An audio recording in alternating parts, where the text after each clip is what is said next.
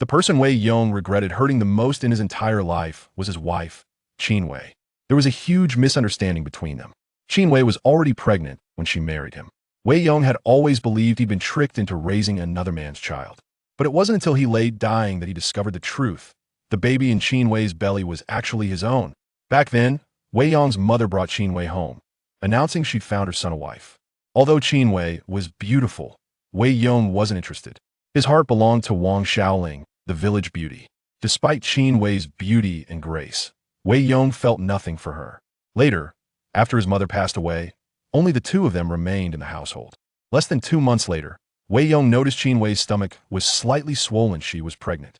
Judging by the timeline, she must have conceived before marrying him. Enraged, Wei Yong lashed out. Even though their family was poor and they were suffering through famine, barely having food to eat, he refused to raise another man's son. From that day on, Wei Yong began regularly beating Qin Wei. To marry his beloved village flower, Wang Xiaoling, he sold Qin Wei to the son of the deputy director of the township grain bureau. The look of utter despair in Qin Wei's eyes as she was dragged away haunted him for the rest of his life. After selling Qin Wei, Wei Yong finally married Wang Xiaoling. But good fortune didn't last. Wang Xiaoling refused to do any housework and demanded proper meals and warm clothes. Those years, northeastern China suffered a severe drought. Fields yielded no harvest, and every household survived on wild vegetables and grass roots. Where could Wei Yong possibly find food for her? Desperate, he ventured into the mountains to hunt, ultimately getting both his legs bitten off by a bear. Wei Yong was left bedridden, crippled, and helpless. And once Wang Xiaoling had drained him dry, she took all the food and supplies from the house and fled, leaving him alone to die. Dying was agonizing. In his final moments, scenes from his life flashed before his eyes. The image that haunted him most was Qin Wei's despairing gaze the day she was sold. He later heard that after being bought, Qin Wei was forcibly aborted by her new owner, resulting in her tragic death along with the unborn child. As Wei Yong lay dying, his mind suddenly became crystal clear. Long-forgotten memories resurfaced like film clips. He remembered 1 month before his mother died. A neighboring village held a wedding banquet. He went, drank himself into a stupor, and stumbled into Lao Qin's house. On the heated brick bed lay a young woman, fresh and beautiful. Drunk and reckless, he crawled under her covers. Suddenly, it all came back to him. No wonder Qin Wei had willingly married him, a notorious scoundrel. That night, he was the one who had taken advantage of her. The child in her womb truly belonged to Wei Yong. Back then, whenever Wei Yong beat her, Qin Wei would insist the child was his, but he never believed inherently hitting her harder the more she protested. Eventually, Qin Wei stopped speaking altogether, enduring each beating silently, hugging her head without a sound. Now, Wei Yong's heart was filled with endless remorse. Every time he saw that look of despair in Qin Wei's eyes during those beatings, it pierced his heart like an arrow. If only he could get a second chance. When Wei Yong opened his eyes again, he shot up abruptly. The mud brick house around him was familiar yet strange. The warmth of the heated brick bed felt real. This shabby, impoverished room looked exactly as it had several years ago. Wei Yong had been reborn. Realizing what had happened, he immediately glanced at the calendar, and a surge of wild joy flooded his heart. He had traveled back 10 years, exactly to the day he sold his wife. 15 straight months of drought had left the fields barren and harvest non-existent. In these times, grain was currency, and he clearly remembered Etta had traded Qin Wei for 2 bags of millet. Such a beautiful wife, carrying his child, exchanged for just 2 bags of millet. In his past life, he truly had been a complete bastard. But unexpectedly, heaven had granted him a second chance. His wish had come true. His wife hadn't been sold yet. There was still time to make things right. Wei Yong rushed to push open the door. Wife. Overjoyed, he knew this rebirth was heaven sent. This time, he would make amends to Qin Wei. He would never let her go hungry or cold again. Never raise a hand against her. He would ensure Qin Wei and their unborn child lived a good life. Recalling Qin Wei's despairing eyes from his previous life, Wei Yong's heart ached unbearably. He pushed open the east room door and entered the west room. There, Qin Wei crouched in the corner, clutching a firewood axe, her face etched with terror. When she married him, Qin Wei had been quite lovely. Though life in her parents' home wasn't easy, at least she had enough to eat. But after marrying him, she hadn't had a proper meal in a long time, surviving only on wild vegetables mixed with cornmeal, growing thin and pale. Yet even so, her eyes remained bright and clear, her skin fair and flawless. Aside from her tattered clothes, she was still a stunning beauty. In his past life, he had been blind. Why give up such a good wife for Wang Shaoling, the conniving gold digger? Wei Yong, don't come any closer. If you do, I'll fight you. Qin Wei gripped the knife tightly, trembling like a frightened little rabbit. Her pitiful appearance and every glance cut deep into Wei Yong's heart. This scene had played out in his previous life too. Then, despite her resistance, Qin Wei was no match for Hema woman weakened by prolonged hunger. Step by step, Wei Yong approached her and said, "Wife, I was wrong. I won't sell you. You can hit me if you want." Qin Wei froze, unable to believe her ears. Just last night, Wei Yong had beaten her. Her eye was still bruised. How could he change so drastically overnight? Knowing she couldn't defeat him, Qin Wei suddenly knelt before Wei Yong, tears streaming down her face. "Wei Yong, please, don't sell me. I'll work like an ox or a horse for you. I'll give you all my food. I'm born away, and I'll die away. I beg you." Sobbing, she began kowtowing to him. Tears welled in Wei Yong's eyes too. He knelt before Qin Wei and slapped himself hard across the face. "Wife, I was a bastard before. I failed you. From now on, I swear upon my name Wei Yong I will make sure you live a good life." Seeing the sincerity in Wei Yong's expression, Qin Wei's pupils trembled. She had hoped he might reform, but each time her hopes were met with another brutal beating. Gradually, she stopped wishing for change, only praying he'd be gentler when he hit her, sparing the child in her womb. But today, Wei Yong's attitude felt like a dream. Could this man really have changed for the better? Just then, a gruff male voice from outside snapped her back to reality.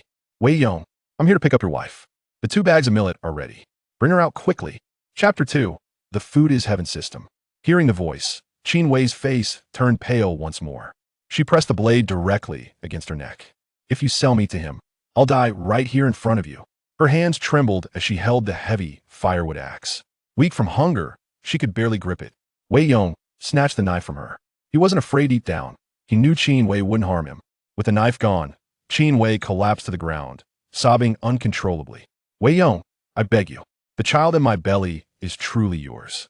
She had never dared say this before. Every time she did, Wei Yong beat her harder. After a few attempts, and seeing he didn't believe her, she stopped trying. That night, when Wei Yong, drunk, crawled into her bed, she had become pregnant. If not for the pregnancy, she would never have agreed to marry him. Little did she know her life after marriage would be like this. Wei Yong helped her up gently. "Wife, I know. I promise to take good care of both of you. I'll be a worthy husband and a worthy father."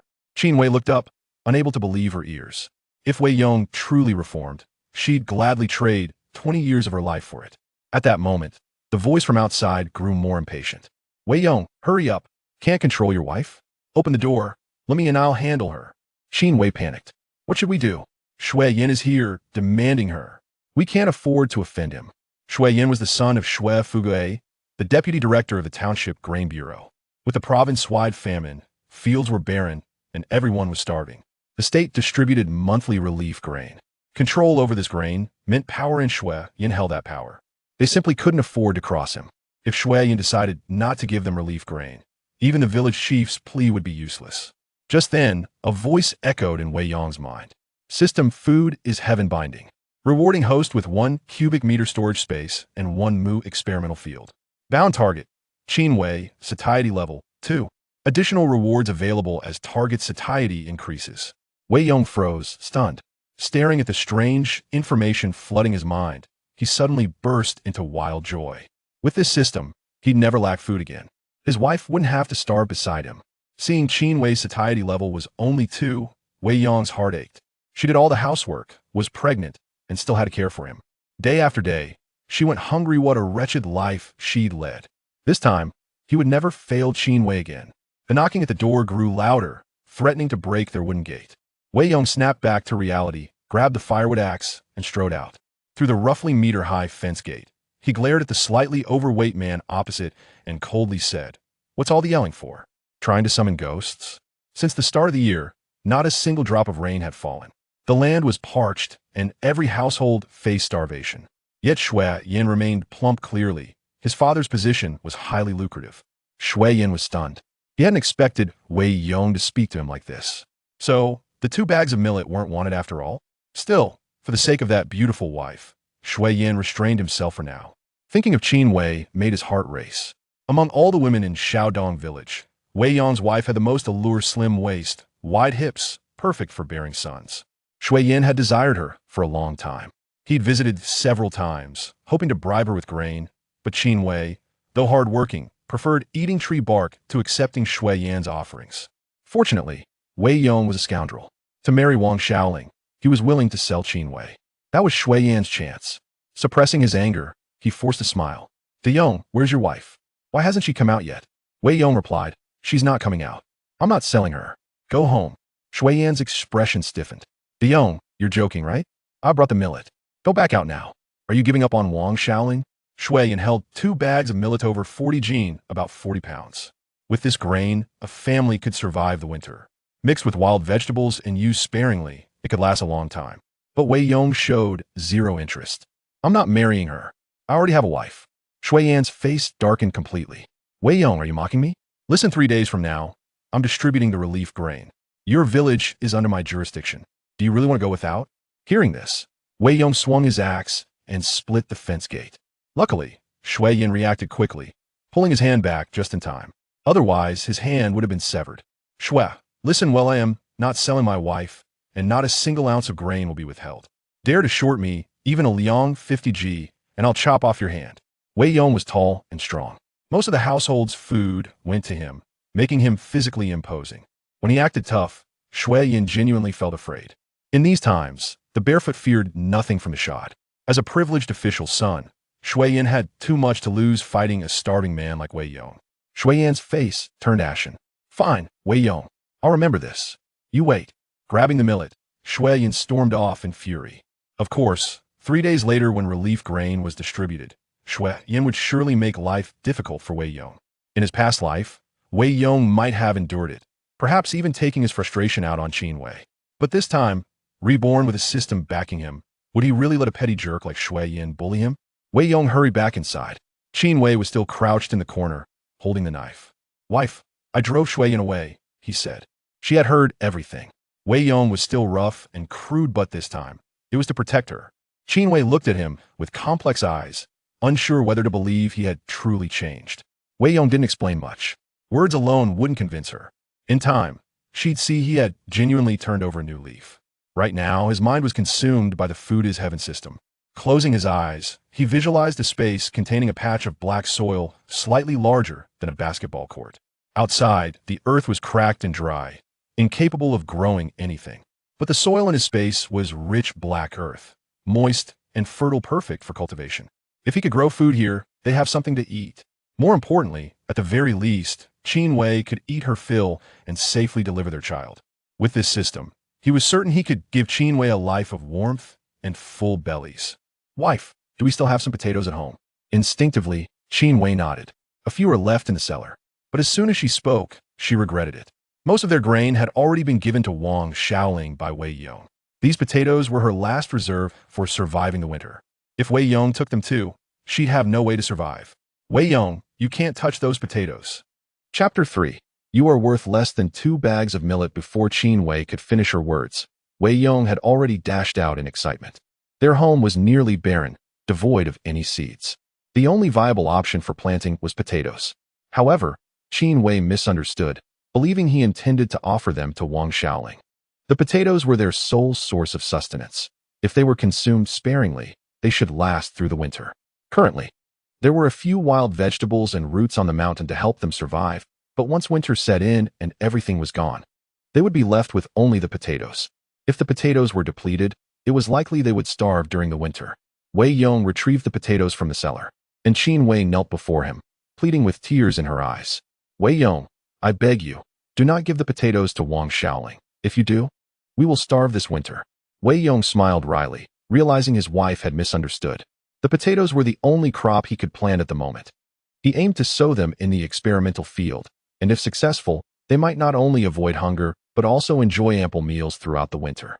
He helped Qin Wei to her feet, saying, "My dear, you are mistaken. I will not give them to Wang Xiaoling. I just want to check the field. The potatoes in the cellar have sprouted, and I wish to plant them." Qin Wei was taken aback. When had he ever worked the fields? She had heard from her mother-in-law that even during times of plenty, it was always her mother-in-law toiling alone in the fields while Wei Yong either fawned over Wang Xiaoling or indulged in leisurely pursuits, never lifting a finger to assist. After her mother-in-law's passing, All the agricultural labor had fallen to the newly married Qin Wei.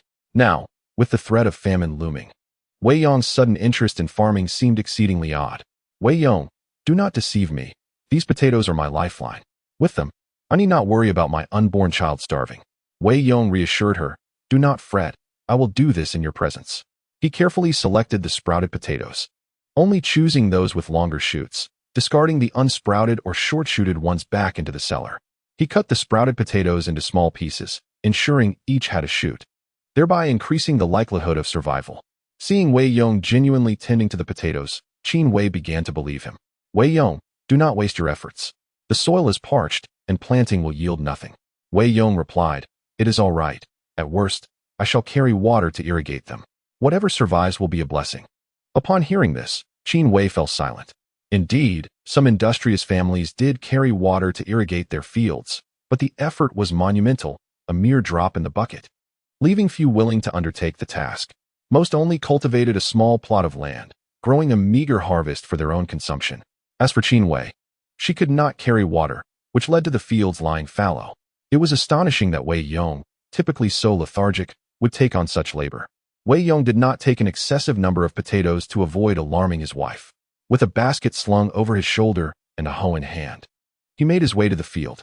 Upon reaching the parched earth, he planted a single potato, then hurriedly checked the system. Indeed, a small mound had appeared in the experimental field. His heart soared with joy. The experimental field was genuinely effective. As long as he sows seeds outside, the experimental field within will yield identical results. The external land is dependent on the whims of nature, whereas the experimental field in his space is impervious to drought or flood, ensuring a bountiful harvest. Moreover, it is plausible that the crops within may mature even more swiftly. This guarantees that hunger will not plague him during winter. The winters in the Northeast are undeniably a formidable test of survival. Without sufficient provisions, one is destined to perish from starvation. Last winter, nearly half of the villagers succumbed to this fate. Although this year there is government relief, it is but a mere drop in the bucket. Self-reliance is essential. Wei Yong diligently planted all the potatoes before shouldering his basket and making his way home. On his return, he encountered the widow Chu, a woman nearly 30, possessing a pleasant countenance that, while not surpassing his wife's beauty, was still quite remarkable. Notably, the widow Chu's ample sacks of grain were undeniably enticing, causing even Wei Yong to steal a few glances. Ah, De Yong has ventured into the fields today? Did you not quarrel with your wife? Wei Yong chuckled, aware that the village was well acquainted with his reputation for domestic disputes, and took the jest in stride. Sister Chu, I merely went out to tend to some chores. Until we meet again. The widow Chu was taken aback. Wei Yong, typically loquacious, had today spoken with an unusual civility, devoid of any coarse language. Was he truly engaging in labor? It was indeed a rare occurrence. Upon arriving at his doorstep, he spotted Qin Wei just entering the house. Wei Yong couldn't help but smile wryly, suspecting that Qin Wei had followed him out of concern that he might share the potatoes with Wang Xiaoling. Having lived a full life already, he was determined not to repeat the mistakes of his past. In his previous existence, he had discerned Wang Xiaoling's true nature. She sought a compliant slave to satisfy her needs, consuming his resources until he was drained, only to discard him for another. In his naivety, he had once jeopardized Qin Wei's life for her sake. Just as he was about to enter the house, a melodious voice called out from behind him, De Yong. Turning around, he beheld a charming young woman, Wang Xiaoling, the village belle, who, despite her claims to beauty, was merely adept at embellishment. Had Qin Wei donned the striking red garment she wore, it would have undoubtedly outshone her by 100-fold. Wei Yong responded nonchalantly, "What is it?" Noticing his demeanor, Wang Xiaoling paused, perplexed. What was amiss with Wei Yong today? Typically, upon seeing her, his spirits would soar, and he would rush to engage her in conversation. Today, however, he seemed indifferent. Fiddling with her braid, she shyly inquired, "Didn't you say you would procure 2 bags of millet to marry me? How has that progressed?" With her doe-like eyes glistening, she surreptitiously gazed at Wei Yong.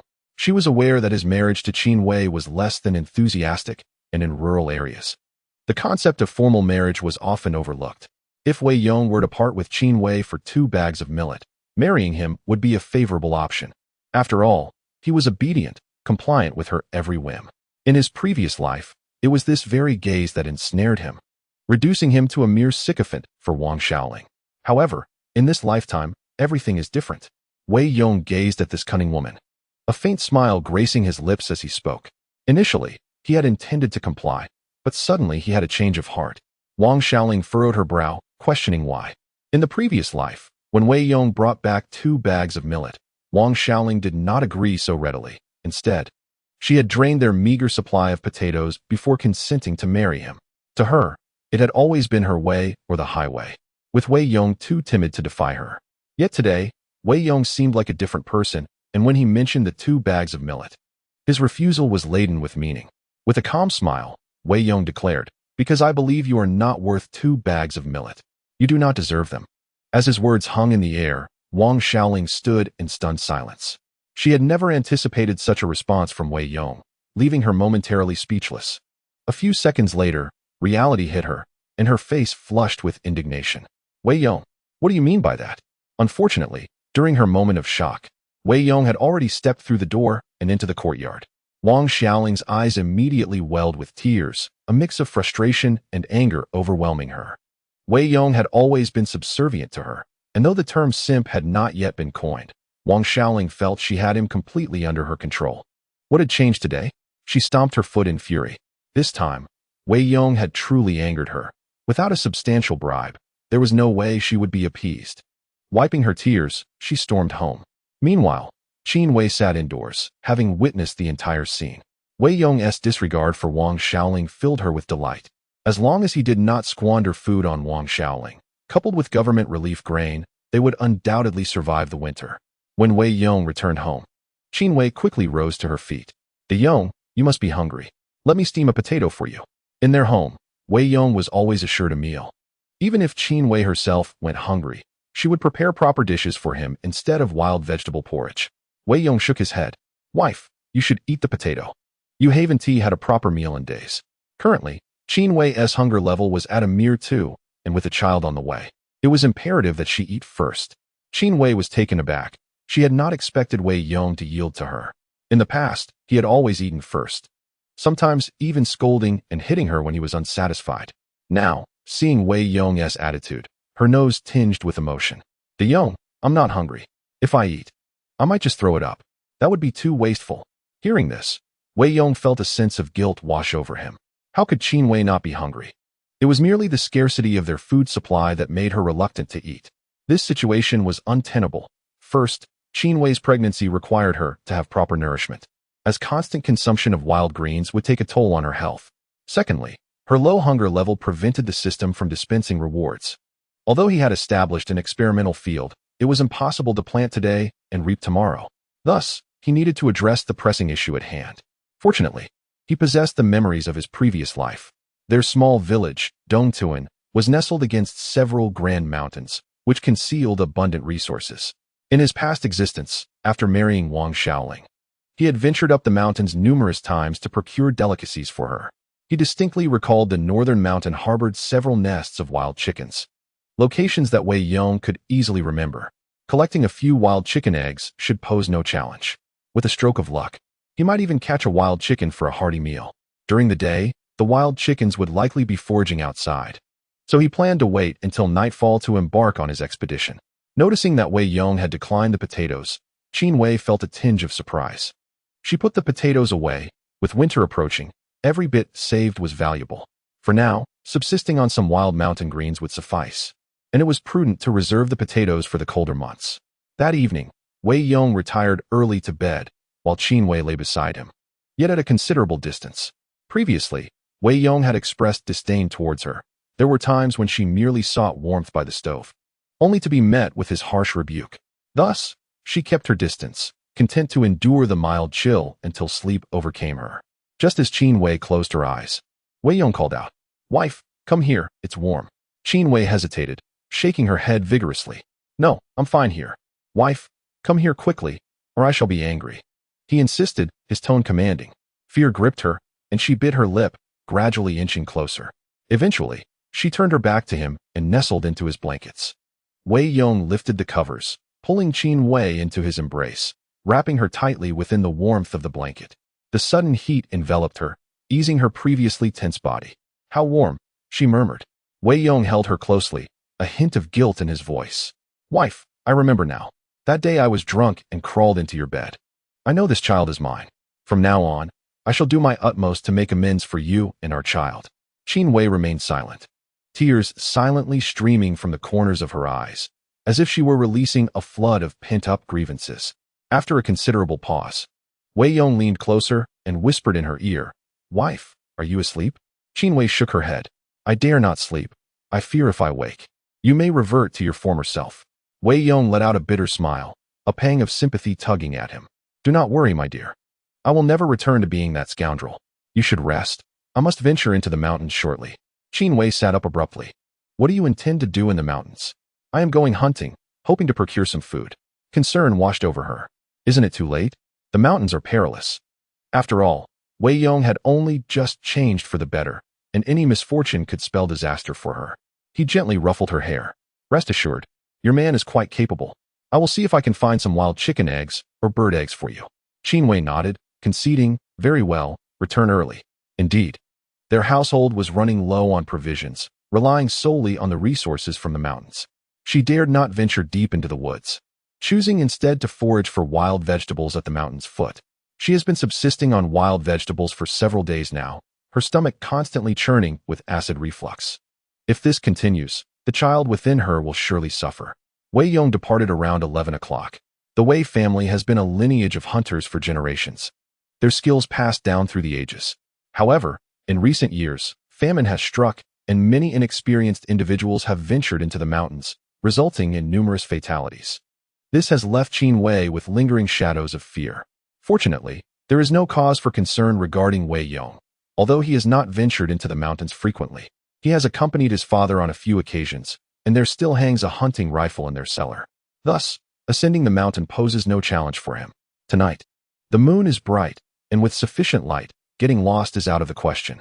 Relying on the memories from his past life, Wei Yong made his way to the northern mountain.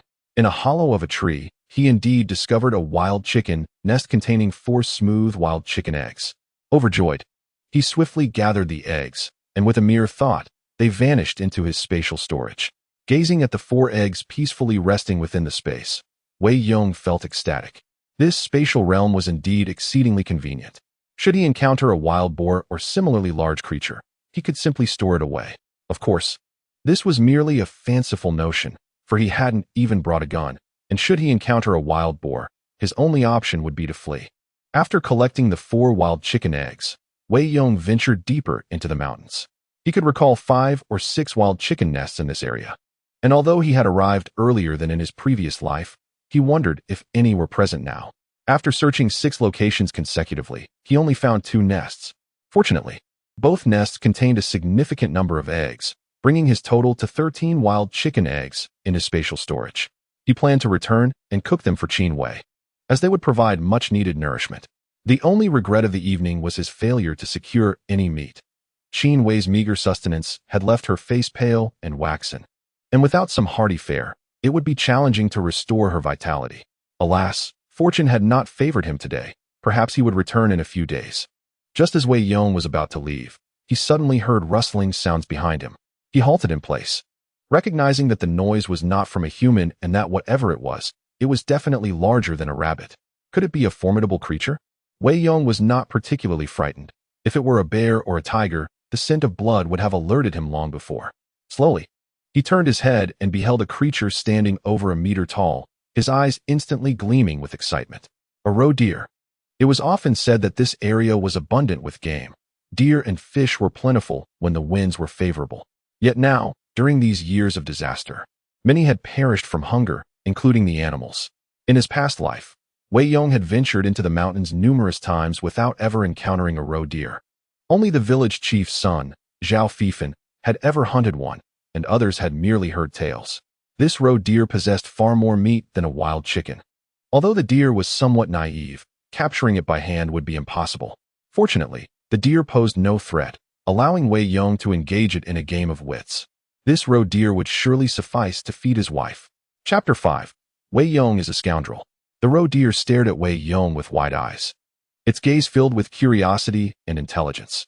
The roe deer can be considered the most easily hunted prey on this mountain, yet the challenge lies in encountering one. Perhaps due to Wei Yong's fortuitous rebirth, He stumbled upon it this very night. He stood still, his mind racing, ultimately honing in on a plan. Not far above the northern hillside, there existed a trap set by the village chief's son, Zhao Feifan. The trap was quite simple, a pit with a snare inside. If he could lure the roe deer there, capturing it would be assured.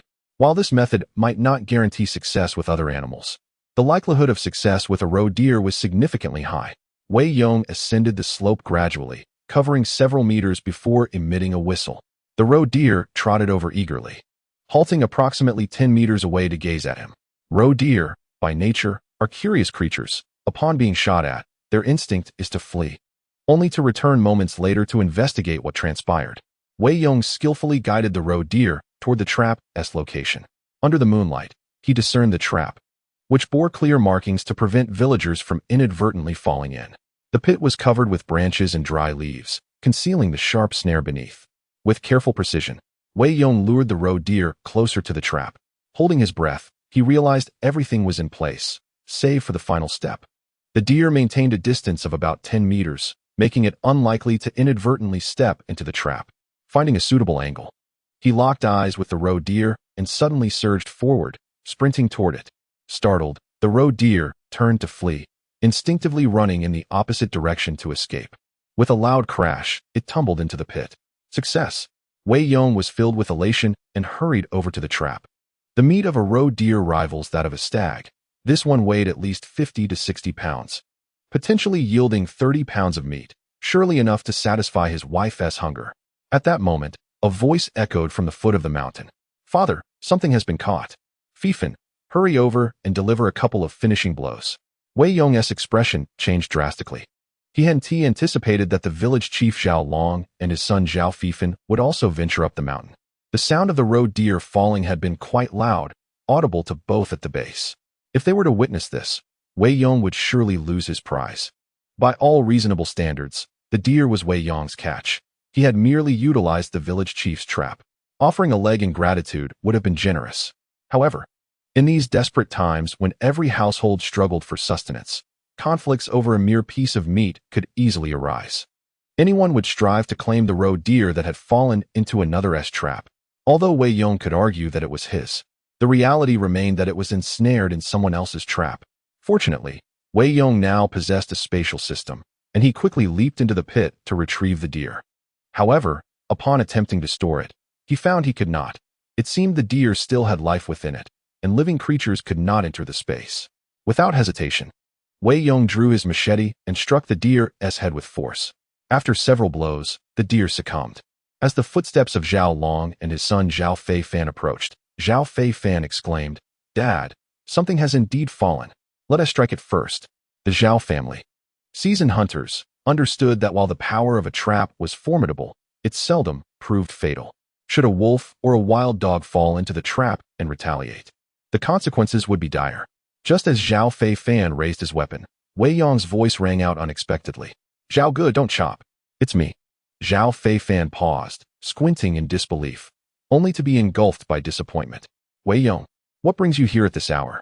Wei Yong, donning a facade of innocence, replied, "I was just feeling peckish, searching for mushrooms in the evening." The village chief, exasperated, rolled his eyes and retorted, "Are you foolish? It hasn't rained. Where would mushrooms come from? You fell into the pit, didn't you? Just so you know, we marked the traps, so if you fell in, it's on you."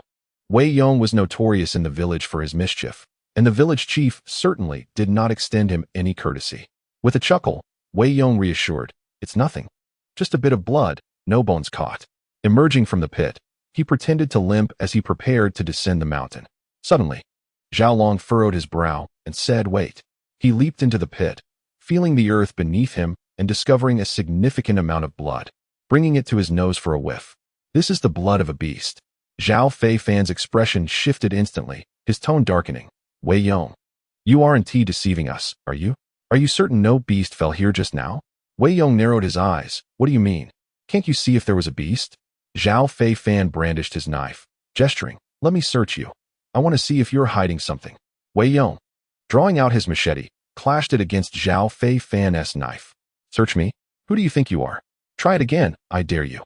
Wei Yong was no stranger to trouble. Aside from Wang Xiaoling, few in the village sought to provoke him, for he was indeed a rogue. Calling him Zhao Gu was merely out of respect for the village chief. Otherwise, he would be referred to as Zhao the scoundrel. Although the village chief's family held considerable esteem, Wei Yong was indifferent to such matters. If truly angered, he wouldn't hesitate to turn on the chief as well. The impact from Wei Yong's earlier strike left Zhao Feifan's hands aching, nearly causing him to drop his weapon.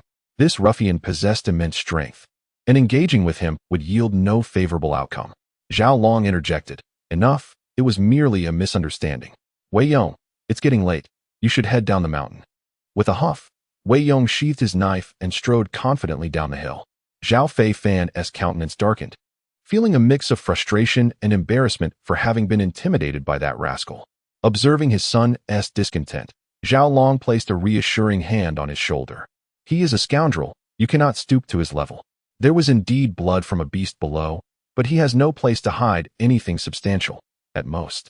It could be a wild chicken or a hare." Zhao Feifan frowned.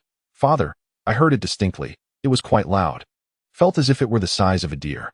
Zhao Long sighed with a wry smile. "You've become so desperate for meat. If it were truly a deer, would Wei Yong have been able to hide it so swiftly? Is he a deity?" Zhao Feifan felt helpless. His father's words were indeed reasonable, and he could not refute them. However, the sounds he had just heard were certainly not those of a rabbit or a wild chicken. Undeterred, he continued to search the surroundings, convinced that perhaps Wei Yong had hidden something. Wei Yong hastily descended the mountain, his heart racing with excitement. What had begun as an attempt to capture a wild chicken had unexpectedly yielded such a significant reward. Although this incident had strained his relationship with the Zhao father and son, he felt no fear. If Zhao Long dared to create trouble for him, Wei Yong would not indulge him. Surely, such a large roe deer would suffice to satiate his wife's hunger. Chapter 6. A vital warmth in the bed. Qin Wei's hunger level was a pitiful 2, indicating that her stomach was empty. Those who have never experienced such emptiness would never comprehend the discomfort of hunger. This roe deer would significantly improve their circumstances. It marked the first step Wei Yong had taken towards providing a better life for her. With this system in place, even in years of famine, there was no need for fear. As long as he could fill his wife's hunger meter, he was confident that the system would unlock even more functionalities. Stealthily, Wei Yong made his way down the mountain. Just as he reached the foot, he suddenly spotted 2 figures. Upon closer inspection, he realized it was the widow Chu. Earlier that day, when he passed her in the fields, he had been struck by her alluring figure. The other figure accompanying the widow was a man in his 30s. Wei Yong found it amusing. The widow Chu seemed quite spirited, sneaking into the woods at such an hour to rendezvous with a man. Curiosity piqued.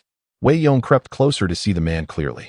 It was Li Ping, the son of the grain store director in their village.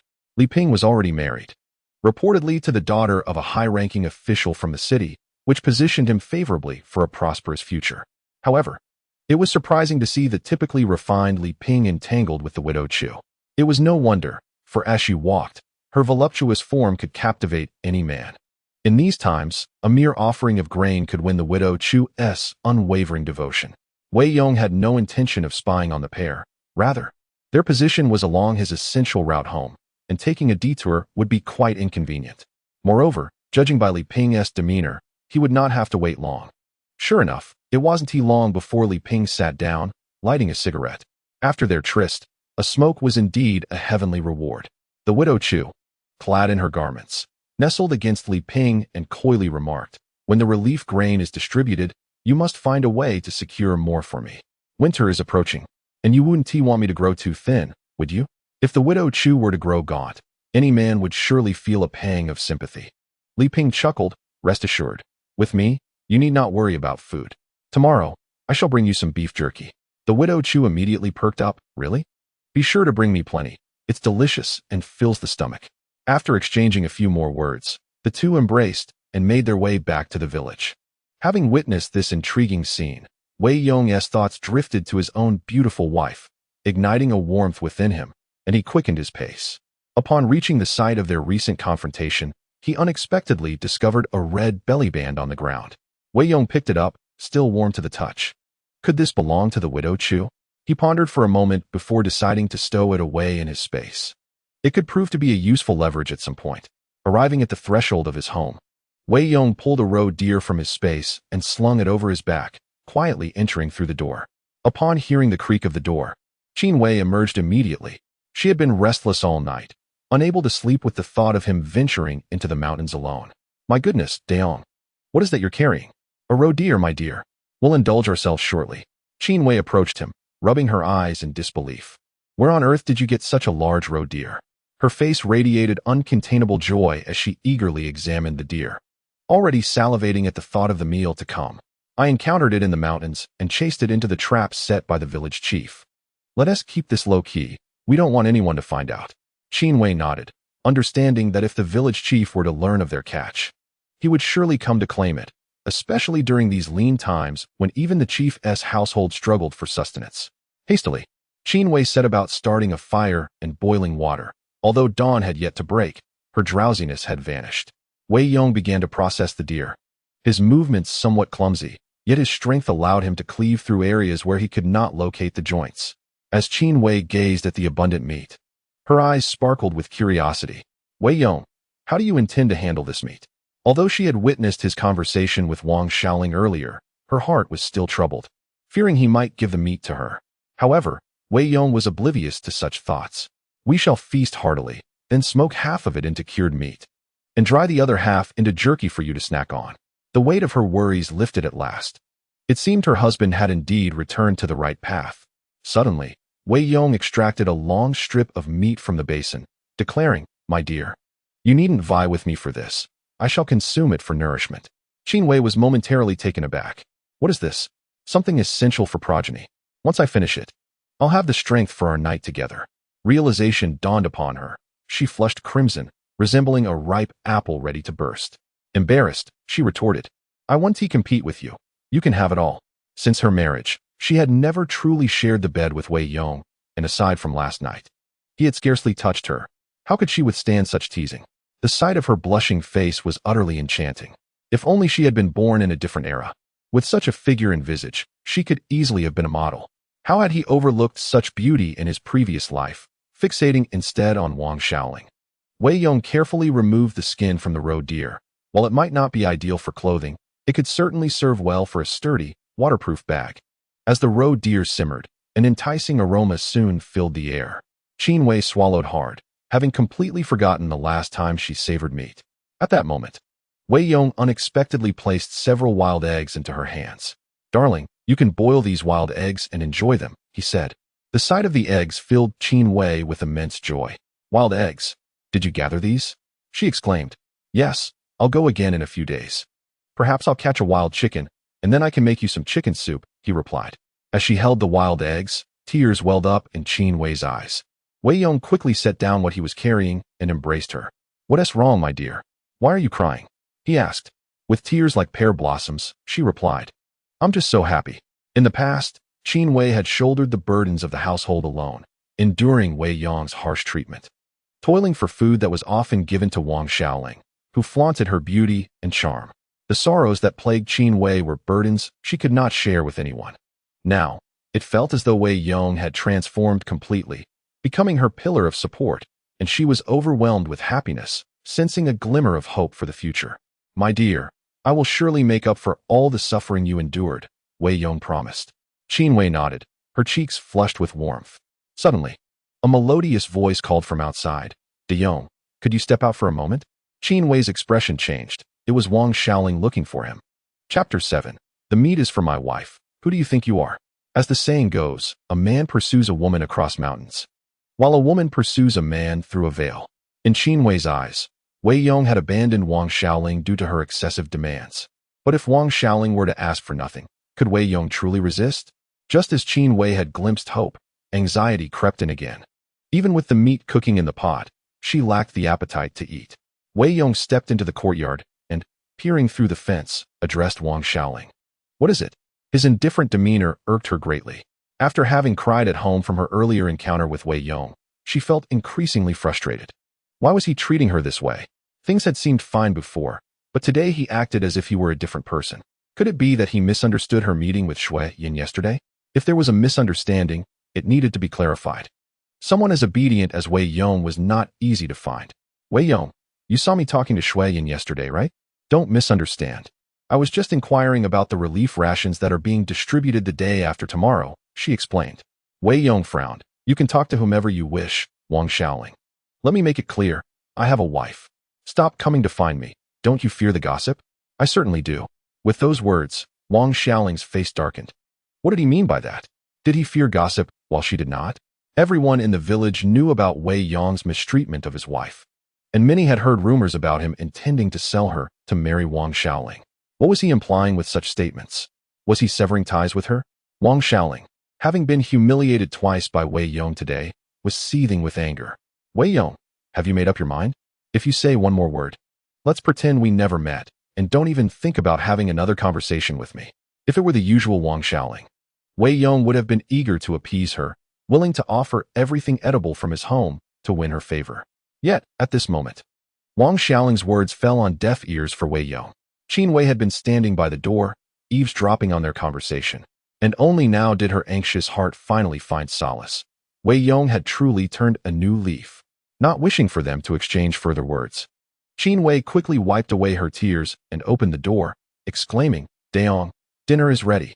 As the door swung open, a rich aroma of meat wafted into the air. Wang Xiaoling, standing at the threshold, was immediately enveloped by the enticing scent. In these times, even coarse grains were a luxury, let alone meat.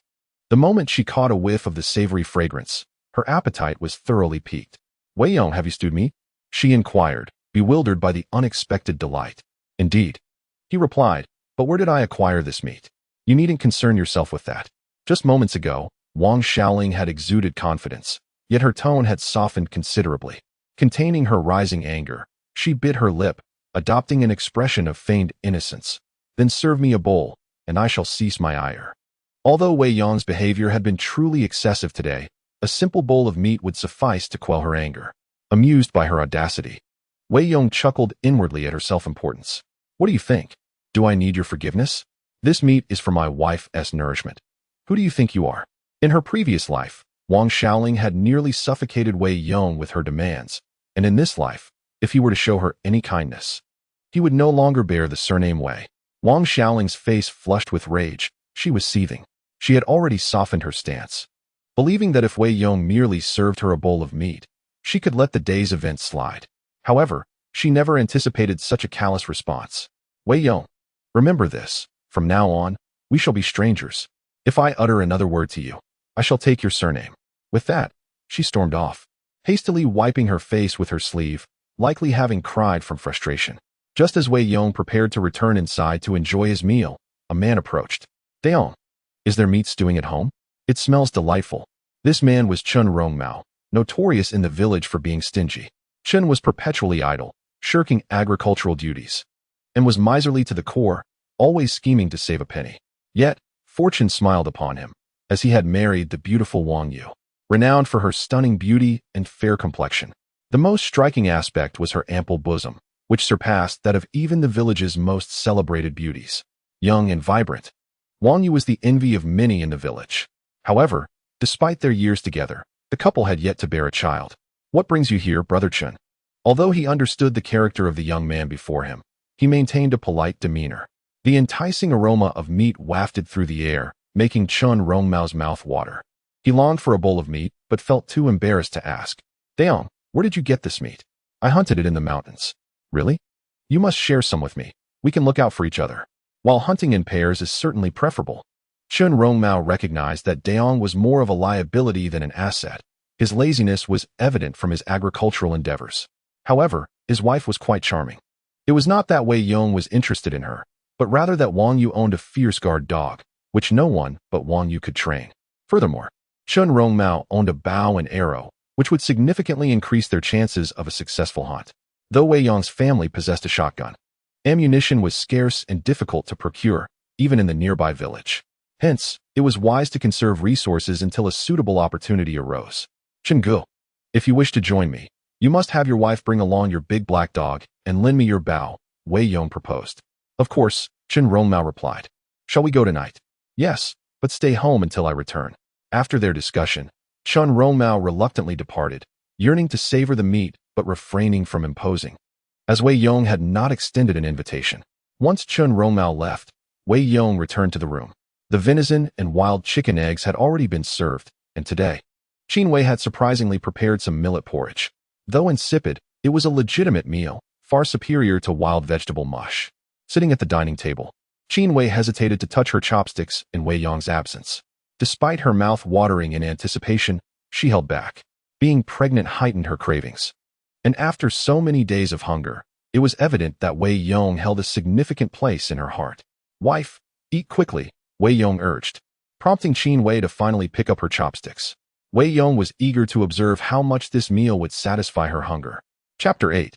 The Charming Wife. Qin Wei carefully picked up a piece of meat and placed it in her mouth. In truth, the meat was devoid of seasoning, lacking oil and scallions to enhance its flavor. However, in these hard times, where people subsisted on roots, the taste of tender venison was nothing short of heavenly. Qin Wei's eyes narrowed into crescent moons. It had been a long time since she had savored something so delectable. "Wife, stop smiling and eat more. You aren't leaving the table until it's finished," Wei Yong insisted, having prepared at least 3 pounds of meat and 4 wild chicken eggs, determined to fully satisfy his wife. After more than half an hour, the remnants of their meal were swiftly consumed. After enduring such hunger, they finally enjoyed a hearty feast. Qin Wei gently caressed her belly, her face alight with joy. "I'm full." Qin Wei's fullness level, 5. Experimental field growth rate, 5. Reward, 1 map of Beishan. Wei Yong was overjoyed. Unexpectedly, the act of satiating his wife brought forth a most delightful reward, one that proved to be exceedingly beneficial. Although the potatoes in the experimental field could grow, they did not alleviate their immediate predicament.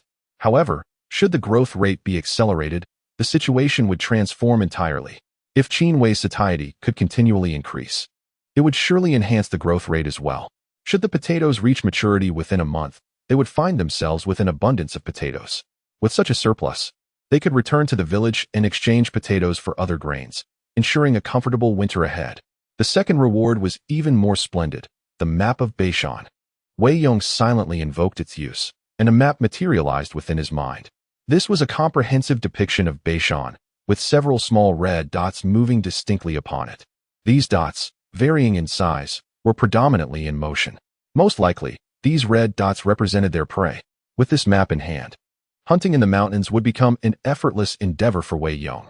With potatoes to sustain them and meat from hunting, their lives would be rich beyond measure. The thought filled Wei Yong with excitement, prompting him to slap his thigh in delight. After the two had tidied up the dishes and washed, they climbed onto the Kong. In the rural night, entertainment was scarce. As the saying goes, a full belly breeds desire. With their hunger satiated, their thoughts inevitably turned to more intimate matters. The image of the flirtatious widow in the woods crossed Wei Yong's mind, alongside thoughts of Chun Rongmao's wife, who possessed an ample supply of grain, stirring a certain yearning within him. Once on the Kong, Qin Wei resumed her previous position. As she lay down, Wei Yong pulled back the quilt. "Come here," he beckoned. After having slept in Wei Yong's embrace the night before, this was indeed the head of the Kong, and with his warmth radiating, she had slept quite comfortably. Yet today, a tinge of shyness overcame her. After all, Wei Yong had just consumed the meat of a roe deer, claiming it invigorated him. What if he truly intended to stir things up with her? Qin Wei hesitantly approached, turning her back to Wei Yong. He wrapped his arms around her, enveloping her snugly within the quilt. Even in the dim evening light, her face was visibly flushed. Wei Yong's hand slipped beneath her clothing, causing Qin Wei to tense. "What are you doing?" she inquired. Wei Yong replied, "I am merely checking if our child's provisions are sufficient." Her face reddened to the point it seemed she could almost shed tears. Though she felt shy, she also yearned for closeness with her husband. Wei Yong mused to himself, marveling at his wife's remarkable nature. Though she appeared gaunt from hunger, the size of their child's provisions was quite considerable. If her nutrition were to improve, she might surpass even the widow in size. "My dear, should we not indulge in a night of passion?" he suggested. Qin Wei swayed her hips. "No? The first 3 months are perilous. Let us wait a few more days. Once we reach 3 months, then perhaps." Reluctantly, she considered his proposal. Yet for the sake of the child, she knew the first trimester was indeed a critical time to avoid such endeavors. She was aware of Wei Yong's capabilities. Given the current instability of her pregnancy, it would be perilous for him to venture out. Wei Yong, resigned, replied, "All right, my dear, let us sleep. You should rest early. I will head out to the mountains tonight." Qin Wei was displeased. "Why must you go? There's enough meat to last us a while. It's far too dangerous. He reassured her, "Do not worry, my love. This time, I will go with Chun Rongmao and his wife, and Yu Jia will bring her dog along. We shall look out for one another." Qin Wei climbed out from under the covers. "Very well. I shall prepare some wild eggs and roe deer meat for you to take." Wei Yong did not refuse, although Qin Wei had always been kind to him. Her current attentiveness was notably greater. A heart that gives love receives love in return. Thus, Wei Yong treated her well, and naturally, Qin Wei felt empathy for him. The wild eggs and roe deer meat were cooked and kept warm in the pot, and Qin Wei burrowed back into the cozy bed. Wei Yong embraced her and gently lulled her to sleep. As he noticed the time, he rose from beneath the covers. The temperature in the room had dropped significantly. The firewood provided warmth in the first half of the night, but by the latter half, it turned frigid. If this continued through winter, they would have to wear thick cotton clothing to sleep. This was unacceptable. The fundamental criteria for a good life were to be well-fed and warm. Before winter's arrival, they needed to purchase at least half a ton of coal. Presently, Wei Yong could hardly scrape together 50 cents, so he had to expedite his experimental endeavors. Despite the abundance of food that night, Qin Wei's satiety level had only increased by 5 points, indicating that mere fullness from one meal was insufficient. Her prolonged lack of nourishment had led to severe nutritional deficiencies. Likely, her satiety level would gradually improve alongside her nutritional recovery. Clutching the warm eggs and roe deer meat, Wei Yong arrived at Chun Rongmao's doorstep. There was no need to knock. As soon as he approached, the large black dog began to bark, and the couple quickly emerged. Wang Yu, clad in a striking white outfit, stood out vividly against the night. Before even seeing her face, his gaze was drawn to the bulging grain sack she carried. Its size was indeed remarkable, straining against her attire. No wonder Wang Yu seldom ventured outside. If she walked around the village, she would certainly attract the attention of every man. Wang Yu's delicate face was exceptionally charming. Chun Rongmao was truly fortunate. "Sister Yu," Wei Yong greeted her. Wang Yu responded warmly, holding onto the large black dog and pointing at Wei Yong, saying, "He is one of us. He won T-bite. All right?" Since they were accompanying Wei Yong to procure meat that evening, their demeanor remained friendly. However, Wei Yong felt it necessary to temper their enthusiasm with a dose of reality, stating, "Sister Yu, Brother Chun, I need to clarify beforehand that I will be the lead for tonight's hunt. I am bringing you both along, so the spoils cannot be evenly divided. If we succeed, you shall receive 2 pounds of meat. If we do not, I will give you 5 wild eggs to ensure your efforts are not in vain. If you agree, we shall set off. If not, now is the time to speak up. Hunting in the mountains is a skill, and it is not merely a matter of numbers. If they were capable of hunting on their own, they wouldn't need to ask Wei Yong to take them. Thus, the distribution needed to be clearly established in advance." Wei Yong just glanced at the map. There are several large red dots on North Mountain, indicating a significant event tonight. Chapter 9. Is it teasing the sister? Wang Yu had nothing to say. She understood the principle well. Experience in hunting is paramount. Finding prey is essential, and there is nothing wrong with that. Chun Rongmao readily agreed, stating that they would bring back 2 pounds of meat, and even if they failed, they would still have 5 eggs. Regardless of the outcome, this trip into the mountains would not be in vain. Chun Rongmao suggested they hurry, as people from the village would come to distribute relief grain in the morning, and they must not miss it. After their discussion, the three ventured into North Mountain. This time, Wei Yong did not seek wild chicken eggs. Those nests might occasionally yield eggs, and they were no longer in a hurry for meat. Instead, they wished to preserve those wild chicken nests to gather more eggs for their wives' nourishment, planning to prepare the chickens once winter arrived. The location of the red dots was on the northern slope of North Mountain. They needed to climb over the southern slope to reach the summit to find their quarry. Upon reaching halfway up the mountain, Wang Yu began to feel breathless, weighed down by the 2 heavy grain sacks. The sight of her glistening with sweat was quite a feast for Wei Yong's eyes. Chun Rongmao, on the other hand, was even more exhausted. He sat down on the ground after just a few steps, panting heavily. "I'm exhausted. How much farther do we have to go? Are there no animals around here?" Wei Yong replied, "Everyone often comes this way. Those creatures are quite clever and seldom venture here. Chingu, keep it together. We have quite a distance left to cover." Chun Rongmao shook his head repeatedly. "I can't go on. I just can't." Wang Yu shot him a glare, thinking him useless. "Look at Wei Yong. He is not even breaking a sweat. And then look at you." Although Wei Yong had a poor reputation in the village, his physique was undeniably impressive. Chun Rongmao felt speechless. Wei Yong had just eaten meat tonight, while he had only consumed a porridge made of wild vegetables and cornmeal. De Yong, how about I don't go with you? The back and forth will take quite some time, and if I miss the relief grain tomorrow morning, it will be a disaster. I'll wait at home for the relief grain, and you two can go. Chun Rongmao was genuinely unable to continue. After all, Wei Yong only wanted the bow and arrow and the big black one, so having Wang Yu accompany him made no difference. Why should the couple suffer together? Wang Yu was furious upon hearing this. How could Chun Rongmao be such a coward? In the dead of night, allowing his wife to enter the mountains with another man. Could he really be at ease with that? Wei Yong, however, was unconcerned. He had little use for Chun Rongmao anyway. All right then, if Sister Yu has no objections, I have none either. Wang Yu shot Chun Rongmao a glare. I have no objections. Chun Rongmao stood up and dusted himself off. All right, I'll head back. Wife, come back early. He was somewhat worried. In the dead of night, a man and a woman alone in the woods could lead to unforeseen circumstances. However, he also craved some meat. And given that everyone in the village knew Wei Yong was interested in Wang Shaoling, he felt she would be safe. After Wei Yong departed, Wang Yu felt a slight flush on her face. This was her first time spending the night with another man, and the villagers all claimed Wei Yong was a rogue. What if he tried to do something to her?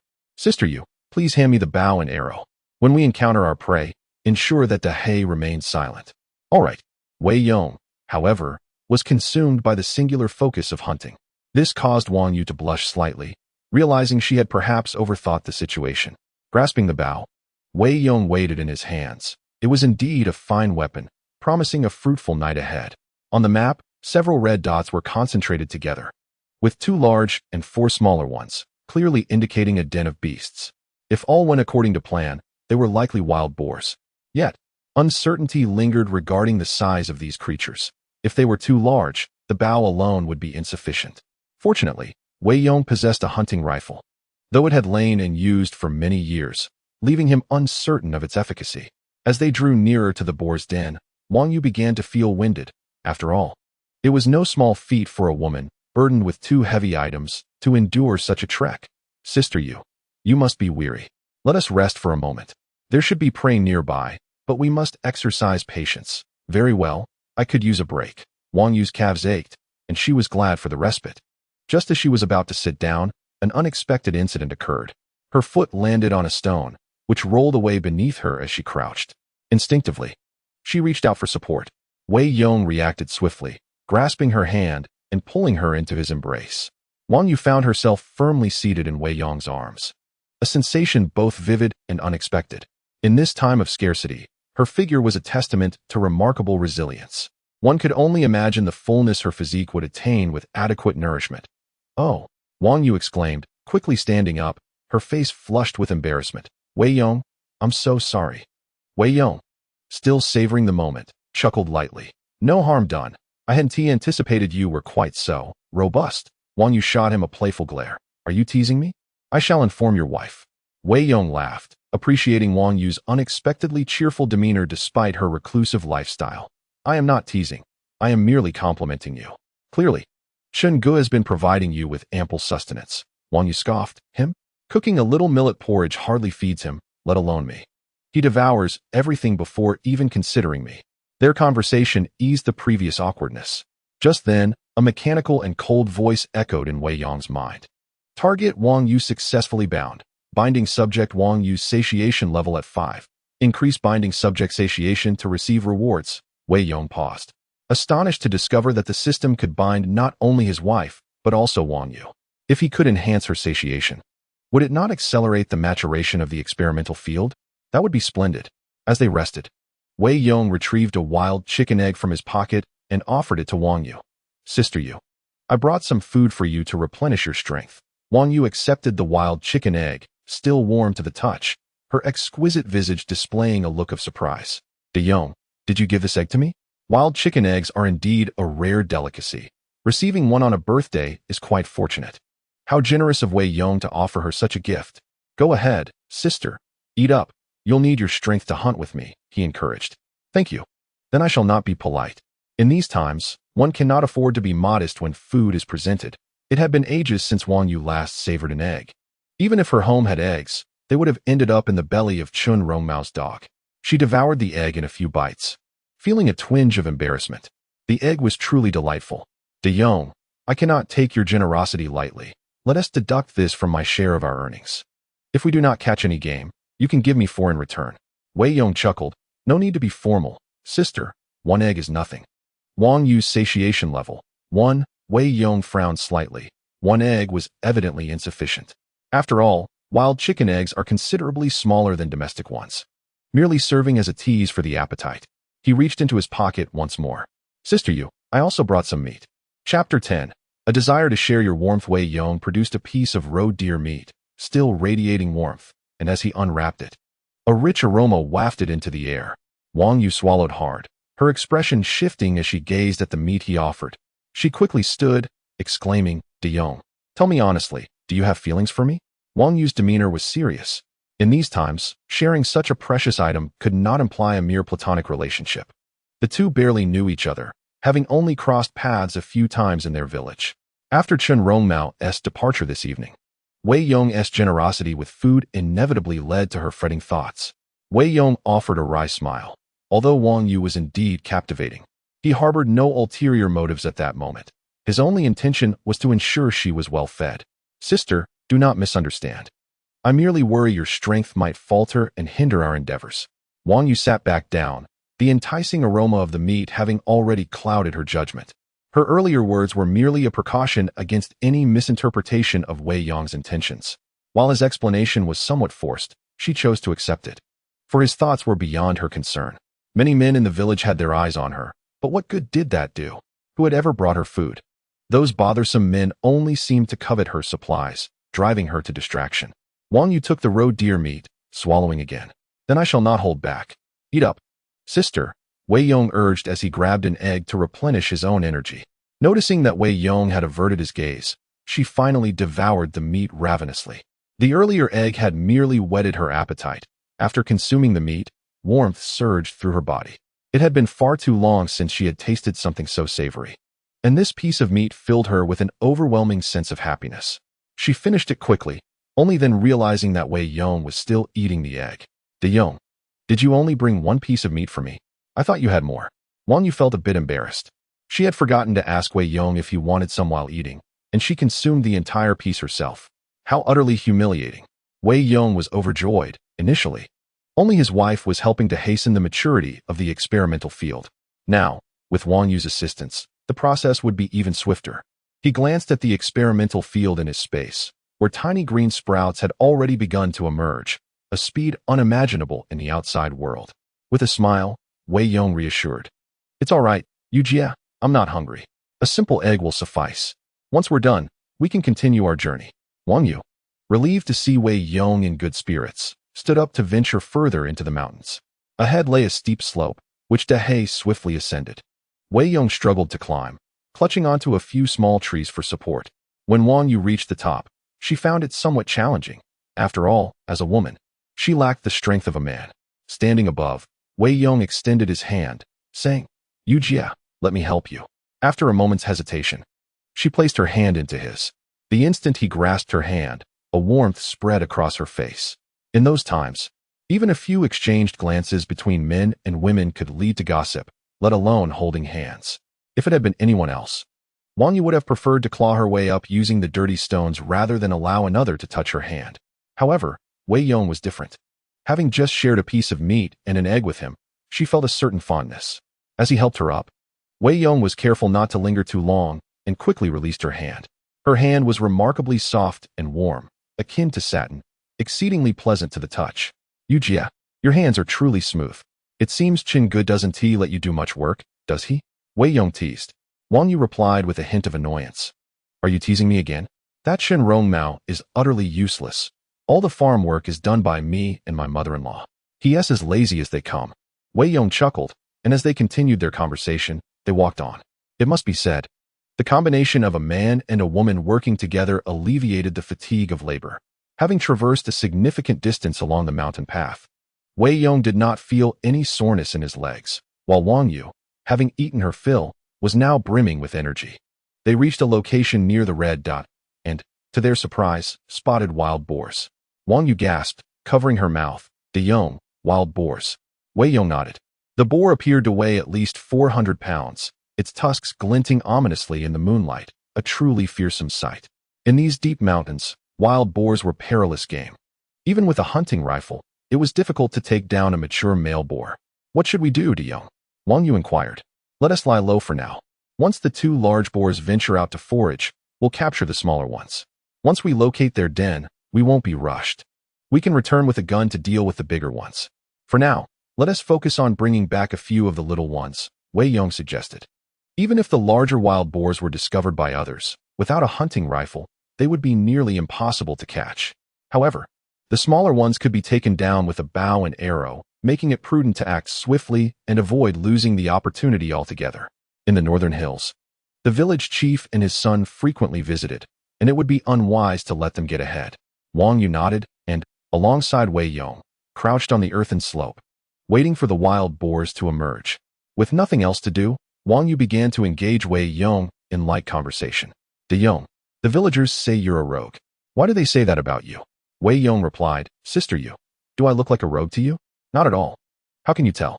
Wang Yu remarked, if you were truly a rogue, would you share your food with others? Wei Yong teased, perhaps I'm just thinking of you. Wanting to snuggle up in your warm bed? Wang Yu blushed and playfully punched Wei Yong with her small fist. Stop teasing me. If you truly had such intentions, I wouldn't come around anymore. Wei Yong countered, Sister Yu, I'm sure I'm not the only one thinking that way. Every time you go out, the village men can't help but stare at you. Wang Yu huffed, they have the desire but lack the courage. You, on the other hand, say whatever comes to your mind. If my husband were here, would you still dare to jest with me? Despite her words, Wang Yu found her perception of Wei Yong shifting significantly. Many village men harbored thoughts of her, yet none were as forthright as Wei Yong. Moreover, those men only dreamed of taking from her without offering anything in return. Regardless, she had eaten roe deer meat and eggs thanks to Wei Yong, which was certainly preferable to the others. While they were chatting, two wild boars ambled into view. Wei Yong whispered, Sister, the opportunity has arrived. Prepare Dahei. Wang Yu nodded, removing Dahei's collar and gently patting its head. Dahei, get ready. Wei Yong grasped his bow and pulled it taut. The bow was powerful, and it was fortunate that Wei Yong was strong and well-fed. Otherwise, he might have struggled. With a swift release, the arrow flew. Wang Yu let go of Dahei's head. Go. Chapter 11. Only you can go. Dahei dashed forth like a horse unleashed. What a splendid dog.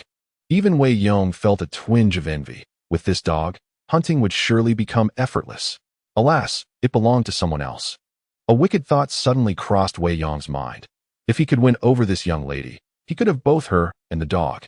Wei Yong's arrow struck a piglet, and Dahei rushed in to snap the neck of another. The remaining two piglets ran for their lives. Yet, as is often the case with animals, if they had separated, one might have evaded capture.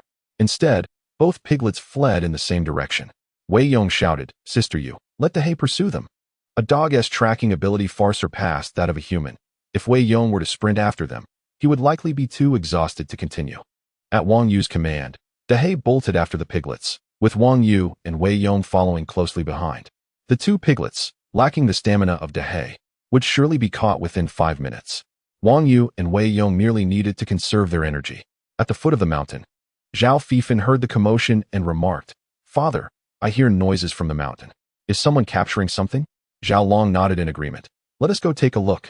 The father and son were quite familiar with the North Mountain area. The southern slope had long lost its game, prompting them to venture to the northern slope in hopes of fortune. To their surprise, they discovered someone had already hunted there, and by the sound, it seemed they had struck something. If they approached now, perhaps they could partake in some broth. Following the sound, they swiftly located a wild boar's nest, where two piglets lay, barely clinging to life, on the verge of death. Zhao Fifan was filled with immense joy. Father, it's a couple of wild piglets. Although still small, each piglet weighed at least 20 pounds. The allure of wild boar meat far surpassed that of wild chicken. Its quality was incomparable. Zhao Long remarked, I wonder who shot them. Who cares? No one wants them now. They are ours. Zhao Fifan's eyes gleamed with greed. After days without substantial prey, he felt faint from hunger, and if he did not consume some meat soon, he would struggle to keep up with the journey ahead. Zhao Long felt a twinge of unease, yet at that moment, his son had already seized the two piglets. Suddenly, a whistling wind approached. Zhao Long's expression changed drastically. Be careful. A sharp arrow flew past Zhao Fifin's head, embedding itself in a tree trunk behind him. The arrow quivered ominously, having pierced a tree as thick as a thigh, a testament to its power. Zhao Fifin was paralyzed with fear, cold sweat enveloping him, his stomach churning. Nearly losing control of himself.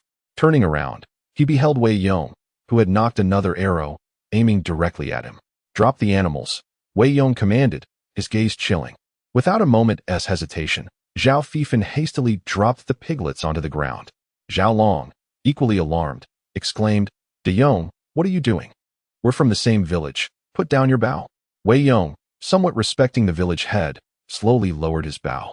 Soon after, he and Wang Yu emerged, with Wang Yu carrying two other piglets that were clearly from the same litter. Aware of his wrongdoing, Zhao Fifin attempted to turn the situation against Wei Yong. "What is your intention? I saw these piglets weren't dead yet, and was merely helping to catch them. You come at me with an arrow. Are you trying to kill me?" Wei Yong sneered. "You know exactly what you're after. Let us not be too explicit. I'm giving you some face." The piglet bore an arrow and dog bites, indicating it was not unclaimed property. Zhao Fifin's actions could be construed as theft, and if pressed, he could easily find himself in jail. Zhao Long, understanding the gravity, quickly donned a smile. "Wei Yong, you're quite fortunate to find this nest of wild boars. Though only the piglets seem to be present. I don't know. I didn't encounter any adults, and even if I had, I wouldn't have been able to take them down," Wei Yong responded, nodding. Noticing Wang Yu behind Wei Yong, Zhao Long furrowed his brow. "Why are both of you hunting together?" Wei Yong replied. "Chen Ge, Yu Jie, and I came together, but Chen Ge left early. Worried he wouldn't make it back in time for tomorrow's grain distribution.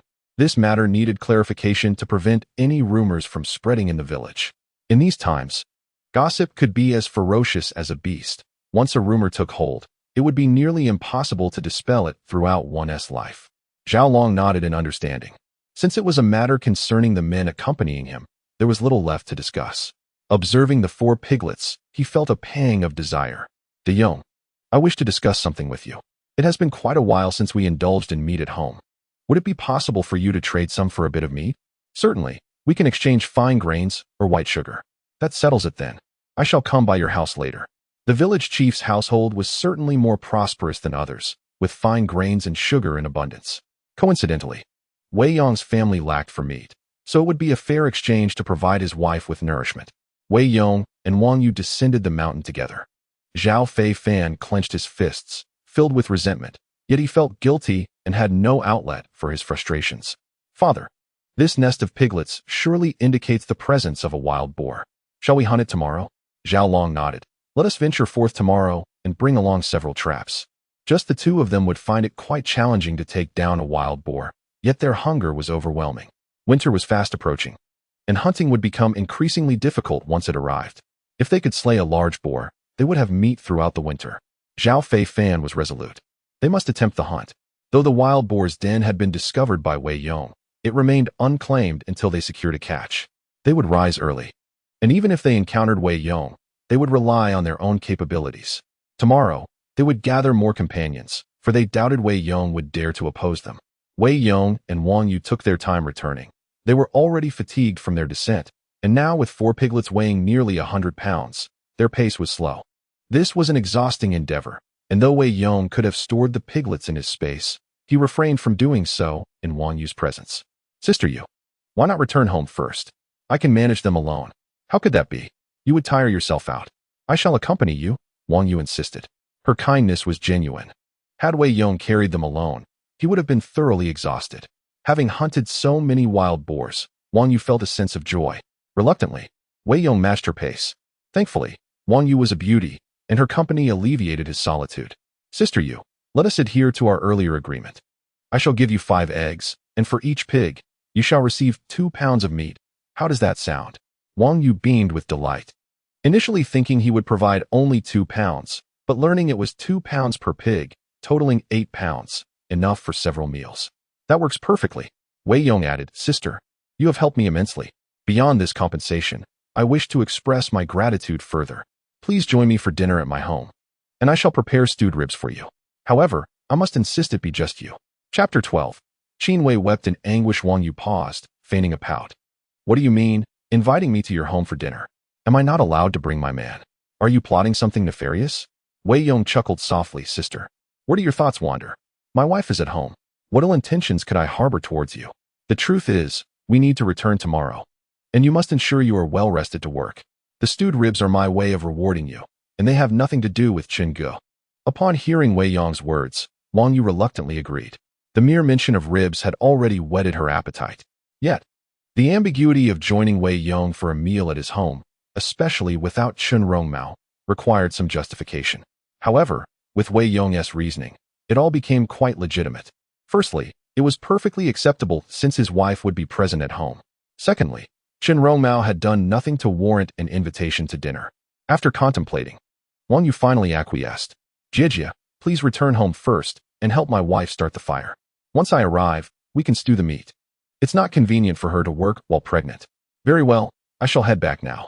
With Wei Yong's insistence, Wang Yu naturally ceased her reluctance and hastened her steps to assist.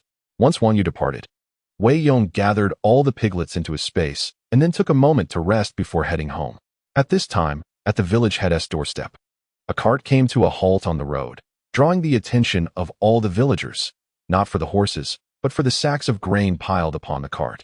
Today marked the distribution of relief grain.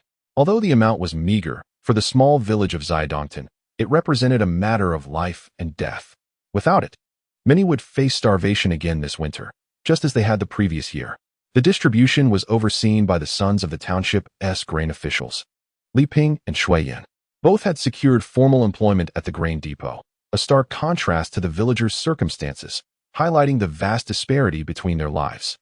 3 tables were set up at the village entrance, one for Li Ping, another for Shui Yan, and the third for the village head, Zhao Long. Behind Shui Yan's table stood 2 bicycles, an impressive sight in that era, where a bicycle cost over 100 yuan and was not easily obtainable. To ride one was to exude a certain swagger. Many young women in the village whispered amongst themselves, primarily discussing Shui Yan and Li Ping. Shui Yan reveled in the attention, clearing his throat to speak. All right, let us maintain some order. In a moment, line up here to register with the village head. Once registered, you will come to me to collect your grain, 20 pounds of millet and 20 pounds of cornmeal per household. Families with more than 3 members may collect 2 portions. Joy illuminated the faces of the villagers as the long-awaited relief grain finally arrived. The 40 pounds of grain would suffice to see them through winter, ensuring that while they may not be fully satisfied, no one would perish from hunger. One by one, they queued to receive their rations, while Zhao Long busily documented the registrations. Those who acquired their grain returned home in high spirits, some even whistling in delight. Naturally, Qin Wei stood among the throng, waiting for her turn. After half an hour of patiently lining up, she finally reached the front. The village head recorded her details and approached Shui Yan with the form in hand. Shui leader, I have come to collect my grain. Upon seeing Qin Wei, Shui Yan's eyes sparkled. His visit to this village was solely to catch a glimpse of her. He had long harbored an interest since her time in Zioxitan, but unexpectedly, Wei Yong had gotten there first. Previously, Wei Yong had even promised to trade 2 bags of millet for her hand, only to renege on his word and turn hostile. Shui Yan seemed to be eagerly anticipating today. He crossed his legs, adopting a demeanor of authority, and remarked, "It appears that your household does not quite meet the criteria for receiving relief grain." Qin Wei was momentarily taken aback and grew anxious. "What do you mean we don't qualify?" Shui Yan extended his hand, demanding, "Where's your marriage certificate? Let me see it." If you do not possess a marriage certificate and are living together, that constitutes illegal cohabitation. I cannot provide you with grain. You may return home. As they approached the village, Wei Yong retrieved the piglets from his storage space, securing them with a rope over his shoulder. Upon entering the village, he spotted Wang Yu rushing towards him in a flurry. The sacks of grain bounced wildly as she ran, a sight that was nearly mesmerizing. Wei Yong almost drooled at the spectacle. Is there a need for such a lure? He mused. However, Wang Yu, oblivious to Wei Yong's unabashed gaze, urgently exclaimed, "De Yong, you must hurry and check on your wife. Shui Yan has scolded her to tears." What? Wei Yong's expression darkened as he cast aside the piglets and dashed towards the village's entrance. At that moment, Qin Wei stood there, tears streaming down her face as she continuously wiped her eyes. Shui Yan tapped the table with his fingers, sneering as he stated, "I have already made it clear. Without a marriage certificate, you are living in sin, and you have only been married for 2 months, correct? Just look at your belly. It seems to have grown." Was this not evident before your marriage? This is what we call premarital pregnancy, a disgrace to society. In the old days, this would warrant severe punishment. You have violated the sanctity of marriage, and you still wish to receive relief grain? It is fortunate that you are not paraded through the streets. Shui Yan's words became increasingly outrageous. He had hinted to Qin Wei several times, yet she remained oblivious.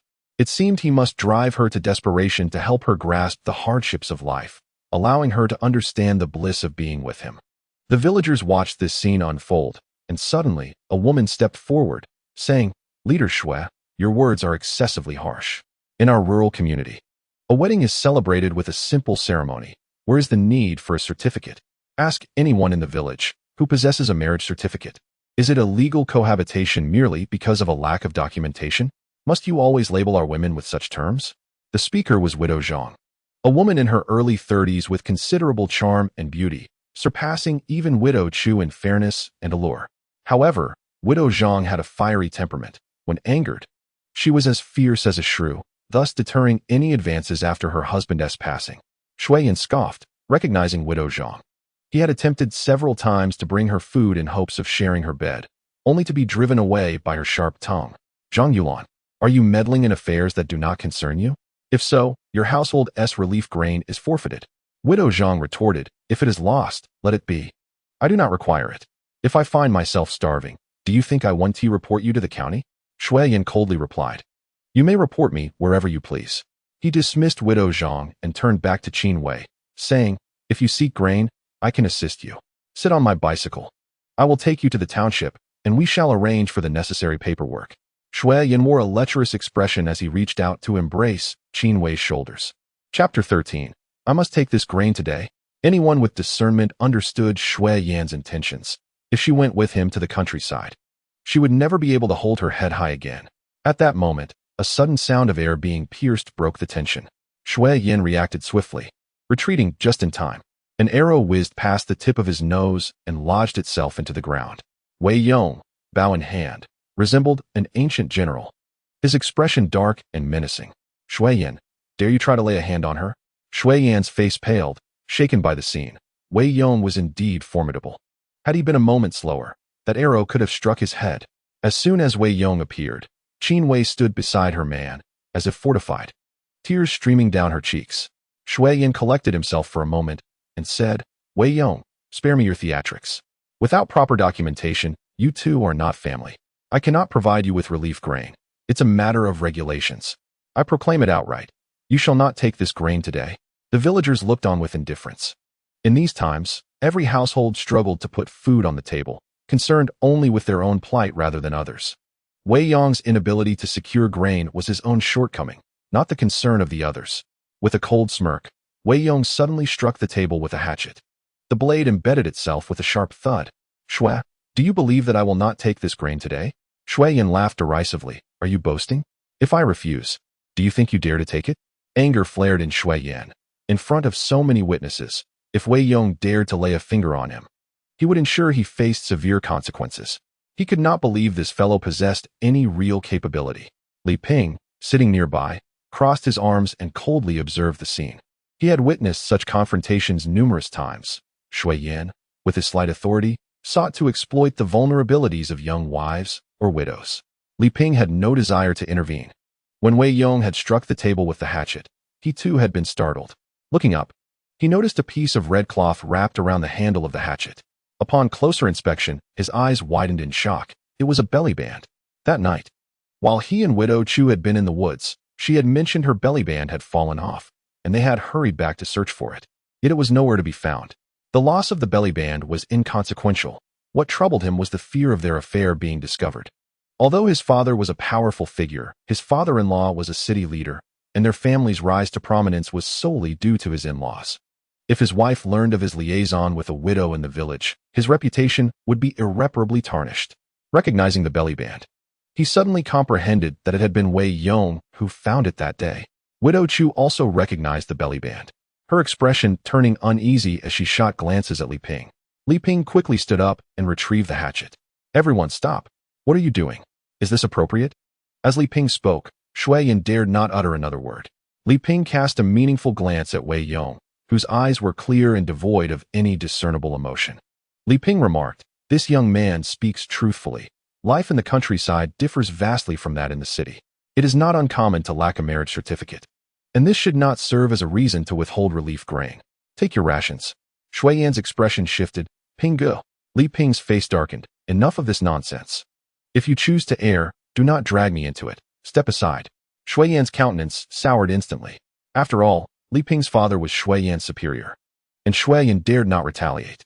Having been rebuked, he could only swallow his discontent.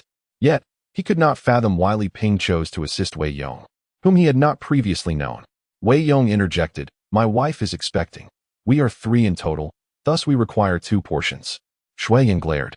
"Do not push your luck." Li Ping commanded, "Silence. Provide him with the grain." Shui Yan clenched his fists in dissatisfaction, but complied, begrudgingly handing over double portions to Wei Yong. Wei Yong accepted the grain and then took 2 additional bags, directly offering them to Widow Zhang. "Sister Zhang, allow me to assist you." Widow Zhang gratefully accepted the grain, smiling, "Thank you, Diyong." Shui Yan glanced at Li Ping, noting his unyielding demeanor, and refrained from speaking further. Behind them, Wang Yu called out, "Diyong, come and collect your piglets. I can hardly carry them." Wang Yu struggled under the weight of 4 piglets, nearly bending at the waist. At that moment, villagers noticed Wang Yu hauling the 4 young wild boars, their eyes sparkling with intrigue. "Where did you acquire those piglets, Qin's daughter-in-law?" Wang Yu replied, "These were hunted by Wei Yong. They are not mine." Wei Yong hurried over to retrieve the piglets. "Thank you, Sister Yu." The crowd was astonished. Wei Yong had ventured into the mountains to hunt? This young man possessed quite the skill. As they gazed at the piglets, everyone felt their mouths water. With the diminishing game in the mountains, obtaining meat had become a Herculean task. Wei Yong picked up one of the piglets and approached Widow Chu, saying, "Sister Chu, I owe you my gratitude for guiding me to that wild-born nest. This piglet is for you, a token of my appreciation. We are now even." Widow Chu paused, instinctively glancing at Li Ping.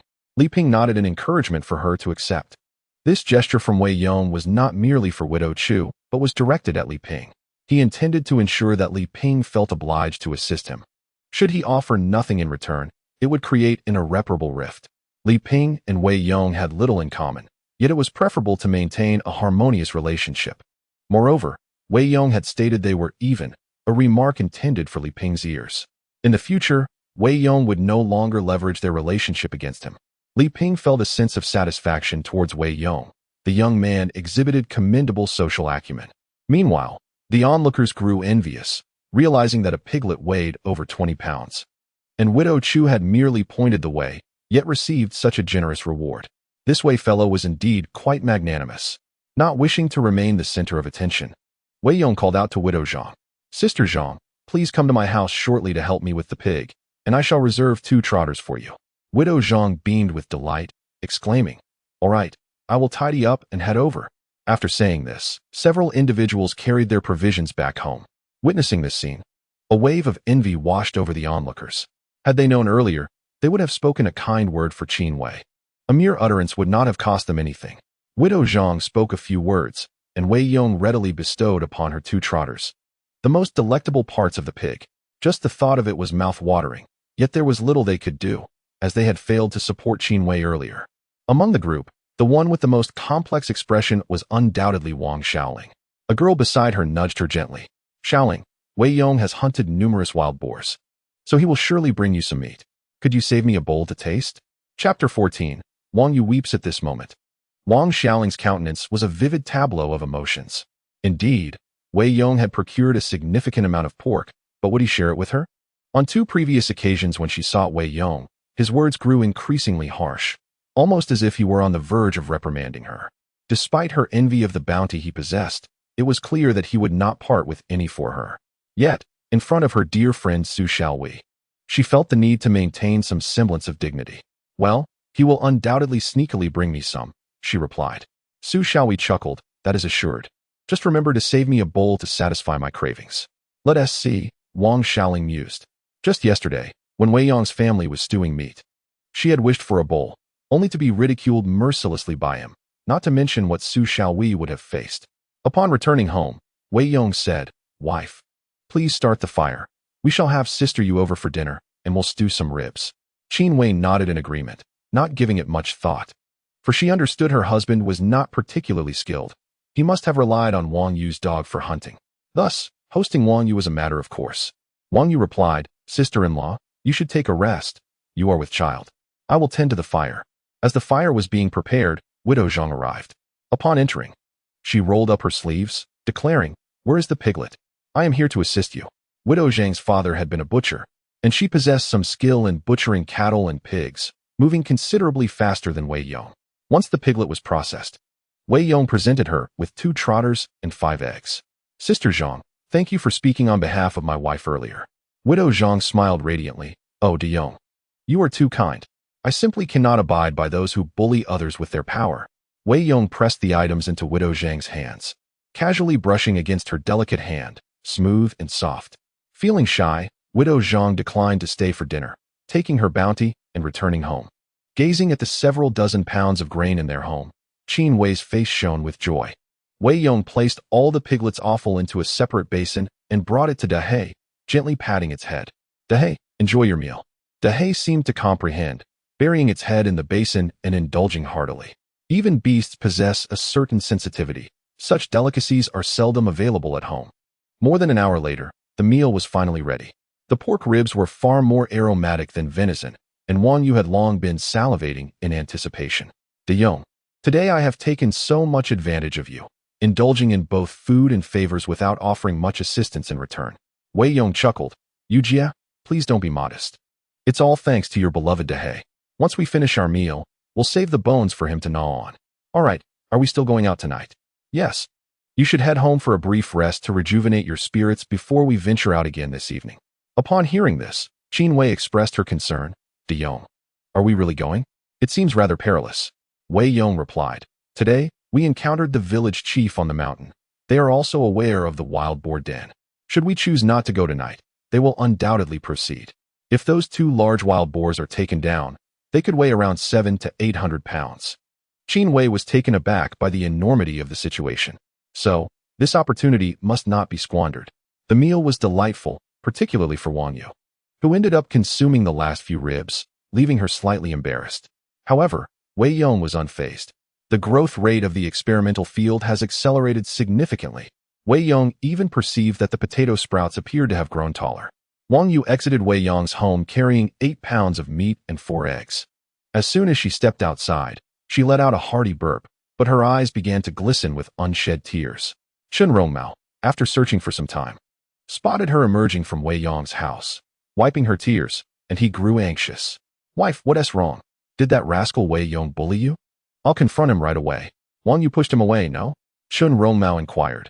"Then why are you crying, dear?" Wang Yu confessed. "I just had a meal at Wei Yong's, and his wife prepared ribs for me." Chen Rongmao replied, "Isn't that wonderful? What's the matter? Were you not satisfied?" Wang Yu was at a loss for words, her frustration bubbling over. "I ate until I was bursting. You have no idea how humiliating it was. They had only 3 pieces of ribs left, and I couldn't resist. I devoured all of them myself. I feel utterly ashamed." Chen Rongmao reassured her. "Oh, what's the big deal? They invited you for a meal. Enjoying it fully is no fault of yours." Tears welled in Wang Yu's eyes as she lamented. "After so many years of marriage, have you ever treated me to a hearty meal?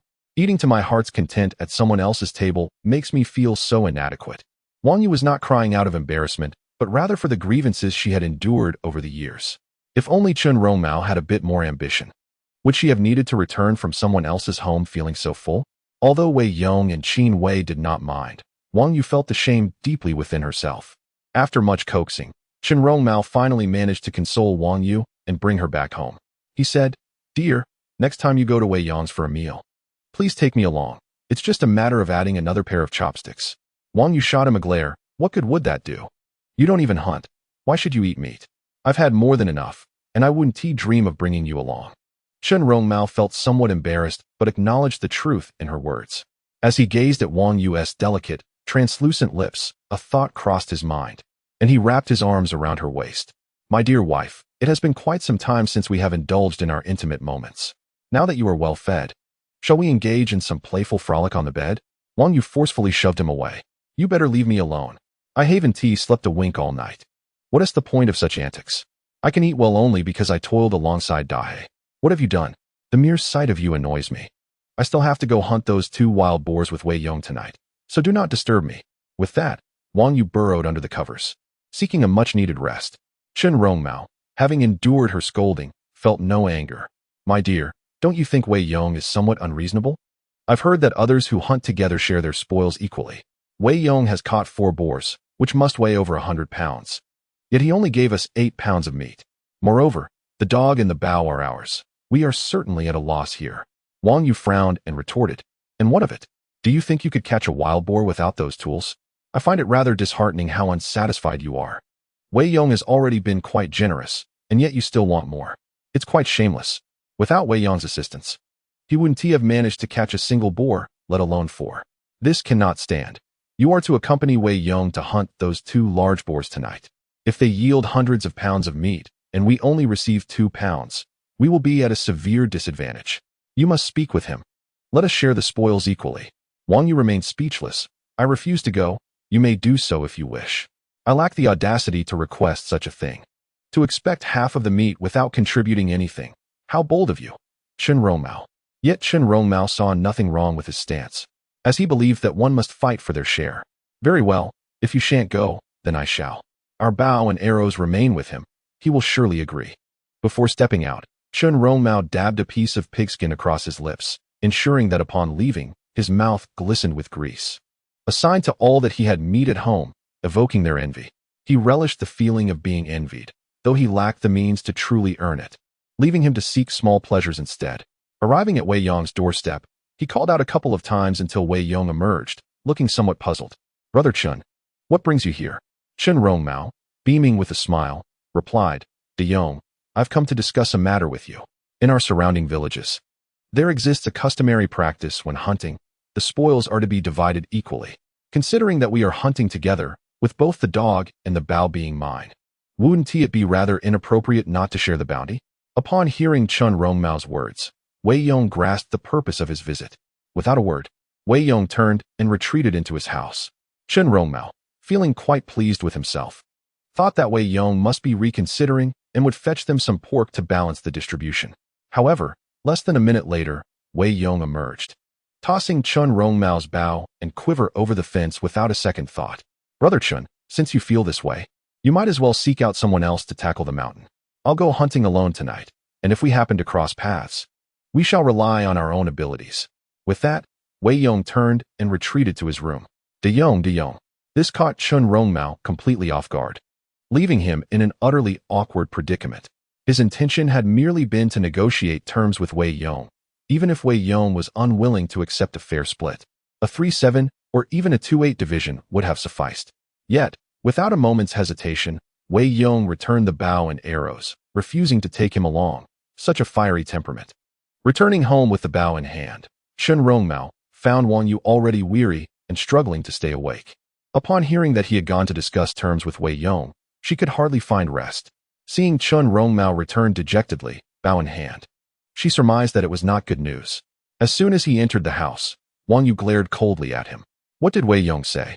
Chen Rongmao sheepishly scratched his head. "That fellow has quite the temper. I merely inquired, and if it didn't work out, then so be it. Who would have thought he would throw the bow aside and declare he wouldn't take us along tonight?" Wang Yu let out a cold laugh. "Deserved. Look how generous Wei Yong is. I went with him, did nothing but walk the dog, and he gifted me 8 pounds of meat for eggs, and even treated me to a meal of ribs. And you expect to gain more? If I were him, I wouldn't take you either. Not going is just as well. We can rest well tonight. From now on, you can watch others feast. Don't be like that, dear. It's just a few pounds of meat. It'll be gone in 2 days. What shall we eat in winter?" Chen Rongmao was still dreaming of daily meat. In truth, he realized Wei Yong had been quite generous. In hunting, hitting the mark once out of 5 attempts was already commendable. Furthermore, Wei Yong had promised that should they fail to catch anything, he would compensate them with 5 eggs. Even if they couldn't savor meat, daily eggs would suffice. Yet, due to his greed, Wei Yong's anger had led to his exclusion, and now he pondered how he would subsist, relying solely on wild vegetables. "Wife, could you please plead with Wei Yong? After all, you did help him relay information today. You still have some standing." Wang Yu was fuming, nearly exploding. "Chen Rongmao, are you out of your mind? You went and provoked him, and now you want me to beg?" With a sheepish grin, Qin Wei replied, "My dear, aren't you more influential than I? I have no ties with him. Do I have ties with him then? You really trust me to approach him?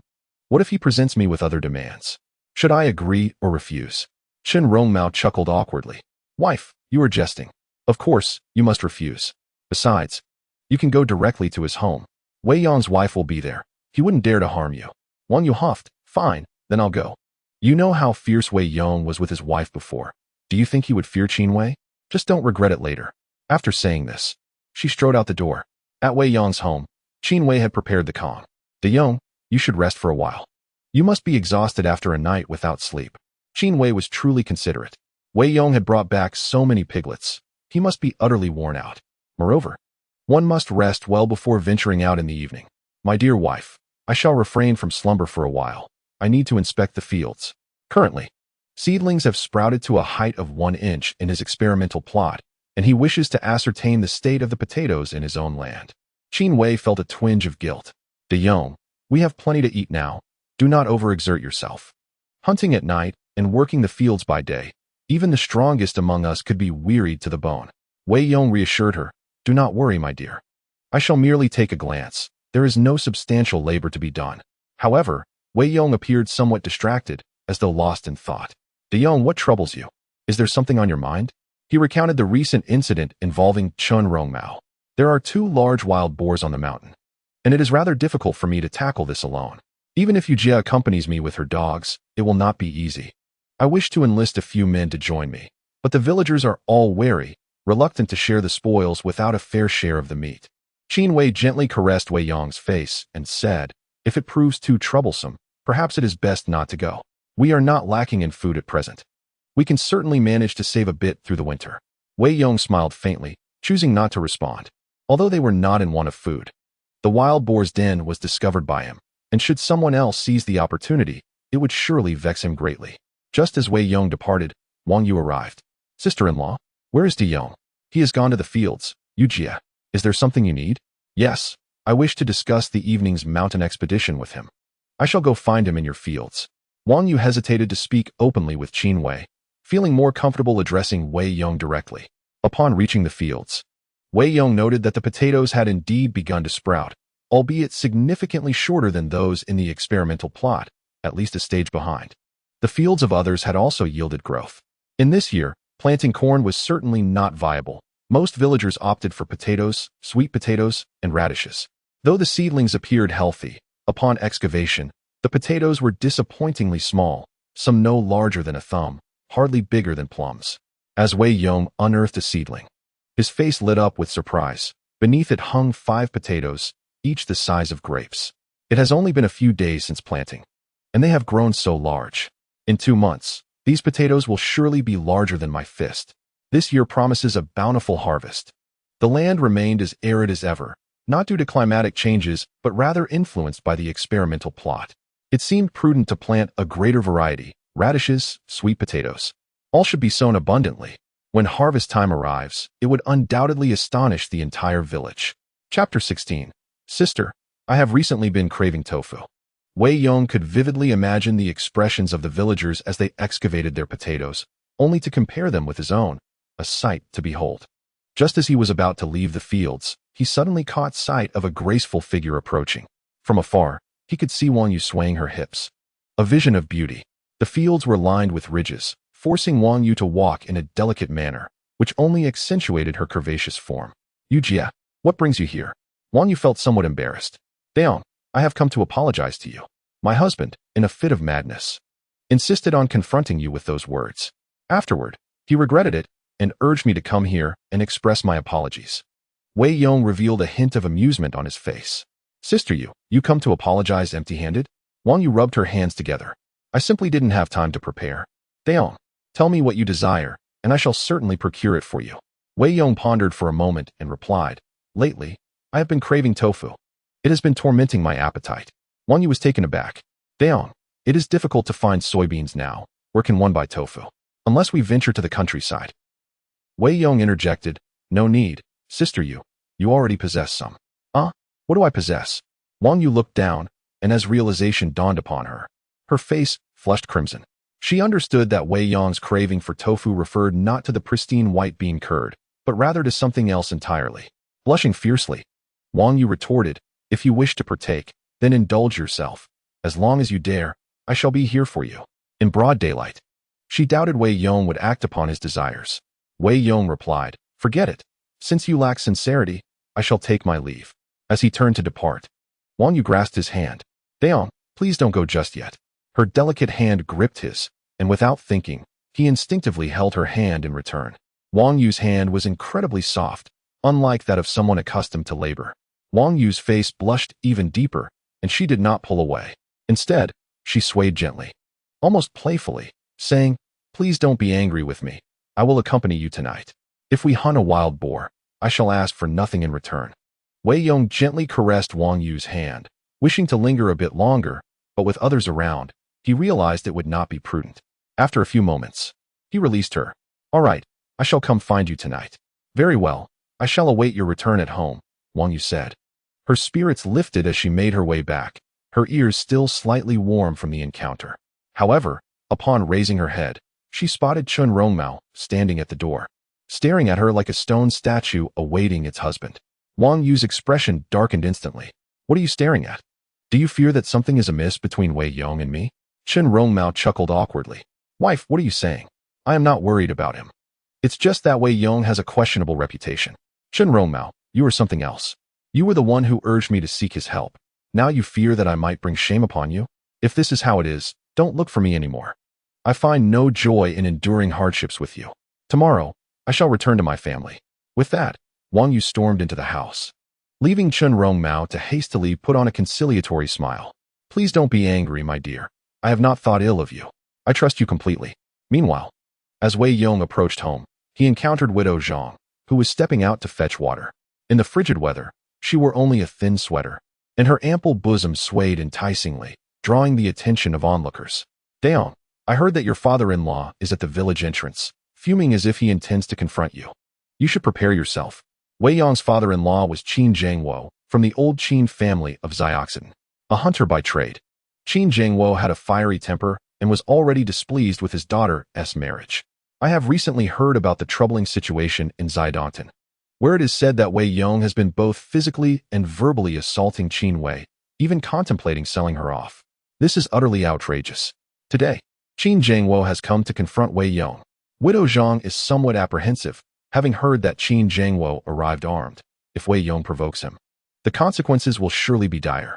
However, upon hearing this news, Wei Yong shows no signs of fear. "Is that so? Thank you, Sister Zhang, for the information. I must prepare at once."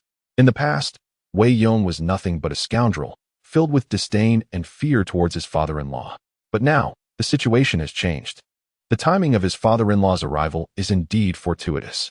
With his father-in-law leading the charge tonight, the wild boar is as good as caught. Returning home, Qin Wei inquired, "Daong, why not rest for a while?" "No time for sleep. My father is coming," Wei Yong replied. "I need to visit the village chief to exchange some supplies. You should pick some fatty meat for dumplings this afternoon." Qin Wei's face brightened at the news. "Really? My father is coming? It has been so long since I last saw them." In her family, there is her father, a sister, and a brother-in-law who is paralyzed. Since her marriage, nearly 3 months have passed, and she certainly misses her father and sister. Previously, Wei Yong had treated her poorly, and there was little food at home, so she would have been reluctant to have her family visit. However, now the circumstances are different. Wei Yong treats her well, and food is abundant. She wishes to show her father and sister just how admirable her husband is. Qin Wei, carrying a hunting rifle, approached with a countenance dark enough to suggest a storm brewing. Accompanying him was his tall daughter, Qin Xia, who stood about 1.7 meters.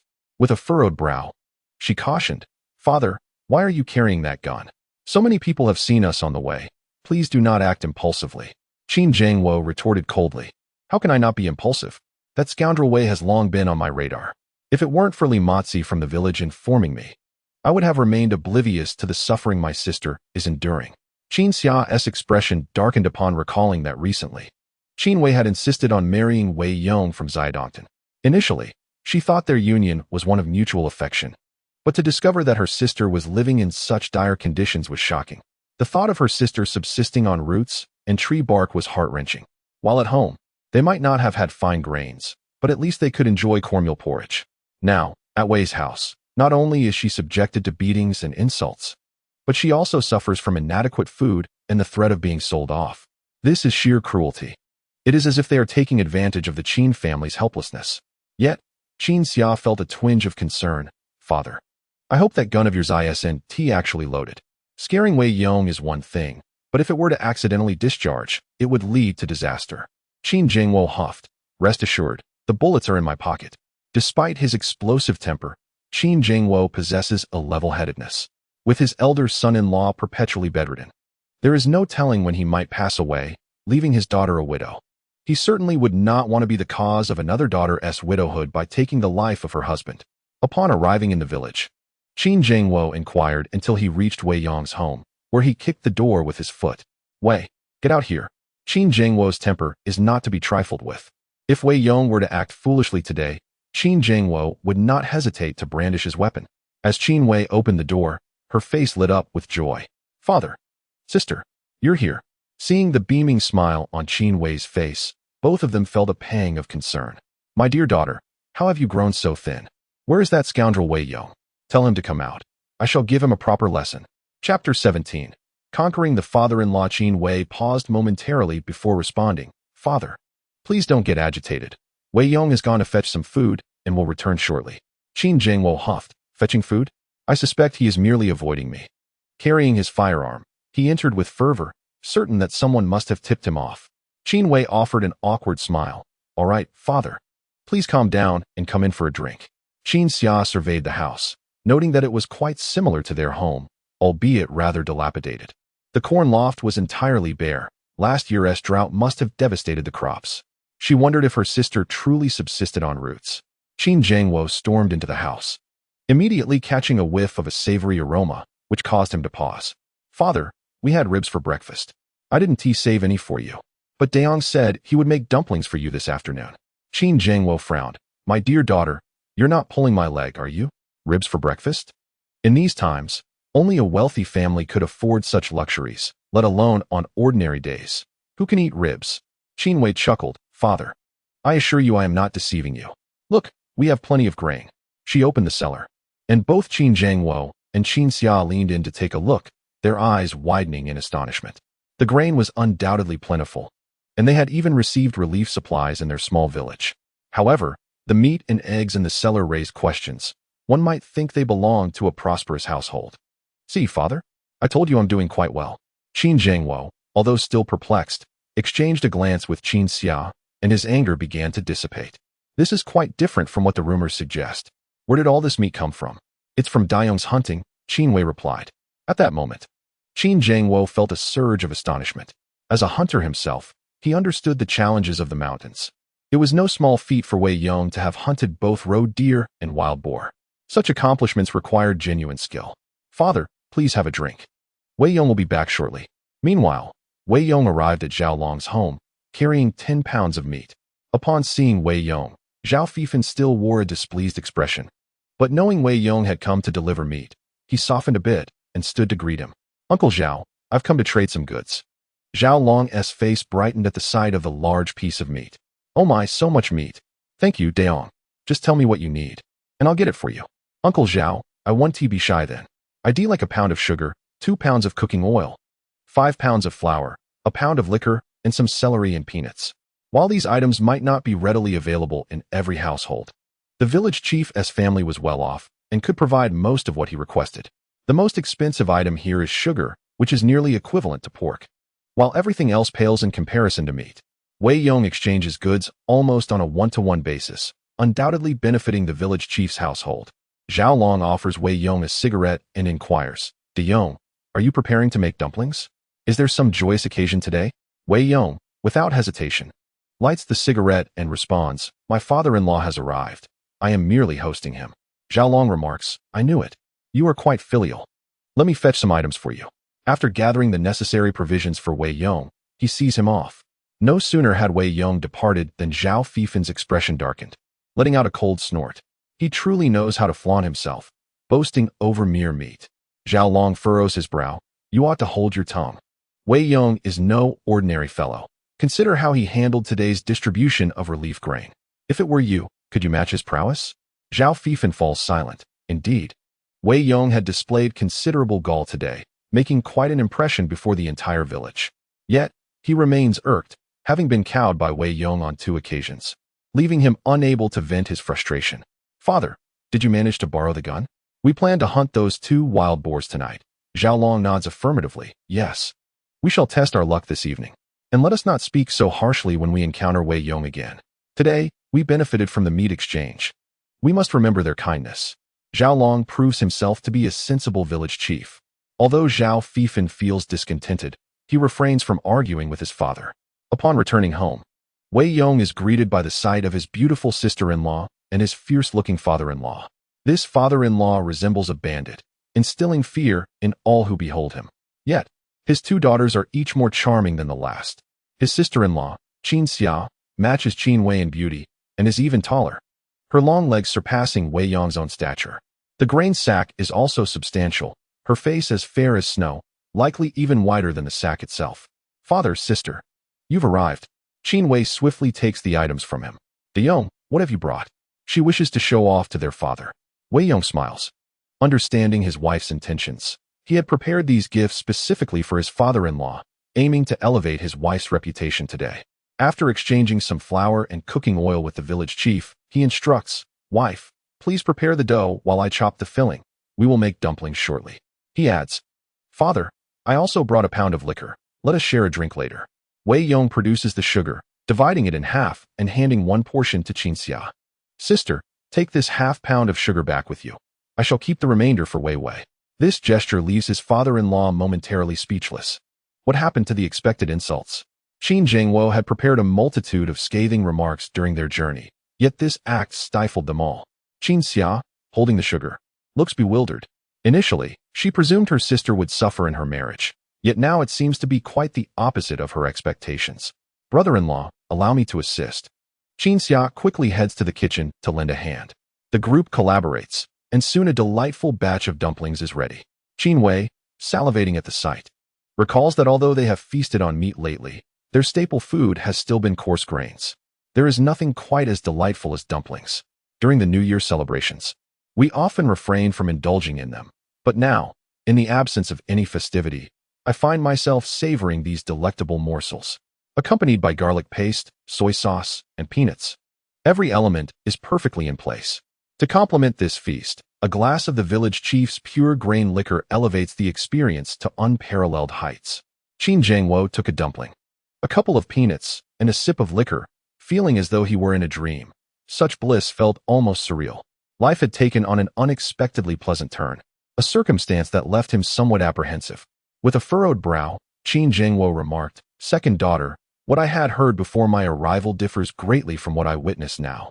He did not elaborate further. The whispers that reached his ears painted Wei Yong as a scoundrel, yet the reality before him seemed inconsistent with those rumors. Wei Yong embraced Qin Wei, saying, Dad, I used to be quite the rascal, but I have since reformed. I promise to treat Wei Wei well and ensure she suffers no hardship. Pleased, Qin Zhengwo nodded. Good.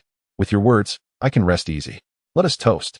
A smile illuminated Qin Zhengwo's face, and the weight on his heart finally lifted. Wei Yong took a small sip and said, Father, let us not drink too much. I have a matter to discuss with you this evening.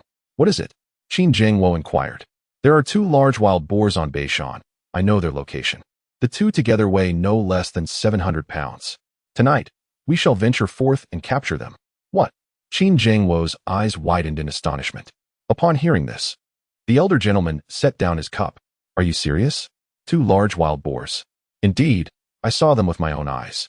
I went to the mountain yesterday, without a gun, and brought back 4 piglets. The remaining 2 adults were beyond my capacity to handle, and I was contemplating whom to enlist for assistance when you arrived. What a stroke of luck. With you leading, we are sure to take down those wild boars. Qin Zhengwo frowned slightly. Though he had imbibed some alcohol, he remained clear-headed. His father-in-law may have been lacking in other areas, but he was undoubtedly skilled in hunting.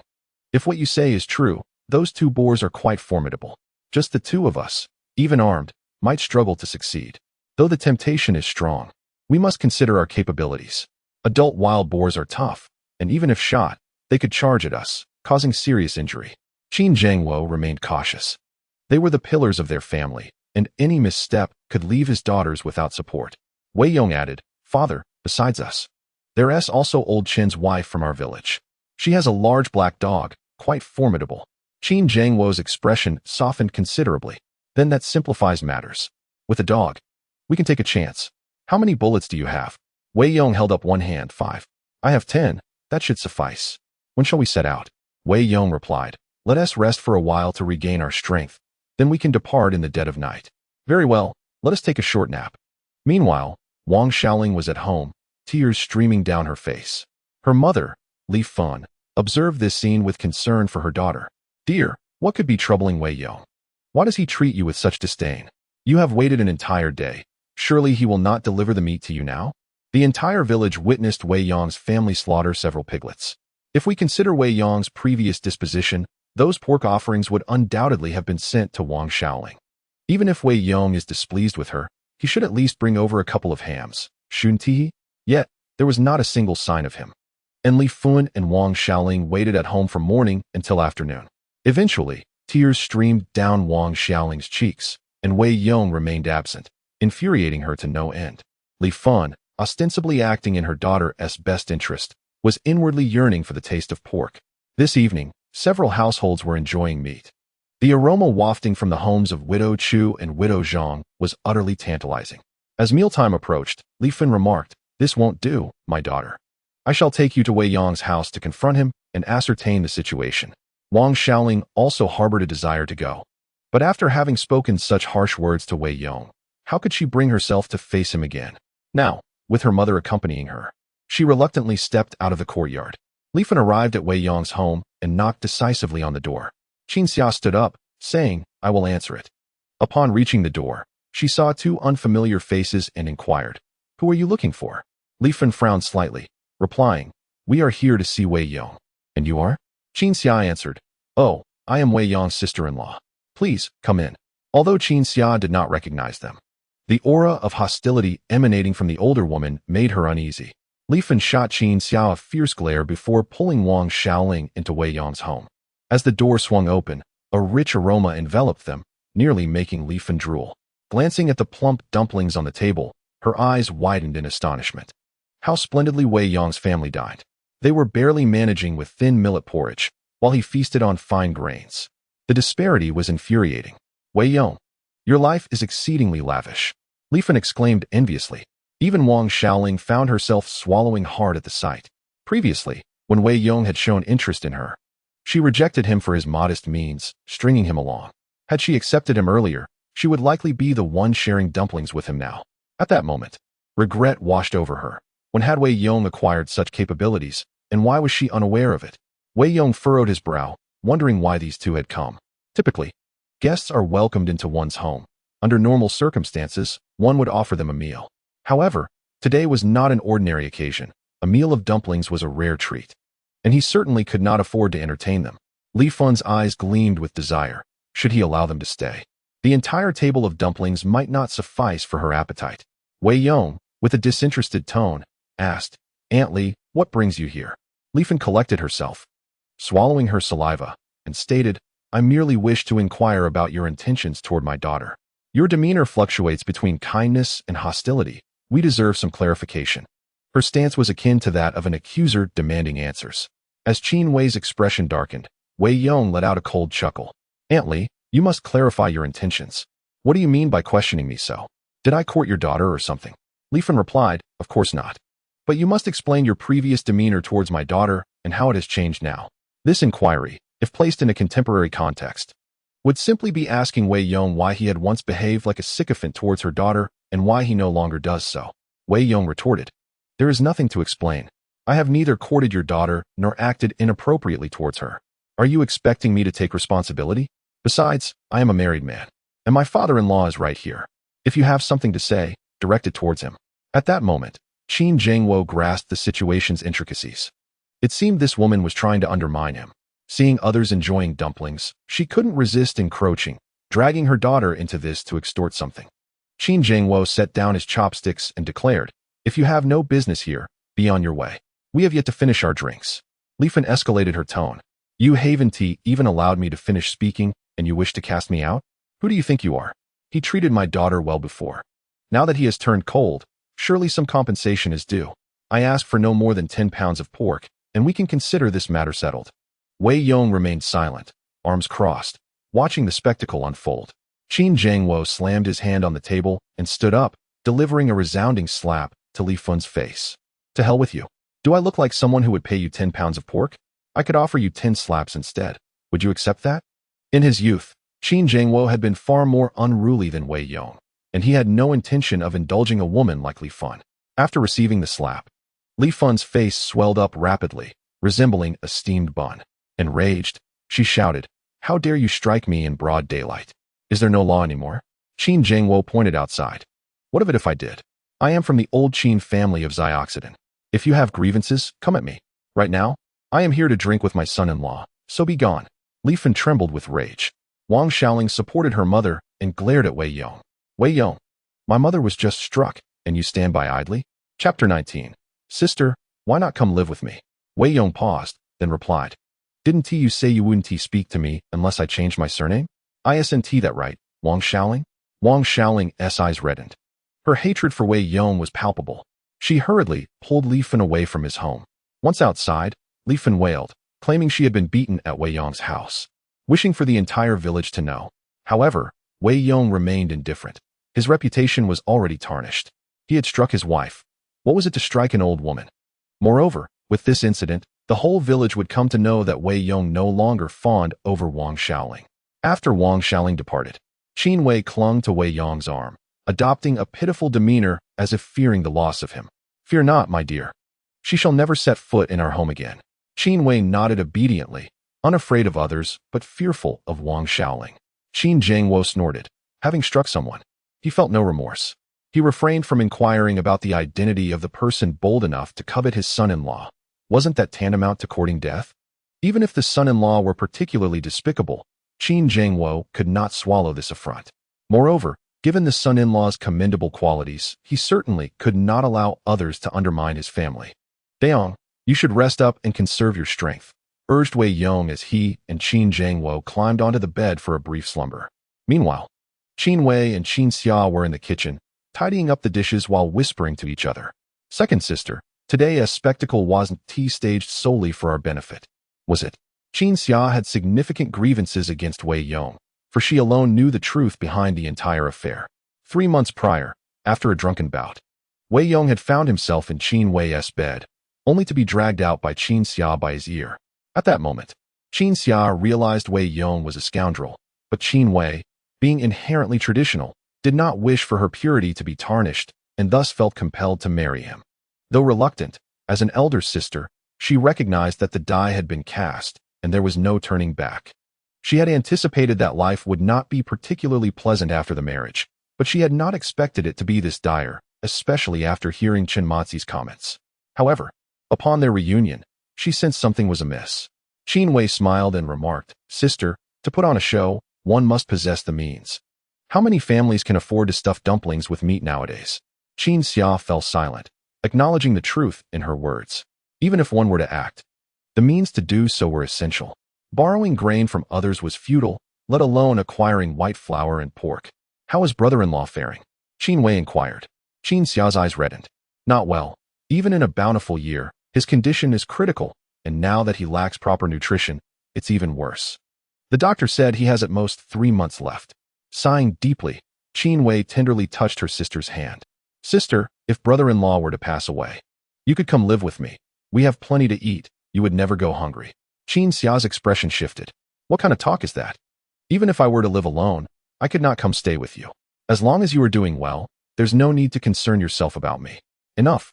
Let us not speak of this any further. Wei Yong slept soundly through the sisters' conversation and awoke at 10 o'clock that evening. After rousing his father-in-law, the two inspected their hunting rifles and prepared to set off. Qin Wei had prepared iron lunchboxes for them, filled with dumplings and garlic sauce. Knowing that the night ahead would be arduous and they must conserve their strength. Upon exiting, Wei Yong arrived at Chun Rongmao's house. Before he could knock, Dahe began barking excitedly. Earlier, Dahe had threatened Wei Yong, but this time, its tail wagged fervently, clearly elated.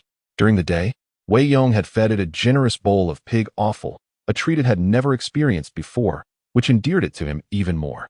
Animals are remarkably perceptive. If Wei Yong continued to indulge Dahe, it was likely that the male head of the household would not be as effective as him. Wang Yu sauntered out, her alluring figure as enticing as ever.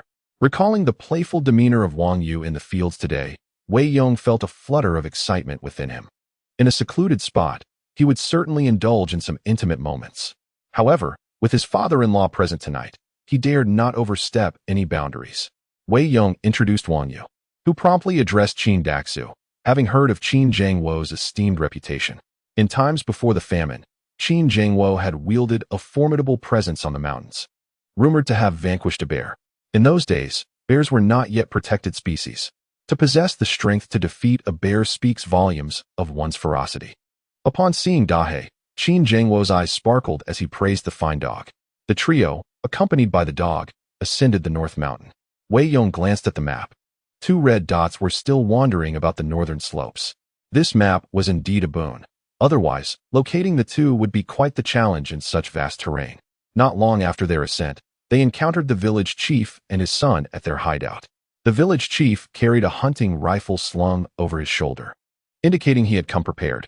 De Yong has arrived. It has been a while, old Qin, he greeted Qin Zhangwo, acknowledging their past meetings.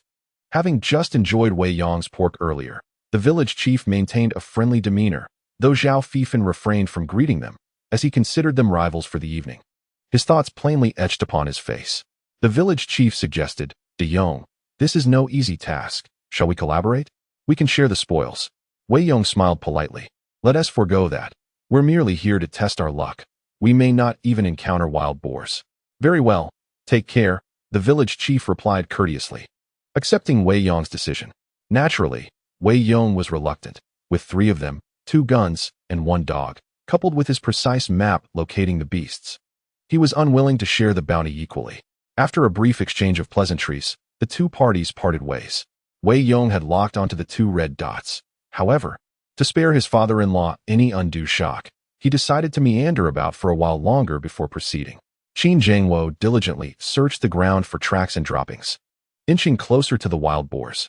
As an experienced hunter, he was adept at closing in on their prey, even without Wei Yong's system map. After some time, Qin Zhangwo's ears perked up. They must be nearing their target, as he claimed to hear sounds.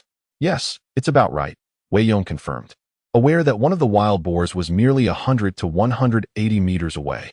Qin Zhangwo remarked, let us assess the situation. If there are 2, we'll shoot together. If only 1, we'll wait. Wang Yu paused, puzzled. Why, Uncle Qin? Isn't it easier to hunt a solitary boar? Qin Zhangwo explained. Wild boars on the mountains are quite intelligent. If you shoot one, the other will stealthily approach from behind, catching you off guard. Our safety is paramount. Wei Yong nodded in agreement. While he had the advantage of the system map, his father-in-law's experience was equally invaluable. It appeared that a bountiful harvest awaited them tonight. Chapter 20. Kneel before Wei Yong. Gradually, the 3 individuals approached the wild boar. With Wei Yong's deliberate guidance, coupled with the experience of the father-in-law, they quickly located one.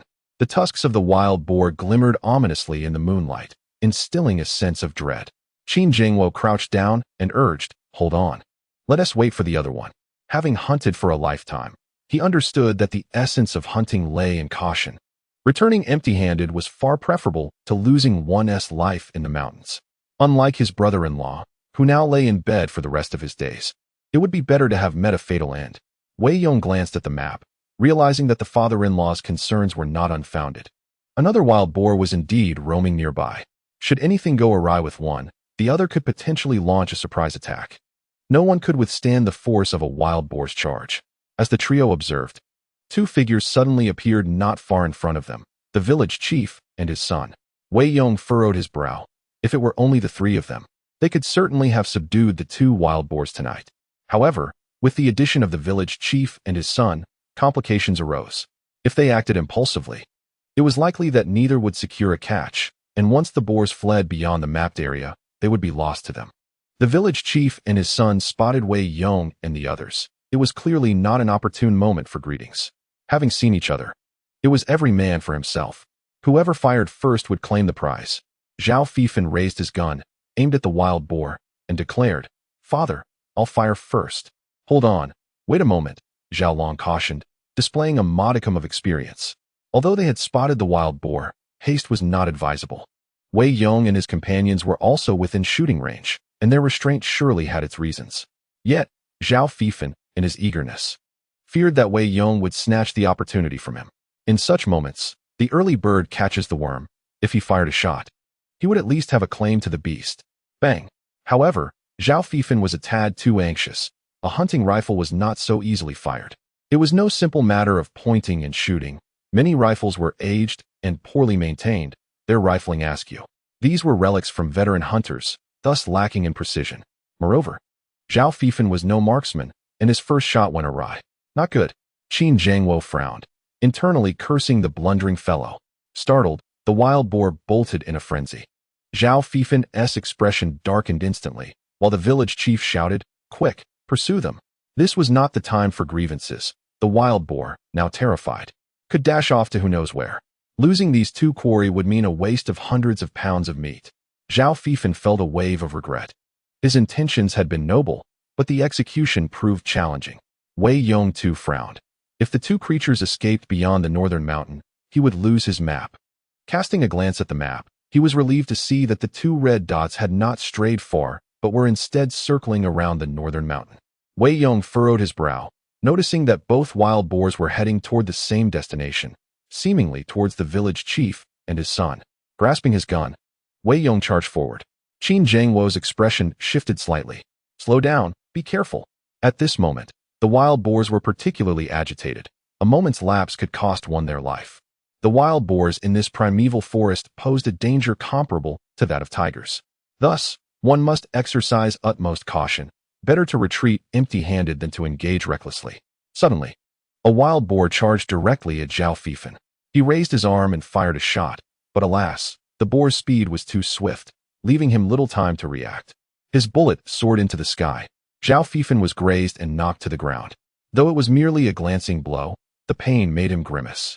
Had the boar collided with his abdomen, its tusks would surely have eviscerated him. Zhao Fifan had barely settled when a wave of peril washed over him, sending chills down his spine. "Son, run!" Zhao Long shouted. Another wild boar charged from behind, its head lowered and tusks aimed forward. This time, it would surely pierce Zhao Fifan's back. Turning around, he was met with this horrifying sight, draining the blood from his face. His legs weakened, and his abdomen ached. Standing was no longer an option. In that critical moment, Wei Yong lunged forward, wrapping his arms around Zhao Fifan and rolling to safety, narrowly avoiding the attack. The first boar missed its mark, yet another charged forth. One must commend the wild boars for their cunning. They attacked alternately, leaving no respite for their prey. Zhao Fifan was utterly paralyzed by fear, sensing death encroaching upon him. At that instant, Wei Yong lay on the ground, raising his firearm. The boar barreled forward, its snout heading straight for the gun's muzzle. Bang! The gun discharged, sending Wei Yong's weapon flying from his grasp as the recoil struck his shoulder, causing him to grimace in pain. The boar let out a pained howl, stumbling away in distress. Though wild boars are known for their thick hides and robust flesh, Wei Yong's shot had struck a vital area. It was doomed. Qin Wei slapped his thigh. "Good lad. This son-in-law, I must say, possesses remarkable courage. He is indeed a man." Another wild boar charged forth, prompting Qin Wei to take aim and fire. The boar grunted twice before turning tail and fleeing. At this moment, Wang Yu regained his composure and patted the head of the large black dog. "Chase." The boar, having been shot, would not survive long. Letting the black dog pursue, it would surely wear it down. Wei Yong hastily rose, retrieving his shotgun and glancing at the wild boar not far off. Struck in the throat, it collapsed after barely running a few meters. Approaching, Wei Yong readied an arrow and delivered a finishing shot before inspecting the creature. "Father, it's dead," he reported. "Good, bleed it out," Qin Wei instructed. "The other one is mine." Wei Yong plunged his machete into the boar's neck, draining its blood to prevent the meat from spoiling. The other wild boar, struck by his father-in-law, coupled with the relentless pursuit of the black dog, was undoubtedly doomed to escape. As Wei Yong was busy with the task at hand, Zhao Long approached, his aged face drained of color, trembling hands betraying his fear. "De Yong, Uncle Zhao thanks you." With that, Zhao Long knelt before Wei Yong, who was taken aback and hurried to assist him. Uncle Zhao, are you trying to shorten my life? What are you doing? Zhao Long replied, I have but one son. If he were to perish, I could not continue living. You are the savior of the Zhao family. Wei Yong chuckled softly. Uncle Zhao, you flatter me. We are but fellow villagers. It was a mere act of kindness. Zhao Long glanced back at the still trembling Zhao Fifan. You rascal, come here and kneel to express your gratitude to De Yong. Just as Zhao Fifan was about to kneel, Wei Yong quickly interjected. Stop right there. No need for such formalities, Uncle Zhao. You are the village head and have always been of help to me. Mutual care is only natural. This made Zhao Long feel a twinge of shame. Despite his family's struggles, he realized he had not been much of a support. During the last distribution of relief grain, when Qin Wei faced difficulties, Zhao Long had not spoken on her behalf. However, after this incident, Zhao Long resolved to assist Wei Yong in whatever way he could. Zhao Fifan, still pale with fear, said, De Yong, in the past, I may have been narrow-minded. But thanks to your generosity this time, if you ever need anything, do not hesitate to ask. I will not hold back. Wei Yong nodded. Brother Zhao, you flatter me. Just as they exchanged pleasantries, the father-in-law called out, De Yong, come over to help. With a machete in hand, Wei Yong hurried to the other side. Both wild boars had been slain, yielding an abundant harvest. Though the village head and his son felt envious, they had narrowly escaped death. Had it not been for Wei Yong's selfless rescue, Zhao Fifan would surely have perished, thus their hearts were devoid of envy. Zhao Long said, These 2 wild boars are quite hefty. Let us carry them down the mountain together. We shall exert ourselves without asking for anything in return. Wei Yong replied, That won't do. Those who witness must partake. Rest assured, I, Wei Yong, am not a stingy man. I will ensure Uncle Zhao's family has a taste. At this, Zhao Long and his son shared a knowing smile and did not refuse. Though they hadn't slain the wild boars, they felt entitled to a share for helping carry them down.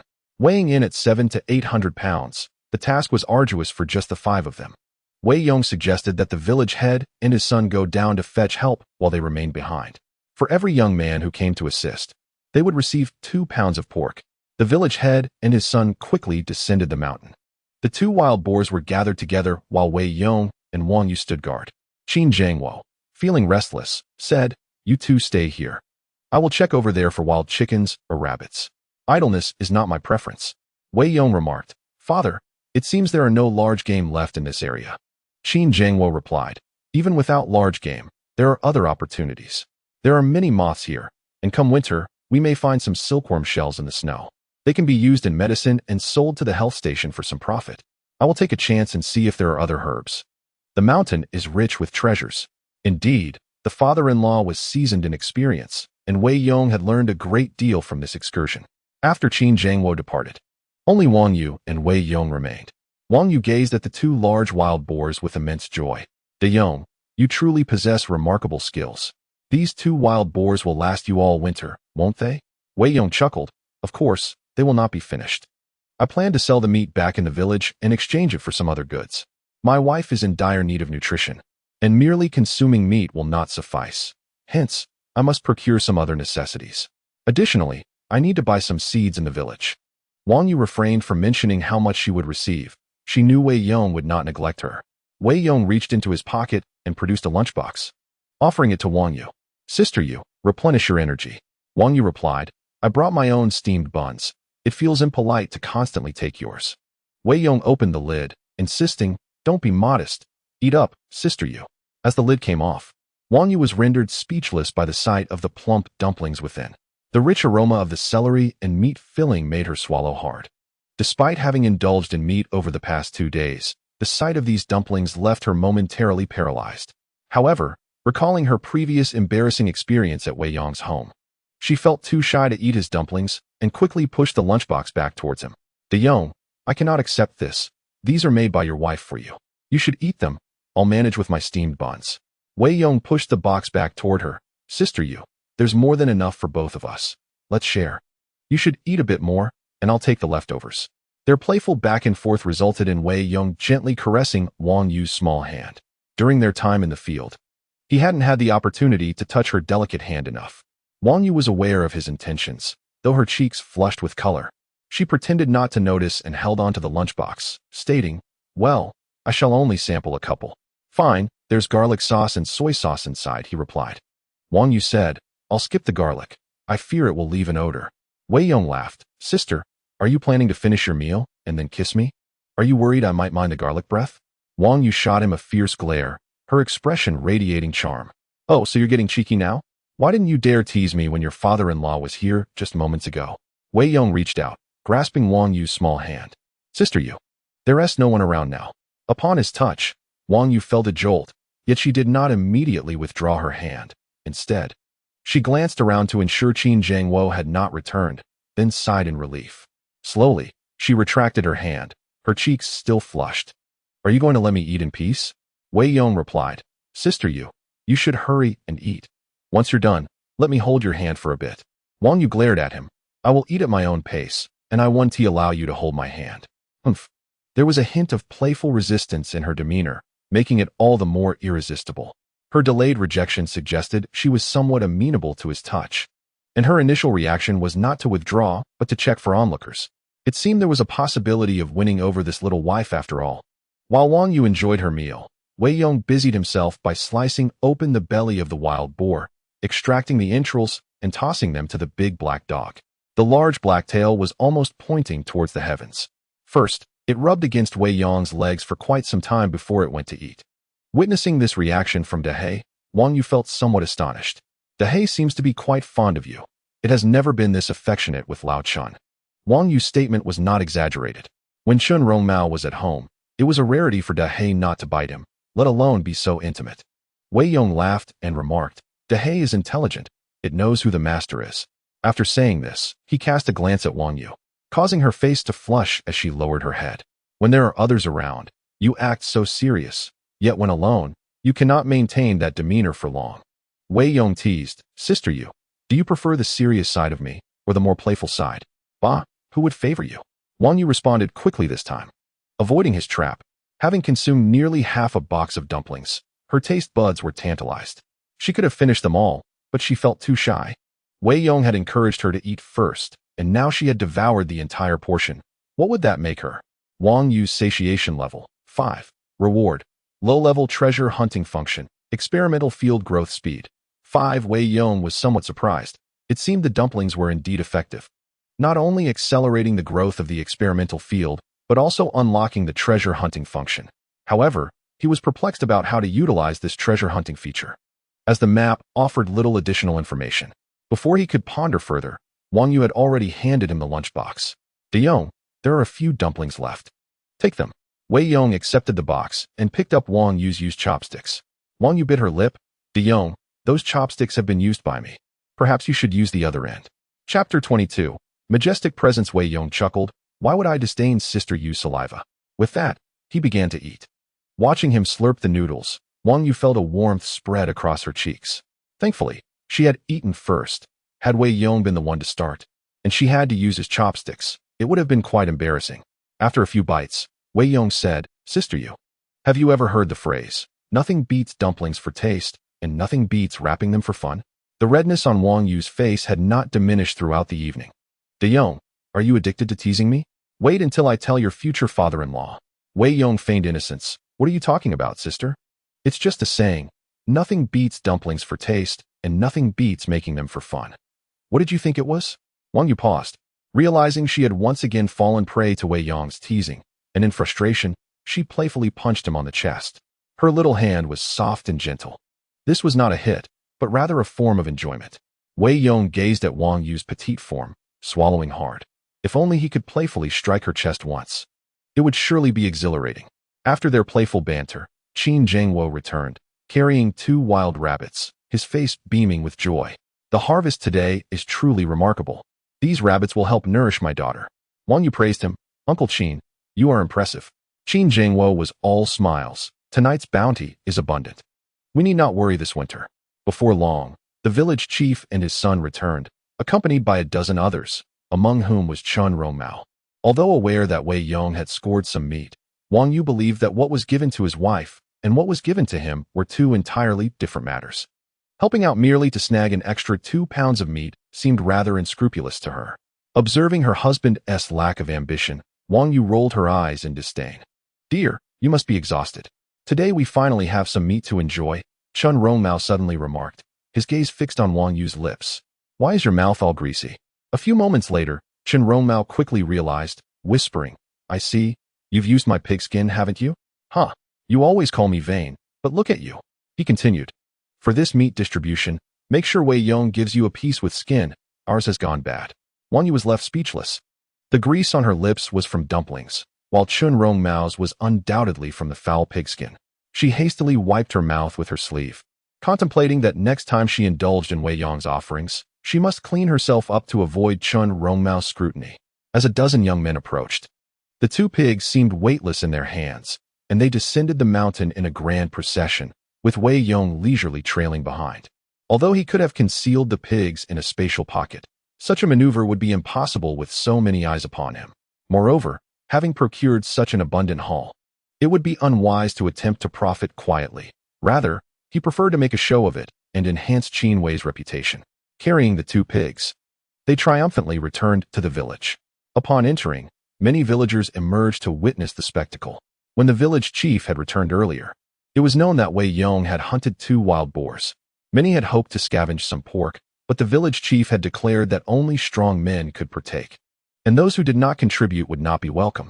Although the young women were tempted, they could only watch enviously. De Yong, you've really come into your own. Such a large pig. We might not eat it until the year of the monkey. Wei Yong chuckled, assuring everyone that there would be enough for all. Soon at the village chief's house, we'll prepare a pig feast. Everyone gets a bowl. His proclamation sent ripples of excitement through the village. Even with rationed relief supplies, everyone had been sparing, let alone when it came to meat. Being able to partake in a pig feast, even with greasy sauerkraut, would be a delightful change. And if Wei Yong were generous enough to share a slice of meat with each bowl, it would be a true treat. From a distance, Qin Wei and Qin Xia were spotted standing at the door. Witnessing their men and father approaching with 2 large pigs was a sight to behold.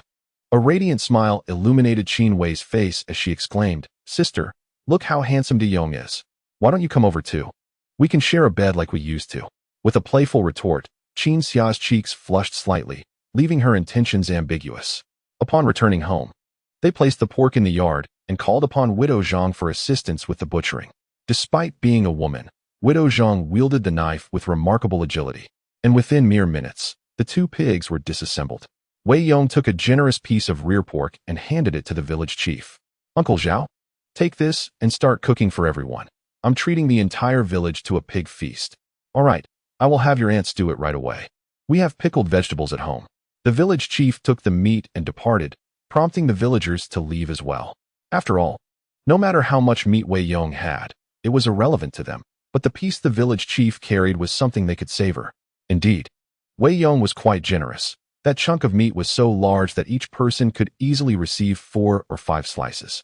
Once everyone had left, Wei Yong presented a substantial piece of meat to Widow Zhang, who was overjoyed, her ample form swaying as she walked, causing Wei Yong to steal a few more glances. Yujia, I owe you a debt of gratitude for tonight. Here's a pig's trotter and an additional 20 pounds of meat, he declared. Wang Yu was somewhat taken aback, exclaiming, Oh my, this is far too much. Please, just give me the customary 4 pounds. She felt quite guilty as she both ate and accepted, not wanting to take advantage of his kindness. Wei Yong genuinely wished to foster a friendship with her, and she didn't want to treat him as a fool. Yujia, just accept it. You will still be of help to me in the future, Qin Wei interjected. With her urging, Wang Yu finally relented. Aside from the meat given to Wang Yu, the rest who helped carry the pig received 2 pounds each.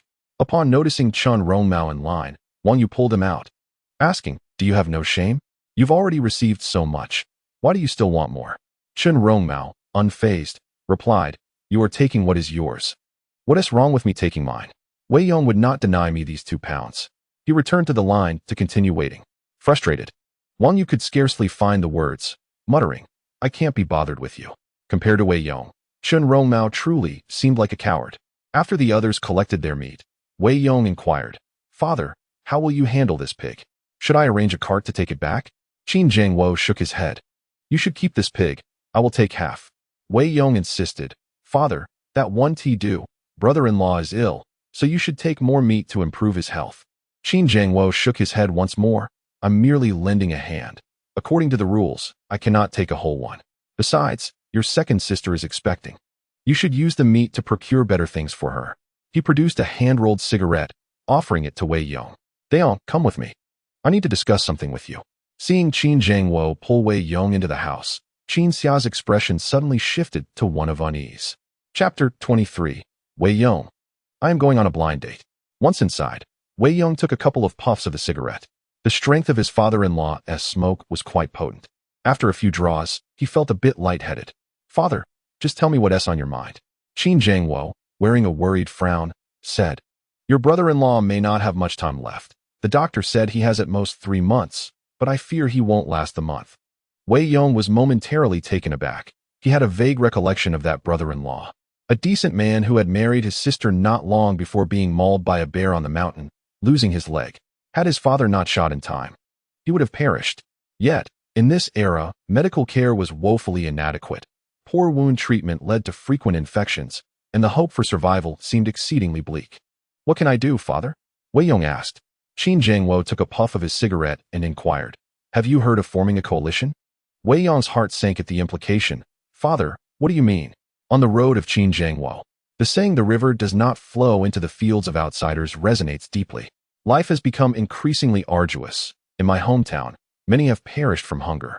Fortunately here, we can still cultivate some crops. In numerous places devoid of mountains and water, people are merely waiting for death. My eldest daughter is unfortunate. I merely wish for her to have enough to eat and wear warmly. If you do not mind, would you allow her to stay with you?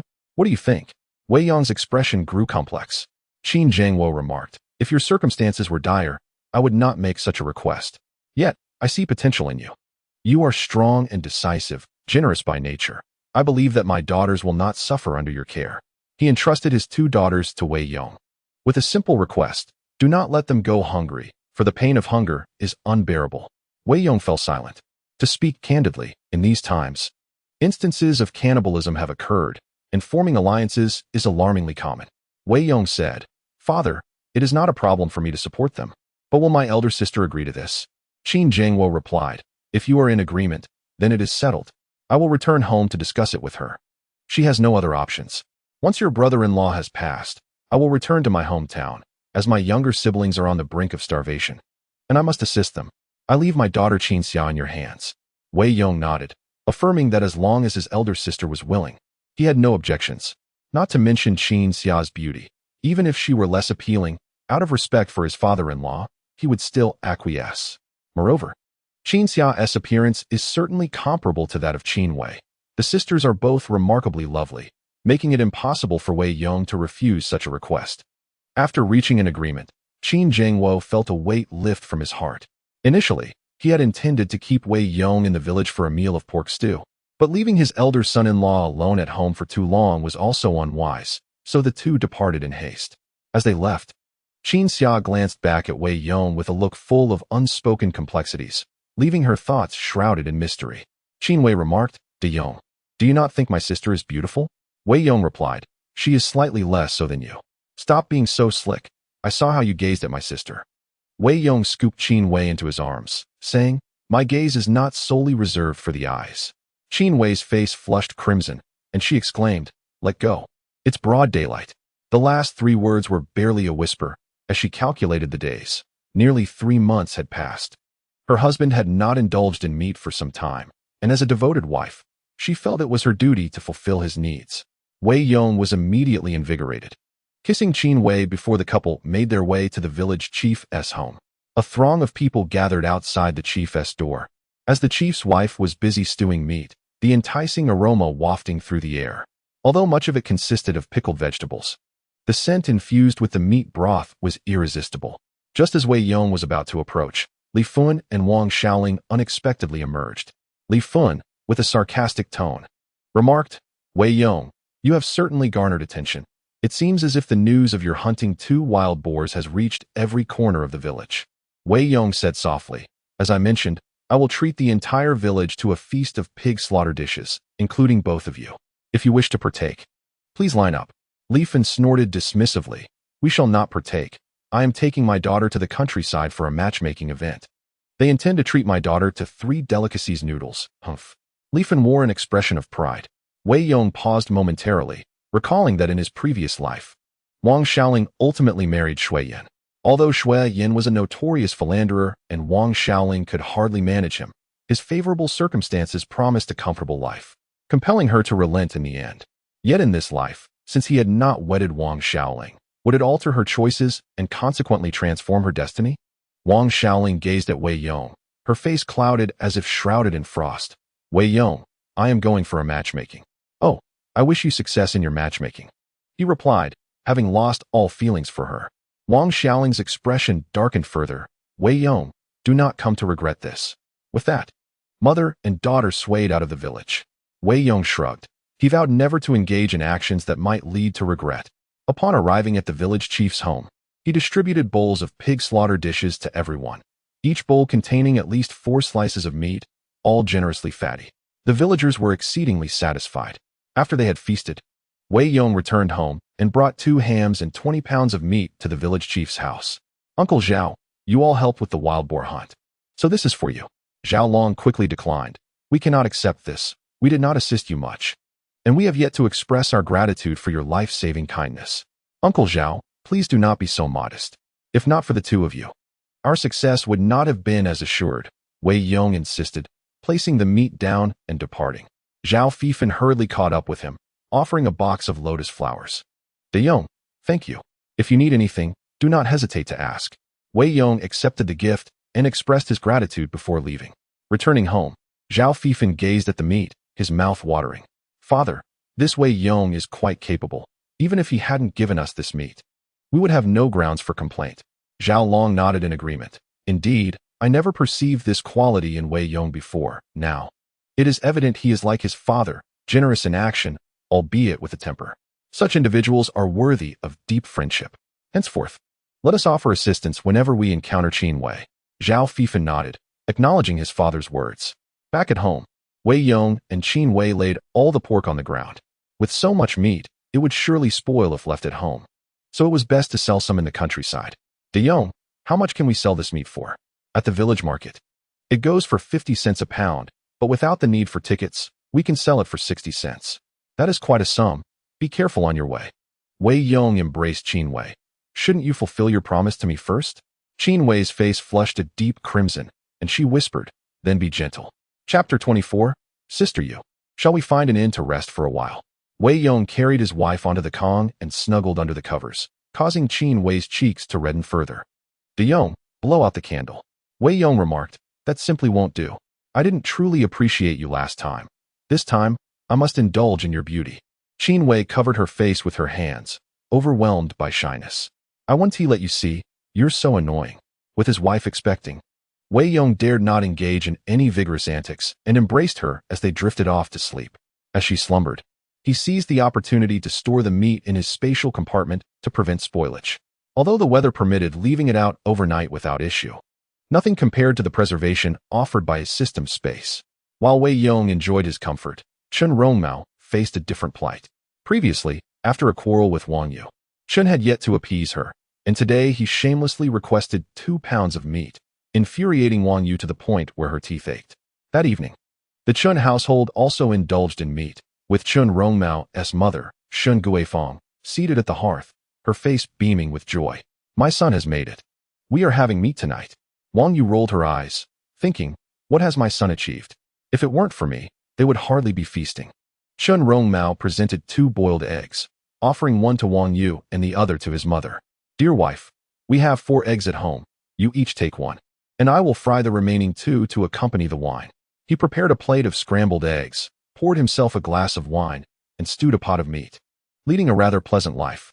Yet, Wang Yu felt a pang of bitterness in her heart. Wei Yong had once given her a box of dumplings, leaving her most of it. Even during their first ascent to the mountains, he had shared his eggs and meat with her.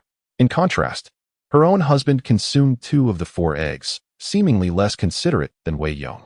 Wang Yu sometimes lamented her fate, feeling sorrowful for marrying into such a family. Without Wei Yong's support, she imagined she would still be foraging for wild vegetables and roots. Setting down her chopsticks, she declared, you all eat. I'm not hungry. With that, she retreated to her room. Chen Rongmao was taken aback, pondering why she was angry again. He had indeed given her 1 egg less, but there was meat to enjoy tonight. Tempted by the prospect, He thought a single egg was insufficient to fry a decent dish and assumed his wife would be indifferent. Yet he had inadvertently offended her. Qin Wei huffed, "You've spoiled her. It was fine when we couldn't afford food, but now that we have meat." She has developed a temper. If she doesn't want to eat, let her be. I'll enjoy it myself. Chen Rongmao awkwardly smiled, thinking he would placate her later, prioritizing enjoying the meal for now. Wang Yu lay in her room, gazing at the moon outside, recalling the sensation of Wei Yong's touch on her hand, causing her cheeks to flush and her heart to race. Previously, Wei Yong had shown affection towards Wang Shaoling. Now, his sudden kindness towards her made her wonder if he harbored feelings for her or if it was simply a friendship. Yet, he seemed far more generous with her than with other women in the village. Lost in her thoughts, Chen Rongmao entered the room. "Wife, are you upset?" he asked, crawling into bed, his hands wandering. Wang Yu kicked him away. "Get away, you reek of alcohol." With a mournful expression, Chen Rongmao pleaded, "Dear wife, please don't be angry.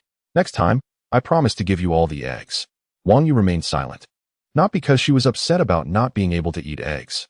She had already feasted on a generous portion of dumplings at Wei Yong's place and was far from hungry.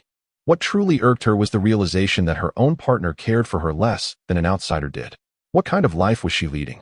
Chen Rongmao, noticing his wife's silence, chose not to pursue the subject further. "My dear, we have so much meat at home. Surely we can't consume it all. Should we consider selling some in the countryside to make a bit of money?"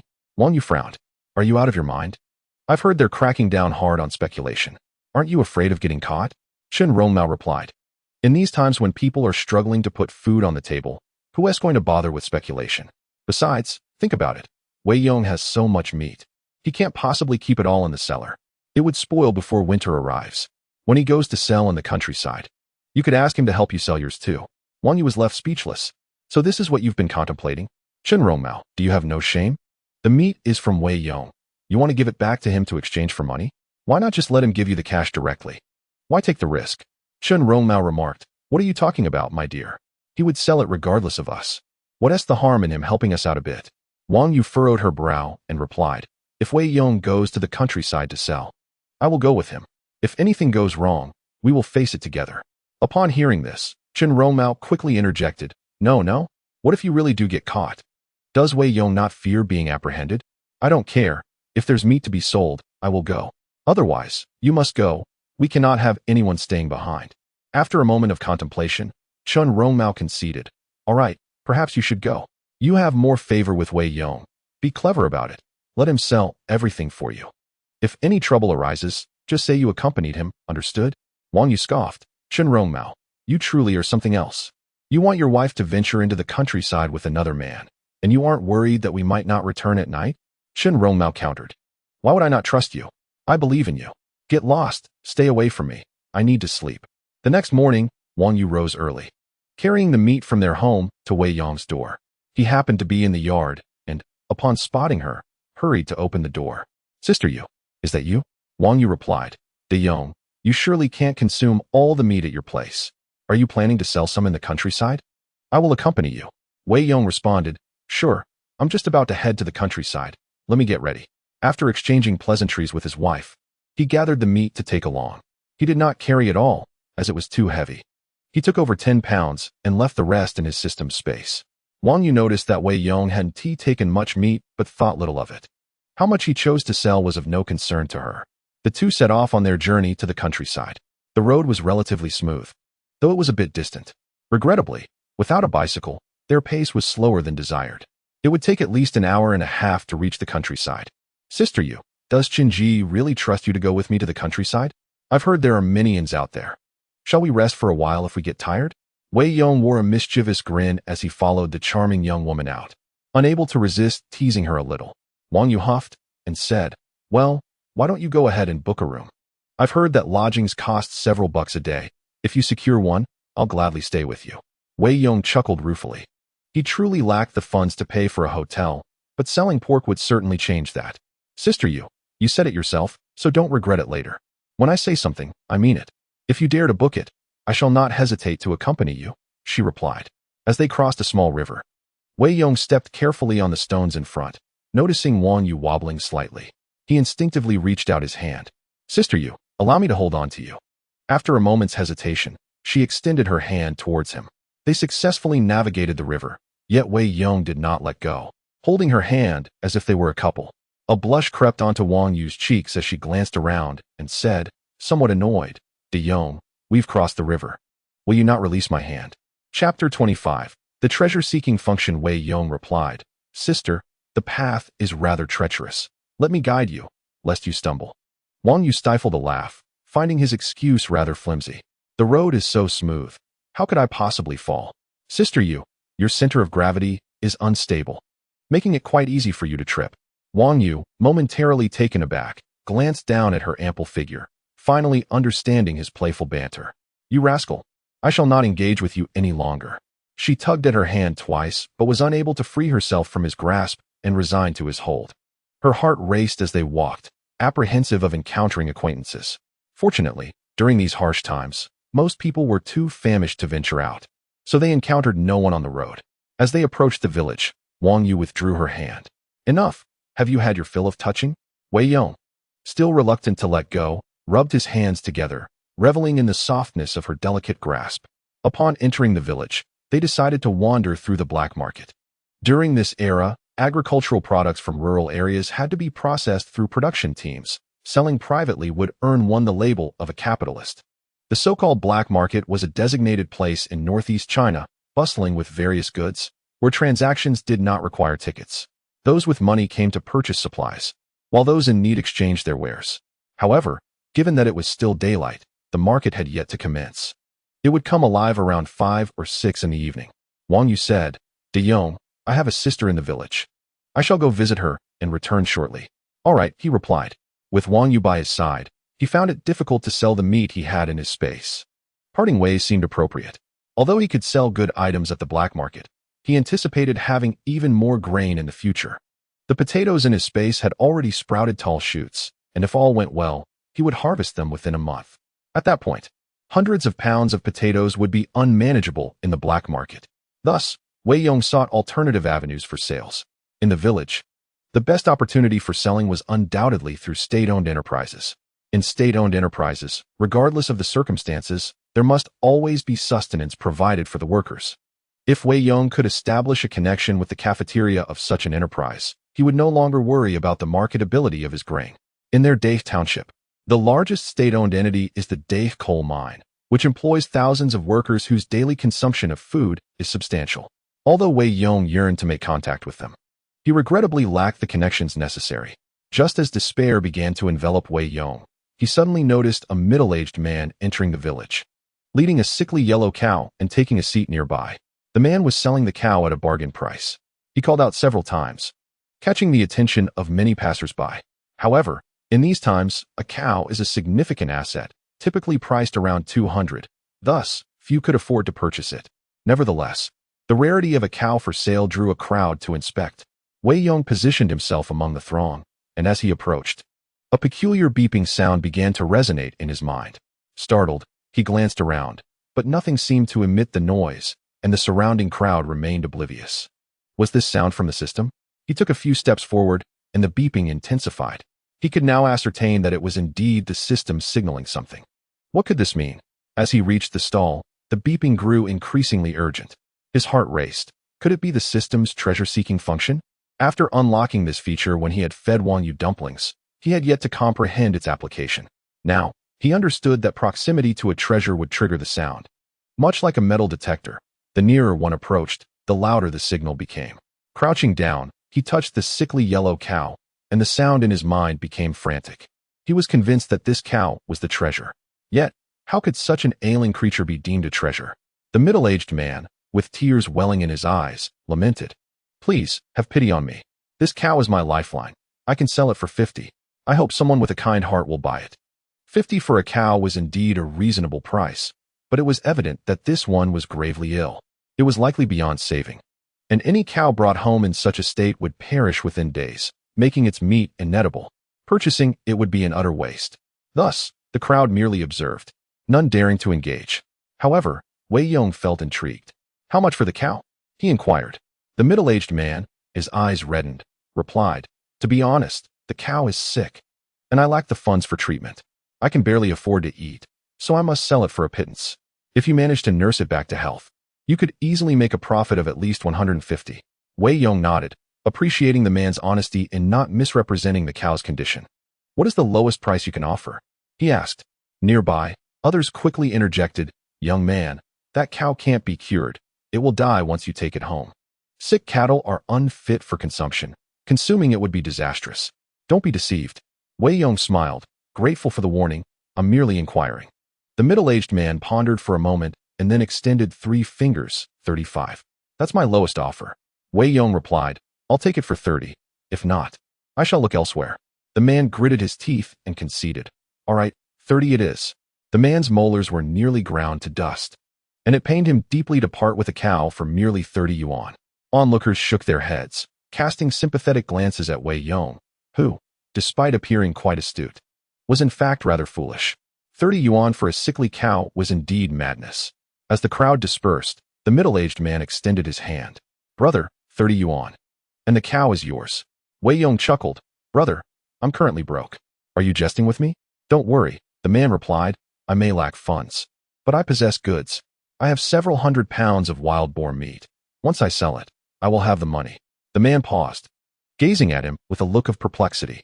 Several hundred pounds of wild boar meat. Is that true? Absolutely. Do you have any connections? Wei Yong, who rarely visited the market, thought the villagers who frequented the area might know some influential figures. The man pondered for a moment and said, I actually do have a connection, but if I assist you in selling this meat, I will need 5 yuan. Wei Yong replied, Sure, you will receive your commission, but it must be through legitimate channels. Rest assured, my brother-in-law is a formal worker at the Dahu coal mine and can reach their procurement department. Not just a few hundred pounds, but over 1,000 can be sold without issue. Excited by the prospects, Wei Yong quickly produced a cigarette and offered him one. What is your surname, brother? My surname is Liu. Just call me Taiching. Taiching, if this works out, you will definitely be rewarded. Liu Taiching nodded. You can count on me. Let us go. Chapter 26. Extortion won't work on me. Liu Taiching had come to exchange money. And not only did Wei Yong need to purchase his sick cow, but he also had to pay him a 5 yuan commission. This transaction was certainly worthwhile. They arrived at the entrance of the Dahu coal mine, waiting outside a massive iron gate adorned with 2 red couplets. Happy to come to work, safely return home. This banner stood out prominently at the coal mine, underscoring the paramount importance of safety within this establishment. The workers here earned remarkably high wages, a source of envy for the rural populace. However, the risks were equally significant, with countless fatalities occurring within the mine each year. Yet, for the allure of substantial salaries, many were willing to push their way inside. They waited there for quite some time until after 4 o'clock, when workers began to emerge in succession. A middle-aged man, covered in soot and donning a safety helmet, stepped out. Liu Taiching immediately greeted him, brother-in-law. The brother-in-law approached, somewhat surprised. Taiching, what brings you here? Brother-in-law, I would like to introduce a friend, Wei Yong from Zidongton. Hai Fei shook Wei Yong's hand, accepting the cigarette he offered, and inquired, What can I do for you, brother? Wei Yong explained his purpose, and Hai Fei appeared taken aback. Several hundred pounds of pork? Have you raided a wild boar den? Indeed, it was fortunate. Brother Gao, please assist me, and I won't let you work for nothing. Hai Fei's eyes gleamed with calculation. I'm willing to help, but you must bring the pork to me, and I will deliver it to the coal mine. I will take 1/3 of the proceeds. Wei Yong furrowed his brow, his expression tinged with displeasure. Brother Gao, isn't this price a bit excessive? A modest facilitation fee would be acceptable. 10 or 8 yuan would suffice. However, demanding 1/3 is rather exorbitant. The coal mine surely purchases pork at market rates, and it may even be lower. 50 cents per pound seems to be the limit. With 400 pounds of meat, selling it for 200 yuan would mean I would only receive over 60, a condition I cannot acquiesce to. Gao Fei retorted, If you're unwilling, so be it. I must inform you that apart from our workers, no one else can enter this coal mine. If I do not take you, you will never set foot in the cafeteria for the rest of your life. Should you find this agreeable, bring the pork over. I will take it first. If not, you may leave promptly. Gao Fei, it seemed, was insatiably greedy, attempting to exploit his status as a miner to extort Wei Yong. Unfortunately for him, Wei Yong was not one to suffer fools gladly. While he was open to a reasonable facilitation fee, he would not entertain such audacious demands. That won't do. I shall find a way myself, Wei Yong responded, turning to leave. Liu Taiching hurried after him, saying, Brother, I apologize, This matter is quite complex. Wei Yong replied, Brother Taiching, this is unrelated to you. I will think of another solution. Once I sell this meat, I will certainly claim that bull. The treasure hunting alert echoed in his mind, for there must be something valuable within that bull's belly. However, he needed to secure funds first. At that moment, a familiar figure emerged from the coal mine. Wei Yong quickly greeted, Leader Li. Li Ping paused, surprised to encounter Wei Yong here. He held a favorable impression of him. Recalling their previous encounter during the distribution of relief grain, despite Wei Yong having leveraged a bit of intimidation with his apron. Nevertheless, he had later gifted a piglet to Widow Chu, which had delighted her immensely. Widow Chu was well aware that Wei Yong had acted out of respect for Li Ping. Thus, she served him diligently that evening, further solidifying her loyalty to him. Rather than harboring resentment, Li Ping admired Wei Yong. What brings you here? Leader Li. I intended to conduct some business at the coal mine, but it did not materialize. Do not call me leader, just Li Gu will suffice. What business do you wish to pursue? The mine manager is a friend of mine. Wei Yong explained. A few days ago, I hunted 2 wild boars, yielding several hundred pounds of meat. I was hoping to arrange a trade for cash, but I cannot enter the coal mine. Li Ping chuckled. This is fortuitous. A mutually beneficial arrangement. The cafeteria is in need of supplies. Come with me, and I will introduce you to the mine manager. Thank you very much, Li Gu. Although Li Ping was currently a mere staff member at the grain office, his father held a prominent position, and his father-in-law was a county leader, giving Li Ping significant standing in Dai Township. Following Li Ping, Wei Yong encountered a burly man in his 40s, a fierce-looking individual who seemed rather formidable. This is Manager Zhao. You may directly hand your meat over to him. With Li Ping's endorsement, Manager Zhao was straightforward, offering Wei Yong 55 cents per pound without hesitation. Wei Yong concocted an excuse and pushed a small cart from the coal mine, taking a leisurely stroll before retrieving the meat from his spatial storage. Upon encountering Mine Director Zhao again, he presented over 400 pounds of meat, for which Zhao handed him 270 yuan. Xiao Wei, is this meat available regularly? Zhao inquired. Wei Yong replied, Yes, it is. My father-in-law is an old hunter from the Qin family in Zioxidant. Not only do I have meat, but in a while, I will also have several hundred pounds of potatoes. Zhao's eyes gleamed with interest, for it was a time of material scarcity. The coal mine had funds, yet resources were limited. Aside from meat, various goods were hard to come by, and upon learning of Wei Yong's potatoes, Zhao's curiosity was piqued. I will provide you with a pass. In the future, if you have items, you can come directly to me. No one will dare to stop you. Thank you very much, Director Zhao. After receiving the money and the pass, Wei Yong was about to depart when he suddenly heard a faint beeping in his mind. Wei Yong paused and glanced at a pile of rubble, asking, Director Zhao, what is this stone for? Zhao chuckled. These are the rocks blasted during coal extraction, known as coal gang. They are of no use and will be carted away by construction sites in tons. If you need materials for building in the countryside, you can come here for a few loads, free of charge. Coal gang is purely waste material, insufficient for constructing buildings, and can only be used minimally for single-story homes, thus making it quite inexpensive. Wei Yong nodded, taking mental notes. Although coal gang is waste, the system's treasure-seeking function had signaled its potential, suggesting there might be treasures hidden within. However, he had yet to test this treasure-seeking function, and he had not yet examined what lay within the belly of the yellow cow, so he hesitated to place complete trust in the system. This pile of coal gang could be addressed later. With the transaction completed, Wei Yong departed from the coal mine. He missed the chance to thank Li Ping. Likely assuming that Li Ping would not be troubled by the small amount of money, he resolved to bring some fine goods to the widow Chu as a gesture of reciprocity. Upon exiting the coal mine, he found Lu Taiching waiting for him at the entrance. Brother, how did it go? Wei Yong smiled. It's done. He produced 35 yuan and handed it to Lu Taiching. Brother Taiching, I sold the meat. This cow is mine. Upon seeing the 35 yuan in his hand, Lu Taiching quickly returned 5 yuan. Brother, this is not acceptable. I said I would help you, but I did not manage to do so. I cannot take this 5 yuan. His brother-in-law had demanded a hefty sum, and even he could not bear to accept it. Brother Taiching, please keep it. If it weren't for you bringing me here, I wouldn't have had the chance to enter the Dai coal mine. You deserve this. Lu Taichung, feeling shy, accepted the money. I am determined to keep you as a friend. You are generous in your dealings. In the future, if you need anything, come to Shengyangtun to find me. All right. Wei Yong led the cow away from Dai coal mine. Upon returning to Beiji, he spotted Wang Yu waiting by the roadside. Yu Jia, Wang Yu, surprised, asked, Daong, why did you buy a cow? It's a time of famine. Crops cannot even be grown. What do you need a cow for? Wei Yong explained. It's a sick cow. I bought it for 30 yuan. Wang Yu frowned. A sick cow? 30 is hardly worth it. Even the dogs would refuse such meat. Daong, you have been deceived. Wei Yong smiled and reassured. It's nothing. I'll take it home and see if I can remedy the situation. Wang Yu shook her head in resignation, thinking how Wei Yong was simply squandering money, having lost 30 yuan on that beef. Sister, I've sold my meat. I've contacted Dave Coal Mine, and they'll take all my meat as well. They'll come to collect it later.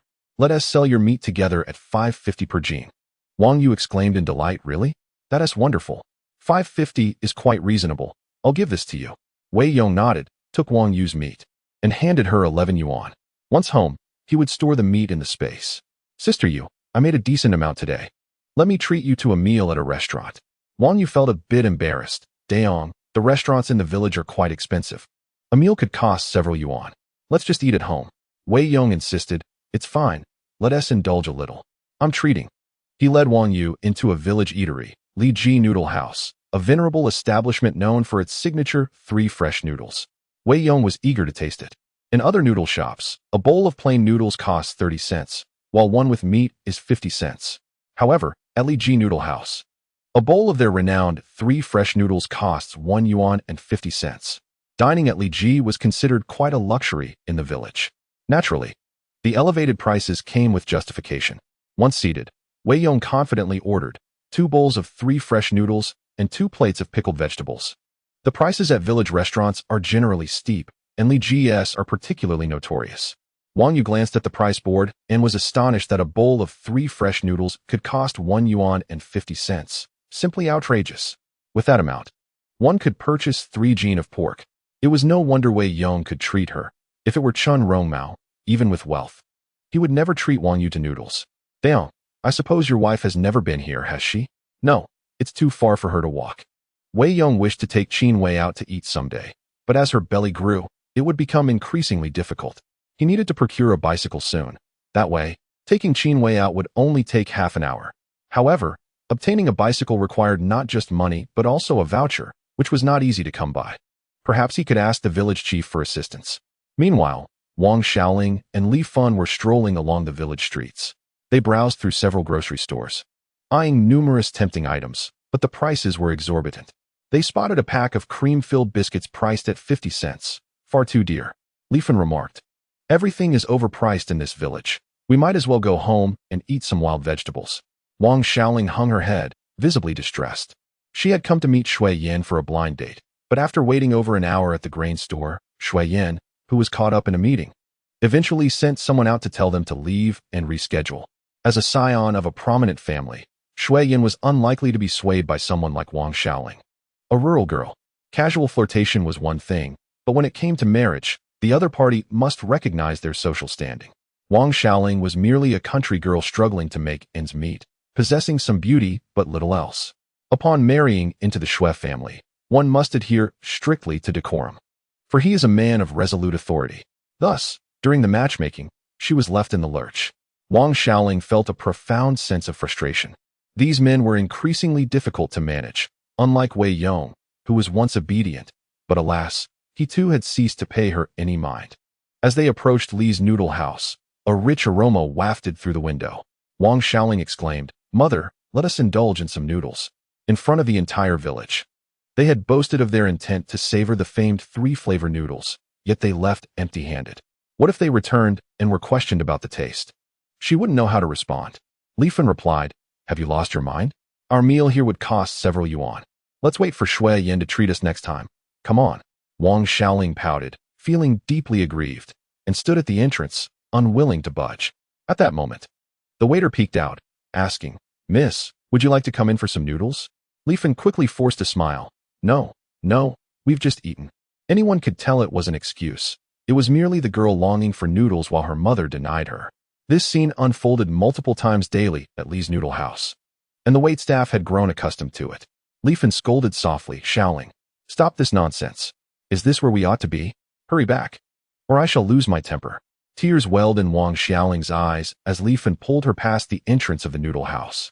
Just then, Wei Yong and Wang Yu were busy slurping up their noodles. The three-flavor noodles at Lee's were indeed as splendid as rumored. The dish consisted of shredded pork, shredded chicken, and bamboo shoots, quite a rarity in the Northeast. Furthermore, the noodles were complemented by chives, bean sprouts, scrambled eggs, wood ear mushrooms, and cilantro, all simmered in a savory beef bone broth. With the delightful texture of the noodles, a single bite could enchant even the divine. Wei Yong swallowed a mouthful and wiped his mouth, glancing toward the entrance. Coincidentally, he spotted Li Fan guiding Wang Xiaoling past the doorway. Wang Xiaoling, wiping her tears with her sleeve, gazed enviously at the patrons inside. In that fleeting moment, their gazes locked. Wang Xiaoling stiffened, then hastily turned her head away, quickening her pace. Noticing Wei Yong's distraction, Wang Yu inquired, "What is the matter?" "Nothing. I thought I saw someone familiar." "Sister Yu, these noodles are truly exceptional. They surpass anything we make at home." Wang Yu nodded in agreement. Having never tasted such delectable noodles before, her household could never replicate such a flavor. Wang Yu's satiation level, 3. Experimental field growth rate increased by 3. Storage space expanded to 5 cubic meters. In an instant, Wei Yong's mental space had broadened significantly. Originally confined to a mere cubic meter, it had now quintupled, providing ample room. Had it remained at 1 cubic meter, accommodating the harvest of potatoes would have been a challenge. Wang Yu was indeed his fortunate star. "Waiter, bring another bowl for my sister." Wang Yu felt a touch embarrassed. "De Yong, do you really need more? A meal cost you 5 yuan. I feel quite guilty." Wei Yong revealed a mischievous grin. "Sister Yu, what is there to be embarrassed about? I have money in my pocket, and I intend to check into an inn shortly. How could one dine without being well fed?" Chapter 28. "Sister, I am quite serious." Wang Yu's face flushed crimson. She had just stated that if Wei Yong could afford an inn, she would accompany him there. Little did she expect that he truly had acquired the funds. "Dai Yong, I was merely jesting," she retorted. "Sister, I am quite earnest." Wang Yu pouted and huffed softly. "All right then, if you do not return home, I shall remain as well, and let us see what the village has to say about us come morning." Wei Yong sighed. He was merely teasing Wang Yu. With a wife at home, how could he possibly stay out all night? "Sister, you are placing me in a predicament. How about this? If you agree to one condition, I shall refrain from insisting you stay at the inn with me." "What condition?" "When we cross the river on our way back, you must allow me to carry you." Wang Yu paused, then quickly realized his intentions. This scoundrel, claiming to want to carry her, was merely hoping to have her weight rest upon him. Men are all the same, she thought. Yet she could not bring herself to feel any resentment toward Wei Yong. Instead, she feigned ignorance, saying, "Very well, if you carry me, I shall still have energy left. You may carry me for a while longer." "Agreed. Once we leave the village, I shall carry you." After finishing their meal, Wei Yong made a trip to the grocery store. He initially intended to buy some treats for Wang Yu, but she insisted on waiting outside, knowing full well that if he entered, he would inevitably spend money on her.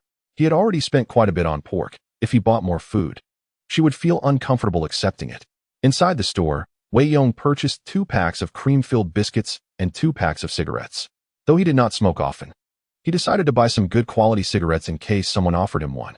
He bought 2 boxes of peony cigarettes, priced at 1 yuan per box, too costly for the average person.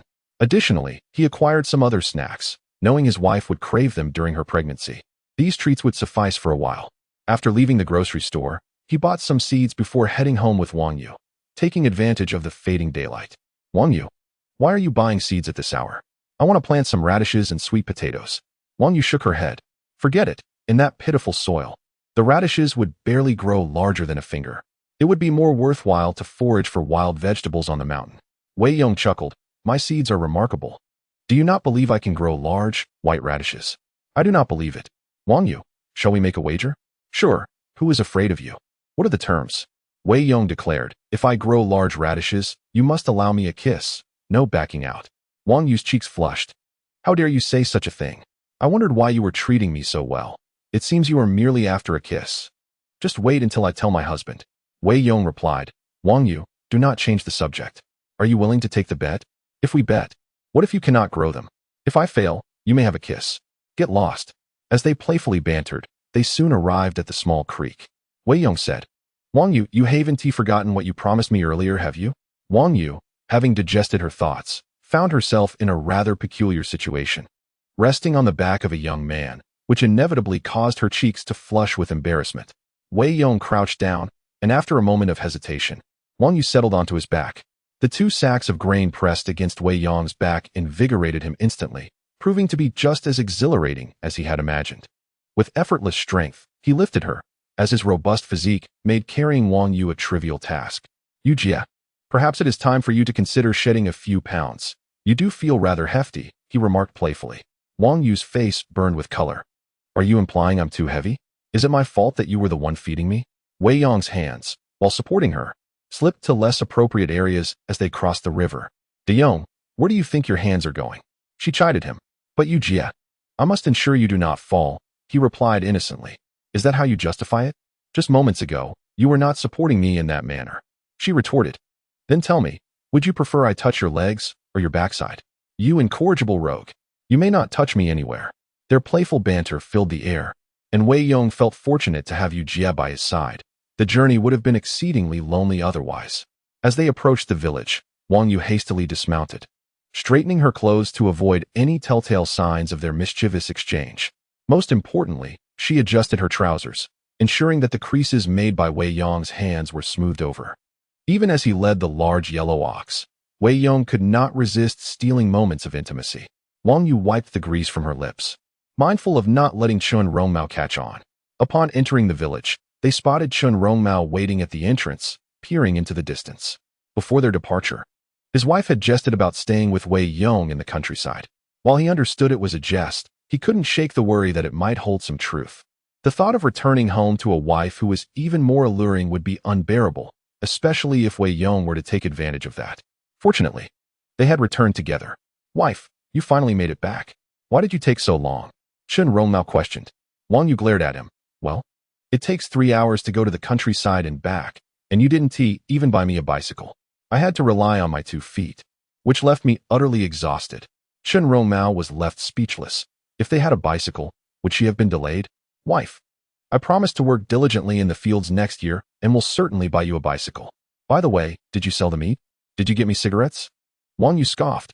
"I sold it for 11. I didn't buy cigarettes. I can't even afford a meal. Have mercy on me. Dear, give me 2 yuan. A pack of cigarettes lasts me over a month." Qin Wei followed Wang Yu eagerly back home. As Wei Yong arrived at his doorstep, he noticed Qin Wei anxiously scanning the yard, and a wave of warmth washed over him. It felt wonderful to know that someone was waiting for him. In his previous life, Qin Wei would never have awaited him with such fervor. "Wife, I have returned," he announced. As he opened the door, Wei Yong presented the items to Qin Wei like a treasured offering, eager for her to inspect their contents. Qin Wei's eyes sparkled with delight at the sight of an abundance of snacks. "Oh my, there are hawthorn slices. De Yong, you are truly wonderful. This craving has been tormenting me." She carefully opened the packaging and savored a few slices, her eyes smiling like crescent moons. Qin Wei satiety level, 5. Experimental field growth rate, 5. Reward, Huang mountain map. Wei Yong felt a surge of joy, surprised that a simple hawthorn slice could elevate his wife's satiety so significantly. Indeed, purchasing this assortment of snacks had proven to be a wise choice. After putting the snacks away, Qin Wei turned her attention to the large yellow cow, furrowing her brows. "De Yong, why on earth did you bring back a cow? It looks sickly. You weren't deceived, were you?" Chapter 29. Welcoming the eldest sister in style. Wei Yong chuckled. "I'm not sure. I spent 30 yuan in total.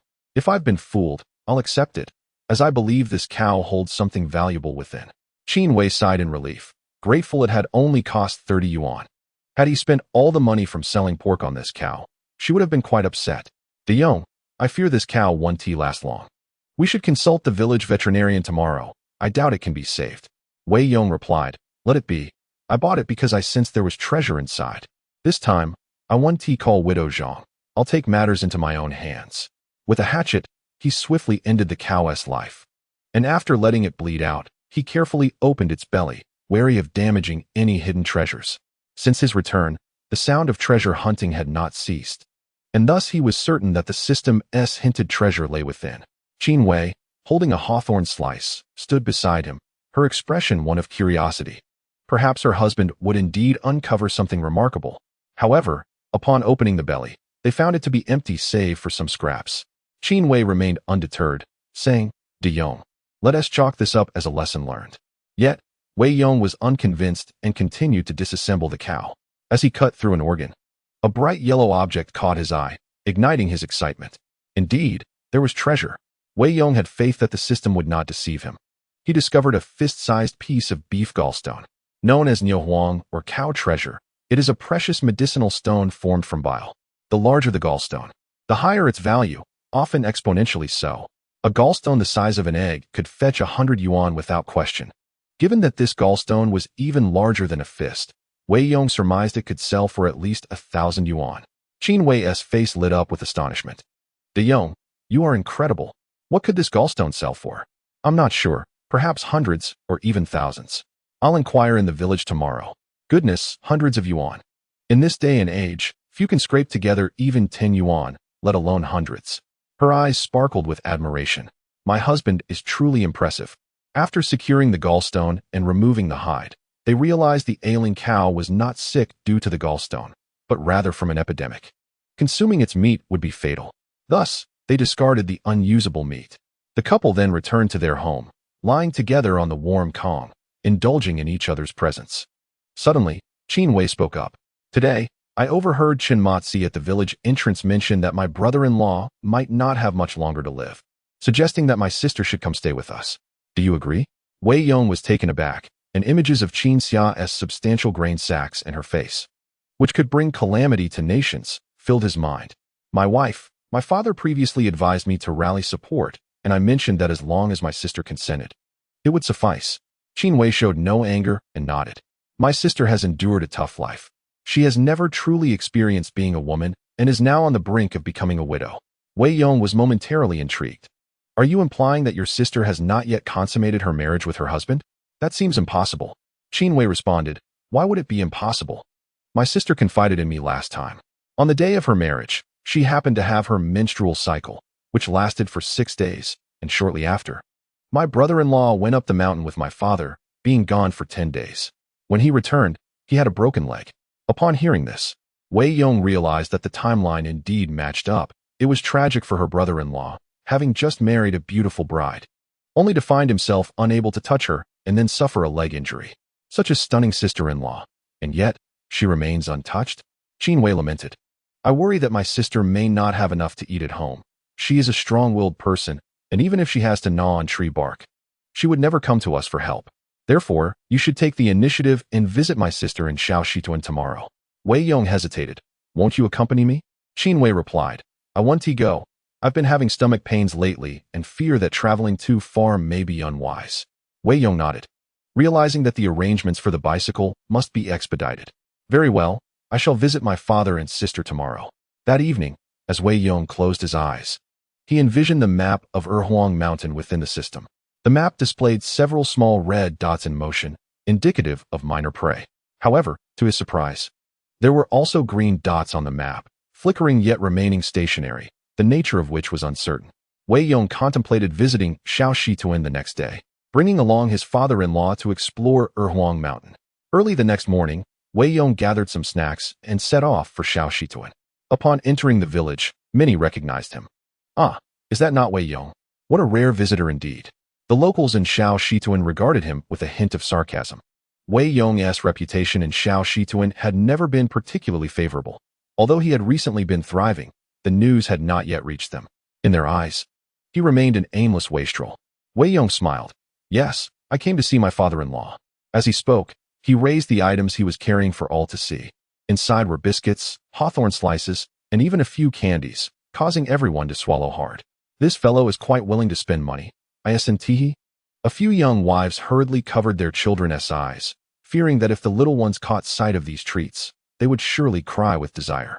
Arriving at the Qin residence, Wei Yong knocked on the door and stepped inside. Upon entering, he found Qin Xia wiping her tears while hanging out clothes, looking so heart-wrenching that it felt as though his heart shattered at the sight. "Elder sister, I have come." Qin Xia hastily turned away, wiped her tears, and feigned composure as she spoke. "Brother-in-law has arrived. Come in quickly. My sister is doing well, isn't she?"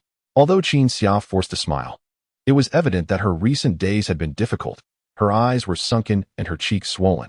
"Elder sister, you seem to be suffering from heat." Qin Xia awkwardly smiled. "Yes, a bit. Please go inside. Father is in the room." Wei Yong pushed the door open and entered. Qin Wei was smoking, the smoke swirling around his furrowed brow. His face etched with worry. "Father, De Yong has come. Please sit." Wei Yong placed his belongings down and handed a box of peonies to Qin Wei. "Where is my brother-in-law?" "In the room. Your father-in-law has no desire for fine tobacco." Wei Yong walked into the room and saw his brother-in-law lying on the calm, coughing incessantly. A few exchanged words revealed that his eyes could scarcely open. The sight of the broken leg had begun to emit a foul odor. And judging by his brother-in-law's condition, even a miracle would not suffice for recovery. "Father, should we prepare for the funeral? Is there anything I can assist with?" Qin Wei shook his head. "You need not run back and forth. Take good care of the second daughter. Also, after your brother-in-law's burial, you should bring the eldest daughter over." The house of the father-in-law was quite small. Qin Xia was outside hanging laundry, hearing every word clearly, her face flushing deeply. Wei Yong nodded. "Father, rest assured, I will ensure that the eldest sister is brought over with great ceremony." Chapter 30. Xia, I will come to pick you up in a few days. Qin Wei said, "Do not be extravagant. Times are tough, so be frugal." Wei Yong replied, "Do not worry. Father, my elder sister will come with me. I will not allow her to suffer any indignities, even if we do not hold a wedding. It must be done with dignity. I am willing to spend a little for this." Qin Wei sighed. "Make the arrangements as you see fit. Just do not overdo it." The father-in-law naturally wished for his daughter to have a grand ceremony, yet in these times, filling one's stomach took precedence. Qin Xia had long finished hanging her clothes, but at that moment, she felt too embarrassed to enter the house. She also understood that she could not escape her fate. In this day and age, seeking alliances was not shameful, starving was. Although she had previously held some disdain for Wei Yong, her perspective had shifted considerably after their last encounter. Furthermore, living with her sister would provide mutual support. In these times, people's minds were singularly focused on one thing: survival. Having discussed Qin Xia's situation, Wei Yong turned to the task at hand. "Father, I wish to visit Erhuang Mountain today. Will you accompany me?" Qin Wei shook his head. "I will not go.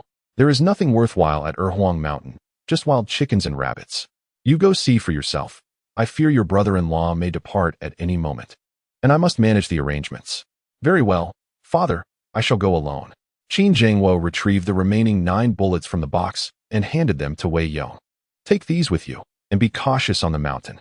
I entrust both my daughters to you. You must not encounter any more trouble." Qin Wei had not been in good spirits these past few days. If anything were to happen to Wei Yong, he felt he could not go on. Wei Yong nodded. "Rest assured, Father.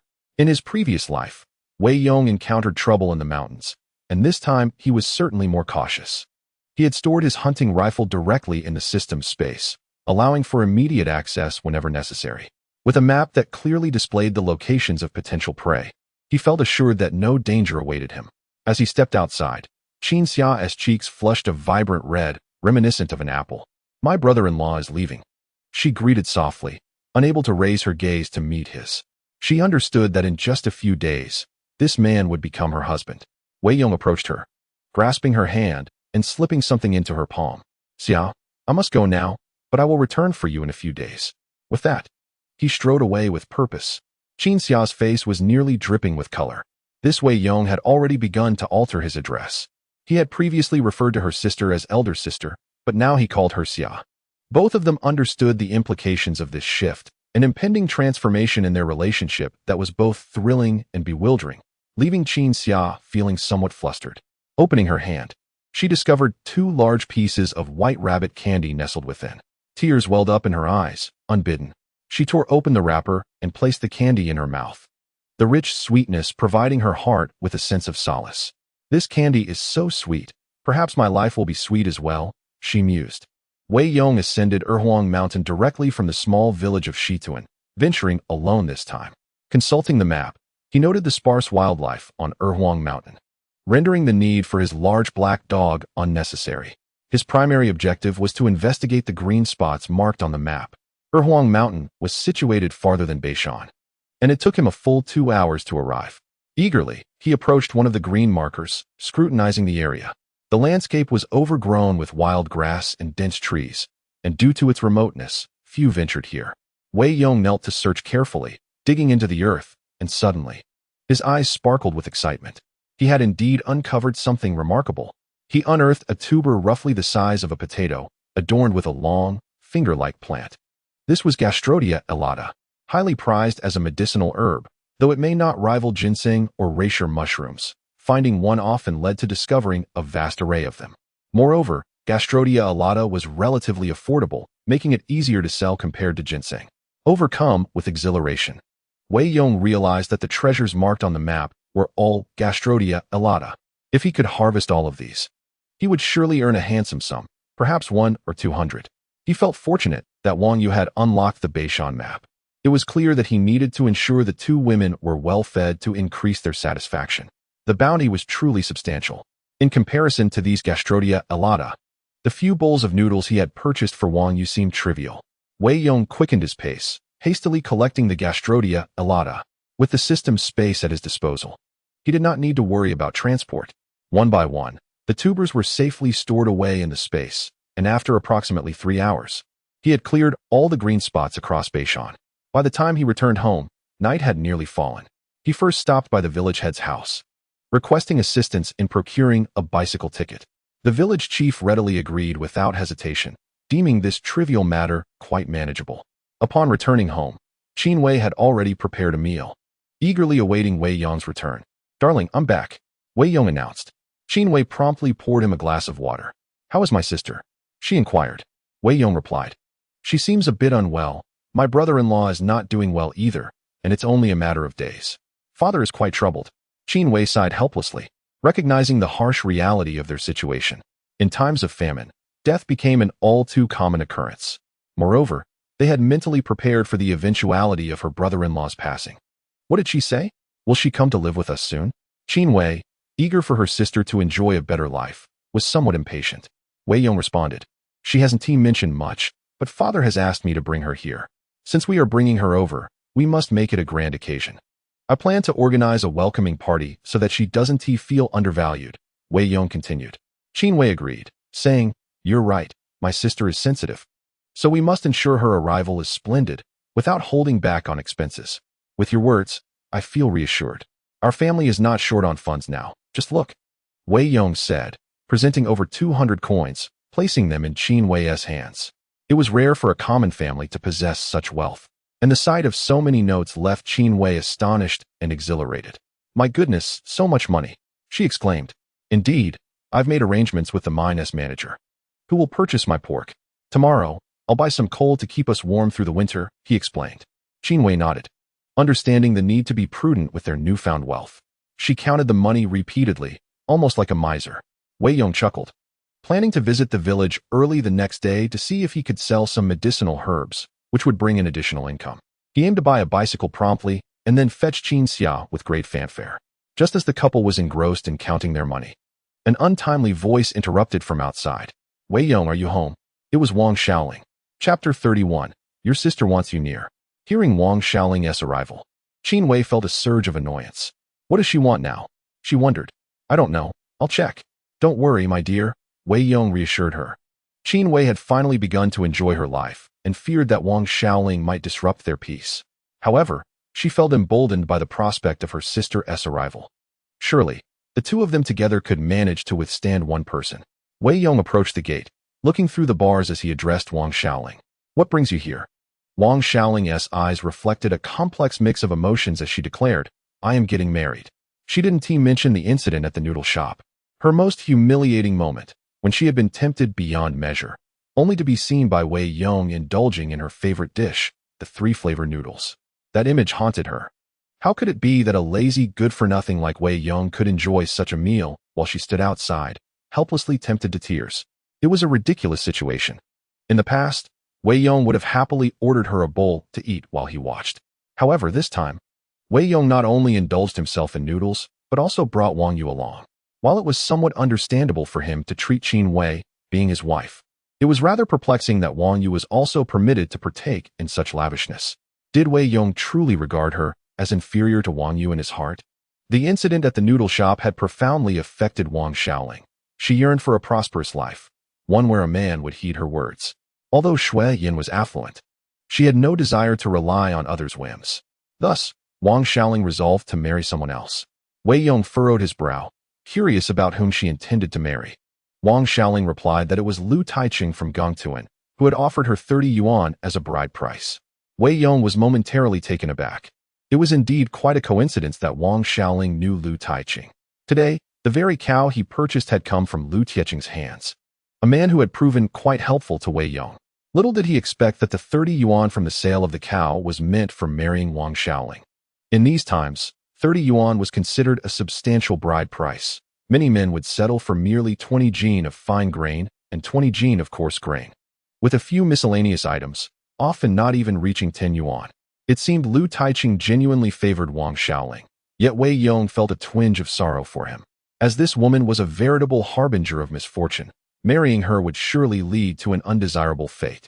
Ah, that sounds splendid. I shall prepare a red envelope for your wedding, Wei Yong said, feeling obliged to give a gift in light of Lu Taiqing's involvement. Wang Xiaoling had come at such an hour merely to inform him of this news.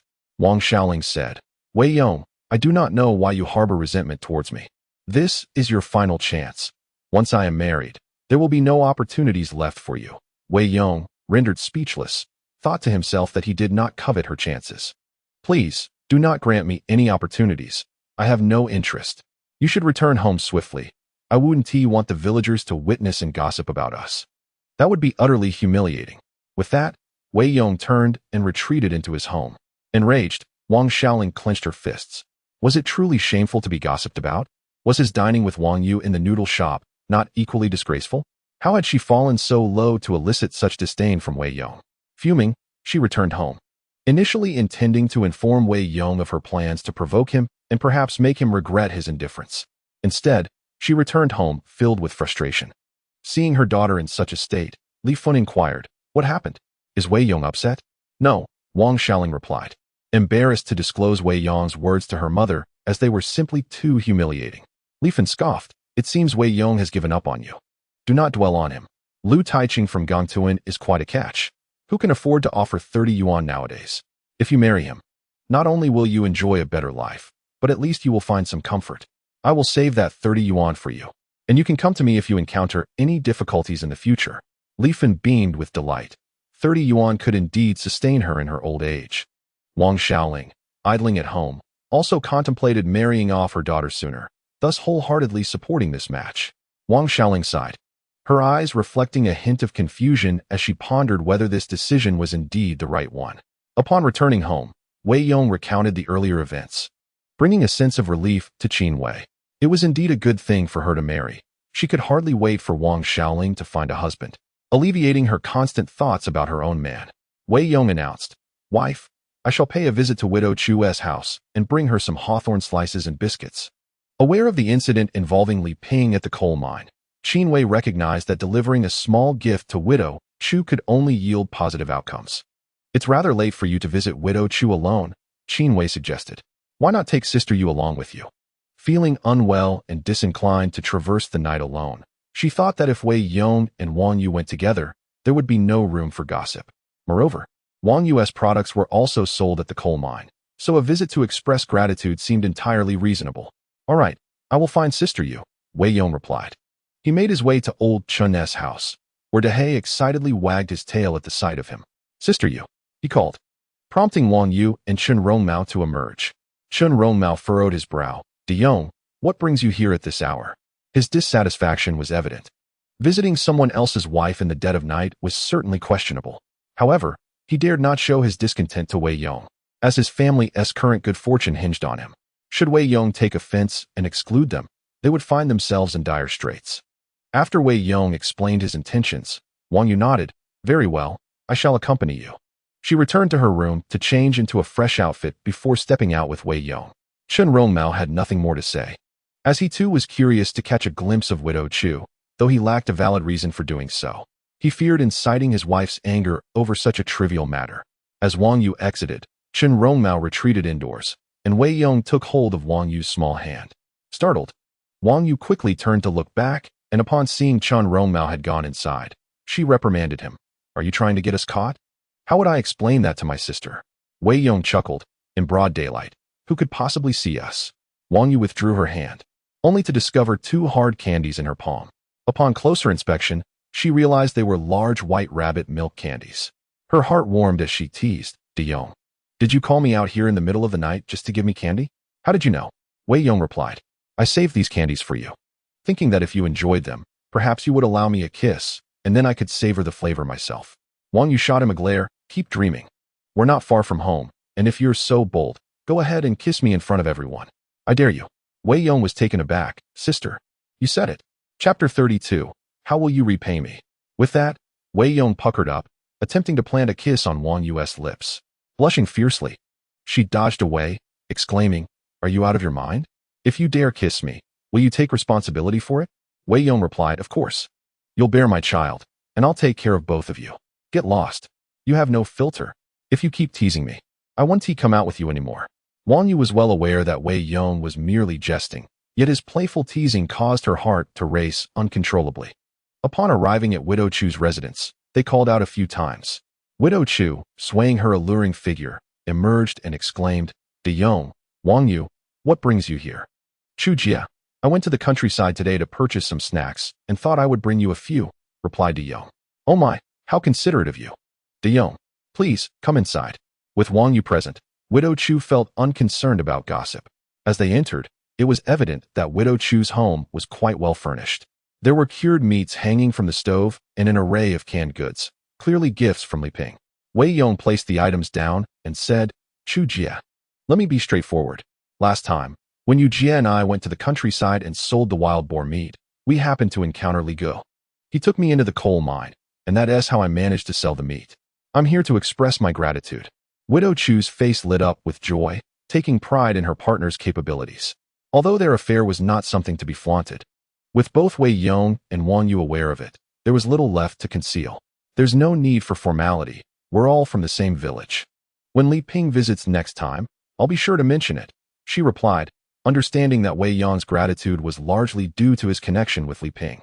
Such an abundance of snacks must have cost a considerable sum, and it was only fitting that Li Ping be informed of this kindness. Suddenly, Wei Yong's mind buzzed with a notification, indicating that the treasure hunting feature had activated once more. He took a few steps toward the west room, the urgency of the sound intensifying. It seemed that Widow Chu's home harbored some treasures. However, whether or not there were valuables was of little concern to Wei Yong. After all, she was Li Ping's lover, and it was only natural to present her with fine gifts. He knew better than to covet what belonged to another, save for the wives of others, of course. All right then, Chu Jia, we shan't impose any longer. We'll take our leave, Wei Yong said, not lingering too long. It was late, and even with Wang Yu's company, it was somewhat inappropriate to remain in a widow's home at such an hour. After Wei Yong and Wang Yu departed, a man emerged from the west room. It was none other than Li Ping. Widow Chu smiled and remarked, This Wei Yong is quite resourceful, bringing me so many delicious treats. Li Ping nodded, pressing Widow Chu down onto the bed. He inquired, And how do you intend to repay me? Widow Chu blushed, replying playfully, You rascal. When have I ever been unkind to you? After a prolonged moment, Li Ping reclined contentedly on the bed, lighting a cigarette. Meanwhile, Widow Chu changed into more comfortable attire, savoring the cream-filled biscuits that Wei Yong had gifted her. After all that talking, she felt the need to replenish her energy. Widow Chu remarked, You don't come by often. In the future, Wei Yong can look after me too. If you can assist him, please do. Li Ping nodded. I'm aware of this matter, and since Wei Yong knows about our relationship, it will be more convenient for me to bring you gifts in the future. He can simply deliver them. This lad Wei Yong is quite shrewd. He is both clever and tenacious. If he wishes to forge a connection, I might very well grow closer to him, Li Ping mused. Recently, the Dahu coal mine is planning to recruit workers, and I intend to leverage your connections to help Wei Yong secure a position, ensuring his salary and benefits are sent to you. Widow Chu was taken aback momentarily. That sounds splendid, but will Wei Yong agree? If Li Ping were to directly arrange for the Widow Chu to be included, it would undoubtedly provoke gossip. Should his wife become aware, it would surely spell disaster. Thus, he devised a clever plan. He would have Wei Yong report to work, while the salary would be allocated to the Widow Chu. He would surely consent. As I have arranged for Wei Yong to be placed in the procurement department of the coal mine, Wei Yong, being an avid hunter, could easily exchange certain goods for cash, and this position promised considerable benefits. The exact amount he could accrue would depend on his own capabilities. Upon hearing this, the Widow Chu found the proposal quite reasonable. This way, she would need to do nothing and could receive her salary at home. Being a formal employee of the Dahu coal mine was indeed enviable, especially since it did not involve the arduous task of coal mining underground. This was a prestigious position above ground. In her later years, the widow Chu would also be entitled to a pension, making this opportunity utterly desirable. It was, in essence, a guarantee provided by Li Ping. Leaning against Li Ping, the widow Chu sweetly remarked, "You are so good to me. Allow me to serve you once more." The following morning, Zhao Long arrived early at Wei Yong's doorstep, presenting him with a bicycle ticket. When Wei Yong offered to pay, Zhao Long adamantly refused. And despite a prolonged argument, he could not persuade the village head to accept the money. Wei Yong, in gratitude, resolved to bring Zhao Long 2 boxes of fine cigarettes next time. With the bicycle ticket in hand, Wei Yong first planted radishes and sweet potatoes in the ground. Small mounds also appeared in the experimental field. Although the progress was slower than that of the potatoes, with the assistance of several women, they would likely mature soon. After completing these tasks, Wei Yong made his way to the township. Upon entering the township, he headed to Beiji to see if he could encounter Lu Taiching and inquire about the situation. Unfortunately, Lu Taiching was absent, and he did not observe any noteworthy findings. Wei Yong proceeded directly to the Dahu coal mine. Upon arrival, he coincidentally encountered the shift change. The coal mine operated on a 3-shift system. Some workers were arriving for their shifts while others were leaving. Among the crowd of workers, Wei Yong spotted Gao Fei, the brother-in-law of Lu Taiching. Their previous encounter had not been particularly pleasant. Gao Fei, with his air of superiority as a formal employee of the Dahu coal mine, looked down upon a rural lad like Wei Yong. Thus, he merely huffed and did not acknowledge him. As Wei Yong approached the entrance, he was stopped by security personnel. Upon presenting his identification, he was immediately granted access. Gao Fei, however, furrowed his brow, astonished that Wei Yong had managed to infiltrate the mine. He approached the security personnel and inquired, "Why is that lad, who is not one of ours, allowed inside?" The security officer, frowning, retorted, "Of course he is allowed in. He has a pass. Who do you think you are to meddle in our affairs?" The security personnel were not inclined to treat Gao Fei with any courtesy. Their duty was not something a mere miner should question. Gao Fei, realizing he could not argue, hastily changed into his work clothes and descended into the mine, still perplexed as to how that lad had gained entry. Wei Yong arrived at the mine manager's office and knocked before entering. He found Li Ping engaged in conversation over tea with the mine manager. "Li Gu, you are here too." Li Ping smiled and greeted him. "Xiao Wei, what good things have you brought us this time?" Wei Yong retrieved a piece of Gastrodia alata from his pocket and replied, "This time, it is not food, but medicinal herbs. I have no connections, so I will see if Director Zhao and Brotherly know anyone." Upon seeing the Gastrodia alata, Director Zhao's eyes immediately sparkled, and he took out a pair of glasses from his pocket. "Xiao Wei, you are indeed fortunate. The quality of this Gastrodia alata is quite impressive. Currently, a pound fetches around 10 or more yuan, and yours is of considerable size, potentially selling for at least 2 yuan each." Wei Yong's heart leaped with joy. If one Gastrodia alata is worth 2 yuan, and he has over 100 in his possession, it seems he could sell them for more than 200 yuan this time. Moreover, he also possesses a large piece of ox gallstone, which is undoubtedly more valuable than the Gastrodia alata. Chapter 33. The 1,000 yuan household director Zhao displayed a remarkable interest in these medicinal herbs. Even when Wei Yong previously presented a large quantity of pork, he had not exhibited such enthusiasm. Li Ping explained that Director Zhao's father was a physician at the county's traditional Chinese medicine hospital. Thus, he possesses considerable knowledge about these herbs. It dawned on Wei Yong why Director Zhao was so captivated by these medicinal materials, not only due to his familial ties to an experienced practitioner, but also likely because he has channels for selling them. If these herbs were in Wei Yong's hands, the final selling price might be significantly reduced through various intermediaries, leaving him with little profit. However, if they were handed to Director Zhao, he would merely take a small cut, allowing Wei Yong to still reap some benefits. Such is the nature of society. It is utterly impossible for Wei Yong to single-handedly capture all profits along the industrial chain. Director Zhao regained his composure and stated, "Xiao Wei, you have truly surprised me. I will purchase the Gastrodia alata from you at 2 yuan each, regardless of size. Just bring me however many you have." "Very well. I can fetch them for you shortly," Wei Yong replied. As he prepared to leave, Li Ping hurriedly followed him out. "Xiao Wei, how has your family been doing lately?" Upon hearing this, Wei Yong realized that Li Ping surely had something important to discuss. He had just visited the widow Chu's home to deliver gifts the previous night. And now Li Ping sought him out. It seemed he frequented the widow Chu's place quite often. Thanks to your kindness, Brother Li, we recently received relief grain. And our family has been well-fed and warmly clothed. Li Ping nodded. Given the recent years, it appeared that the weather would not improve, and farming was hardly a sustainable path. Have you considered seeking employment in the village? Wei Yong, sensing Li Ping's intentions, responded, Brother Li, are you offering to help me find a job? Please let me know if there is anything I can assist with. Li Ping smiled slightly. Recognizing Wei Yong as an astute individual, clever people grasp matters quickly. It was unlikely that Li Ping would assist Wei Yong without reason.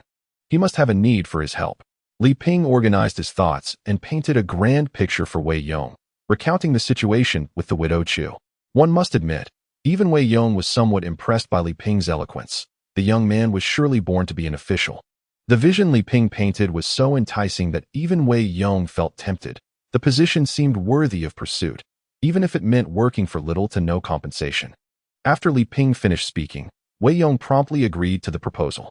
For no other reason than the position in the procurement department, there are countless tasks awaiting completion. Henceforth, the yield from the experimental fields within this space will have no concerns regarding marketability. Moreover, in this day and age, possessing a formal job will certainly elevate his stature in the eyes of others, and will bring pride to his wife. After Li Ping and Wei Yong finalized the arrangements, they returned to the office to await his arrival. Wei Yong took a stroll outside and retrieved some tianma, carrying it back in a cloth bag. Upon seeing the substantial amount of tianma, Director Zhao was utterly delighted. Wonderful. In the future, whenever you procure this item, bring it directly to me, and I assure you a handsome price. Besides the tianma, Wei Yong also produced some yuan. This substance holds considerable value, and since he would struggle to find a suitable buyer, it seemed more prudent to enlist Director Zhao's assistance. Earning a little from the transaction would not be an issue. Director Zhao, what do you think of this? Director Zhao was momentarily taken aback, then his face lit up with astonishment. Such a large piece of yuan. Where did you acquire this? Wei Yong explained. A few days ago, I purchased a sick cow at a low price, and upon processing it at home, I discovered this gem. Director Zhao clapped Wei Yong on the shoulder. You are truly fortunate. I hardly know what to say. This piece of yuan could fetch up to 1,000 yuan if fortune favors you. Wei Yong replied. Director Zhao, could you assist me in selling this? After a moment's contemplation, Director Zhao said, for an item worth over 1,000 yuan, I cannot assist you for free. How about this? I will buy it for 900 yuan, and whatever I sell it for beyond that will be mine. Wei Yong nodded. Although the item could indeed sell for over 1,000, he realized he might struggle to find a buyer in a timely manner. Director Zhao's offer, which deducted only 100 yuan, remained within Wei Yong's acceptable range. Very well, I shall accept your offer. In the future, I will bring more good items to you. Director Zhao, enough with the formalities, just call me Zhao Gu. When you start working at the coal mine, feel free to reach out to me for anything you need. Li Ping had already discussed Wei Yong's employment, and with Director Zhao overseeing the process, Wei Yong swiftly became an official employee of the procurement department. Director Zhao escorted him to the office of the procurement department. In the coal mine, clean spaces are a rarity, yet the office stands as the cleanest locale available. Upon entering, Wei Yong encountered 3 gentlemen who greeted him warmly. Director Zhao provided a brief introduction before departing. Wei Yong's responsibilities were straightforward: to travel to rural areas and procure goods, ensuring that the agricultural and sideline products collected aligned with market prices. Moreover, a monthly quota must be met. Newcomers like Wei Yong were required to gather at least 200 yuan worth of goods each month. This task was exceedingly simple for Wei Yong, as the agricultural products he himself produced would likely surpass 200 yuan. The job seemed tailor-made for him. Not lingering in the office, Wei Yong understood that the nature of the procurement role involved constant movement, and his absence would go unnoticed. With money and a ticket in hand, he first set out to purchase a Phoenix brand bicycle. Subsequently, I ventured to the local grocery store and procured a substantial array of provisions. Just then, my sister-in-law arrived, increasing the household's population, and thus, an ample supply of snacks was imperative. According to Wei Yong's conjecture, it was certain that his sister-in-law would also become a target for his endeavors. Enhancing her satiety would consequently yield rewards from the system. In due time, his experimental plot would flourish, yielding a bountiful harvest of potatoes before winter, alleviating their concerns about sustenance. Of course, Wei Yong had already ascended to the status of a 1,000 yuan household, having sold his tianma and nyohuang for over 1,100 yuan. Even without the potatoes, he would not go hungry. He invested a hefty sum of 150 yuan in a Phoenix brand bicycle. Additionally, he spent 10 yuan on a Hutu brand flashlight and a few batteries, which would prove beneficial for his journeys in the mountains. Wei Yong stored these items in his space and then returned to the coal mine, where he sought out mine director Zhao and purchased 2 tons of coal for 50 yuan. Typically, a ton of coal would sell for 40 yuan, but as an employee, he enjoyed a discount, and the coal mine even delivered it to his home via horse-drawn cart, requiring no effort on his part. Having accomplished all this, Wei Yong exited the mine and rode his bicycle out of the village. This time, instead of heading straight home, he decided to visit Zioxiden. As his sister-in-law was soon to become his partner, it was only natural for him to check in on her. He aimed to foster emotional communication in advance to avoid any future awkwardness. Moreover, he wanted to assess the situation of his brother-in-law. It wasn't he that he was anxious, but rather that someone in his brother-in-law's predicament suffered each passing day, while he could endure his own hardships. It pained Wei Yong to see his sister-in-law endure them as well. Chapter 34. The second brother-in-law truly excels. After lunch, the people of Zioxiden gathered at the entrance, engaging in light-hearted banter. Qin Wei sat at the door, smoking a welding cigarette, though his mood was not particularly bright, resulting in fewer words from him. However, the others paid little mind to his disposition. Old Qin, when your second brother-in-law visited last time, he seemed to have bought quite a bit for you. I heard that he doesn't have the best reputation in Zidongton. Was he merely putting on a facade during his visit? Last time Wei Yong came, he had brought hawthorn slices and cream-filled biscuits, leaving several village children in tears of envy. This led to speculation among the group about how the Wei family lad had suddenly become so prosperous. Qin Wei scoffed, retrieving a pack of Hahua cigarettes from his pocket. Facade. These cigarettes were purchased by my second brother-in-law. Oh really, old Qin? Don't exaggerate now. I've heard that your second brother-in-law is doing nothing in Zidongton, leaving the fields to lie fallow, and often resorts to beating his wife. Are you just too embarrassed to admit it? Qin Wei's face darkened. Whoever is gossiping, step forward and let me see you. I'll put an end to you with one shot. It's all mere rumors. Refrain from speaking ill of my second brother-in-law in the future, or I'll turn hostile. Seeing Qin Wei genuinely enraged, the crowd fell silent. His temper was well known throughout the area, and the light-hearted teasing was enough. There was no need to provoke him further. Just then, a child rushed over, exclaiming, "Someone is riding a bicycle into the village." Upon hearing this, everyone turned their gaze towards the village entrance. In these times, a bicycle in the countryside was indeed a rare and remarkable sight. In the village, anyone who rides a bicycle undoubtedly attracts 100% attention. Everyone is eager to see if a local leader has come to inspect. From afar, they spot a sleek, shiny bicycle approaching, clearly a Phoenix model. In that era, a Phoenix bicycle was a symbol of status, and its pristine condition evoked envy among all. Qin Wei let out a grunt, ignoring the onlookers as he pondered the arrangements for his brother-in-law's funeral. At that moment, someone shouted, "Old Qin, your second brother-in-law has arrived." Qin Wei lifted his head and saw Wei Yong cycling towards his doorstep, a bag of food hanging from the handlebars. The crowd expressed their astonishment. They had not anticipated that the cyclist was none other than old Qin's second brother-in-law. "Your bicycle is newly purchased, I assent it? How much did it cost?" They inquired eagerly. Wei Yong cheerfully replied, 150. "Goodness, that is quite a sum." Qin Wei quickly set aside his pipe, and upon recognizing Wei Yong, a faint smile broke through his otherwise serious demeanor. "De Yong, is that a new bicycle?" Wei Yong nodded. "Father, I came to check on you and brought you some provisions." He handed over the food, which was not only for his father-in-law, but also for Qin Xia. Hearing Wei Yong's voice, Qin Xia emerged from the house, and, upon spotting him from a distance, hurriedly retreated indoors, unable to maintain her gaze. "Father, how is my brother-in-law?" Wei Yong inquired. Qin Wei shook his head. "It's just been a few days." Wei Yong then produced 10 large bills from his pocket and placed them into Qin Wei's hand. "Father, handling the funeral will require considerable funds. Please take this." The villagers from Shao Shituan watched with gleaming eyes at the sight of the 10 bills. Wei Yong truly had the means. Not only riding a new Phoenix bicycle, but also generously gifting his father-in-law $100. This young man is thriving. How filial he is. "We envy old Qin the most in our village," they remarked. Indeed, Old Qin has raised a fine daughter. No wonder Qin Wei has been insisting on marrying you. Your prospects are impressive. Will you come to my house for a meal, second brother-in-law?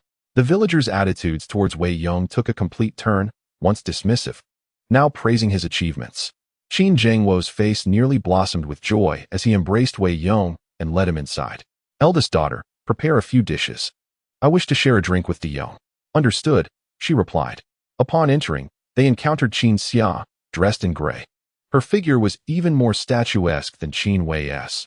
Her attire snugly fitted, accentuating her form, suggesting that the clothing was perhaps a size too small, lending her an alluring presence.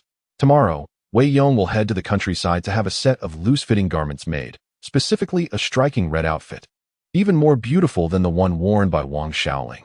Upon entering the room, Wei Yong cast a glance at his brother-in-law, whose condition seemed to worsen, the foul odor more pronounced than before. His brother-in-law was taking in less air and exhaling more, leaving it uncertain whether he would survive the night. It is indeed a lamentable fate, married to a beautiful wife, yet unable to enjoy the blessings of such good fortune, a truly unfortunate soul. Wei Yong's 100 yuan would ensure a proper burial for him, considering he had taken on the responsibility of his spouse. Qin Zhengwo remarked, De Yong, you and the eldest girl can prepare the meal at home. I will head to the village entrance to procure some liquor. I should be back in about half an hour. With that, he took the wine gourd and stepped outside, clearly intending to create an opportunity for Wei Yong and Qin Xia. As soon as Qin Zhengwo departed, Qin Xia felt her face flush with warmth. She lowered her gaze, fiddling with the large black pot, too shy to meet Wei Yong's eyes. Her bashful demeanor was a stark contrast to her former self.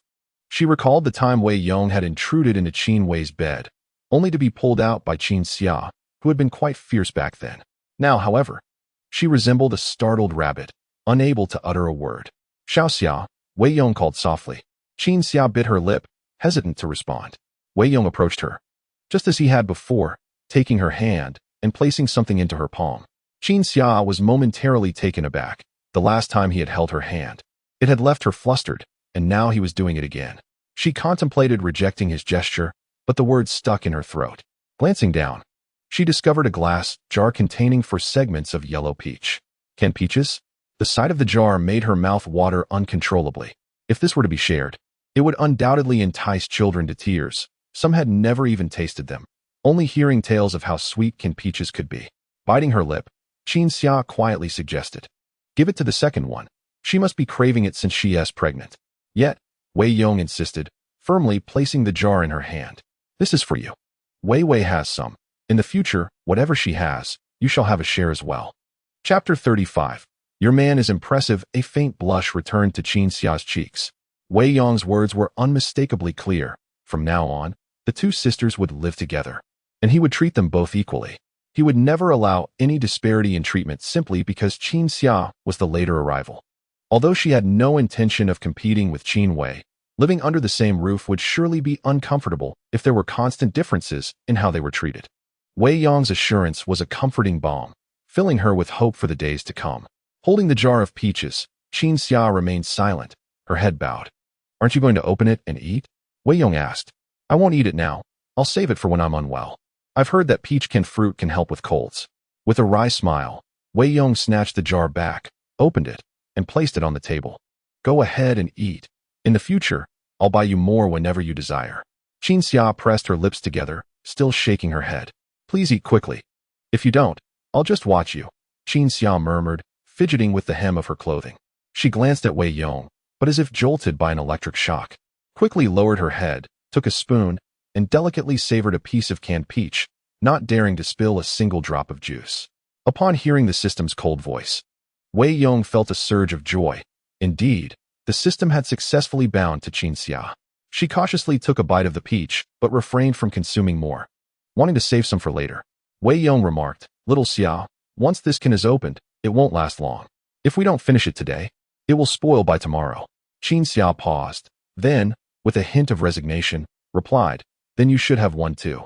I won't eat. It's all for you. I just want to watch you eat, he replied. With her cheeks flushed, Qin Xia, under Wei Yong's unwavering gaze, ultimately devoured all the canned peaches. There was no escaping it. If she didn't finish them, Wei Yong wouldn't allow it. Qin Xia's satiety level, 5. experimental field growth speed, 5. Unlock daily shop, 1 item per day.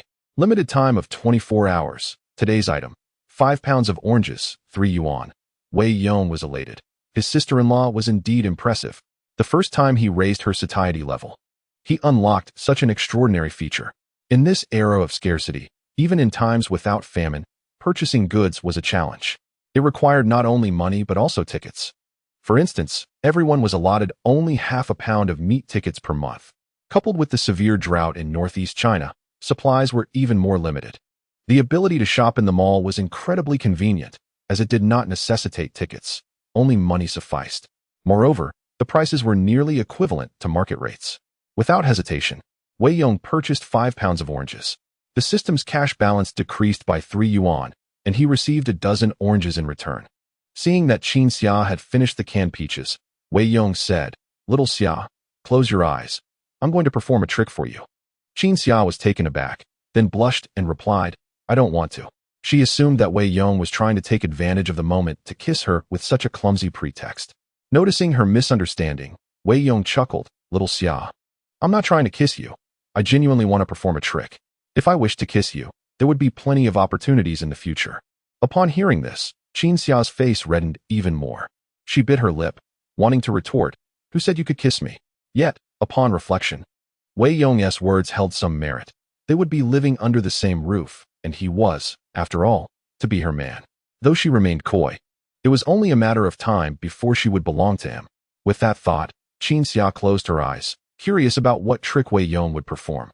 Moments later, she suddenly caught a whiff of an extraordinarily sweet fragrance. She opened her eyes in astonishment to find Wei Yong holding an orange, which had yet to be peeled but already exuded an enticing aroma. "Where did you get that orange?" As winter approaches, fruits become a rare delicacy, and the mere availability of canned goods is a considerable blessing. Fresh fruits are an unattainable dream in rural areas. Yet, Wei Yong managed to procure some oranges, which is quite remarkable. With a smile, he declared, "Aren't I impressive? Go ahead and enjoy." Qin Xia playfully retorted, "Stop joking, my husband is inside." She carefully took the oranges, peeling them with caution as the splattering juice released an enticing aroma. Even before tasting them, her mouth watered profusely. She peeled the first segment and offered it to Wei Yong. "You go first." Wei Yong chuckled, appreciating his sister-in-law's thoughtfulness. When he did not use his hands to accept it, but opened his mouth wide instead, Qin Xia blushed furiously, yet still pushed the orange segment into his mouth. Her fingers inadvertently grazed his lips, prompting Wei Yong to plant a gentle kiss on her hand. Startled, Qin Xia withdrew her hand, lowering her gaze as she savored several segments of the orange. The fresh orange burst in her mouth, releasing its rich juice, creating an exquisite sensation. Wei Yong had never tasted such delectable oranges. Even those shipped from the south paled in comparison to the sweetness offered by the system. Qin Xia's satiation level, 5. Experimental field growth speed, 5. Storage capacity increased to 10 cubic meters. Sister-in-law truly is remarkable. Not only is she beautiful, but the rewards she offers are generous as well. Wei Yong had intended to linger a bit longer with her, but at that moment, his father-in-law returned. They shared a few drinks, and Wei Yong, mindful not to overindulge, remembered that Qin Wei was waiting at home, with her belly growing larger. It was increasingly inconvenient for her to be alone. Soon, Wei Yong would have to visit the countryside daily, and once his sister-in-law moved over, the two sisters would have each other for support. "Xia, I shall take my leave for now. Tomorrow, I will come to make you a red outfit, and then pick you up," he said. Qin Xia, keeping her head down, remained silent, content to follow Wei Yong's arrangements. Riding his bicycle, he departed from Shaoxituan. Not long after leaving the village, he passed a cornfield. Though the corn stalks towered over him, there were hardly any ears of corn. Suddenly, two unfamiliar figures emerged from the field, blocking his path. They were of similar height to Wei Yong but appeared more robust. One wielding a machete nonchalantly, giving off a menacing aura. Wei Yong halted his bicycle, only to find two more individuals rushing out from behind the corn, completely surrounding him. One of the men, wearing a woolen hat, spoke up, "Brother, nice bicycle you've got there. Just bought it, right? My friends and I are struggling to make ends meet and would like to borrow some money." Wei Yong scoffed softly, realizing he had stumbled upon a band of robbers. With many facing hunger, it was no surprise that some had turned to a life of crime. Spotting Wei Yong on a new bicycle, They recognized him as an easy target, believing he would be no match for their combined strength. Wei Yong parked his bicycle and smiled faintly. What if I refuse to lend you anything? Chapter 36. The leader's wife. The young man in the hat instantly revealed a sinister expression, and his companions seemed eager to draw blood. They brandished their knives, exuding an air of ferocity. Under normal circumstances, any average person would have been paralyzed with fear. Even a martial artist would find themselves at a loss in such a situation. However, they were unfortunate enough to encounter Wei Yong. With a cold smirk, Wei Yong declared, "Very bold of you. If you can manage not to wet yourselves, I shall consider you man." With that, he conjured a shotgun from thin air as if performing a magic trick. Before the four could even mock him, Wei Yong had the barrel aimed directly at the man in the hat. The latter, utterly terrified, turned and fled. Bang! Wei Yong fired a shot at the ground beneath him. The deafening gunshot sent the young man tumbling to the ground in a comical fashion. And in that moment of panic, he lost control of his bladder. The remaining three were equally terrified, utterly bewildered by the sudden appearance of the weapon. It was simply too frightening. The four of them fled in disarray. Wei Yong scoffed, "With such cowardice, how dare you play the bandit? Utterly worthless." Just as he was about to holster his weapon, two young men emerged from the cornfield, hurriedly adjusting their trousers, their faces etched with panic. Clearly, they were part of the same gang. "Brother, we were wrong. We will never dare again." They knelt before Wei Yong, bowing their heads several times before fleeing. Wei Yong was momentarily taken aback, initially thinking there were only four, but now realizing there were six. Had those two been relieving themselves in the cornfield? In the next instant, a woman stepped out from the cornfield. Her hair was disheveled, her clothing torn, revealing her delicate waist. She appeared to be around 27 or 28. Strikingly beautiful, with flawless skin that suggested she was not accustomed to manual labor, more akin to someone from the city. Upon seeing Wei Yong, she ran towards him, tears streaming down her face as she knelt and implored, "Please, help me, take me back to my village." Wei Yong was momentarily stunned. "What happened?" The woman replied, "I traveled to the countryside for work, and upon my return, I encountered those bandits. Not only did they rob me of my money, but they also intended to assault me." She wept pitifully. "Thank goodness you scared them off with your gun. Otherwise, I wouldn't know how I could have survived." It dawned on Wei Yong that those two had indeed intended to harm her. Had he known earlier, he would have turned the tables on them. "I must return home. Nightfall is approaching. Those bandits are likely gone and will not return. Do not worry." The woman grasped Wei Yong's arm, saying, "I cannot enter the village looking like this. Please, take me with you. I am the accountant at the Day coal mine, and I will surely repay your kindness." Wei Yong paused, surprised. "You work at Day coal mine too?" "I am new in the procurement department. My name is Wei Yong." "Really? That is wonderful." "My name is Xiedan. My husband is the director of the procurement department. He is your superior. If you save me, I will not forget your generosity." Upon hearing this, Wei Yong realized he could not refuse her request. "Very well, I shall escort you." As he spoke, Wei Yong removed his own clothing and draped it over Xiedan. "Sister Dan, wear my clothes to avoid being seen," he urged. Xiedan's garments had been torn by those two ruffians, leaving her in a state of vulnerability, with her crimson belly band clearly visible. Although Wei Yong feasted his eyes, he pondered the embarrassment of returning to the village in such a state. Upon entering the village, the crowd became noticeably denser. Xiedan clutched Wei Yong's waist tightly, resting her face against his back, fearful of being recognized. This, in turn, brought Wei Yong a sense of delight. Xiedan's ample form pressed against him was incredibly soft and comforting. Amidst the journey, Xiedan occasionally guided him, and they soon arrived at a cylindrical building. Once inside, Xiedan became increasingly anxious, urging Wei Yong to secure his bicycle. Wrapped in his clothing and covering her face, she hurried up to the second floor. Wei Yong followed closely behind. The village's cylindrical building consisted of only 4 stories, arranged in a square, often referred to as a circle building. The central courtyard served as a communal area for residents to gather after dinner, chatting, or playing cards. Xiedan's residence was on the second floor. Upon entering, the room appeared somewhat cramped, certainly not as spacious as rural homes. It contained merely a bed and a few cabinets. Closing the door behind her, Xiedan exhaled in relief. "Wei Yong, thank you. If anyone had seen me, I would have been utterly humiliated." Wei Yong smiled. "It was nothing, sister. Merely a small effort. I shall take my leave now." "Wait a moment," Xiedan replied, quickly removing her outer garment and returning it to him. She then opened the cabinet and changed back into her own clothes. In that brief moment of undressing and dressing, Wei Yong caught a glimpse of a pristine sight. Once she had changed, a faint blush adorned Xia Dan's cheeks as she looked at Wei Yong and asked, "Did you just sneak a peek at me?" "Sister, I did not sneak a glance. I observed openly. Did I appear to be furtive?" Wei Yong replied. Xia Dan chuckled softly. "You are quite bold. Tell me, do you think I look good?" "Indeed," Wei Yong responded earnestly. Xia Dan possessed a charm distinct from that of typical rural women, and as an accountant, she was already an intellectual force, surpassing many women of her age. Moreover, she was inherently beautiful. Her disheveled appearance when emerging from the cornfield had left a lasting impression on him. Xia Dan then inquired, "If you were my man, what would you do?" Wei Yong paused momentarily, feeling a lump in his throat. He wondered if this young woman was attempting to seduce him. After all, she was the wife of the procurement department head, a woman linked to his superior. Should anything transpire, it would undoubtedly bring scandal upon his leader.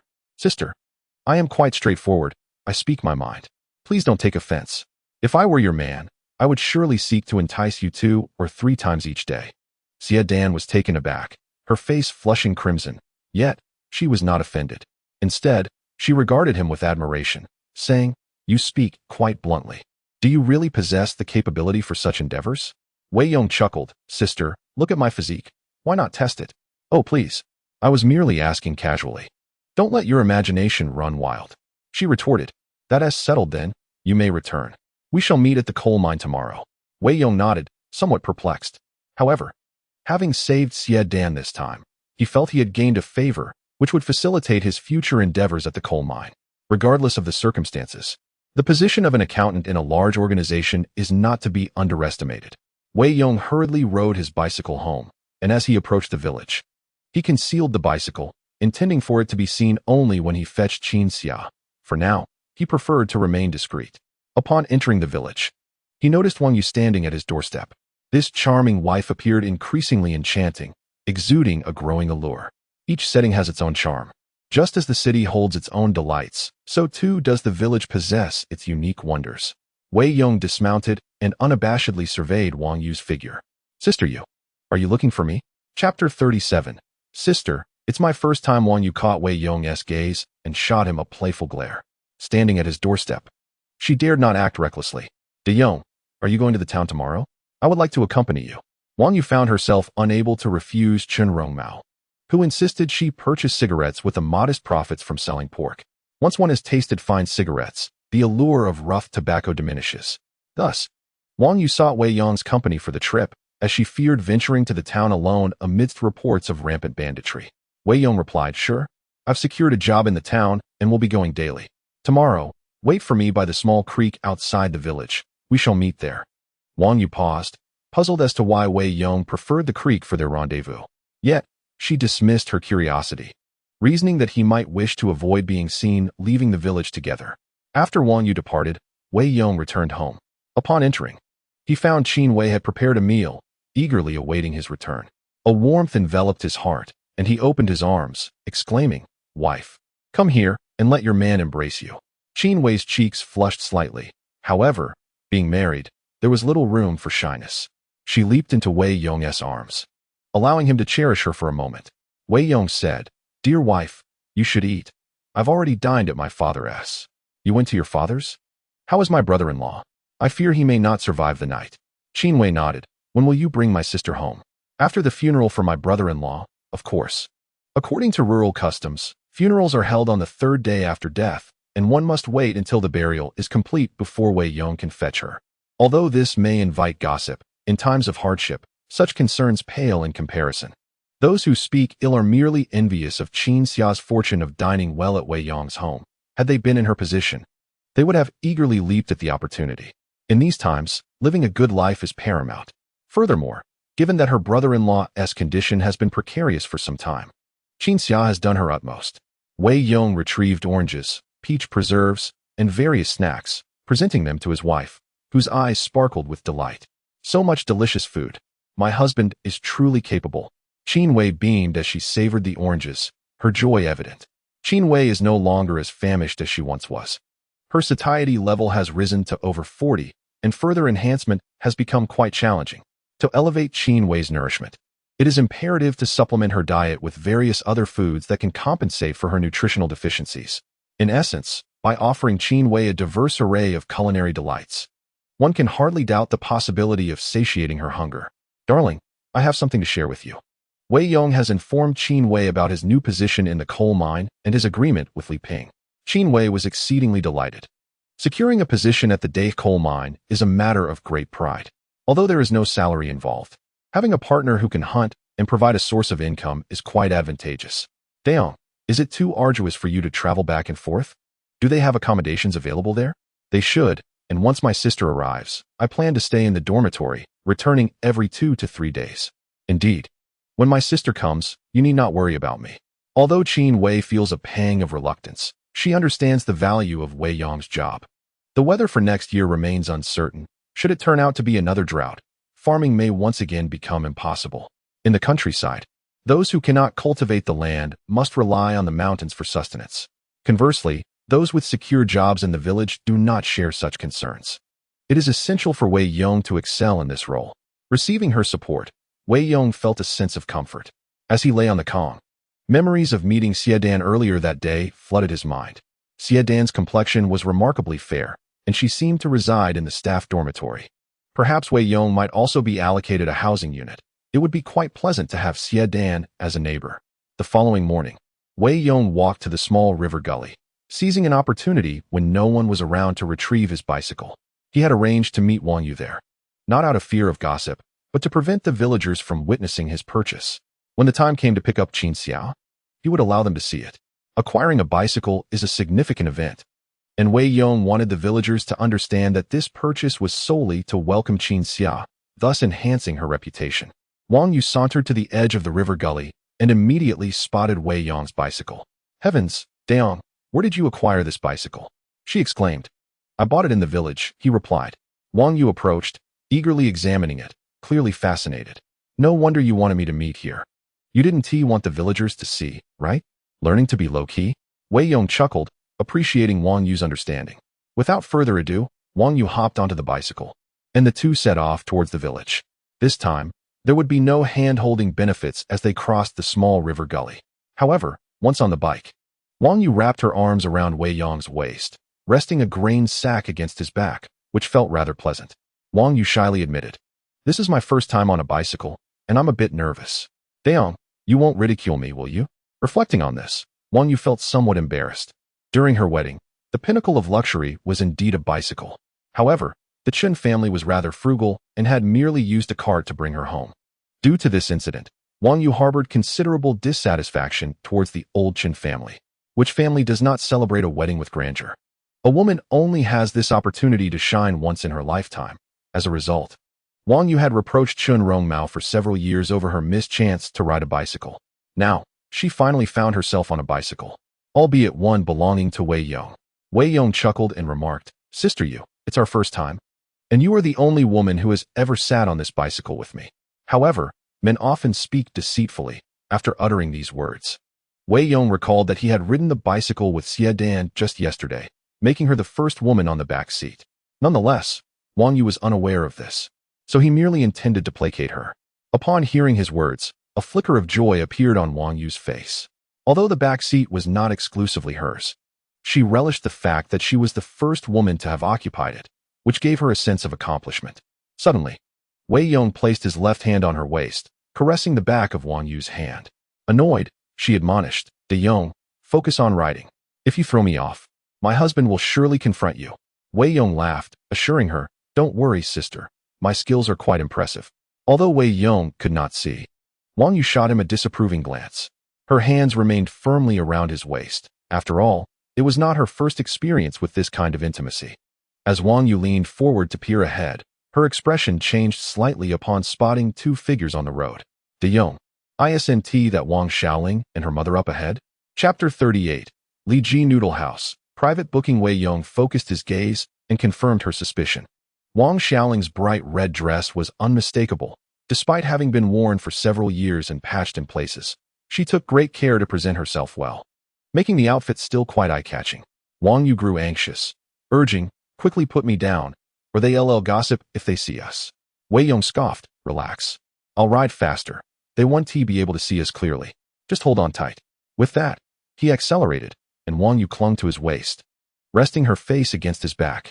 At that moment, Wang Xiaoling was in a relatively good mood. For no particular reason.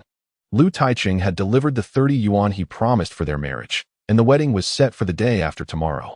Although the money had not yet reached Wang Xiaoling, as it went directly into Li Fen's pocket. Li Fen had promised to treat her to a bowl of Sanxian noodles today, the last time her daughter stood at the noodle shop's entrance. She had been so tempted that she cried, so Li Fen felt compelled to make it up to her. With the 30 yuan, they could certainly afford a bowl of noodles. As the two excitedly discussed the upcoming wedding, Wei Yong's bicycle whizzed past them. Li Fen nearly lost her balance in shock. What a reckless rider. Riding so fast, they might as well be courting disaster. Li Fen was notorious for her sharp tongue, and when she began to scold someone, it was quite unpleasant. Who was that on the bicycle? They look somewhat familiar. She grumbled, brushing off her backside. Who knows which village they're from, acting so uncouth. Just because they have a bicycle, they think there's something special. Li Fen and her companion did not recognize Wei Yong at all. And there was not a single person in Shaodong Tan who owned a bicycle. They never imagined that the individual seated behind them was Wang Yu from their village. As they watched the bicycle recede into the distance, Wang Xiaoling remarked, "Mother, do you think Lu Taiqing came to fetch me on a bicycle?" Li Fen nodded in agreement, saying, "Of course. This young man is quite generous. His family must be well off, so a bicycle is certainly no issue." A hint of happiness radiated from Wang Xiaoling's face. And for some inexplicable reason, she thought of Wei Yong. If only he could see her being taken away on a bicycle. She doubted he could remain as composed as before. By the time he regrets it, it would be too late. "Mother, my red dress is becoming a bit worn.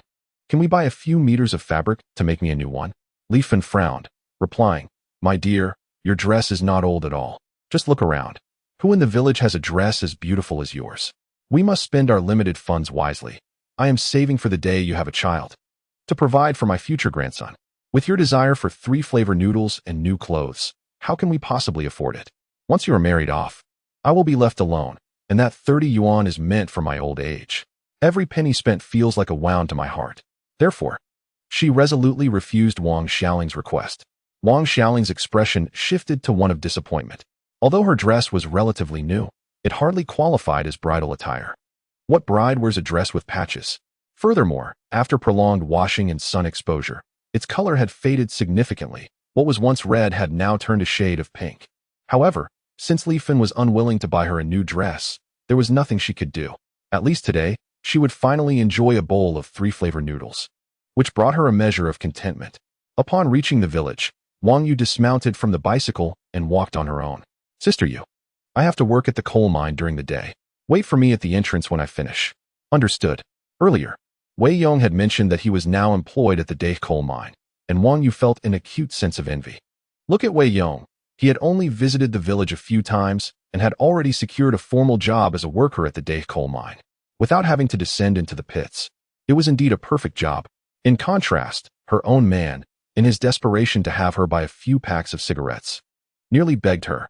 Sometimes, the disparity between people can feel more pronounced than that between humans and pigs. Wang Yu often found herself wishing that Wei Yong were her partner. If her man possessed even half of Wei Yong's capabilities, she would ensure he was pampered every day. Alas, Chen Rongmao would never transform into Wei Yong. As Wei Yong entered the coal mine, he fortuitously encountered Gao Fei. Ignoring him, Wei Yong recalled their last meeting, when Gao Fei had displayed an arrogant demeanor. Naturally, Wei Yong had no intention of acknowledging him. However, upon seeing Wei Yong enter the office, Gao Fei furrowed his brow, pondering, "What brings this fellow here so frequently? I must go and see for myself today." Gao Fei followed Wei Yong into the office. Upon entering, they encountered Director Zhao, who furrowed his brow and inquired, "What brings you here? Is there something you need?" "This is the procurement department. Underground workers typically do not come here." Being a state-owned enterprise, the premises were filled with public property, and many underground workers were known for their unscrupulous behavior, often taking items home. Director Zhao despised such conduct. Previously, an underground worker had been caught surreptitiously pocketing chunks of coal over several months, ultimately amassing a supply for winter heating. Noticing Gao Fei wandering about, Zhao's demeanor was far from amiable. Gao Fei's expression shifted. He dared not retort. "Director Zhao, this fellow is not from our coal mine. He has infiltrated here multiple times, and I fear he may be stealing. Zhao's expression darkened as he snapped, "Nonsense. Wei Yong is a new employee in our procurement department. Stop your baseless accusations and leave at once." Gao Fei's countenance stiffened. He was taken aback to learn that Wei Yong had become a formal employee in just 2 days, and in the procurement department no less. Who among the underground miners did not envy those working above ground? They were cleanly dressed, seated in offices, and received salaries. Unlike the miners who toiled in perilous conditions for comparable pay. How could this fellow be so fortunate? Not daring to provoke Zhao further, Gao Fei quickly retreated. Director Zhao patted Wei Yong on the shoulder, evidently in high spirits. "Xiao Wei, the last batch of Gastrodia has been sold, and I've made quite a profit. I will treat you to lunch. Invite everyone from your department, and I shall introduce you properly." Clearly, Zhao held a favorable opinion of Wei Yong. The combination of bovine bile and Gastrodia had elevated Wei Yong's status to that of a 1,000 yuan household. It was likely that when these items reached Zhao's hands, he would profit handsomely as well. Hence, Zhao's delight in treating the entire procurement department to a meal. "All right, you're too generous, Zhao Ge. No problem. Just let them know. I'll reserve the entire Li Ji noodle house for noon." Chapter 39. I'll be the first to fire you. Understood, Zhao Ge. Wei Yong entered the office and immediately noticed a bespectacled middle-aged man conducting a meeting. This man was their procurement department head, Wei Yong, his immediate superior. Wei Yong appeared to be in his mid-30s, yet his hair exhibited signs of balding, giving him a somewhat greasy appearance. Wei Yong mused to himself how such an unattractive man could marry someone as beautiful as Xie Dan. He must be remarkably lucky. Xie Dan's grace far surpassed his, and standing together, they could easily be mistaken for father and daughter. Upon spotting Wei Yong's gaze turned icy, and he spoke with a hint of hostility. "You're late on your first day. Do you not respect the rules? Do you wish to forfeit your salary?" Wei Yong frowned, perplexed by Wei Yong's apparent animosity. Could it be that he had learned about Wei Yong's encounter with his wife yesterday? Even if one is aware, what difference does it make? Wei Yong merely gazed at his wife without committing any egregious act. It is worth noting that he is, in fact, Xie Dan's savior. Yet, this individual not only exhibits a lack of gratitude but also displays such a hostile demeanor. In reality, the situation is not as Wei Yong perceives it. After Wei Yong returned home last night, Xie Dan refrained from discussing this matter with him, intending to introduce Wei Yong the following day before broaching the subject. Upon returning home, Wei Yong, captivated by his beautiful and alluring wife, felt an urge to engage intimately. However, at a critical moment, his name inadvertently escaped him. Such occurrences are not uncommon, as Wei Yong has a congenital flaw in this regard. Unbeknownst to Xie Dan, who mistakenly believed Wei Yang's lack of interest stemmed from indifference, she found herself feeling somewhat insecure. This prompted her to pose certain inquiries to Wei Yong yesterday. The plan fell through, leaving Xie Dan disinterested in conversing with him, while Wei Yong, filled with pent-up frustration, sought solace in a drinking session with his friend, Shui Yan. Upon learning that Wei Yong had joined the coal mines procurement department, Shui Yan was decidedly displeased. Given that his good friend now reported to Wei Yong, he felt compelled to assert himself. Thus, as soon as Wei Yong entered, Wei Yong sought to create trouble. The onlookers, witnessing this confrontation, dared not intervene. Wei Yong was indeed unfortunate. On his first day of work, he had already incurred the displeasure of his superior, foreshadowing potential future tribulations. However, Wei Yong was not one to coddle, irrespective of one's rank. He would not hesitate to retaliate if provoked. He glanced at the clock in the office and remarked, "It is not yet the designated start time, and I have arrived early. How can I be considered late? As for my salary, deduct as you please. It would be best to leave me none at all. If you manage to withhold it all, I will concede your prowess." With that, Wei Yong settled into his chair, propped his legs up, and lit a cigarette. Respect begets respect. I will not indulge those who seek to trouble me, like Wei Yong. Wei Yang's countenance darkened as he erupted in anger, slamming his hand on the table and pointing an accusatory finger at Wei Yong. "What is your attitude, you insolent brat? Do you no longer wish to work? If that is the case, then be gone." Wei Yong, with a cold smirk, retorted, "Who decides whether I stay or go? I am sitting here today, so let us see how you intend to make me leave." Wei Yong, eyes wide with fury, exclaimed, "Have you lost your mind? A newcomer defying authority? You dare!" In an instant, Wei Yong stood, seizing Wei Yong by the collar and forcefully pinning him against the wall. "Who do you think you are? What authority do you possess? I am here to work, not to endure your insults. Should you utter another profane word, I swear I will put you in your place. Standing tall, Wei Yong towered over Wei Yong, his youthful vigor and formidable strength allowing him to lift Wei Yong effortlessly with one hand. At that moment, Wei Yong was thoroughly intimidated. In this department, he was accustomed to being the top dog, receiving deference from all. Thus, he had grown accustomed to his own arrogance. Little did he expect that this newcomer, Wei Yong, would be so audacious, earning him the ire of even Shui Yan. As Wei Yong's fierce demeanor loomed, Wei Yong found himself rendered speechless. Just then, Mine Director Zhao entered the room, exclaiming, "What is going on here?" Just now, he arranged for someone to book the entire Li Ji noodle house, intending to inform them upon his return, only to be met with this scene.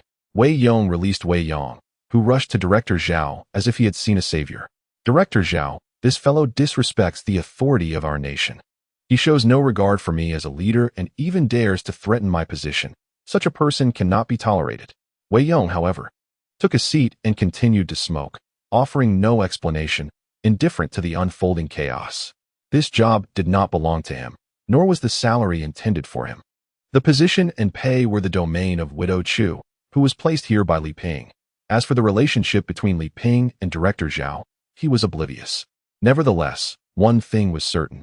In the presence of Li Ping, Wei Yong was nothing more than a trifling nuisance. Director Zhao, with a stern expression, inquired, "Deputy Wei, how many of this month's targets have you completed?" Wei Yong was momentarily taken aback, his demeanor awkward.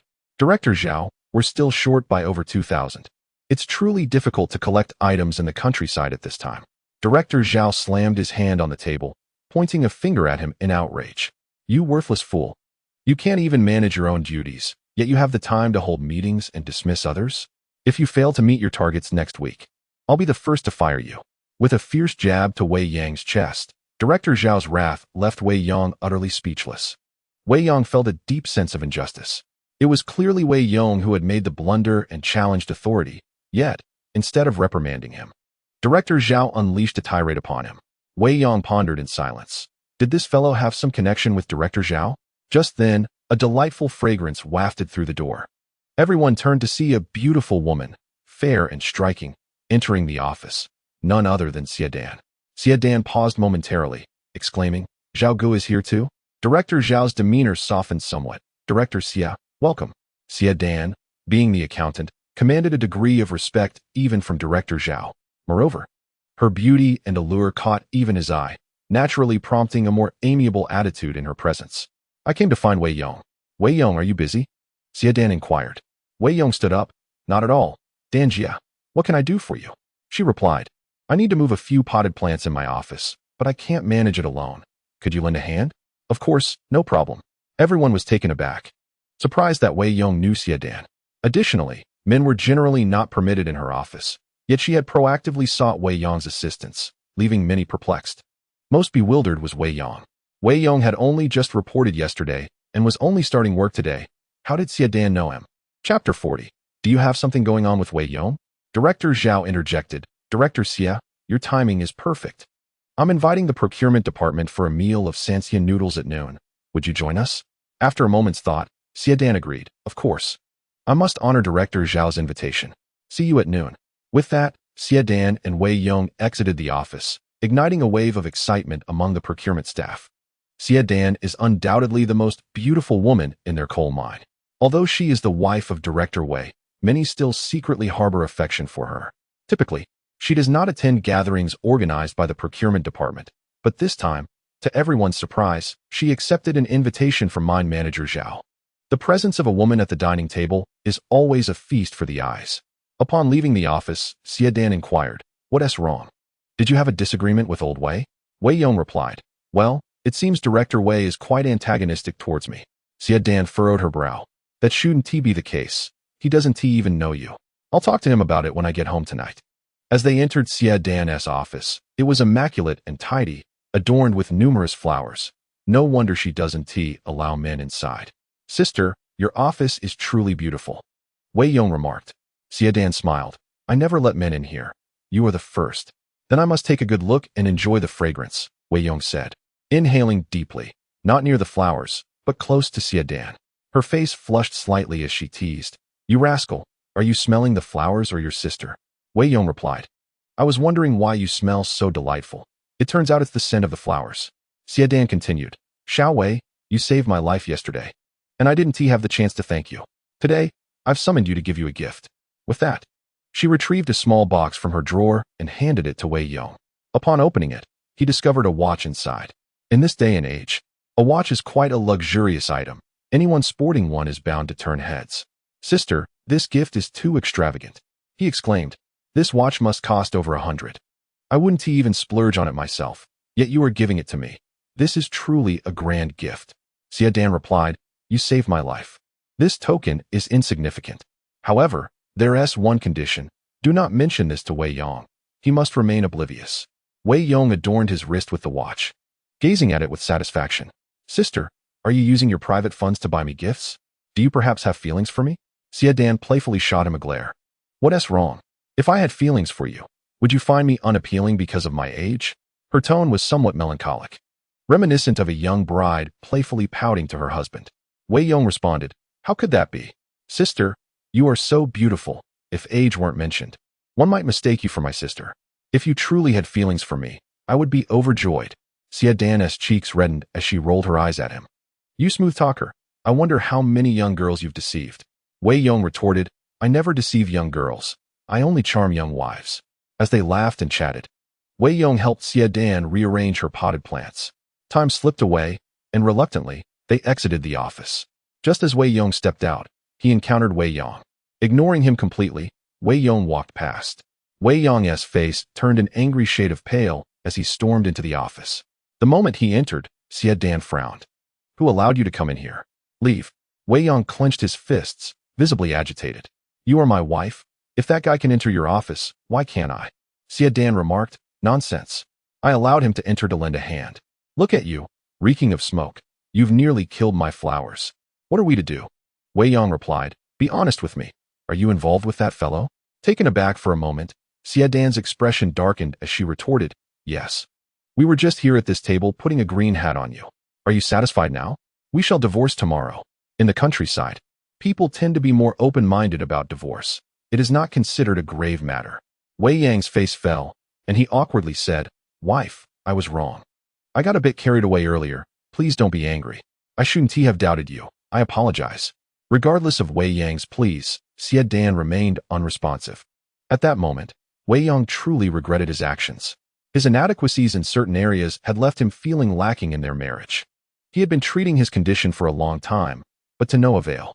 With his wife in her prime, if she were to entertain thoughts of another man, wouldn't he be left with a tarnished reputation? Unable to satisfy her in that regard, he sought to compensate in other ways. Fortunately, as the head of the procurement department, he ensured that they were never lacking in food and drink, and he obeyed Xie Dan's wishes, which had helped maintain their marriage. Otherwise, if Xie Dan truly divorced him, where would he find another wife as beautiful and charming as she? Xie Dan continued, yesterday, while I was handling matters in the village, I was nearly accosted by 2 bandits in a cornfield. Thankfully, Wei Yong appeared just in time to rescue me. She recounted yesterday's events calmly, while Wei Yong listened with a sense of dread. The village was indeed perilous these days. Some people, driven by desperation, could resort to madness. If anything had happened to Xie Dan, he would never be able to hold his head high again. Xie Dan asserted, Wei Yong is my savior. You should treat him with respect. Wei Yong replied, fair is fair. Shui Yin is my brother, and there is significant discord between them. Slamming her palm on the table, Xie Dan exclaimed, so you mean to say that I am less important than your brother? Wei Yong chuckled awkwardly. Wife, that is not what I meant. It's just that I have already promised Shui Yin. Xie Dan huffed coldly. You may promise whoever you wish. Wei Yong will be my friend from now on. At the coal mine, no one dares to bully him. Now, get out quickly. You stink of smoke. Reluctantly, Wei Yong exited the office. Taken aback by the rift that had arisen between him and his wife due to this Wei Yong did not intend to oppose Xie Dan. He simply had his own motives concerning Shui Yin. Soon, Li Ping's father would likely be reassigned, and Shui Yin's father would then be in charge. By aligning himself with Shui Yin, he would undoubtedly rise through the ranks. While being the head of procurement at the coal mine offered some benefits, it paled in comparison to the opportunities at the grain bureau. Thus, even if his wife was upset, he felt he had no choice. He needed to keep Wei Yong in check. At noon, Wei Yong arrived at Li Ji's noodle shop. One of the waitstaff recognized him and said, "Sir, I'm sorry, but the restaurant is fully booked today." Wei Yong said, "I know, the Dave coal mine. I am here for a gathering." The waiter immediately felt a sense of reverence. It turned out he was a leader from the Dave coal mine. "Please, do come in." Meanwhile, Wang Xiaoling and Li Fan approached from a distance. Chapter 41. Director Zhao lights a cigarette. Wang Xiaoling and Li Fan had walked a considerable distance to reach Li Ji noodle house. Even from afar, the enticing aroma of the three-flavor noodles wafted towards them, causing Wang Xiaoling to swallow hard with desire. Just yesterday, Su Xiaowei had inquired about the taste of the three-flavor noodles, and she had felt too shy to respond. This time, she was finally able to savor the dish, and she could boast about it to the villagers upon her return. Most importantly, Wei Yong had already tasted the three-flavor noodles. Why should she not have the same experience? She was determined to live better than Wei Yong. As Wang Xiaoling and Li Fan approached the entrance, they suddenly spotted Wei Yong stepping inside. Li Fan remarked, "Daughter, is that Wei Yong?" Wang Xiaoling nodded in affirmation. Li Fan's brow furrowed. "Is that young man dining out again? What a spendthrift. Those two wild boars could sell for at most 200 yuan, yet he indulges in dumplings one meal and noodles the next, treating everyone. It's quite unbecoming of him." Li Fan and her daughter were thoroughly displeased with Wei Yong's ostentatious behavior in the village. After all, he had once been the poorest in the village, and now he was living so well. How could Li Fan not feel envious? Wang Xiaoling huffed. The last time she had secretly wiped her tears outside, Wei Yong had seen her, which was utterly humiliating. She never wanted him to witness her in such a disheveled state, yet fate had conspired against her. Therefore, this time, she resolved to stand tall in front of Wei Yong. "Mom, let's go eat noodles." "All right." The two entered with an air of pride. They were there to indulge.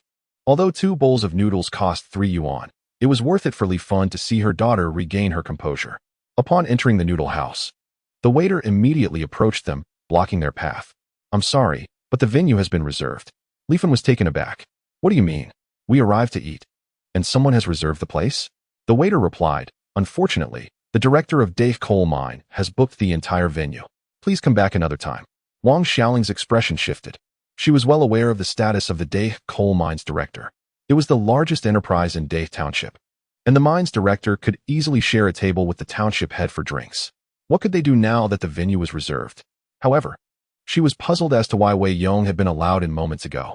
Li Fan exclaimed, "Why can't we go in when that young man was allowed?" The waiter explained, "He is an employee of the coal mine, here for a meal." Li Fan retorted, "Nonsense. He is from our village." "What coal mine employee? I see you cannot even lie properly.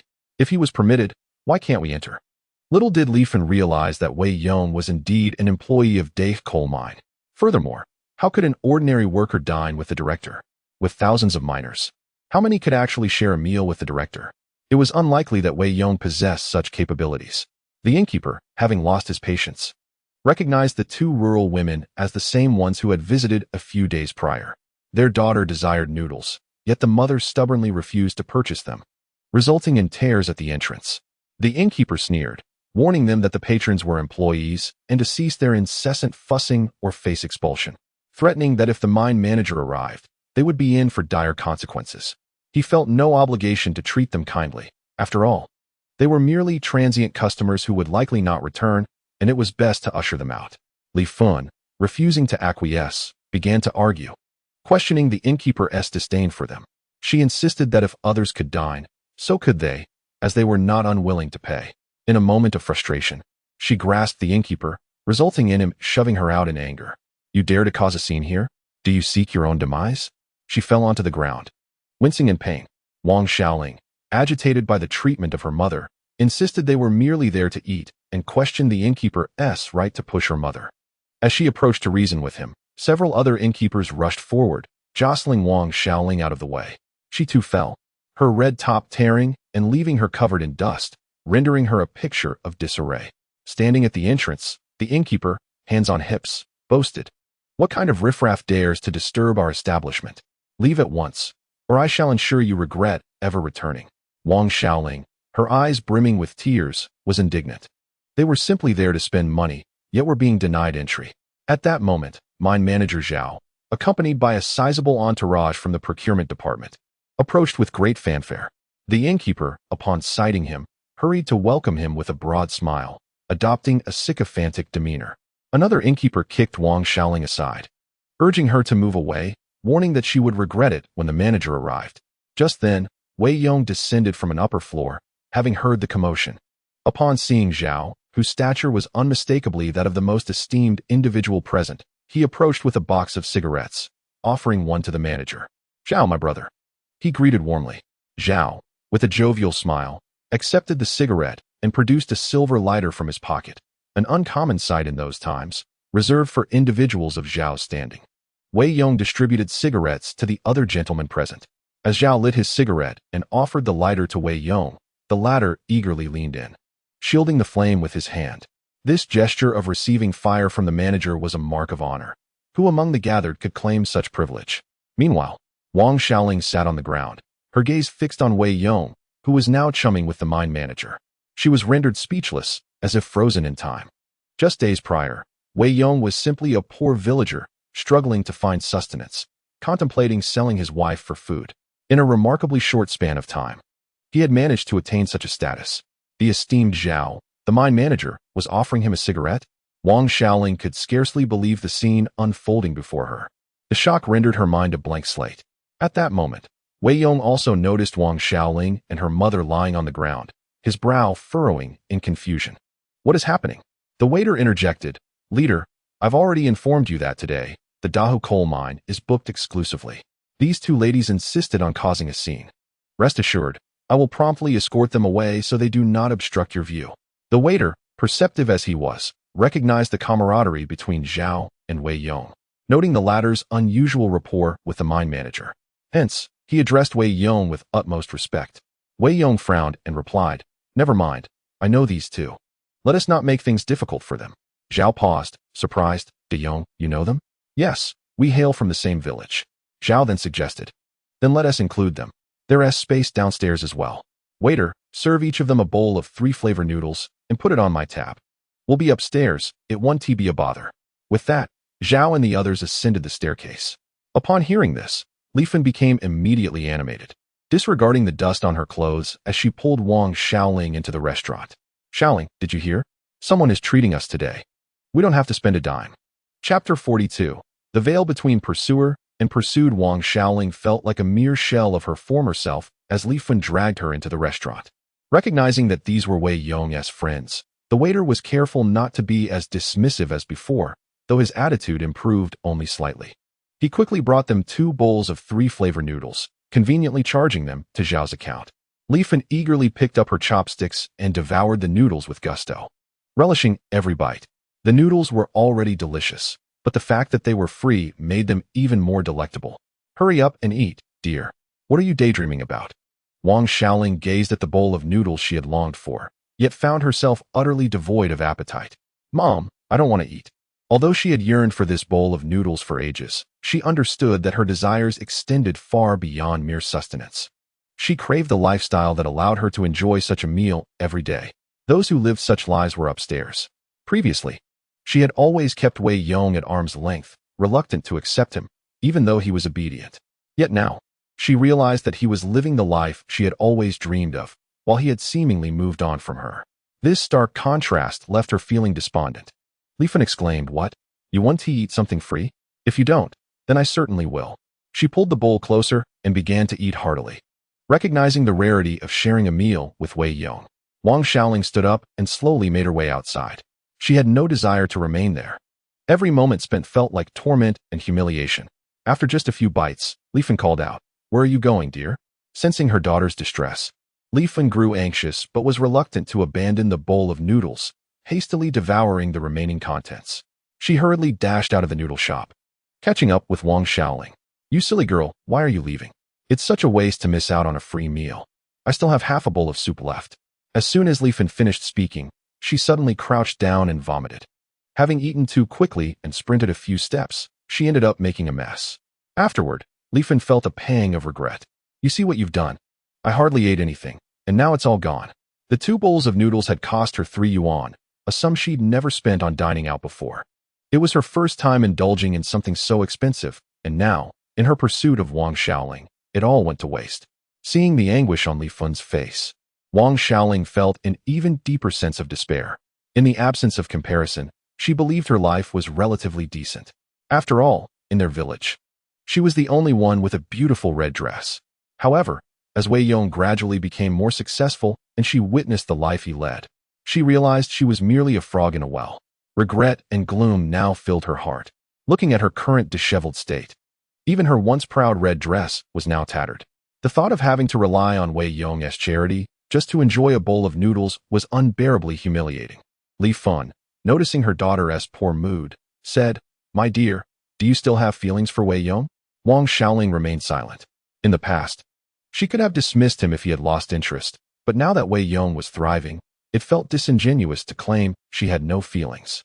She fantasized about sharing a bowl of 3-flavor noodles with Wei Yong, savoring dumplings he had made, and greeting him with open arms as he returned triumphantly from the mountains. How wonderful that would be.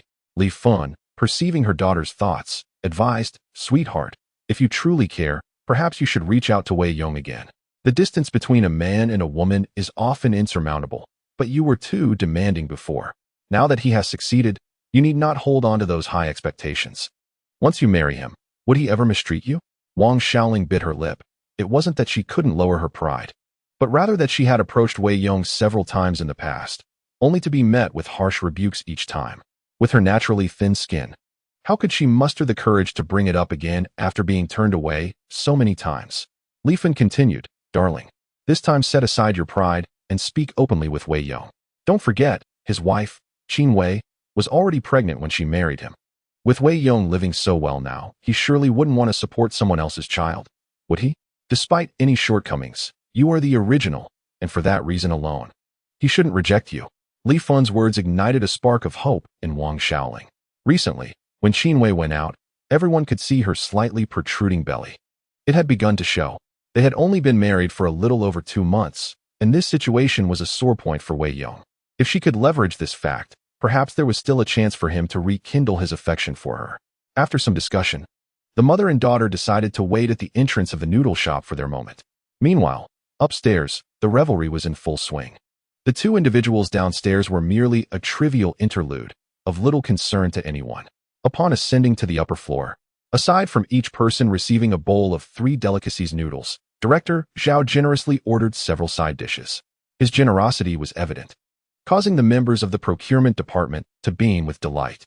As they took their seats, Director Zhao naturally occupied the principal position, while Wei Yong comfortably settled beside him. Present were all the employees from the procurement department, and given Wei Yang's status as the head of the department, his proximity to Director Zhao elicited no discontent. Wei Yong was about to position himself by the door when Director Zhao called out to him. "Wei Yong, come sit here." He accepted without hesitation, taking a seat on the opposite side of Director Zhao. This meal primarily served to introduce the new Wei Yong to the procurement team, and out of respect for Director Zhao, he was obliged to maintain the decorum. Once the gentlemen were seated, a fair figure abruptly appeared at the entrance. It was Director Xie. Even before Xie Dan arrived, a delightful fragrance wafted through the air, be it from her perfume or the floral essence she seemed to carry, evoking a myriad of fanciful thoughts. Upon her entrance, Wei Yong promptly vacated a seat for her, as it was only natural for his wife to sit beside him. However, Xie Dan did not even glance in his direction, instead plopping down next to Wei Yong. With a cheerful demeanor, Xie Dan remarked, "Director Zhao is treating us. I simply had to arrive early. Director Zhao's generosity warrants that I toast to you, Zhao Gu, several times today." Her choice to sit beside Wei Yong surprised everyone. Yet she appeared nonchalant, as if her presence was merely a gesture of respect towards Director Zhao. Zhao, in turn, wore a broad smile. "My dear, you're too kind. I welcome all to drink. I shall make sure to accompany you well. Now, let us begin our meal." At that moment, Wei Yong suddenly felt a soft hand resting upon his thigh. Startled, he did not need to look down to ascertain whose hand it was. It could not possibly belong to Director Zhao, thus it must be Xie Dan's. In an instant, she swiftly retracted her hand, a flush creeping onto her cheeks. The previous moment was unintentional. She had miscalculated her positioning, having been too close to him. Seizing an opportunity while reaching for food, Xie Dan leaned in and whispered to Wei Yong, "I didn't mean to. Please don't misunderstand." Should Wei Yong misinterpret the gesture, he might assume Xie Dan was making advances towards him. Although Wei Yong might be inadequate in certain aspects, Xie Dan had always upheld her virtue, never having engaged in any indiscreet behavior. While maintaining a facade of composure, Wei Yong subtly lowered his hand to rest upon Xie Dan's thigh. Despite the barrier of her clothing, the firmness and elasticity of her thigh were palpable, providing him with an exhilarating thrill. Xie Dan's face turned a deep crimson. From her forehead to the nape of her neck, she bit her lip and glanced at Wei Yong, only to find that he was gazing intently at her. Xie Dan dared not exhibit any signs of guilt, behaving as if nothing had transpired, as she deftly placed a piece of famine, a dish of sliced beef and offal, onto Wei Yong's plate. De Yong, you helped me move the flowers earlier. You must be tired. Please indulge in some more meat. Seizing the opportunity to serve him, she subtly pushed his hand away from her thigh. Wei Yong responded courteously, "Thank you, Sister Dan." On the surface, it appeared as though their interaction was innocent, merely Xie Dan showing concern for a newcomer. However, the clandestine gestures beneath the table remained unknown to anyone. After a few bites, Wei Yong whispered, "Sister Dan, I did that on purpose." Xie Dan shot him a fierce glare, one brimming with seduction. How could he have the audacity to utter such words? Surely, everyone was aware of his intentions. He was remarkably bold. At this dining table, besides her husband, there was also Director Zhao. Should anyone witness their actions, she would find herself in an untenable position. Yet, this fellow dared to continue his antics. As everyone took a few bites of their noodles to satiate their hunger, Director Zhao raised his glass and declared, "Today, I invite you all to dinner mainly to introduce my younger brother, Wei Yong. He will be working in the procurement department, so please take good care of him." Wei Yong raised his glass in response. Wei Yong, with a cold smile, remarked, "Working in the procurement department is not an easy task. Recently, the countryside has yielded little. Even when hunters venture into the mountains and manage to catch some wild chickens or rabbits, they tend to keep them for themselves, rarely selling them. Consequently, what we receive from the countryside is mostly wild vegetables or dried greens. We cannot possibly serve our workers such fare. Since Director Zhao holds you in such high regard, how about we allocate you 500 from the remaining 2,000 yuan quota for this month?" Upon Wei Yang's suggestion, everyone paused, looking towards Wei Yong. They had all witnessed Wei Yang's attempts to undermine Wei Yong in the office. It appeared there was some underlying tension, despite this being their first encounter. Although Wei Yong had a good rapport with Director Zhao, in this establishment, such connections did not guarantee one's position.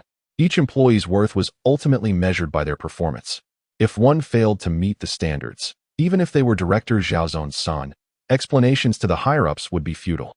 After all, leaders could not simply afford to keep someone on the payroll without justification.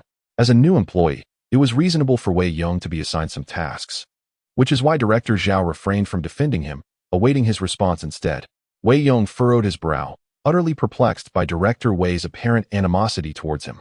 Their encounter was their first, devoid of any prior interaction, yet Wei Yong seemed intent on making his life difficult. Wei Yong had always possessed a short temper, and even after his rebirth, that aspect of his character remained unchanged. With Wei Yang's overt hostility, if he did not retaliate, it would betray his very nature. A cold smirk graced Wei Yong's lips as he said, "Director Wei, are you presenting me with a challenge? So many individuals are unable to accomplish a task worth 2,000. Do you truly expect me to complete a task worth 500 alone?" Wei Yong let out a cold smile. Does difficulty truly validate one's professional capabilities? Director Zhao holds you in high regard. You wouldn't want to bring shame upon him, would you? This felt like Wei Yong was pushing Wei Yong into a corner. If he failed to complete this task, it would not only be a loss of face for himself, but also for Director Zhao. Wei Yong inquired, "May I ask, Director Wei, how many tasks have you completed this month?" "Me?" Wei Yong was clearly taken aback by Wei Yong's audacity to question him. However, he felt a sense of confidence when discussing this matter, having served as the head of the procurement department for so many years. If he lacked even this level of competence, he would not have lasted long. "This month has been satisfactory. I managed to fulfill a target of 1,500. Is it unreasonable to expect you to accomplish 500? Wei Yong sneered. If it were anyone else, it would indeed seem unreasonable. A newcomer like me. Where would I possibly source 500's worth of goods? Yet for me, it is merely a trivial matter. If you, Director Wei, have procured 1,005, should it not follow that I deserve your position if I achieve the same?" At these words, the atmosphere at the dining table turned deathly silent. All eyes widened in disbelief at Wei Yong's boldness. His name was indeed not without merit. This young man possessed a certain audacity. Was he not blatantly challenging Director Wei? Wei Yang's expression darkened abruptly.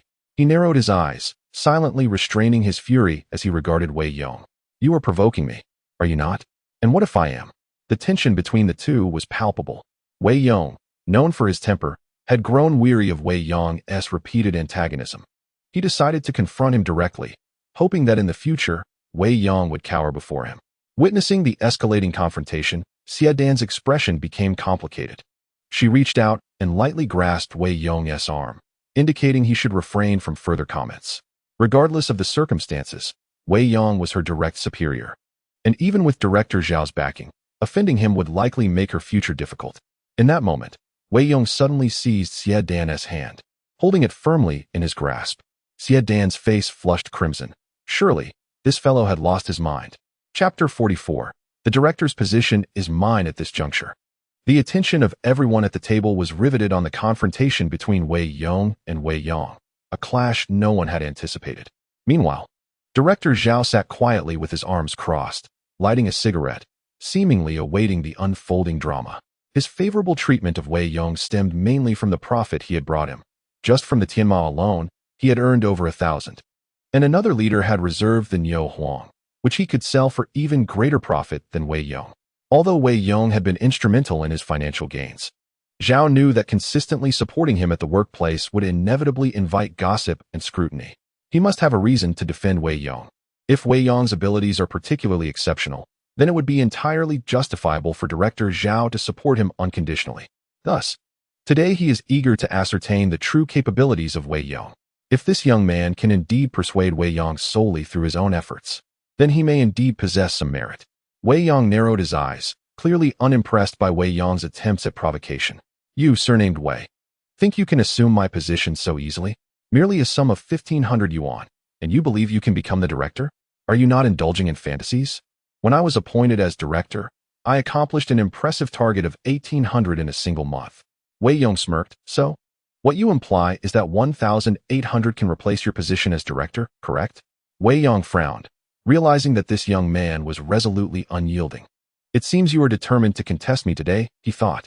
After consuming some alcohol, Wei Yang's temper flared, and he slammed the table, declaring, surnamed Wei, let me make myself clear. If you truly covet my position, then accomplish the procurement department's target for this month single-handedly, and I shall relinquish my position to you. Upon hearing Wei Yang's agreement, a smile crept onto Wei Yong's lips. This was precisely the affirmation he sought. As long as he dared to make such a claim, not only could Wei Yong achieve 2,000, but even 4,000 would be within his reach. Very well, Director Wei. With so many witnesses present today, you will have no chance to renege on your word. Wei Yong snorted. Rest assured, a gentleman's word is as unyielding as a team of 4 horses. However, he added, but let me ask, what if you fail to meet the 2,000 target? Wei Yong intended to take this opportunity to ensnare him. In these times, even 500 yuan is challenging to come by, and Wei Yong was bound to lose. If he could decisively defeat him, it would fulfill Shui Yan's directive. Wei Yong, without hesitation, produced a thick bundle of cash from his pocket and slapped it onto the table, stating, if I fail to deliver, this 500 yuan is yours. The sight of 50 crisp bills caused the eyes of onlookers to widen with interest. Who would have thought this young man possessed such wealth? In these times, even among coal mine workers, few could produce 100 yuan. Yet here was Wei Yong, ready to lay down 500, undoubtedly surpassing 99% of ordinary workers. Even Wei Yong displayed a glint of greed upon seeing the money. Despite his position as director, he, like many, faced financial strain. His entire family's fortune amounted to only about 1,800 yuan. This young man certainly had audacity. It was indeed a high-stakes gamble.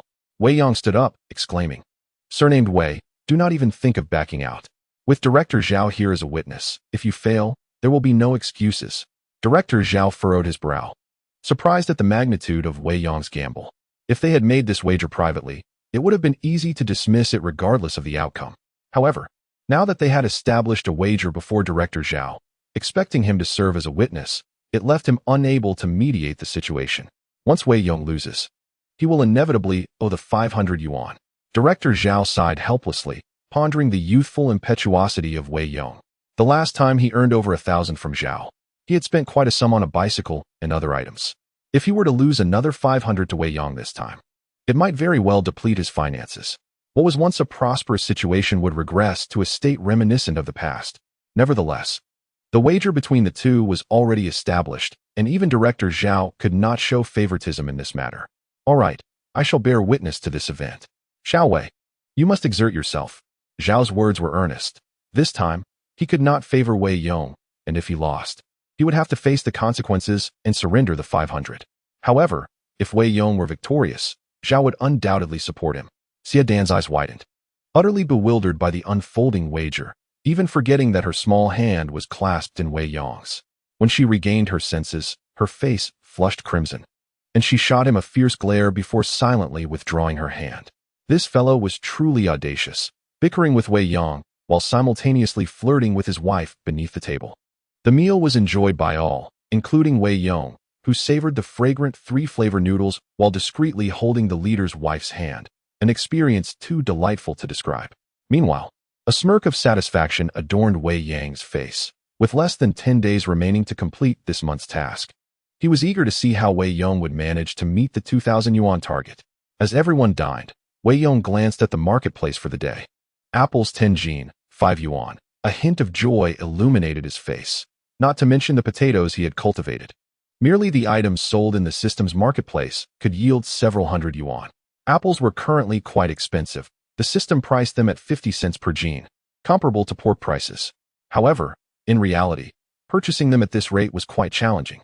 During the harsh winters in northeast China, fresh fruit was nearly impossible to find, and such out-of-season produce was unlikely to be provided to coal miners. Yet, many leaders within the coal mine would certainly receive certain privileges. Therefore, even if these fruits were procured at high prices, the leaders would harbor no dissatisfaction. Rather, they would commend Wei Yong's capabilities. At this rate, Wei Yong's potatoes would soon be ripe, allowing him to easily fulfill the 2,000 yuan target. By then, Wei Yong, the department head, would undoubtedly be compelled to step down. After a hearty meal, everyone exited Li Ji Noodle House. As Wei Yong stepped outside, he spotted Li Fun and Wang Xiaoling waiting for him at the entrance. Wang Xiaoling appeared somewhat hesitant, while Li Fun, with her bold demeanor, cheerfully beckoned. De Yong, come here. Xiaoling has something to discuss with you. Wei Yong furrowed his brow, glancing at Director Zhao, who remained composed, patiently walking over. He wondered what scheme this mother-daughter duo was concocting.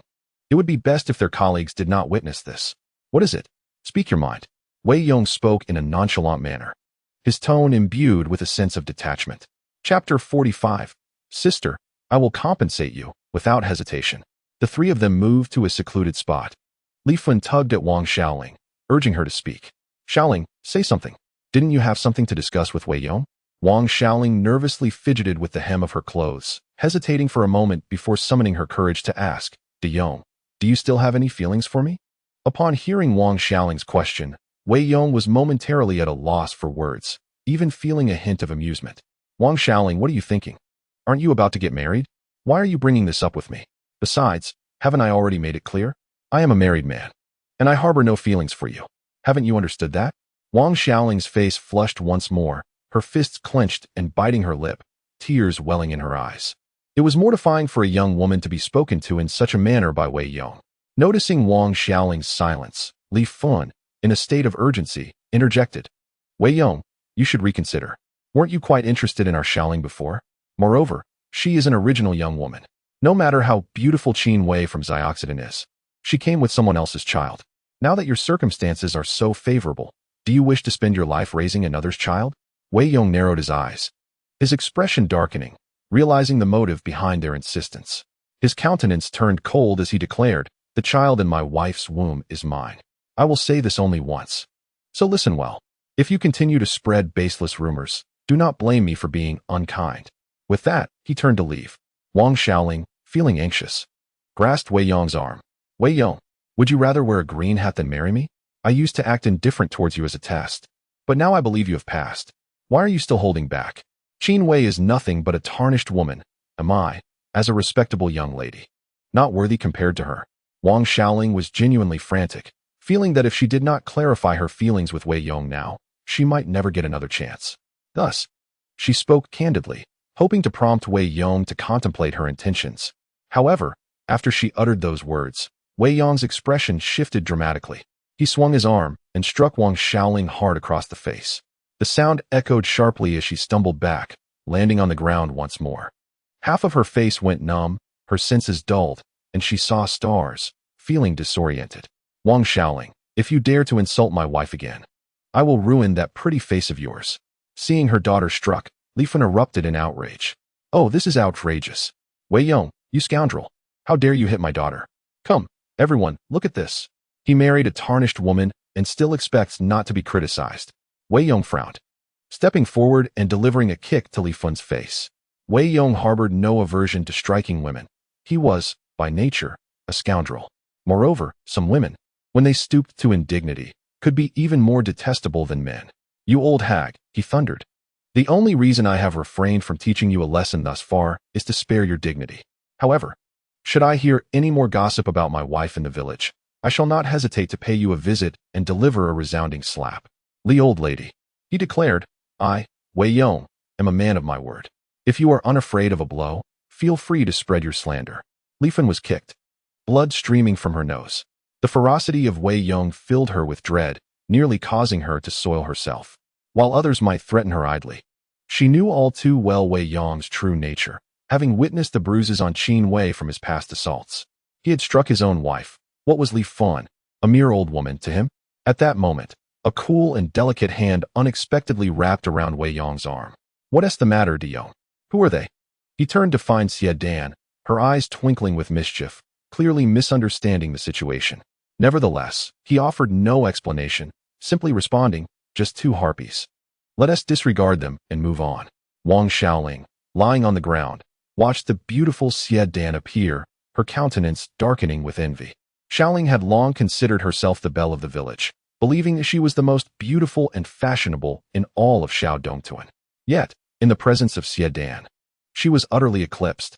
With skin as fair as snow and impeccably clean attire, long dress and dainty shoes adorned with exquisite necklaces and bracelets, Xie Dan's grace and beauty overshadowed Wang Xiaoling completely. One could liken Xie Dan to a resplendent phoenix, while Wang Xiaoling resembled a humble hen emerging from a muddy pit. Why would such a stunning woman from the city associate with Wei Yong? It was no wonder he looked down upon Xiaoling. Any man in the vicinity would scarcely spare her a glance. As Xie Dan strolled arm in arm with Wei Yong, she eventually released him and remarked, Did I not lend you a touch of prestige this time? Now tell me, how shall you express your gratitude? Wei Yong chuckled ruefully, sister. Now I find myself in a predicament that is even harder to explain. He recounted the enmity between Wang Xiaoling, Li Fan, and himself in brief. Xie Dan was left agape, her mouth hanging open in shock. You're married? Indeed, he replied. Should they return and spread tales, and my wife learns of it? How do you suppose I shall explain? Xie Dan's face flushed with guilt as she responded. De Yong, had I known you were married, I would have accompanied you back to the village to clarify things in front of your wife. Observing her genuine concern, Wei Yong smiled and said, Let it be, sister. At most, I'll be kneeling on a washboard for a few days. However, since you've stirred up such a considerable mess for me, don't you think some form of compensation is in order? Xie Dan, her expression serious, replied, Very well, what do you desire as compensation? I assure you, I shall not be stingy. Wei Yong pondered for a moment, then extended his arm once more. Sister, when you were linking arms with me just now, it felt quite delightful. Would you indulge me a little longer? Xie Dan paused in surprise, then pinched his arm sharply. Her cheeks flushed as she retorted, You mischievous boy. You hardly strike me as someone who fears his wife. Observing Wei Yong's cheerful demeanor, Xie Dan continued, You were exceptionally bold at the dining table earlier, weren't you? Touching my hand, and even my leg in front of my man. What do you take me for? Chapter 46. De Yong, are you contemplating marriage? Xie Dan's expression was grave, devoid of jest this time. She was a woman of integrity.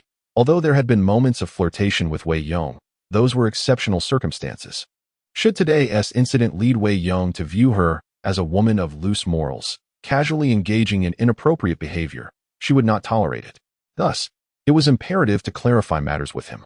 Wei Yong chuckled, Sister, do not be so serious, it frightens me. Wasn't it you who first touched my leg? Prompting my response. Besides, you initiated the hand contact, which led me to reciprocate. Surely, It cannot be deemed lewd for me to touch you after you touched me first. Can it? Is this world truly so unfair to men? Dan found his reasoning both infuriating and amusing. You are quite the master of twisting words. When I touched you, it was merely a reminder. You have a promising future in the procurement department, yet you insist on competing with Director Wei Yong. Wei Yong sighed helplessly. Sister Dan, you see it too. It is not my desire to compete with your family's Director Wei, but he consistently targets me. If I do not confront him decisively this time, I shall forever remain beneath his heel. Dan exhaled in resignation. Aware of Wei Yang's intentions, merely seeking to curry favor with Shui Yan, even she could not intervene in this matter. So she resolved to assist Wei Yong to the best of her abilities, though it might stir some domestic discord. Her own conflicts with Wei Yong had persisted for quite some time. A cold war was the worst that could ensue. As they passed a tailor's shop, Wei Yong suddenly halted Dan. Sister Dan, could you do me a favor? What kind of favor? He led her into the shop, requesting her assistance in selecting a fine piece of red fabric to craft a beautiful garment. Dan's fashion sense was markedly stylish, a far cry from the tastes of rural women. With Qin Xia soon to join him in life, he was determined to present her in splendid attire. Even without a traditional headpiece, a lovely red outfit was essential. Dan inquired, "Are you buying clothes for your wife?" "Indeed," Wei Yong replied, offering no further explanation. Dan nodded. "You have chosen wisely in seeking my help. I assure you, satisfaction awaits, but you must be willing to spend." Wei Yong smiled. "Rest assured, sister. Budget is no concern. Feel free to indulge." "Very well then. This grants me creative freedom." Dan selected fabrics, buttons, and meticulously discussed styles and sizes with the tailor. She is a frequent visitor here, hence the tailor Zhao is quite familiar with her. It is still Director Xie who selects the garments. "I assure you that this outfit will be ready by tomorrow morning." Wei Yong is quite pleased with Dan's choice. Fortunately, he brought her along today. Had he come alone, he would likely have selected something quite similar to what Wang Xiaoling chose. "Sister, I have another matter to discuss. I would like to borrow a few tickets, or I can purchase them as well. I need them for a sewing machine, a watch, and a radio. Ideally, 2 tickets for the watch." Upon hearing Wei Yong's request, Dan furrowed her brow. "De Yong, are you getting married again? In this era, the grandest display at a wedding consists of the 3 turns and 1 sound. The 3 turns refer to a bicycle, a watch, and a sewing machine, while the sound signifies a radio.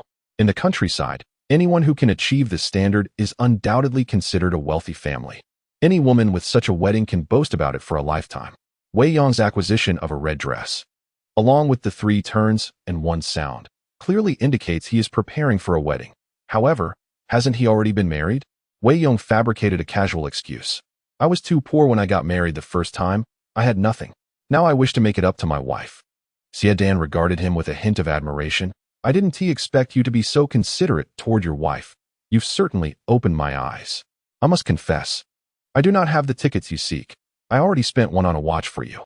However, if you wish to buy them, I can assist you in making arrangements, though the price may be steep. Just for the tickets you require, it could cost quite a few dozen yuan." Wei Yong replied, "No worries. As long as I can procure the tickets, money is not an issue." Dan cast a curious glance at Wei Yong.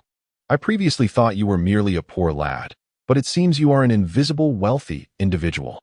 Just be cautious not to squander all your money. What if you lose to Wei Yong and cannot pay up?"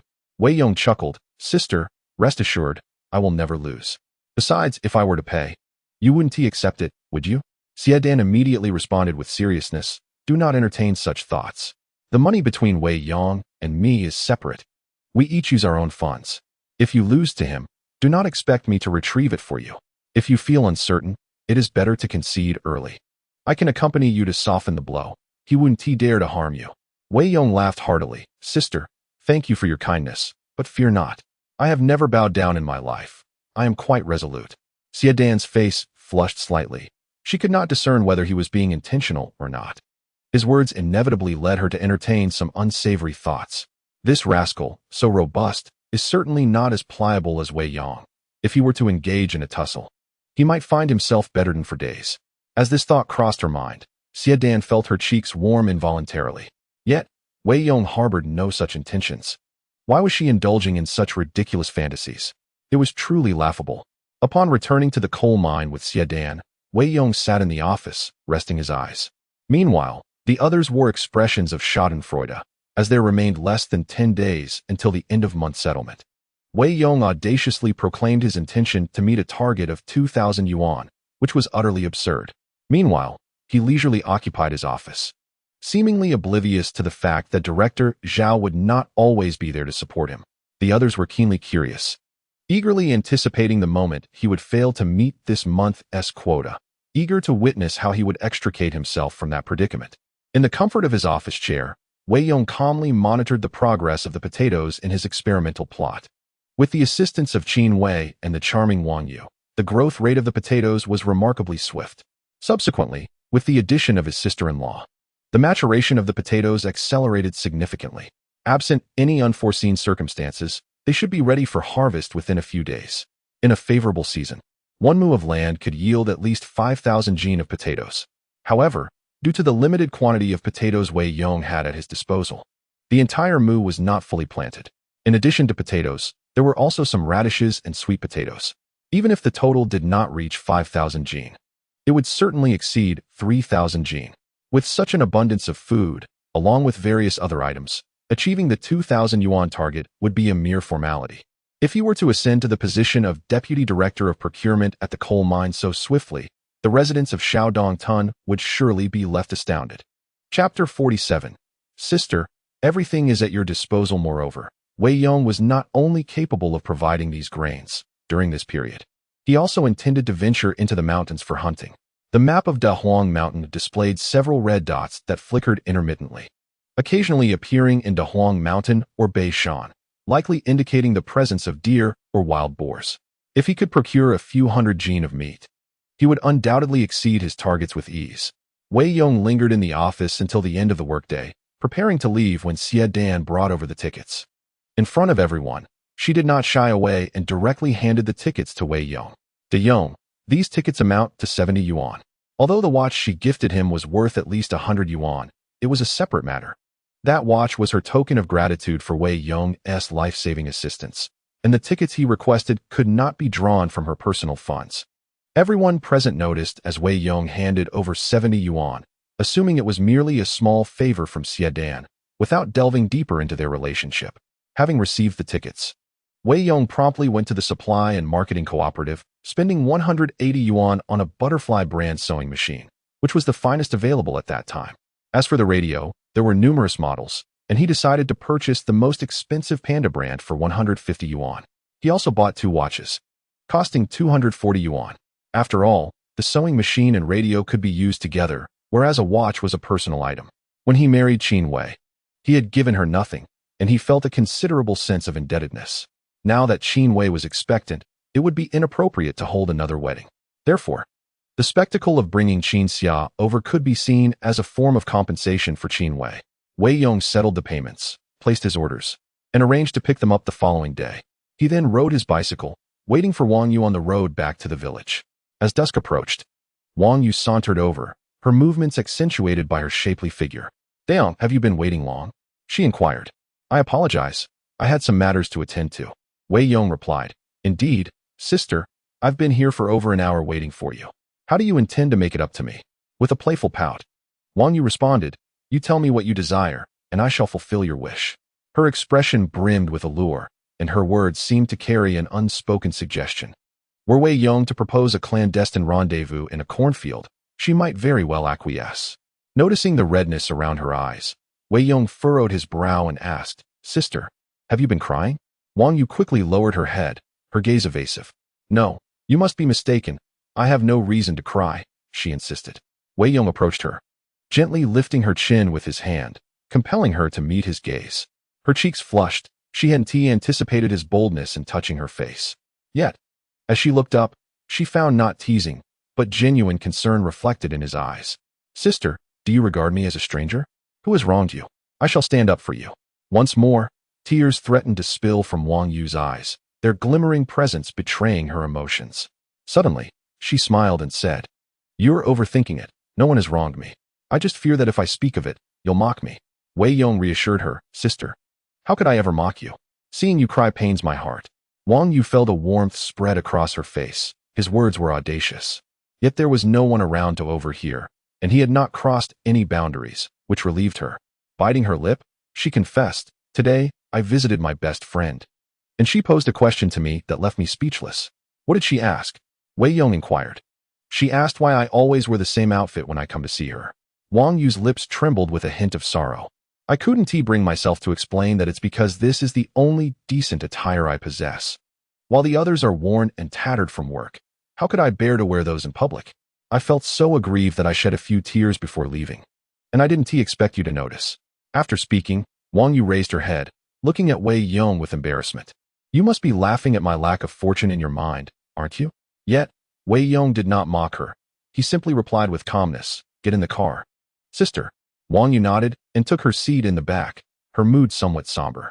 Sometimes, in her small corner of the village, she felt content. But upon witnessing the lives of others, she realized just how arduous her own existence had been.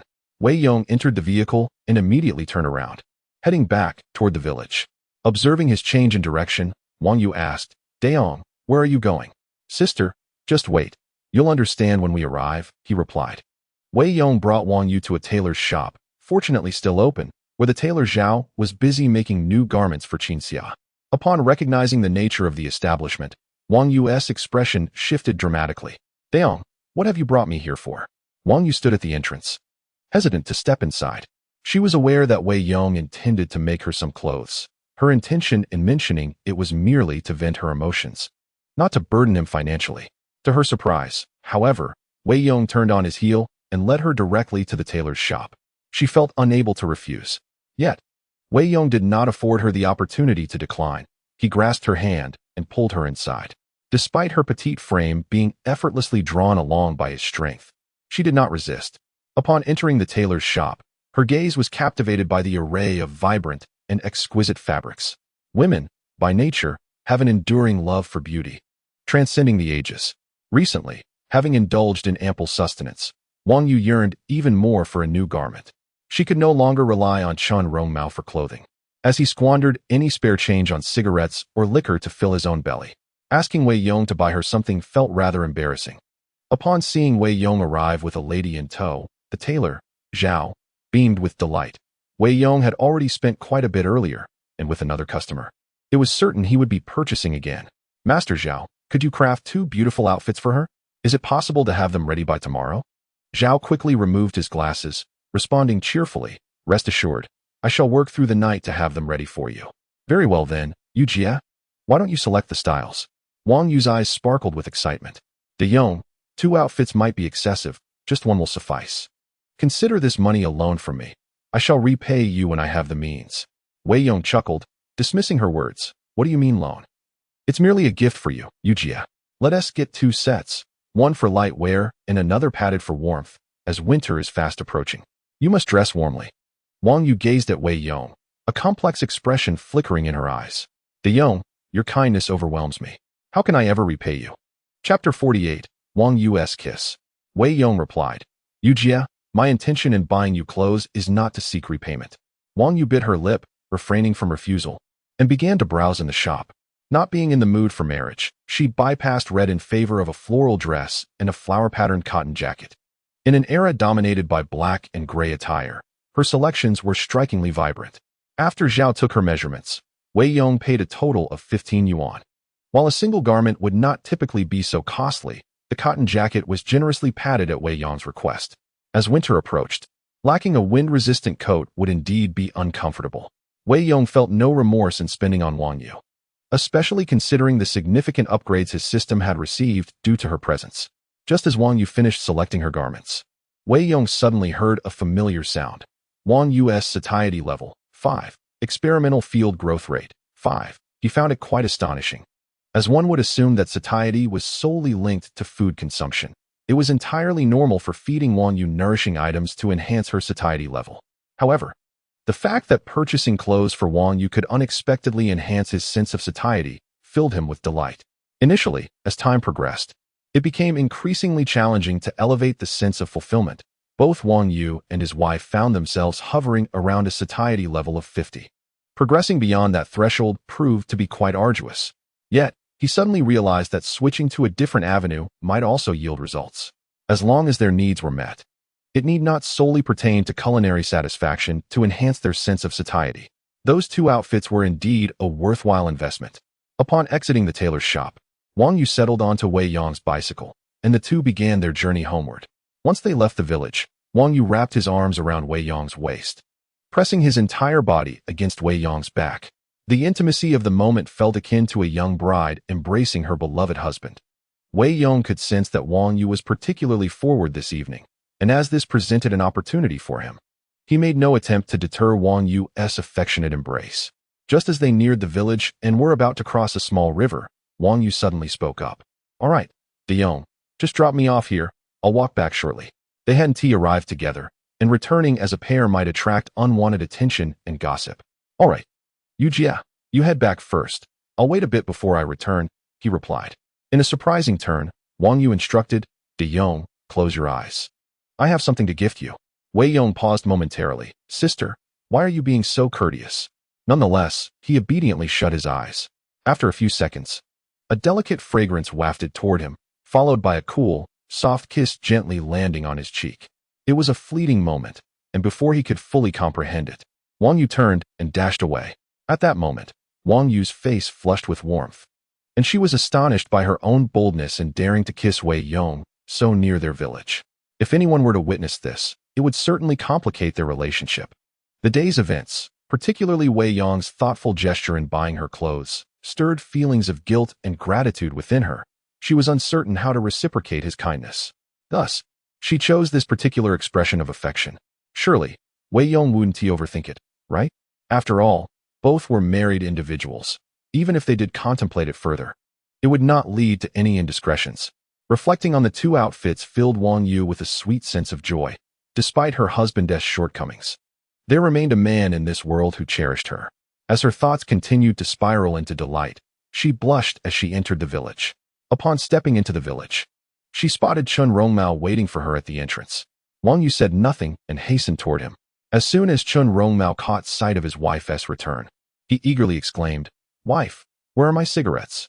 Although Wang Yu had been in high spirits today, she noted that Chun Rongmao had come to the village entrance to greet her late at night, which could be considered a gesture of care on his part. As soon as Chun Rongmao spoke, she realized that his mind was not on her at all, but rather on his cigarettes. Wang Yu's anger flared instantly. She retrieved 2 packs of cigarettes from her pocket and hurled them forcefully at Chun Rongmao. "Here are your wretched cigarettes. Don't speak to me again. You drive me insane." Chun Rongmao hastily picked up the cigarettes from the ground, disregarding Wang Yu's ire, lit one, and inhaled deeply. He understood that Wang Yu was angry, yet he could not fathom the reason for her vexation. The craving for nicotine was overwhelming. He needed to satisfy that urge before soothing his wife upon her return. Regardless of how angry Wang Yu became, he was confident he could placate her. As he neared the end of his cigarette, Wei Yong rode into the village. Chun Rongmao felt a wave of relief wash over him, having quelled his craving. He greeted Wei Yong with a smile. "De Yong is back. Had I known you were heading to the countryside, I would have let my wife wait a bit longer. I could have hitched a ride with you." Wei Yong chuckled inwardly, thinking to himself that Wang Yu not only hitched a ride, but had also bestowed a kiss upon him earlier. Is that so? In the future, if anything arises, just have Yu contact me. No need to be shy. Observing Chun Rongmao exhaling smoke, Wei Yong scoffed and pedaled back home. Upon entering, Qin Wei eagerly stepped out to greet him, her face aglow with joy. "De Yong is back." Wei Yong, unabashed, opened his arms wide. "Come here. Let your man cherish you." Blushing, Qin Wei threw herself into his embrace, and Wei Yong, seizing the moment, tilted her chin and kissed her passionately. Qin Wei, feeling a little bashful, playfully thumped her small fists against his chest, exclaiming, "You're so annoying." Seeing her partner in such a state, she anticipated another long night ahead. Earlier that day, he had caressed Xie Dan's hand and thigh, and now, having received a kiss from Wang Yu, Wei Yong's desires were already stirred. He held his wife close, preparing to retreat to their bed. However, Qin Wei quickly interrupted. "Wait a moment. I need to discuss something important first." Wei Yong smiled, slipping his hand beneath her clothing to check on the child's well-being. What could be more pressing than this? Qin Wei shivered at his touch. "My elder brother-in-law passed away yesterday." Wei Yong was momentarily taken aback. "He died yesterday?" "Yes, he passed away in the middle of the night. And the funeral was held this morning." Wei Yong nodded. "Then I shall go and bring my sister over tomorrow." Qin Wei affirmed. "Father sent someone to inform me, and he shares the same sentiment." He wants my sister here quickly to avoid any lingering issues. It appears conditions back home are quite dire. Once my sister is settled, father intends to return to our hometown. Wei Yong immediately sat up, stating, "All right, we can discuss our evening later. I must go find the village chief and arrange the wedding party for tomorrow." Chapter 49. Xia, I'm here to pick you up. Although he was eager to be with his wife, the matter of retrieving his sister-in-law took precedence. Wei Yong hurried to the village chief's home, where Zhao Long and Zhao Fifan were preparing to retire for the night. Upon seeing Wei Yong, they quickly rose to welcome him. "De Yong has arrived. Let me prepare a cup of sweet water for you." Wei Yong's arrival here afforded him a treatment most extraordinary. Sugar, a precious commodity, would not be so generously offered to others by the village chief. Zhao Fifan handed him a cigarette, inquiring, "De Yong, what brings you here at such a late hour?" "Auntie, there's no need to fuss over the sweet soup," he replied as he accepted the cigarette from Zhao Fifan, lighting it before getting straight to the point. "My sister-in-law's husband has passed away, and my father-in-law wishes for me to gather a group to bring my sister-in-law over. I plan to organize a welcoming procession tomorrow. Although it is not a wedding, I want her to have a splendid arrival."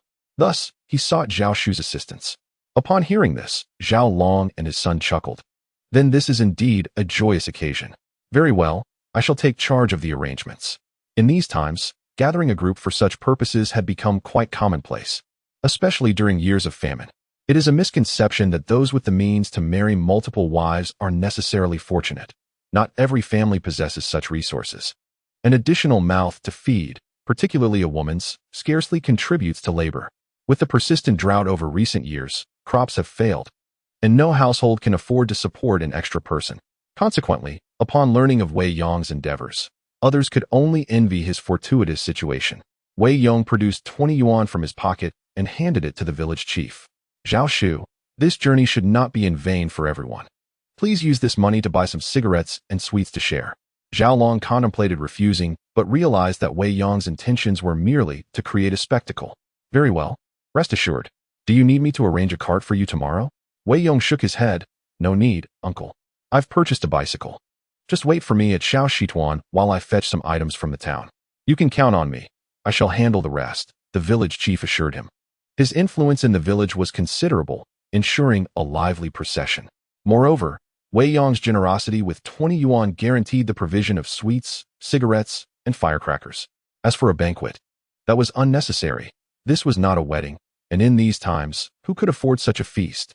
Even if Wei Yong desired one, the village chief would not permit extravagance. After all, hunting those wild boars was no small feat, and it was wise to conserve some wealth.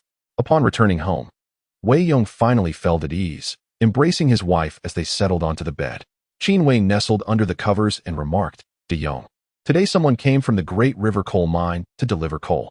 When my sister arrives tomorrow, we will warm the west room. You two can stay there." Wei Yong chuckled softly. "Do you think my sister would agree so quickly?" Qin Wei replied, "Isn't it just a matter of time? Do not worry. I shall persuade her." Meanwhile, Wang Xiaoling and Li Fan lay awake at home, unable to sleep. Since returning, Li Fan had been vociferously cursing Wei Yong, nearly exhausting her vocabulary on his ancestors. Wang Xiaoling's face was swollen and painful. Upon returning home, she had wept for quite some time. She could hardly fathom that Wei Yong would strike her. After all, she had merely scolded Qin Wei. How could he bring himself to act so violently?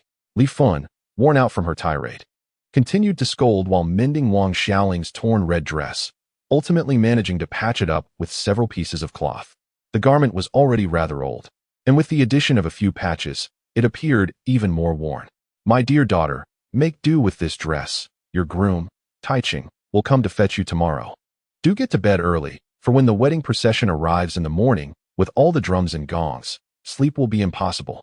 Wang Xiaoling nodded, having become thoroughly disillusioned with Wei Yong after today's events.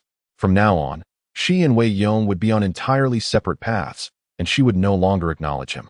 Although Wei Yong was currently thriving, Taiching was not to be underestimated either. After all, he had presented their family with a dowry of 30 yuan, a sum not easily afforded by everyone. As Wang Xiaoling lay beneath the covers on the Kong, she fantasized about her magnificent wedding day. Not many were aware of her impending marriage. Li Fan, who had always struggled to connect with others in their village, knew that since they were from the bride's side and the groom's family hailed from Shangangtan, the latter would be the ones to come over. while they merely needed to wait at home. Nevertheless, despite the early hour, the commotion outside roused Li Fun from her slumber. Peeking through the curtains, she observed the throngs of people already gathered outside and muttered irritably, "It's not their daughter getting married. Why all the excitement?" Even as she voiced her annoyance, Li Fun hastily got up to freshen up, donning her finest attire and meticulously preparing herself. Today marked her daughter's wedding, and she could not afford to embarrass her. Meanwhile, Wang Xiaoling rose early as well, slipping into her red dress. Gazing at the patches adorning it, her heart sank. The dress already appeared quite old, and after yesterday's tumble, it had received yet another patch, hardly befitting a bride. With a sigh, she reassured herself that at least she possessed a red dress, better than what many others in the village had. At that moment, Wei Yong had arrived in the township, retrieving all the necessary items. He had hired a horse-drawn carriage, heading straight for Zioxidin. Upon entering the village, he spotted Zhao Long and the other young men at the entrance. The young men from Xiaodongtan were all smiles, radiating enthusiasm. With Wei Yong's funds, Zhao Long distributed a box of cigarettes and a couple of pieces of candy to each of them, eliciting great joy. They were used to smoking low-quality tobacco at home, but these purchased cigarettes, though not premium, were infinitely more enjoyable. All of this was courtesy of Wei Yong, and they were determined to put in their best effort today. Pushing his bicycle, with the horse-drawn carriage following behind, loaded with a sewing machine and a radio, Wei Yong and his entourage entered the village in a grand procession. Qin Wei had been waiting at the door from early on, startled by the approaching spectacle. "This lad has certainly made quite the fuss," he exclaimed.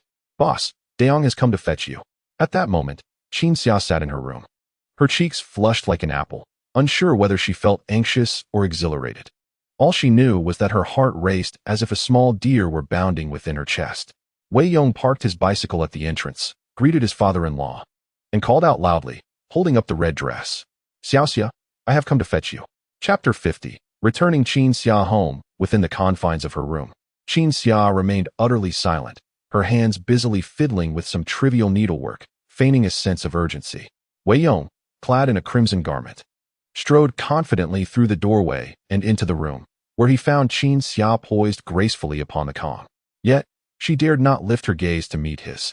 Although Qin Xia attempted to project an air of calm, Wei Yong could discern that she had indeed made an effort to enhance her appearance today. Her hair was impeccably clean, and her delicate visage radiated a pristine glow. "Xiaoxia, I have come to escort you. Please change into your clothes and accompany me," Wei Yong urged, placing the attire upon the Kong. With a slight bite of her lip, Qin Xia retorted, "Why purchase this red dress? It is a waste of money." Wei Yong chuckled softly. "How can the money I spend on you be considered wasteful? Do change your clothes. I shall wait for you outside." Since they had yet to consummate their union, Wei Yong, mindful of her modesty, graciously stepped outside. Cradling the red dress in her arms, Qin Xia tenderly caressed the soft fabric. Wei Yong had thoughtfully added cotton to the ensemble, making it suitable for wear now, and with an additional layer, it would serve her well into the winter months. As she continuously stroked the new attire, her cheeks flushed with a rosy hue. Meanwhile, Wei Yong and his companions enjoyed celebratory cigarettes at the entrance, engaging in light-hearted conversation as they awaited her. Many from Xiaoxi village gathered to witness the occasion. Wei Yong generously distributed cigarettes to the men and sweets to the women. Upon noticing Qin Xia's impending departure, some among the crowd, initially envious and poised to offer snide remarks, found their tongues silenced by the gifts from Wei Yong, all smiling in return and offering their well wishes. Qin Wei clapped Wei Yong on the shoulder, saying, "Dayong, after you take Xiaoxia home, please return tomorrow. I have matters to discuss with you." His expression was somewhat grave. Wei Yong nodded, sensing that his future father-in-law had something of importance to convey regarding his return to his ancestral home. As soon as he finished a cigarette, Qin Xia emerged from the room. Adorned in the vibrant red dress, her beauty instantly captivated the attention of all present. Naturally enchanting, with just a touch of adornment, she became a vision of breathtaking elegance. Now, in this splendid attire, the gentlemen around could hardly suppress their desire to swallow hard. Wei Yong was indeed fortunate. While Qin Wei was already strikingly beautiful, Qin Xia's allure was truly exceptional. Wei Yong felt a surge of excitement. Although Qin Xia had been married before, unbeknownst to them, she was still a genuine maiden, such a stunning wife, and yet the elder brother had not enjoyed her company, leaving Wei Yong to reap the unexpected benefit. As Qin Xia stepped outside, Zhao Fifan ignited firecrackers, the crackling sounds mingling with the cheers of the crowd. With her cheeks aflame, Qin Xia took her place on the back seat of Wei Yong's bicycle. Tailor Zhao had kindly prepared a cushion for him, ensuring a more comfortable ride. Seated upon the soft cushion, her rosy complexion was a sight to behold. Though the spectacle today was considerable, it was, after all, not a genuine wedding. Thus the crowd did not make much noise. Wei Yong pushed his bicycle, followed by a throng of people, as they departed from Shaoxitu. The sight of a sewing machine and a radio placed on the cart, coupled with Wei Yong's bicycle, filled the onlookers from Shaoxitu with envy. Old Qin, your son-in-law is quite impressive. 3 turns and a sound. It seems he has it all together. Indeed. Did you not see that Wei Yong was also wearing a watch? Xia is bound to have one as well. Old Qin is truly fortunate. I have never heard of anyone in our 10-mile radius managing to gather such a collection. Old Qin's 2 daughters are certainly living the good life. Hearing the chatter from the crowd, Qin Zhengwo's aged face bloomed with delight. On the day of Qin Wei's wedding, his expression had been as dark as a stormy sky, his gaze seemingly wishing to flay Wei Yong alive. However, today was entirely different. This son-in-law had truly brought him honor. In Shaodongtuan, the villagers were already gathered at the courtyard entrance, eagerly anticipating the spectacle. Everyone was aware that Wei Yong was fetching Qin Xia, and they awaited the possibility of receiving some celebratory candies or cigarettes. The village children, in particular, were craning their necks, excitedly hoping for sweets. At this moment, Wang Yu was tidying up the house when Chun Rongmao entered with a mischievous grin. Wife, Wei Yong has gone to fetch his sister-in-law. Aren't you coming out to take a look? You might get some celebratory treats. Wang Yu, with a sullen expression, remained silent, as if she had not heard him. Since returning the previous night, she had not exchanged a word with him. Chun Rongmao had smoked several cigarettes outside. Returning home in a haze, he had hoped to pacify Wang Yu upon entering, thinking that perhaps she would be less upset, but no matter what he said, she chose to ignore him. Feeling quite helpless, Chun Rongmao had risen early that morning to prepare breakfast, planning to appease Wang Yu first. It had been a while since he had been intimate with her. Previously, he had been too preoccupied with hunger to think of such things. Now, with his needs met and warmth assured, and with recent observations of his wife becoming increasingly fair and plump, he found himself yearning for opportunities to engage with her. However, Wang Yu's recent temper had been quite volatile, causing Chun Rongmao great frustration. He mused that the previous evening's incident was trivial. He had simply been eager for a cigarette upon seeing her, neglecting to inquire about her well-being. Was it truly worth such anger? Wife, are you still upset? I acknowledge my mistake. In the future, when you return, I will make it my priority to ask after you. Will that suffice? Wang Yu huffed, finally recognizing that Chun Rongmao had begun to realize his faults. In truth, Wang Yu was not exceedingly angry. She merely wished to ignore Chun Rongmao, well aware of his character. Moreover, with her new dress expected to arrive today, her spirits were quite buoyant. However, it was not Chun Rongmao who had lifted her mood, but rather the prospect of Wei Yong. Do not utter frivolities here. When you step outside, if someone offers you sweets or cigarettes, accept them graciously. However, if they do not, ensure you do not embarrass me. Upon witnessing Wang Yu engaging in conversation, Chun Rongmao finally exhaled in relief. Rest assured, my dear wife. I promise I shall not bring you shame. As he spoke, Chun Rongmao leaned closer, wrapping his arm around Wang Yu's waist, and said, Darling, it has been quite some time since we indulged. What do you say we roll? Wang Yu forcefully pushed him away, her irritation palpable whenever he made contact. The stench of cigarettes suffocates me. Only when you quit smoking will I allow you near me again. Though both indulged in smoking, the odor clinging to Chun Rongmao repulsed her, while she found the subtle scent of Wei Yong's tobacco surprisingly pleasant. Chapter 51. Who is truly getting married? Chun Rongmao's face flushed with embarrassment, suggesting he quit smoking was akin to condemning him to death. Clearly, the anger simmering within his wife had yet to dissipate. He resolved to find an opportunity to appease her with a gift. With little money in his pocket, he could at most purchase a scarf. His wife had expressed a desire for new clothes several times. While he could not afford garments, a scarf was within reach. Surely, a new accessory would thaw the ice between them.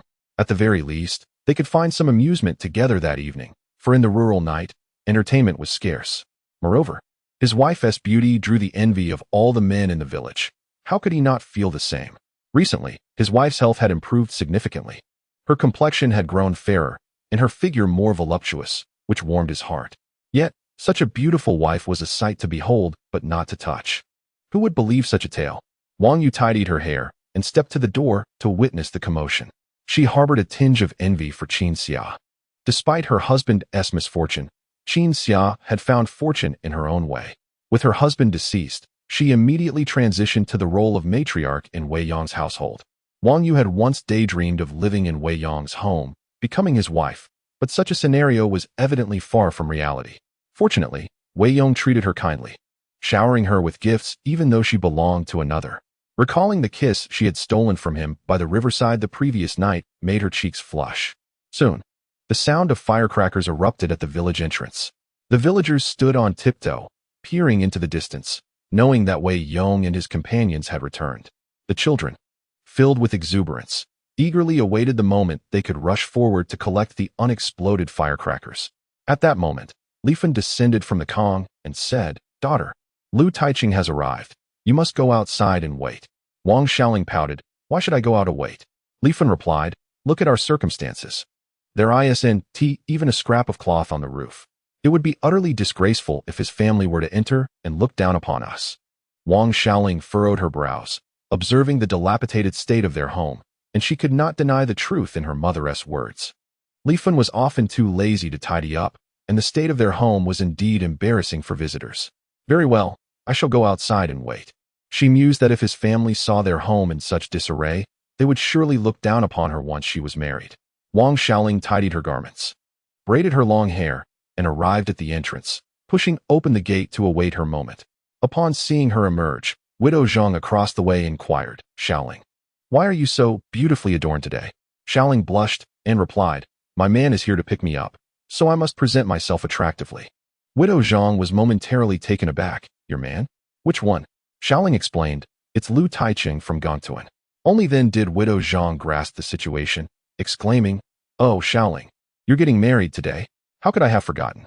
Although Li Fan had previously mentioned Xiaoling's wedding to the villagers, her remarks had gone largely unnoticed due to their disinterest in her. However, Zhang's comment sparked a collective recollection. Yet, wasn't it Wei Yong who had set off the firecrackers? Could Lu Taiqing from Gongtuan really orchestrate such a grand affair? Sensing the villagers' silence, Xiaoling felt a surge of defiance, as if they looked down upon her. Soon they would realize just how fortunate she was to be marrying. Lu Taiqing had offered a bride price of 30 yuan. Surely, money was not an issue. Once the firecrackers ceased, Wei Yong appeared, pushing his bicycle, accompanied by a horse-drawn cart and a jubilant wedding procession, advancing with great fanfare. From afar, the sight of the bicycle stirred excitement among the onlookers. For many children from Zidongtan, it was their first close encounter with a bicycle, and they were elated. As the bicycle approached, a glimmer of excitement flickered across Xiaoling's face, momentarily shedding her reserve as she waved enthusiastically, as if greeting someone. The villagers cast her curious glances, puzzled as to why she was waving at Wei Yong, who was there to fetch Qin Xia. Could it be that Lu Taiqing had come to collect her? In an instant, confusion enveloped the crowd, and they fell silent, observing the unfolding scene. Moments later, the bicycle drew nearer. Alongside it, the cart showcased an eye-catching sewing machine. "Goodness, is that a Butterfly brand sewing machine?" someone exclaimed. "And look, there's a radio. This is truly grand." The villagers marveled at the spectacle, envious of such opulence. "Why didn't I have this kind of treatment when I married you?" one lamented, casting a discontented glance at their husband. The village men could only force smiles, wishing they had stayed away to spare their wives' feelings had they known such an extravagant display awaited them. As the crowd drew closer, Widow Zhang suddenly shouted, "It's Wei Yong." Only then did the villagers recognize that at the forefront, pushing the bicycle, was indeed Wei Yong. Behind him, on the rear seat, sat a stunning woman dressed in red, Qin Xia. The cart was adorned with a brand new sewing machine and radio. A closer inspection revealed the beautiful watch gracing Qin Xia's wrist. Zhao Long and his son trailed alongside the cart, carrying bags of wedding candies to distribute shortly. Witnessing this scene, Xiaoling's expression froze in disbelief. She swiftly lowered her arm, her expression akin to one who had just tasted something utterly distasteful. Li Fan emerged from the courtyard, her face alight with joy. I remarked that Tai Cheng's grand display was impressive, suggesting that his daughter would truly be pampered. As the mother-in-law, Li Fan should have been waiting indoors. Yet the dilapidated state of the house made her wary of the in-laws entering. Besides, The lively commotion outside beckoned her curiosity. With a voice that could carry, she couldn't help but shout to showcase her son-in-law's grandeur. Widow Zhang sneered. Leonti, don't you see? Is the one pushing the bicycle your son-in-law? Li Fan retorted. Nonsense. If he's not my son-in-law, then whose deceased husband could it be? Her sharp tongue often clashed with Widow Zhang, who lived across from her. However, upon turning to look, Li Fan's expression soured. It was Wei Yong pushing the bicycle, with Qin Xia seated atop, exuding an air of magnificence. As they entered the village, Zhao Fifan began tossing wedding candies to the crowd, both children and adults scrambling for the treats, creating a joyous uproar. Meanwhile, Qin Xia kept her head down, shyly avoiding eye contact, though a subtle smile graced her lips. What woman does not dream of a grand wedding? Although this was not a marriage, Wei Yong's attentiveness filled her heart with delight. As the bicycle passed by Wang Xiaoling's home, Wei Yong did not glance her way, continuing onward. Qin Xia, perched sideways on the bicycle, found herself facing Wang Xiaoling. She lifted her gaze, her exquisite features, sparkling eyes, and the splendid new red attire all captured Wang Xiaoling's attention. In that fleeting moment, a stark contrast emerged between the two women. Without Qin Xia's presence, Wang Xiaoling appeared rather charming. Yet, juxtaposed with Qin Xia, she paled in comparison. Standing nearly 1.7 meters tall, Qin Xia possessed a tall, graceful figure, fair complexion, and striking beauty that rivaled Qin Wei. Coupled with her vibrant new dress adorned with blue glass buttons and a small collar, she looked utterly stunning. They had never encountered such beautiful attire. Even a piece of red cloth could only produce garments akin to Wang Xiaoling's. With a few black buttons and a straight-cut design, her outfit resembled that of a man's shirt, while Qin Xia's dress featured a stylish collar, decorative buttons, and a fitted waist, resembling the tailored suits of city dwellers. Compared to Qin Xia, Wang Xiaoling seemed almost rustic. As Qin Xia sat on the bicycle, raising her head, her eyes met Wang Xiaoling's. A faint smile played at the corners of Qin Xia's lips, accompanied by a hint of disdain in her gaze. She recognized Wang Xiaoling, having heard of her from her sister. How could someone like her dare to covet Wei Yong? Such aspirations were mere fantasies. Wang Xiaoling stood watching as the bicycle passed, alongside a cart carrying a sewing machine and a radio, when Zhao Fifan tossed a handful of wedding candies, striking her squarely on the head. Before she could fully comprehend the situation, a group of children rushed forward to snatch at the items. Overwhelmed by the swarm of youngsters, Wang Xiaoling found herself unceremoniously seated on the ground, her demeanor quite disheveled. Li Fan's complexion mirrored that of a liver, ghastly and distressing. Initially, she believed the grand appearance was due to Lu Tietching's arrival, only to discover it was the detestable Wei Yong instead. Little did they know that Wei Yong was there to fetch his sister-in-law today. Had they anticipated such a gathering, they would have certainly avoided an encounter with him. Now, the embarrassment was monumental. Widow Zhang chuckled. Aunt Li, I told you he wasn't your fine son-in-law, but you wouldn't believe me. Your son-in-law will likely be delayed. Do wait patiently. At that moment, Widow Zhang relished the opportunity to ridicule her, questioning whether Li Fan still felt proud after her earlier bravado. Li Fan's aged face indeed flushed with humiliation as she hastily helped her daughter to her feet and retreated indoors. Wang Xiaoling, in a daze, resembled a soulless wretch. Pulling her into the house, Li Fan attempted to console her, saying, My dear, do not be upset. Lu Taiching will arrive soon, and it will surely be more splendid than this. Let us not be anxious. Wei Yong ushered Qin Xia into the house, where Qin Wei had already been waiting, albeit too shy to venture out for fear of village gossip, observing from behind the window instead. The sight of her elder sister's arrival brought her immense joy. Zhao Fifan and his companions, having brought in the sewing machine, wisely departed. Upon entering, Qin Xia settled onto the heated bed. Qin Wei glanced around, unable to contain her curiosity. What are you staring at, second sister? Have you never seen anyone before? Qin Wei chuckled. I'm just marveling at how stunning my elder sister looks. That red garment is truly lovely. Wei Yong laid out several vibrant outfits upon the bed. Wife, I have one for you as well. I had the tailor craft a larger size, anticipating your growing belly. Qin Wei protested. Look at you. Buying for my sister is sufficient. Why purchase for me? By the time I give birth, how will I fit into this? While she lamented, her fingers caressed the new fabric, and a smile betrayed her amusement. Wei Yong replied, Once you give birth, I shall have the tailor adjust it. Otherwise, if your belly grows larger, you may find it unwearable. He also presented Qin Wei with her watch, ensuring that even though Qin Xia had come, His wife did not feel neglected. Qin Wei's eyes sparkled with delight, forming crescent shapes, utterly charming. Qin Wei's satiety level, 5. Experimental field growth rate, 5. Qin Xia's satiety level, 10. Experimental field growth rate, 10. Daily mall items. Wei Yong's heart soared with joy. It seemed that purchasing clothing could indeed enhance their satiety levels, much like his previous tests with Wang Yu. Today, his sister-in-law appeared quite pleased. Her satiety level rising by 10 points, and the daily mall items expanded to 2, marking a significant improvement. Initially, Wei Yong had entered into a wager with Wei Yong. And now, at a time when resources were scarce, this reward was exceptionally timely. He cast a glance at the 2 items available in the mall today. Rice, 0.3 yuan per pound. Rock candy, 0.5 yuan per pound. Upon seeing these 2 items, Wei Yong was momentarily taken aback. The items in the marketplace have undergone a significant transformation, far beyond the mere addition of a new product. Previously, when Wei Yong purchased oranges, he was acutely aware of the purchasing limitations. Each transaction permitted only 5 pounds or less. However, this time, the system merely indicated the unit price without stipulating any quantity, which suggested that Wei Yong might purchase freely. He decided to test this theory, armed with over 300 yuan, intending to buy a substantial amount of rock sugar and rice. After conducting his experiment, Wei Yong ascertained that the daily expenditure in the marketplace could not exceed 100 yuan.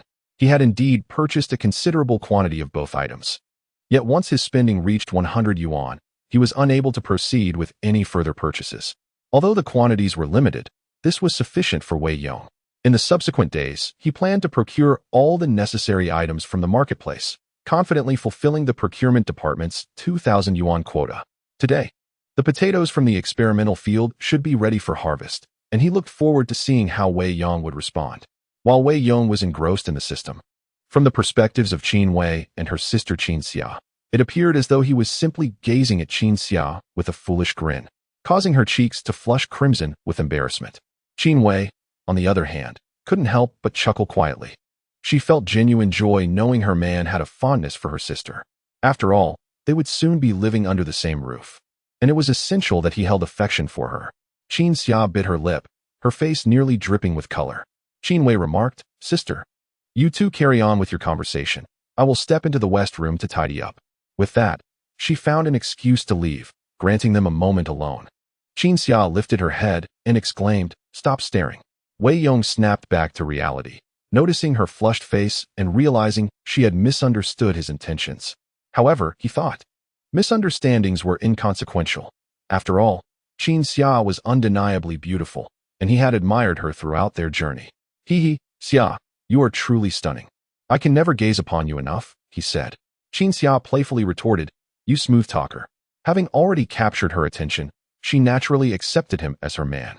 Wei Yong took Qin Xia's hand firmly, assuring her, "Xia, rest assured, I will ensure that you and your sister lead a prosperous life." Qin Xia felt a jolt of electricity at his touch. Despite their solitude, she quickly withdrew her hand. I need to help the second brother with dinner," she stammered, hastily moving to the outer room to tend to the stove. Qin Wei whispered, "Sister, you should sleep in the west room with De Yong tonight. I will stoke the fire to keep you warm." Qin Xia's face instantly flushed a deeper shade of red. "That won't he do. Let him sleep with you instead." "I prefer to sleep alone." Qin Wei responded, "Sister, this can be considered your wedding night. Why accompany me? Besides, as a pregnant woman, it would be uncomfortable for me to share a bed with De Yong. I fear the commotion might disturb the baby. You can take my place." Having already experienced pregnancy, Qin Wei was much more open about such matters than her sister, who was still an unwed maiden. Qin Xia blushed fiercely at her sister's words. "You silly girl.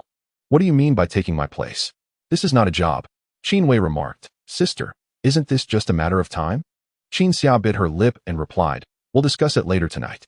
She was well aware that she would eventually belong to Wei Yong, yet she had no experience in such matters and was uncertain about how to proceed. While the sisters were preoccupied, Wei Yong stepped outside, stating, "I'll be back shortly. I asked the village head to help me purchase a few items." He intended to retrieve some rice and rock sugar from his storage to enhance their meal. However, he knew he could not simply bring them out without a plausible excuse, hence his departure. As he arrived at the village head's home, he discreetly extracted a bag of rice and 10 pounds of rock sugar, both of which were exceedingly rare commodities. Even wealth could not easily procure such items.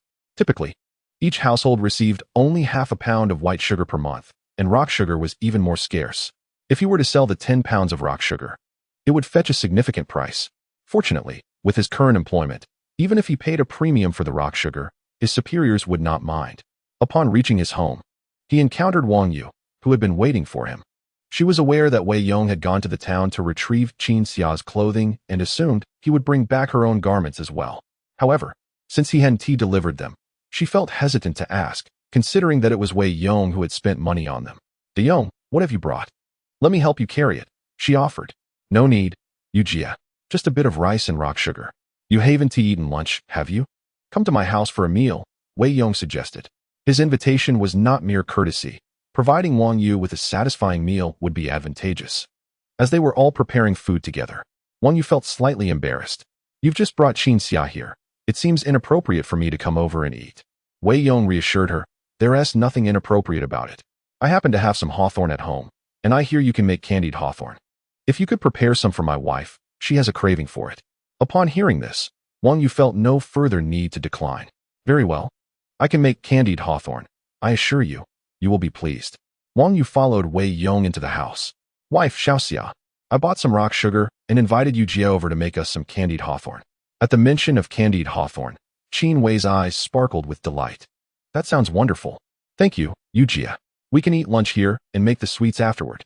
Qin Wei harbored no suspicions about any relationship between her and Wei Yong.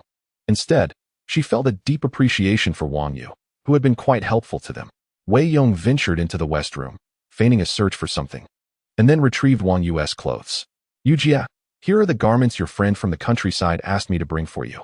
Wang Yu accepted the new clothing, her face lighting up with joy, careful to conceal her emotions so as not to raise any suspicions with the sisters.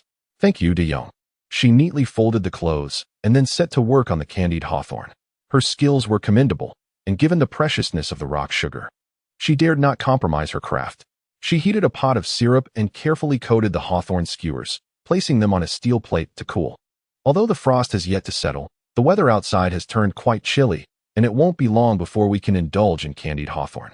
Qin Wei, beside herself with anticipation, swallowed hard. Her pregnancy had intensified her craving for sour flavors. However, consuming too many hawthorns could lead to acid reflux, and the sight of those candied fruits was far more enticing than dumplings. Qin Xia had prepared a pot of rice, sautéed some meat, and stewed cabbage and potatoes. In no time, the four of them gathered around the dining table to enjoy the meal. Qin Xia's culinary skills were impressive, rivaling those of Wang Yu, and the feast left everyone with grease on their lips. Their recent meals had been quite satisfactory, almost always featuring meat. Yet it had been ages since they had savored plain rice. The fragrant bowl of white rice was simply irresistible. Each grain burst with flavor in their mouths. An exquisite delight. Qin Wei inquired, "De Yong, where did you procure this rice and rock candy? Such items are difficult to come by, especially without the necessary tickets. For Wei Yong to bring back dozens of pounds is quite suspicious." Wei Yong replied, "This was provided by the coal mine. Our workplace has excellent benefits and frequently supplies us with delicious food." A smile crept onto the faces of both Qin Wei and Qin Xia, pride swelling in their hearts for Wei Yong. Their men were indeed remarkable, while every household in the village relied on coarse grains and relief supplies. Wei Yong's workplace bestowed upon him rice and rock candy. Qin Wei remarked, "De Yong, shouldn't we share some of this with Sister Chu? Is it acceptable for us to keep it all?" She had not forgotten that this work was Sister Chu's, and thus, the provisions should rightfully be given to her. Wei Yong paused, surprised that his casual fabrication had prompted Qin Wei to consider this aspect. "We don't have to give her everything. I'll take some over later." It wouldn't hurt to bring Sister Chu a little something. As a gift for Li Ping, he justified. Wang Yu added, "Then I'll accompany you." Entering a widow's home could be deemed inappropriate, especially since Qin Xia was unfamiliar with Sister Chu. Wang Yu's presence would make it less awkward. After their meal, the candied hawthorn outside was nearly ready. Wei Yong hastily retrieved one for Qin Wei, eager to satisfy her sweet tooth. As she bit into the candied hawthorn, the sweet and tangy flavor brought a radiant smile to her face. Suddenly, a notification chimed within Wei Yong's system. "Experimental field crops are ripe for harvest. Would you like to proceed?" Without hesitation, he mentally commanded, "Harvest." In an instant, his storage space brimmed with an abundance of potatoes, radishes, and sweet potatoes, with potatoes in the greatest supply. Staring at the large, round potatoes resting in his space, Wei Yong was astounded. He had been a farmer all his life, but had never encountered such perfectly shaped produce. Moreover, his earlier estimations had been overly conservative. The yield from the experimental field far exceeded that of the outside world. Together, the potatoes, radishes, and sweet potatoes amounted to at least 6,000 pounds. Elated, Wei Yong reveled in the realization that this experimental field was extraordinary. He was on the verge of striking it rich. Selling 6,000 pounds of grain to the coal mine would easily net him at least 1,800. It seemed there would be no need to wait until the end of the month. He could surpass his quota in just a few days. At that point, Wei Yong would no longer be merely Wei Yong, but rather Director Wei. Chapter 54. Wang Yu. I would rather gather a gang than be with you. Wei Yong's potatoes, radishes, and sweet potatoes are all of exquisite quality. Had they cultivated them themselves, even on a moo of land, they would have been fortunate to harvest a mere 10 or 8 of such fine specimens. It can be said that Wei Yong's grains are the creme de la creme of produce, perhaps even fetching a higher price on the market. Qin Wei remarked, De Yong, why do you keep staring at my sister with that silly grin? There are outsiders present, and you should know better than to be so indiscreet. She found it amusing, as De Yong had been grinning foolishly more often lately, both in the morning and now. Wei Yong, feeling a bit awkward, chuckled, well, it's just that Xiao Xia is quite charming. He chose not to elaborate, allowing the misunderstanding to persist, for he often found it equally difficult to avert his gaze from Qin Xia. Meanwhile, Qin Xia kept her head down, focused on her meal, too shy to look up at Wei Yong. The thought of what might transpire at night filled her with dread. She recalled what Er had said about the pain being excruciating, a deep, piercing agony. With Wei Yong's robust physique, it surely would be even more intense. Wang Yu commented, today, Xiao Xia truly shone. The entire village came to see. Qin Wei added, only one household did not emerge, the one across from us. Wang Yu paused momentarily, then laughed. It's quite normal for that family to stay indoors. Curiosity piqued. Qin Wei noted that in the 3 months she had been there, she had never seen anyone from that house. She assumed it was unoccupied, yet smoke would rise from the chimney at mealtimes, indicating that someone lived there. It was indeed peculiar, having resided in the village for such a duration without ever laying eyes on them. Wang Yu continued, interestingly, the family across is associated with De Yong's workplace. Wei Yong perked up. Are they also from the Dahe coal mine? In this day and age, securing a job at a coal mine was a matter of pride. One would expect them to show off their status. Yet, the family's reticence was rather strange. Wang Yu described, I once saw the man from that household. He looked quite fearsome, and he limped as he walked. He works underground at the Dahe coal mine, and is often on the night shift. I have encountered his wife twice. She is incredibly beautiful, but never speaks. I've heard from several village matrons that she was either purchased or is a mute, perhaps an immigrant who doesn't speak Chinese. Nods of understanding passed among Wei Yong and the others. After much deliberation, it became apparent that the situation across the street was rather intricate. Initially, Wei Yong had contemplated introducing himself, given their shared workplace and village, thinking they might look out for one another in the future. However, upon learning the complexities of their circumstances, he abandoned the idea. If she were indeed a purchased bride, it would be entirely reasonable for her to avoid social interactions. Should she engage with others and inadvertently escape, the repercussions for him would be significant. Having satisfied his hunger, Wang Yu departed from Wei Yong's home, cradling new clothes as he returned home. At the entrance of the courtyard, Wang Yu wiped the grease from her mouth with her sleeve before pushing the door open. Meanwhile, Chen Rongmao stood at the doorway, holding a piece of pigskin, his mouth smeared with fat, as he puffed on a cigarette and sauntered out.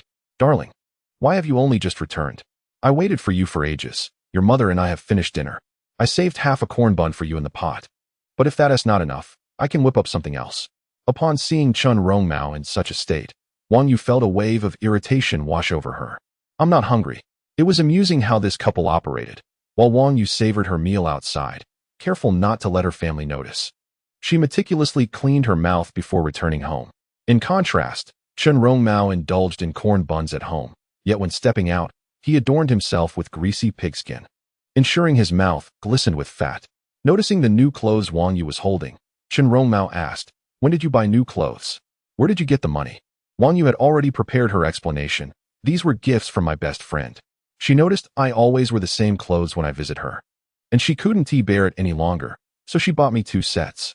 Chen Rongmao was somewhat surprised. He knew her friend had a good life in the countryside, but he hadn't expected her to be so generous as to gift her 2 new garments, one of which seemed to be cotton. Your friend is too kind.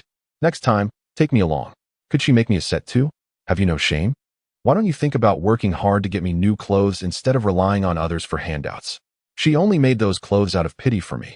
You truly have no sense of modesty. Perhaps I should just go live with someone else. Even if I have to help others, it would be better than living with you.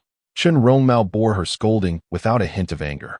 Darling, for the past 2 years, hasn't the drought made it hard in the fields? Otherwise, wouldn't I have bought you new clothes every year?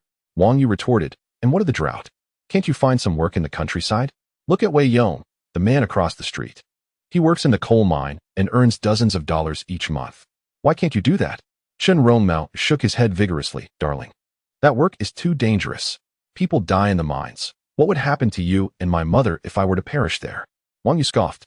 You're not dead now, yet my life is hardly pleasant. With that, she stormed off home, leaving Chen Rongmao to sigh in resignation. His wife's temper had become increasingly formidable. However, he reassured himself that this was just her nature. After a couple of days of soothing words, everything would be fine again. While they may not be as affluent as before, thanks to Wei Yong's assistance, they could manage food and clothing without worry. With the support of both Wei Yong and his wife's friend, he considered himself rather fortunate. With these thoughts, Chen Rongmao felt a sense of satisfaction, puffing on his cigarette as he strolled proudly through the village. Just then, the wedding procession led by Lu Taiqing arrived in Zidongtan. Leading the procession was Lu Taiqing, adorned with a vibrant red flower and clad in a black zhongshan suit, followed by a horse-drawn carriage, the horse similarly embellished with a large red flower. The carriage bore several pristine quilts and a few bags of grain, nothing more, accompanied by a dozen young men participating in the wedding. This scene was quite common for rural weddings. However, after witnessing Wei Yong's extravagant wedding entourage, Lu Taiqing's modest procession seemed rather lackluster. Furthermore, they neither distributed candies nor cigarettes, and there were no firecrackers to celebrate, leading the onlookers to lose interest and depart. Standing at Wang Xiaoling's doorstep, Lu Taiqing, brimming with excitement, called out loudly, "My dear bride, I have come to take you away." Upon witnessing this scene, Wang Xiaoling's expression darkened. She had expected Lu Taiqing's wedding party to be at least somewhat comparable to Wei Yong's, but the disparity was astonishing. Wei Yong had not even married yet his display was so grand. Wang Xiaoling was genuinely getting married, yet her situation appeared so meager. What would the villagers think of her? Where could she hide her face? A woman only has one chance to shine in her lifetime. This was her momentous occasion, and she could not settle for less. Wang Xiaoling remained indoors, refusing to emerge despite his calls. Li Fan frowned and said, "Daughter, life is what you make of it. We cannot always compare ourselves to others. Why don't you step outside and take a look?" Wang Xiaoling shook her head, declaring, "If Lu Taiqing is truly like this, then I shall not marry him." "Child, are you being foolish? I've already accepted the bride price. Do you think he will let you off so easily?" Li Fan exclaimed, growing anxious as she stepped outside. Seeing that the bride had not yet appeared, her mother-in-law emerged first, and Lu Taiqing was suddenly gripped by a sense of foreboding. "Mother, why hasn't Xiaoling come out yet?" Li Fan replied cheerfully, "Xiaoling is feeling a bit down today." "Taiqing, your family is not in dire straits. Why is there not even a bicycle for the wedding procession?" Although a horse-drawn carriage was acceptable, it seemed a notch below a bicycle. Had it not been for Wei Yong's previous display, Wang Xiaoling might have tolerated this situation. But now the entire village awaited the spectacle. With Wei Yong grandly bringing his sister-in-law home, if Wang Xiaoling were to settle for such a lackluster display, she would be utterly humiliated. Lu Taiqing's expression grew awkward. "Mother, in these times, I thought it prudent to save where I can, and besides, borrowing a bicycle is not feasible. No one in our village possesses one." Li Fan gazed at the small pile of quilts on the carriage and sighed. Xiaoling values her dignity. Without even a single turn of the 3 rounds, you have nothing. Lu Taiqing's expression darkened further. Each of the 3 rounds was costly, with each item costing at least 100 yuan. His entire fortune consisted of an old yellow cow, which had been sold to provide for Li Fan, leaving him with no means to procure the 3 rounds. "Mother, those things are ostentatious and impractical. Times are tight now, and it is already a blessing to have food on the table. You should urge Xiaoling to come out quickly. Otherwise, we risk missing the auspicious moment. Li Fan nodded helplessly. Regardless of the circumstances, she had no choice but to let her daughter marry first. The grandeur of the wedding was of little consequence. What truly mattered was the long journey ahead and the ability to lead a good life. The essential point was that Li Fan had already received the money, and her sole desire was to see her daughter married, fulfilling a long-held wish. Li Fan returned to the room and began to persuade Wang Xiaoling. But no matter how much she pleaded, Wang Xiaoling stubbornly refused to emerge.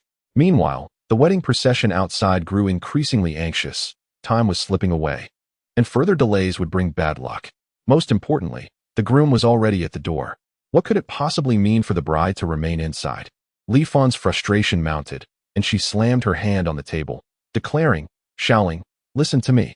A married daughter is like spilled water. You must come out immediately, or I will let them in. Don't blame me for the embarrassment if our home seems shabby." Wang Xiaoling sat silently on the Kong, unresponsive.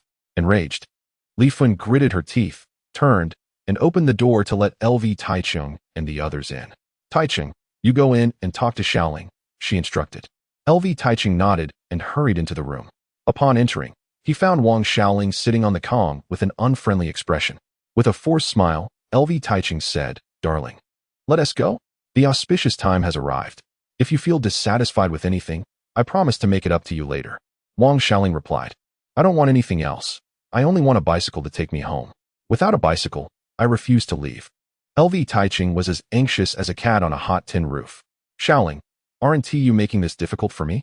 At that moment, LV Taichung's sister, LV Fong, stepped forward, saying, "Xiaoling, please don't cause a scene. Everyone is waiting for you. If you continue this way and delay the timing, it won't bode well for either of you."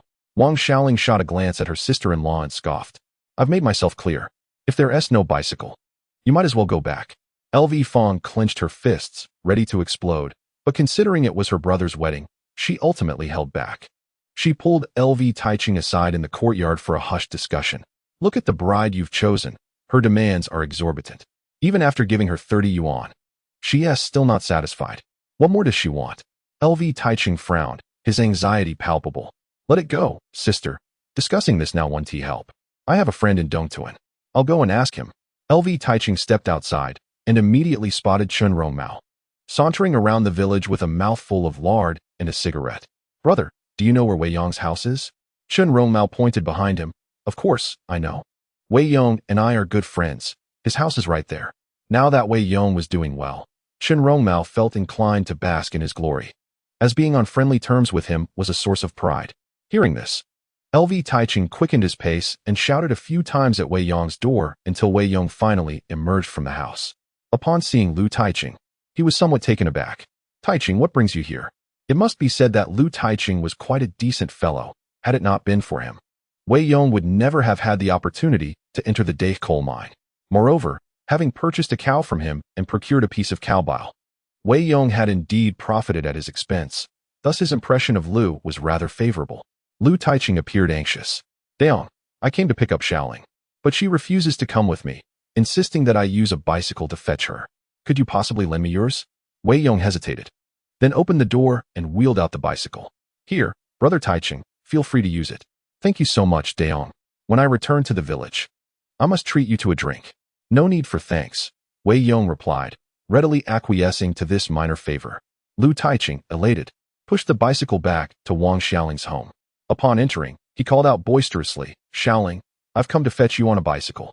Wang Xiaoling peered out the window and, upon seeing Lu Taichung indeed approaching with a bicycle, her demeanor softened slightly. Through persistent coaxing, Lu Taichung finally managed to escort Wang Xiaoling outside. As she settled onto the back seat of the bicycle, he sighed in relief, guiding her out of the yard. Li Fan, too, cheerfully saw the girl off. However, just as they reached the doorstep, Widow Zhang, arms crossed, chimed in, "Oh, isn't that Wei Yong's bicycle? Quite the busy little vehicle, picking up one after another." Wang Xiaoling's expression immediately darkened. "This is Wei Yong's bicycle?" Like a needle pricking her, she sprang off the bicycle. After scrutinizing it closely, she confirmed that it was indeed the very bicycle Wei Yong had just pushed, a brand new Phoenix model, unmatched in their village. Li Fan shot a fierce glare at Widow Zhang, frustrated by her meddlesome tongue. "Xiaoling, This is the bicycle I borrowed from Wei Yong, Lu Taiqing explained. Wang Xiaoling's face was clouded with discontent. I can ride anyone's bicycle, but not Wei Yong's. Though she did not mind borrowing a bicycle. The thought of riding Wei Yong's was unacceptable. If she were to sit on Wei Yong's bicycle and then enter Lu Taiqing's home, she felt she would be condemned to live forever in Wei Yong's shadow. Lu Taiqing, exasperated, stamped his foot. Xiaoling, what do you mean? Is a bicycle not a bicycle? Regardless of its owner? Besides, it's practically brand new. I can't find another one to borrow so easily. Wang Xiaoling stood firm at the doorway, resolutely refusing to budge. I've told you, I won't ride Wei Yong's bicycle. Lu Taiqing, now a bit irritated, questioned, on this joyous occasion. Why must you create such a fuss? Xiaoling, are you serious about marrying me? I've already given you 30 yuan as a betrothal gift. What more do you want? Upon hearing this, Wang Xiaoling bit her lip and retorted, Indeed, you gave me 30 yuan. That is no small sum. But if you can afford that amount for a betrothal, why is the wedding arrangement so meager? Are you trying to humiliate me? Lu Taiqing, losing his patience, replied. Let me be frank with you, Xiaoling. My entire fortune amounts to merely 30 yuan, and that was earned by selling my ailing old ox to Wei Yong. I do not hail from a family of great wealth. Marrying me will merely ensure that you are adequately fed and clothed. If you insist on pursuing these frivolous pursuits, I am unable to accommodate you. Today, I require a definitive answer from you. Will you marry me or not? If not, please return the 30 yuan to me, and I shall take my leave immediately. Lu Taiqing is indeed a respectable young man. A 30 yuan betrothal gift could easily secure a joyful union with any daughter. However, after several troublesome encounters at Wang Xiaoling's home, he finds himself rather vexed. If he were to marry her, would it not mean enduring petty squabbles every few days?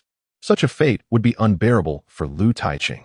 Upon hearing his words, Wang Xiaoling's eyes widened in disbelief. What did you say? This 30 yuan was given to you by Wei Yong? Indeed, I sold my family's old yellow ox to him, Lu Taiqing replied. Unaware of the animosity between Wang Xiaoling and Wei Yong, Wang Xiaoling felt utterly overwhelmed. Even in her own marriage, she was haunted by Wei Yong's presence. Thankfully, she clarified the situation, realizing that if she were to leave with Lu Taiqing just like that, she would never be able to hold her head high again. Lu Taiqing, I shall not marry you. You may leave. Lu Taiqing, infuriated, retorted, Fine. If you do not wish to marry, so be it. I never thought you were worth my affection. Aunt Li, return my 30 yuan. Li Fun was horrified by this demand. That 30 yuan was her retirement money, her lifeline. If she were to retrieve it, her survival would be in jeopardy. Xiaoling, do not create a scene. Hurry and leave with Taiqing. I will not leave. With that, Wang Xiaoling turned on her heel, locking the door tightly behind her. Regardless of Li Fun's pleas, Wang Xiaoling feigned deafness. Lu Taiqing, having lost all interest in her, was met with Lu Feng's derisive comments. With such disposition, she dares to aspire to marry into our Lu family? How laughable. Madam Li, promptly produce the money, otherwise. Do not blame us for our lack of courtesy. Do you truly believe our Lu family's young men are idle? The suitor's entourage encircled Li Fun, ready to confront her. Ordinarily, if there were a conflict between villagers, others would rally to assist. However, due to Li Fun's poor reputation and the circumstances of this matter, no one came to her aid, not even the village chief. Terrified by Lu Feng and her companions, Li Fun instinctively covered her pocket. It was apparent that she had concealed the money within, as evidenced by the 2 safety pins attached to her clothing. Lu Feng, already irritable from the day's events, was determined to vent her frustration. Madam Li, cease your hiding and hand over the money. The men of the groom's party forcibly subdued Li Fun, extracting the 30 yuan from her pocket, tearing her garment in the process. As the money was taken, Li Fun collapsed to the ground, wailing in despair. You are leaving me no choice but to end my life. Regrettably, her desperate cries held no sway over them. This money serves as the bride price for marrying a wife. Now that the bride refuses to leave with them, it rightfully should be returned. To put it bluntly, Li Fun has no grounds to stand on. Let us go, Lu Taiqing said as he pushed his bicycle back to Wei Yong's home. Wei Yong, standing in the courtyard, also witnessed the unfolding events. Brother Taiqing, what is going on? He inquired. Lu Taiqing sighed. Don't mention it. The wedding is off. Wei Yong responded, Brother Taiqing, if it's not meant to be, then so be it. There are plenty of fish in the sea, and honestly, I feel she is not worthy of you. This was something Wei Yong had long wanted to express, but seeing their mutual affection made it difficult to deliver such a blow to Lu Taiqing. Now that their relationship had completely unraveled, Wei Yong finally felt free to speak his mind. Lu Taiqing gave a wry smile. "Thank you, brother, for your consolation. Regardless of everything, I owe you a favor for lending me your bicycle today. I'll treat you to drinks later." "Sounds good," Wei Yong replied. With a sense of purpose, Lu Taiqing and his family turned back. Qin Wei emerged, her brow furrowed. "De Yong, what is going on with Wang Xiaoling? She was supposed to marry, but now she has not?" The one who hoped for Wang Xiaoling's marriage the most was Qin Wei herself. The majority of Wei Yong's previous mistreatment towards her stemmed from his infatuation with Wang Xiaoling. At times, she still dreamt that Wei Yong would return to abusing her, intending to sell her off to marry Wang Xiaoling. If Wang Xiaoling were to marry, then her heart would finally be at peace. Yet, it seemed the woman had stirred up trouble again. Was she still harboring feelings for Wei Yong? Wei Yong shrugged. Who knows what she is thinking? Let us not dwell on her. Let us go back and enjoy some candied hawthorns. Qin Wei nodded, but remained somewhat troubled. Fortunately, she was no longer alone in her struggles. With her elder sister by her side, the two of them were determined not to be outdone by Wang Xiaoling. Her elder sister, adorned in red, was infinitely more beautiful than Wang Xiaoling. After tidying up the stove inside, the sky outside had darkened. Qin Wei yawned and said, "I'm tired. I'll head to bed first. De Yong, I've taken your pillow and blanket to the west room. I'm locking the door now." With that, she entered the room and securely locked the door behind her, leaving Wei Yong with a blushing Qinxia. Chapter 57. The wedding night. Qinxia was acutely aware of her sister's intentions. She had mentioned earlier wanting to create an opportunity for her and Wei Yong. However, she hadn't anticipated her sister would be so straightforward. Now that the door was locked, Wei Yong had no choice but to stay. It was a cold night, and he certainly couldn't be left outside. Qinxia, her face flushed, retreated to her own room and closed the door, though it remained unlocked. Hearing that Qinxia had not secured her door, Wei Yong chuckled and entered her room. Meanwhile, Li Fan had been weeping and wailing for quite some time. Losing 30 yuan felt like a death sentence to her. Yet, no matter how much she cried and protested, Wang Xiaoling remained resolute. Having firmly decided that she would not marry Lu Taiqing. Exhausted from her tears, Li Fan helplessly asked Wang Xiaoling, "Daughter, what is it that you truly want?" Wang Xiaoling suddenly began to pack her belongings, and within half an hour, she had gathered all her things. "Mom, I am going to the city." "What? What do you want to do in the city?" "I want to work in the county." Li Fan immediately disapproved, saying, "My daughter, you haven't even figured out your own village. How can you dare to go to the county? There are all sorts of people in the county, and you might be sold without even realizing it." Yet, Wang Xiaoling's gaze was resolute like never before. "I am determined to go to the county. I want to make something of myself and live a good life." Li Fan cautioned, "Many aspire to a better life, but it's not guaranteed just by going to the county. To speak bluntly, even LV Taiqing doesn't think highly of you for such trivial matters. Do you think the big bosses in the county will take notice of you?" Upon hearing this, Wang Xiaoling felt no anger. Instead, it only fueled her determination further. "I am not saying I must marry someone from the city to live well. I can do it on my own." Li Fan replied, "My daughter, your ambitions are lofty, but your fate is fragile. Is it not better to live a stable life?" Infuriated by her words, Wang Xiaoling stormed out of the house with her bundle, not looking back. Inside, Li Fan wept bitterly. Without the bride price in hand, her daughter was now off to work in the county, leaving her alone to ponder how she would manage. As Wang Xiaoling stepped outside, the sky had darkened considerably. Winter was approaching, and the temperature was nearing freezing. The biting cold wind soaked through her red clothing, making her shiver uncontrollably. Nevertheless, she strode firmly towards the countryside. She yearned to leave this place, to live a life better than that of the villagers, to surpass Wei Yong. Meanwhile, Wei Yong lay comfortably on the heated kong. The stove burned coal, providing warmth far superior and more enduring than firewood. Qinxia was nestled on the kong, wrapped tightly in blankets despite the warmth. With her eyes firmly shut, she remained utterly still. Wei Yong quietly leaned closer, attempting to slip his hand under her covers. In response, Qinxia tensed up as if jolted by electricity, her whole body stiffening. "Qinxia, are you all right?" Wei Yong inquired. She shook her head but refused to open her eyes. Wei Yong once again reached under the covers and touched her small hand. "What are you doing?" Qinxia asked nervously. "Nothing. I just want to snuggle." "I want tea intrude," he replied, and with that, he burrowed into her blankets. You're lying. When Wei Yong finally opened his eyes, Qin Xia had already prepared breakfast. As the weather grew colder, Wei Yong reluctantly climbed out of bed to freshen up. Meanwhile, Qin Wei and Qin Xia whispered in the outer room. Sister, you made quite a commotion yesterday. Did it hurt? Qin Xia blushed and replied, What do you think? It hurt terribly. De Yong even lied, saying he wouldn't come in, but Qin Wei chuckled. Well, that's good. With you around, it saves me from De Yong's antics. If I had to go through that with him, it would take half my life. For the next few days, De Yong is all yours. Don't refuse. Should anything happen to my belly, can you bear the responsibility? Qin Xia bit her lip. You must allow me to acclimate. If I come every day, how can I manage my work? Qin Wei replied helplessly. You should adapt quickly, as I can still tussle with De Yong for a while. Once my belly grows larger, I shall have to sleep alone.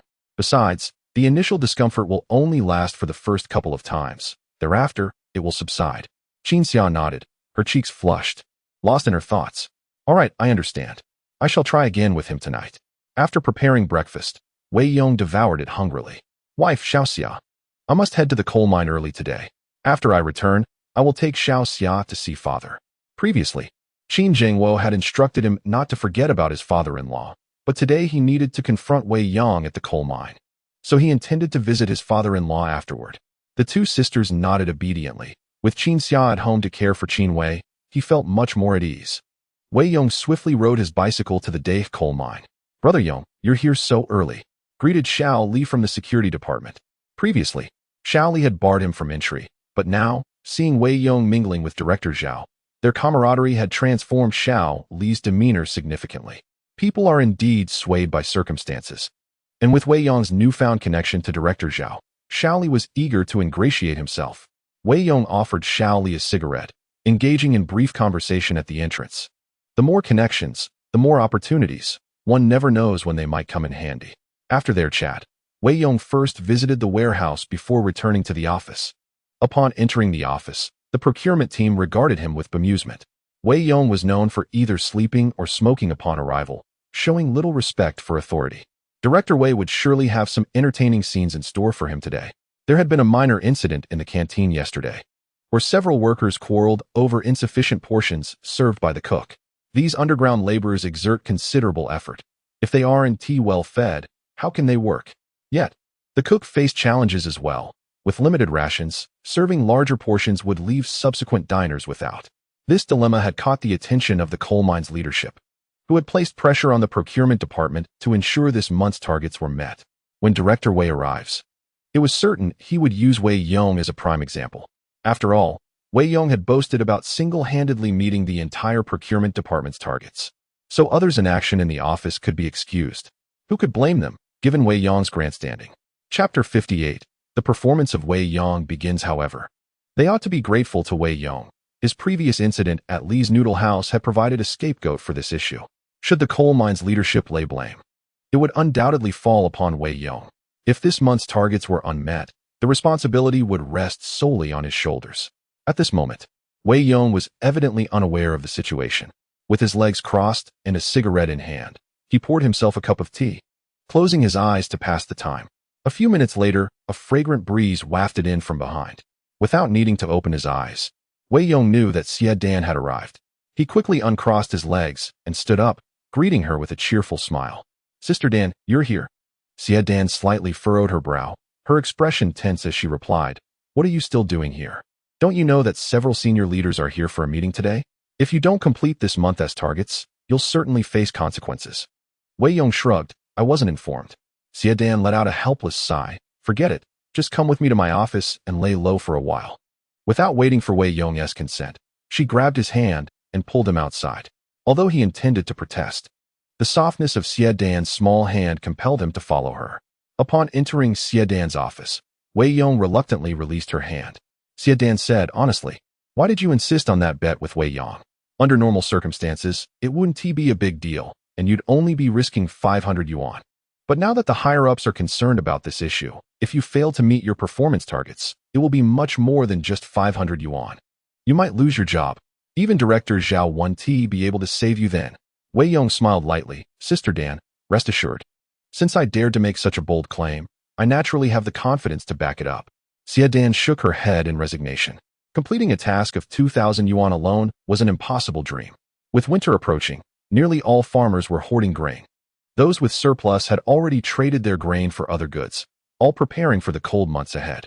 Even if Wei Yong ran tirelessly, he wouldn't be able to gather 1,000 yuan, let alone 2,000. However, just yesterday, Wei Yong had boasted before the senior leaders that Wei Yong had taken on the 2,000 yuan target and guaranteed its completion, even stating that he would resign if he failed. This boast had reached the ears of the higher-ups, and should anything go awry, even Director Zhao's intervention would likely be futile. Wei Yong's position was undoubtedly at stake.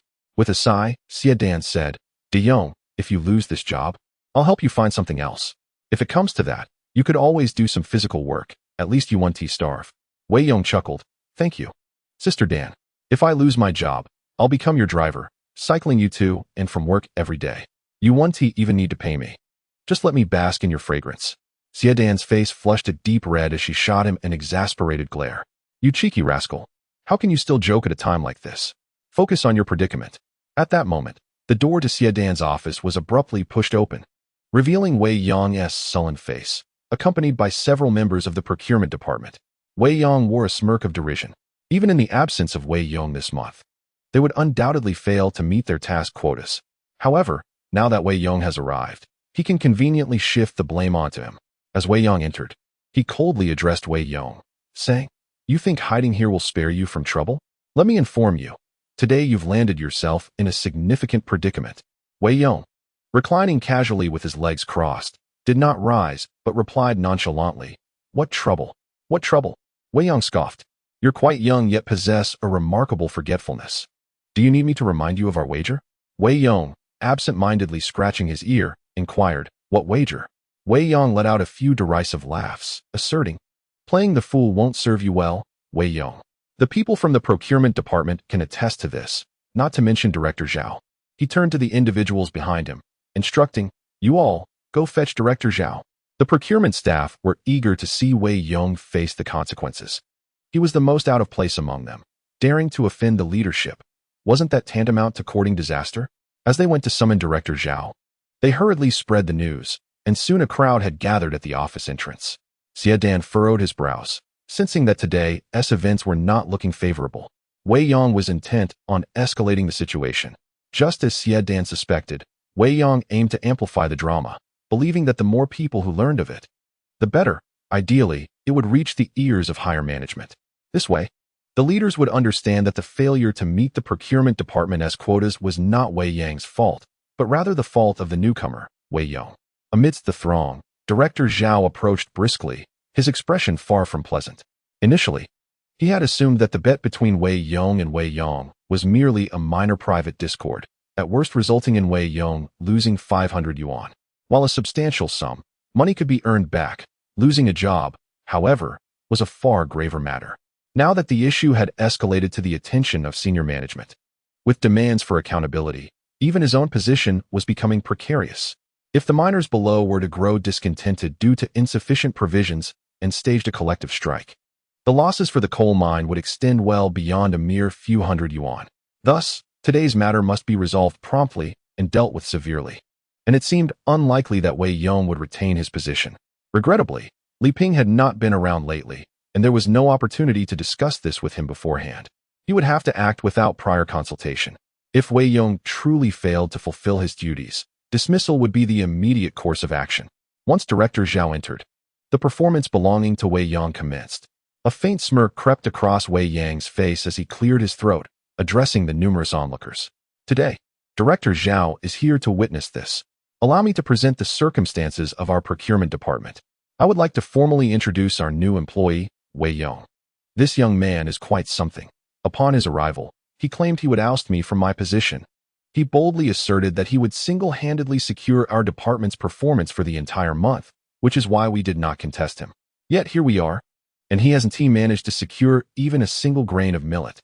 As the higher-ups began to cast blame, the onus fell squarely upon Wei Yong.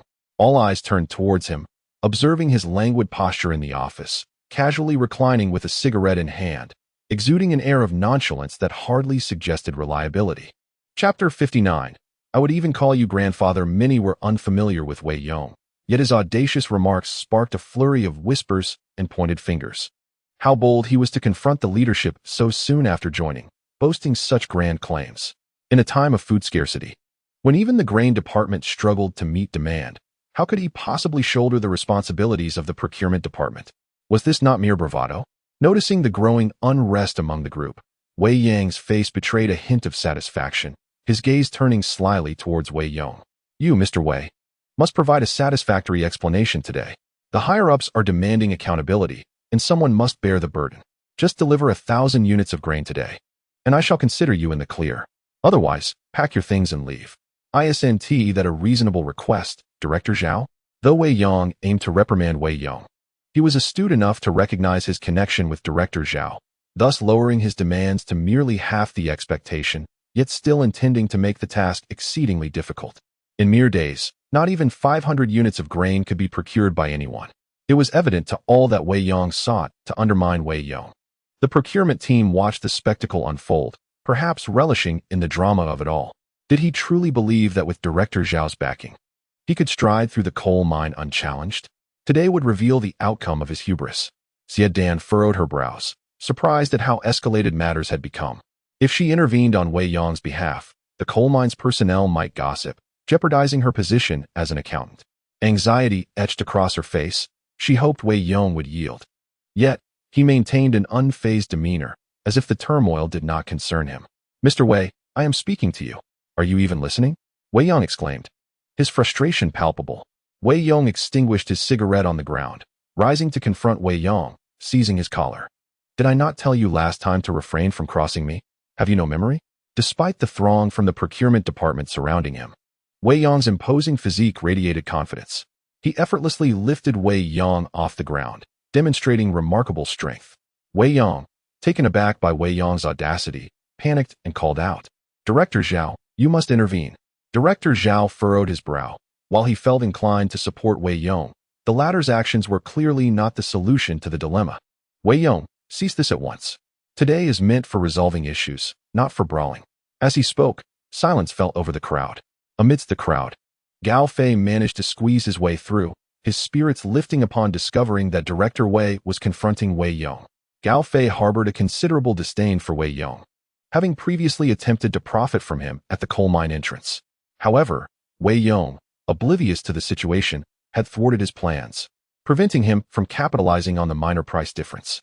As the saying goes, obstructing someone's means of livelihood is akin to slaying their parents. Hence, Gao Fei was not merely a spectator today, but rather, he intended to align himself with Wei Yong and fan the flames of discontent. Gao Fei proclaimed, You may not be aware, but this fellow, Wei Yong, hails from Shaodong Tun and is notorious for being a scoundrel. I have no idea how he managed to worm his way into our coal mine as an employee, but I do know that he spends his days idly, shirking responsibility. Since he started working here, I have yet to witness him contribute meaningfully. While we toil underground extracting coal, he lounges in the office, sipping tea and smoking, indifferent to whether we can afford our next meal. Such a person is but a parasite on Dahe coal mine. Wouldn't you all agree? Gao Fei's words ignited the crowd's emotions. Recently, the food served in the cafeteria had been rather poor, which had sown seeds of dissatisfaction among the workers. They felt a genuine envy towards those in the procurement department, especially upon hearing that Wei Yong was living so comfortably. Consequently, the crowd became increasingly agitated, demanding an explanation from Wei Yong. Wei Yong cast a cold glance at Gao Fei, taken aback that this clown had seized an opportunity to speak. Lu Taiching, known for his sincerity, was astonished to have such a brother-in-law. Mine manager Zhao, growing impatient, interjected, Everyone, please be quiet. He then turned his gaze toward Wei Yong. Feeling somewhat conflicted, yet he steeled himself to ask, Wei Yong, I was a witness to the previous matter with Director Wei. You stated that you would meet this month's quota. How are you progressing? Wei Yong responded, Manager Zhao, I wagered with Director Wei that I would fulfill the quota by the end of the month, correct? There are still a few days left until then. Wei Yong could not restrain himself from interjecting. Indeed, there are still a few days remaining, but the cafeteria's stock is critically low, and we must expedite the process. It has been some time. Surely you must have made some progress? You can't expect us to believe that on the final day, you will suddenly procure 2,000 units of grain. Do you take us for fools? The crowd echoed their agreement, with Gao Fei vociferously declaring, Absolutely. We must see the grain today. You cannot just slip away unscathed. Manager Zhao remarked. Wei Yong, how much have you managed to collect? Please enlighten us. In these times, collecting grain is indeed challenging, and as long as you make an effort, we can understand. Zhao's words seemed to favor Wei Yong, acknowledging that anyone attempting to gather grain would face obstacles, and as long as Wei Yong exerted himself, a lack of results could be forgiven. With a subtle smile, Wei Yong replied, Director Wei, as per our previous agreement, if I meet the 2,000 units quota, you will relinquish your position as director. That still stands. Does it not? Wei Yong scoffed. Of course it stands, but you can't even produce 1,000. How can you even mention a 2,000 unit quota? Are you still asleep? If you can finish the task ahead of schedule, I wouldn't mind calling you Grandpa. Wei Yong declared. All right. Everyone heard that. If I complete the task ahead of time, you must call me Grandpa. Wei Yong squinted, his face dark with anger. Wei, stop wasting time. If you can't produce the goods, pack up and get out. This job was hard won, and the prospect of dismissal was terrifying in this era. With winter fast approaching, such a blow was not something an ordinary person could endure. Xie Dan clenched her fists, wanting to say a few words in support of Wei Yong. However, at that moment, Wei Yong had become the target of everyone's ire. There was truly no saving him today. If worst came to worst, she would have to swallow her pride and plead for assistance to find him another job. Hearing this, Wei Yong let out a cold laugh. Fine, Wei. Today I shall enlighten you. Follow me to the warehouse. Chapter 60. Open your eyes and see clearly. With that, Wei Yong swiftly exited the crowd, heading straight for the coal mine's warehouse. The onlookers began to murmur, questioning the purpose of going to the warehouse. Wei Yong sneered, pretending to play along. Oh, you enjoy making a scene? I shall indulge you. A trip to the warehouse sounds splendid. Perhaps we should also visit the office of the higher-ups and see who can't handle the heat today. Mine manager Zhao furrowed his brows and suddenly cast a questioning glance at Xie Dan. He wanted to inquire about what was happening. What was Wei Yong doing in the warehouse? But Xie Dan appeared equally perplexed and shot Zhao a look, as if to say, why are you looking at me? As if I have any connection to Wei Yong's affairs. The crowd followed Wei Yong in a grand procession to the warehouse, and the number of onlookers swelled, with both those finishing their shifts and those just beginning gathering to witness the commotion.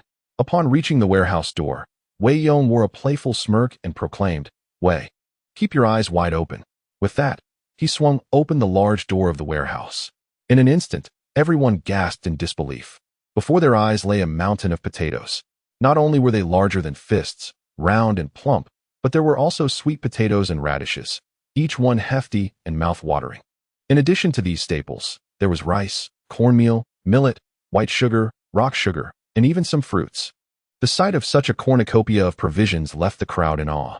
In this era, to find so many fine provisions was simply astounding. Manager Zhao's eyes widened in disbelief. How much does this weigh? Just the potatoes, radishes, and sweet potatoes alone must be 6,000 jin. Goodness. As he stepped into the warehouse, Zhao picked up a potato, examining it closely. He had never seen such beautiful potatoes in his life. He took a bite, and the raw potato yielded a golden interior. The crowd collectively swallowed hard. Although raw potatoes were not particularly palatable, the golden hue was enticing. Cooked, they would undoubtedly be delectable. Wei Yong then entered the warehouse, retrieved an orange, and offered it to Manager Zhao. Brother Zhao, I purchased these oranges at 60 cents per pound. Quite a bargain, wouldn't you agree? Director Zhao peeled an orange and savored a segment. The rich fragrance of the fruit soaring to his senses. Not expensive at all. What a steal. At this time, fruit is more precious than meat.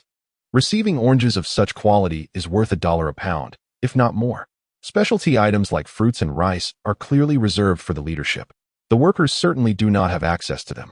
Yet, even the special products for the leaders must be of high quality. The workers only need to be satiated, while the leadership deserves the finest fare.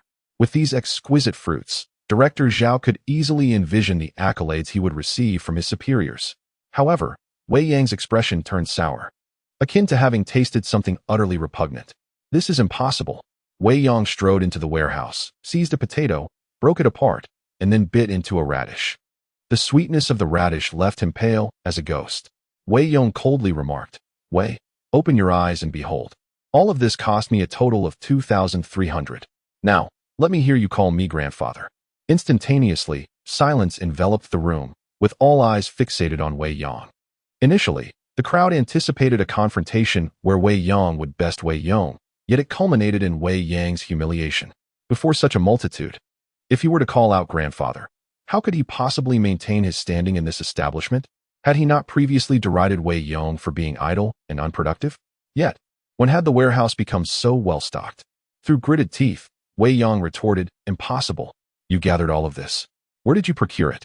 "I refuse to believe it." Wei Yong sneered. "Do you think I would divulge my sources?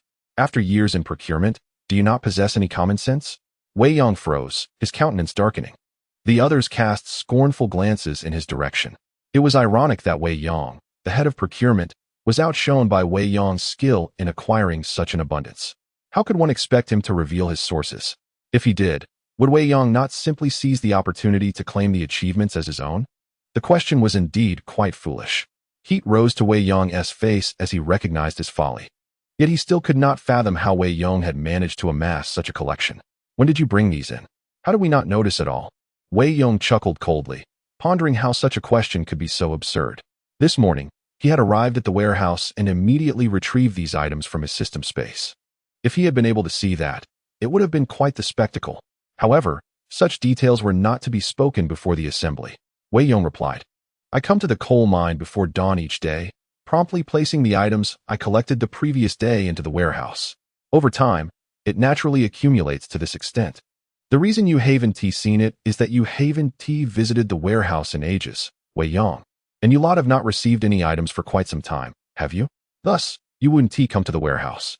Wei Yong's words caused several members of the procurement department to lower their heads, their expressions grim. It was true that they had recently achieved no results. While they accused Wei Yong of idleness in the office, they were the ones truly at leisure. Even Wei Yong was among them. Wei Yong, time and again, rises early and toils late at the warehouse, oblivious to the fact that it is nearly brimming, a clear indication that he has not visited in quite some time. As the head of the procurement department, he is utterly unfit for his role. At this moment, Wei Yong feels the scorching gaze of the crowd, each stare piercing his face like a needle. He grits his teeth, grappling with disbelief, yet the stark reality before him leaves him no choice but to accept it.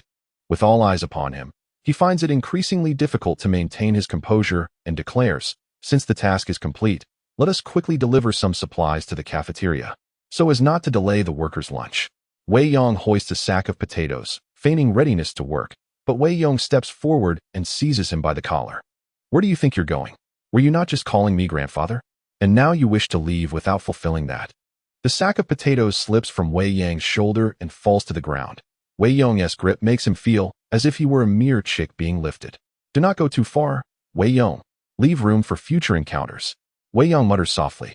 Wei Yong promptly tosses him to the ground, retorting, "Why did you not think of leaving room when you were making things difficult for me just now? Everyone heard your words, Wei Yong. If you utter even a single syllable less today, I shall knock out a tooth. Watch me carry out my threat." Chapter 61. Trouble at the coal mine. Wei Yong could hardly fathom Wei Yong's audacity. With so many witnesses present, it was astonishing that he would resort to violence. The determination in Wei Yong's eyes left no doubt in Wei Yang's mind. If he were to stand his ground today, Wei Yong might indeed follow through on his threat. Realizing he was at a disadvantage, he felt compelled to relent. Clenching his fists and gritting his teeth, he managed to squeeze out the words, "Grandfather, is that acceptable?" Wei Yong released his grip, then turned to address the assembled workers. "Ladies and gentlemen, as a member of the procurement department, I have been diligently attending to our food supplies. I prefer to operate discreetly, without seeking the limelight. Now that you have seen the abundance of provisions, I trust there will be no objections?" The crowd responded in unison, "No objections." Their lack of familiarity with Wei Yong was of little consequence. Their primary concern was whether they would have enough to eat. Upon realizing that Wei Yong was the only one from the procurement department who frequently visited the warehouse, any lingering resentment they held towards him dissipated entirely. What did it matter if Wei Yong took a moment to rest in the office or enjoy a smoke? His performance was commendable, and he deserved to take breaks. Recently, when the cafeteria faced shortages, complaints had been rampant, but with the sight of so many supplies today, they were assured of a hearty meal at noon. The crowd's reaction greatly pleased Wei Yong. "Thank you all for your understanding. Now, I have one more matter to address." With that, he stepped into the throng and pulled Gao Fei from the crowd. Gao Fei exhibited a hint of panic in his eyes, though he was of considerable height. He felt dwarfed in Wei Yong's presence. A gentle tug from Wei Yong sent him stumbling, nearly falling to the ground. "Why are you grabbing me?" Before he could finish his words, Wei Yong swung his arm and slapped him across the face. A sharp crack echoed as a distinct five-finger imprint appeared on Gao Fei's cheek, leaving him dazed and causing him to fall to the ground. "Weren't you just cursing at me?" Wei Yong declared. "Let me tell you, I've had a temper since childhood. Before provoking me, you better consider your own worth. If you dare to insult me again, I'll make sure you get another taste of my wrath." With these words, silence enveloped the crowd. It is human nature to fear the strong. Witnessing Wei Yong's ferocity, no one dared to challenge him. The pivotal factor was that Wei Yong had exceeded his work targets today, and his superiors would undoubtedly stand by him. Not only mine manager Zhao, but even higher authorities would surely regard Wei Yong with newfound respect. Though Wei Yong had resorted to violence, mine manager Zhao showed no intention of intervening. Instead, he praised Wei Yong's actions. The other workers harbored no resentment towards him, observing Gao Fei's plight and concluding that he deserved it. "What were you thinking, provoking Wei Yong? You folks in the procurement department should learn from Wei Yong.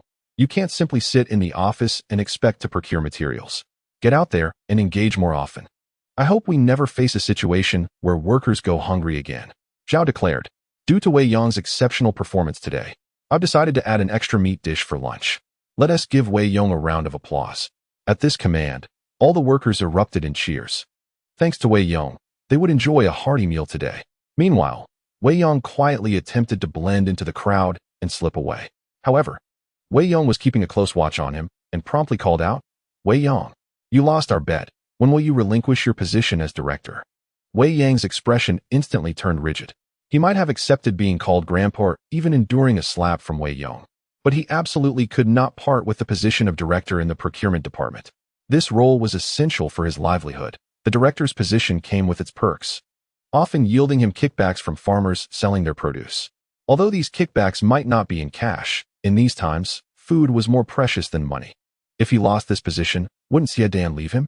His shortcomings in that area already made him feel indebted to Xiedan, and losing this position would further diminish his standing at home. Standing there, Wei Yong felt utterly embarrassed, casting a pleading glance at mine manager Zhao. Zhao, however, wore a cold smirk. "Wei Yong, you made this bet yourself. What do you propose we do?" With this significant embarrassment and his recent lack of dedication at work, Zhao contemplated adjusting Wei Yang's position.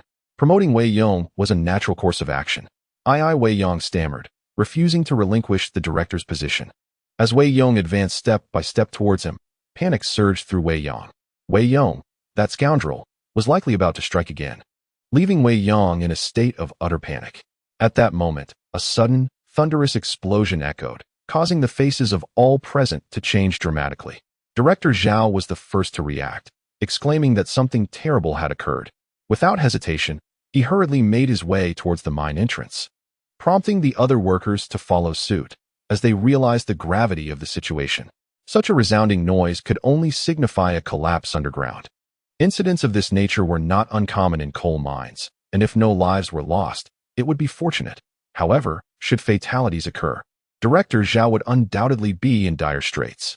Seizing this opportunity, Wei Yong rushed to join the others, knowing that if he delayed further, he might find himself unable to extricate himself from his predicament. The position of director was one he could not relinquish, even in the face of Wei Yong's aggression. Wei Yong furrowed his brow but chose not to press the issue further, instead hastening to check for casualties.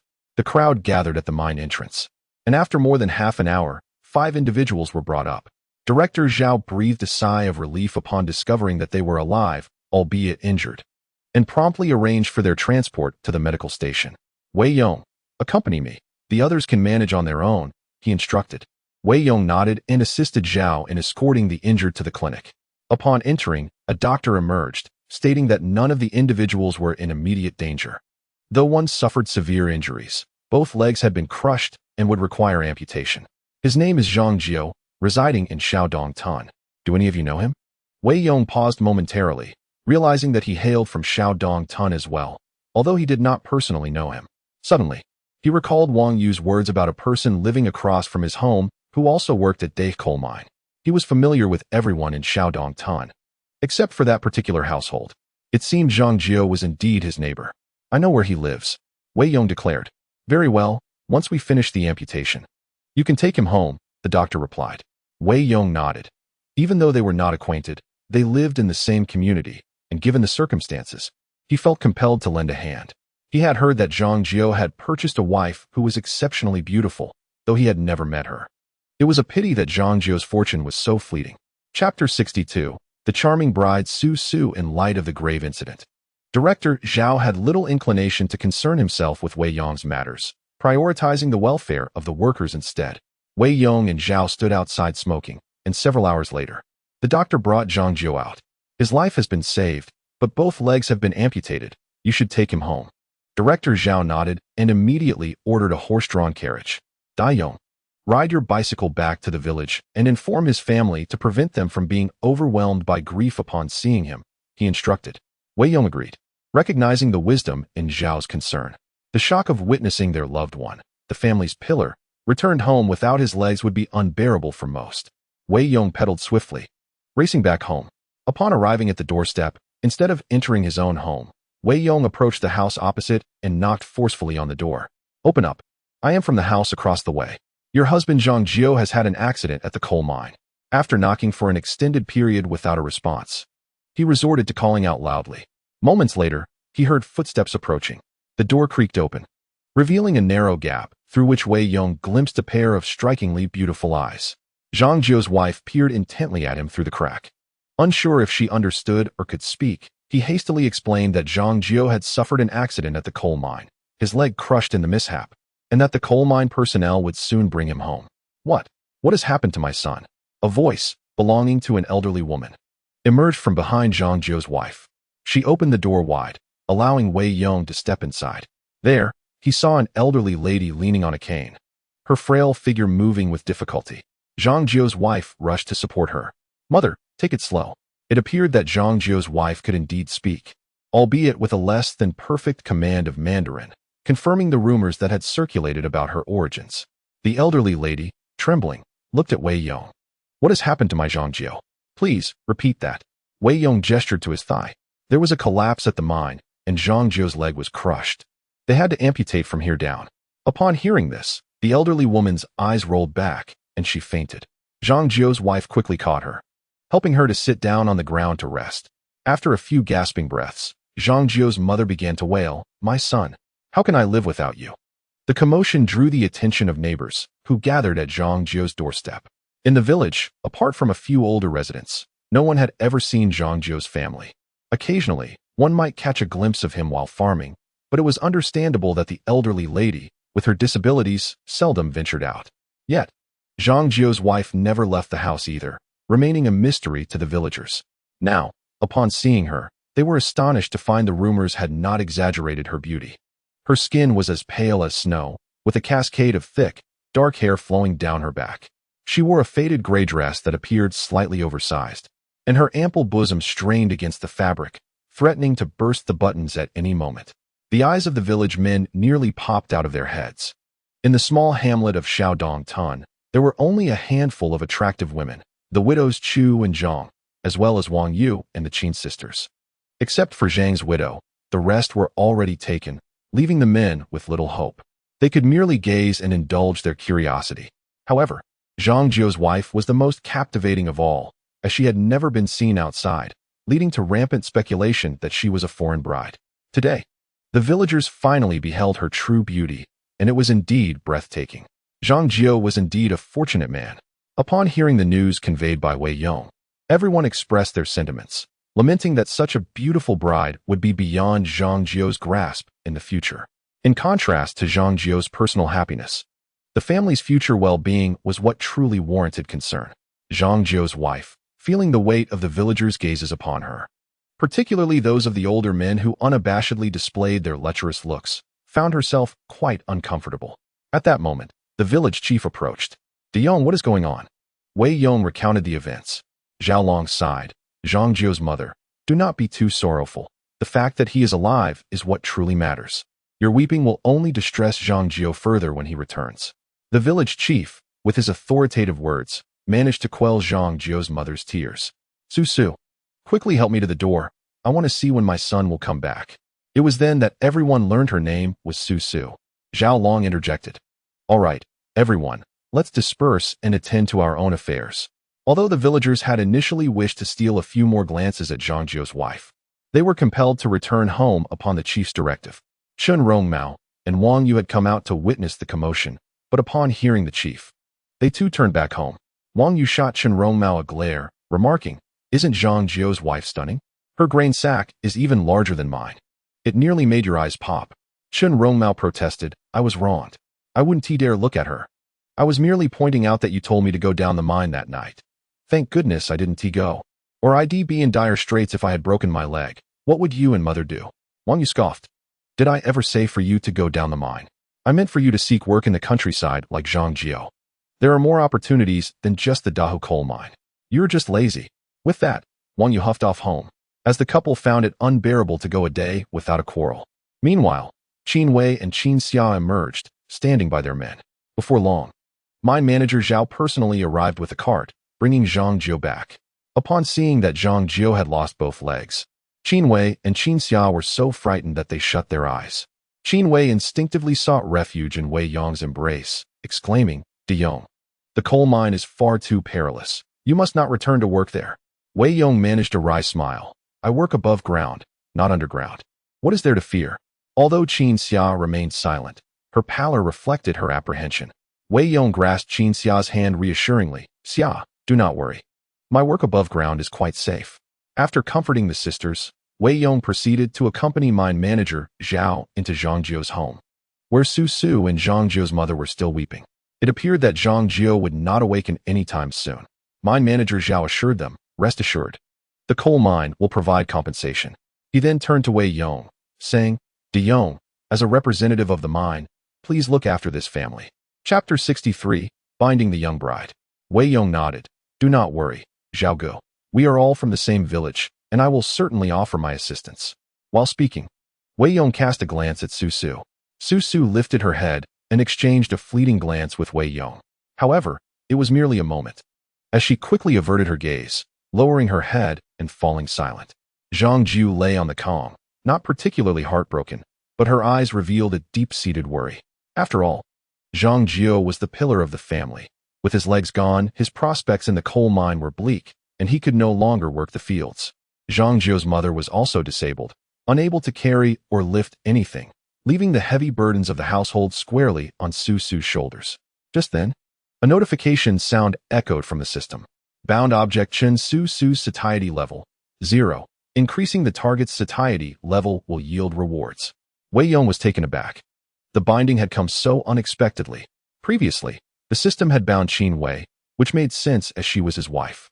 The subsequent binding with Wang Yu stemmed from a mild flirtation and moments of intimate contact. Similarly, the later binding with Qin Xia was rooted in brief emotional entanglements. Yet, this time, a mere exchange of glances with Chen Su Su had resulted in a binding. What astonished Wei Yong further was that Chen Su Su's satiety level was a mere 0. Qin Wei had endured domestic abuse and chronic hunger and still managed a satiety level of 2. Yet, this Chen Su Su appeared to have consumed nothing at all. Director Zhao offered them some words of comfort before calling Wei Yong aside to the courtyard, speaking in hushed tones. "In the coming days, please assist in caring for them. The coal mine will provide compensation." Wei Yong inquired, "Brother Zhao, how much will it be?"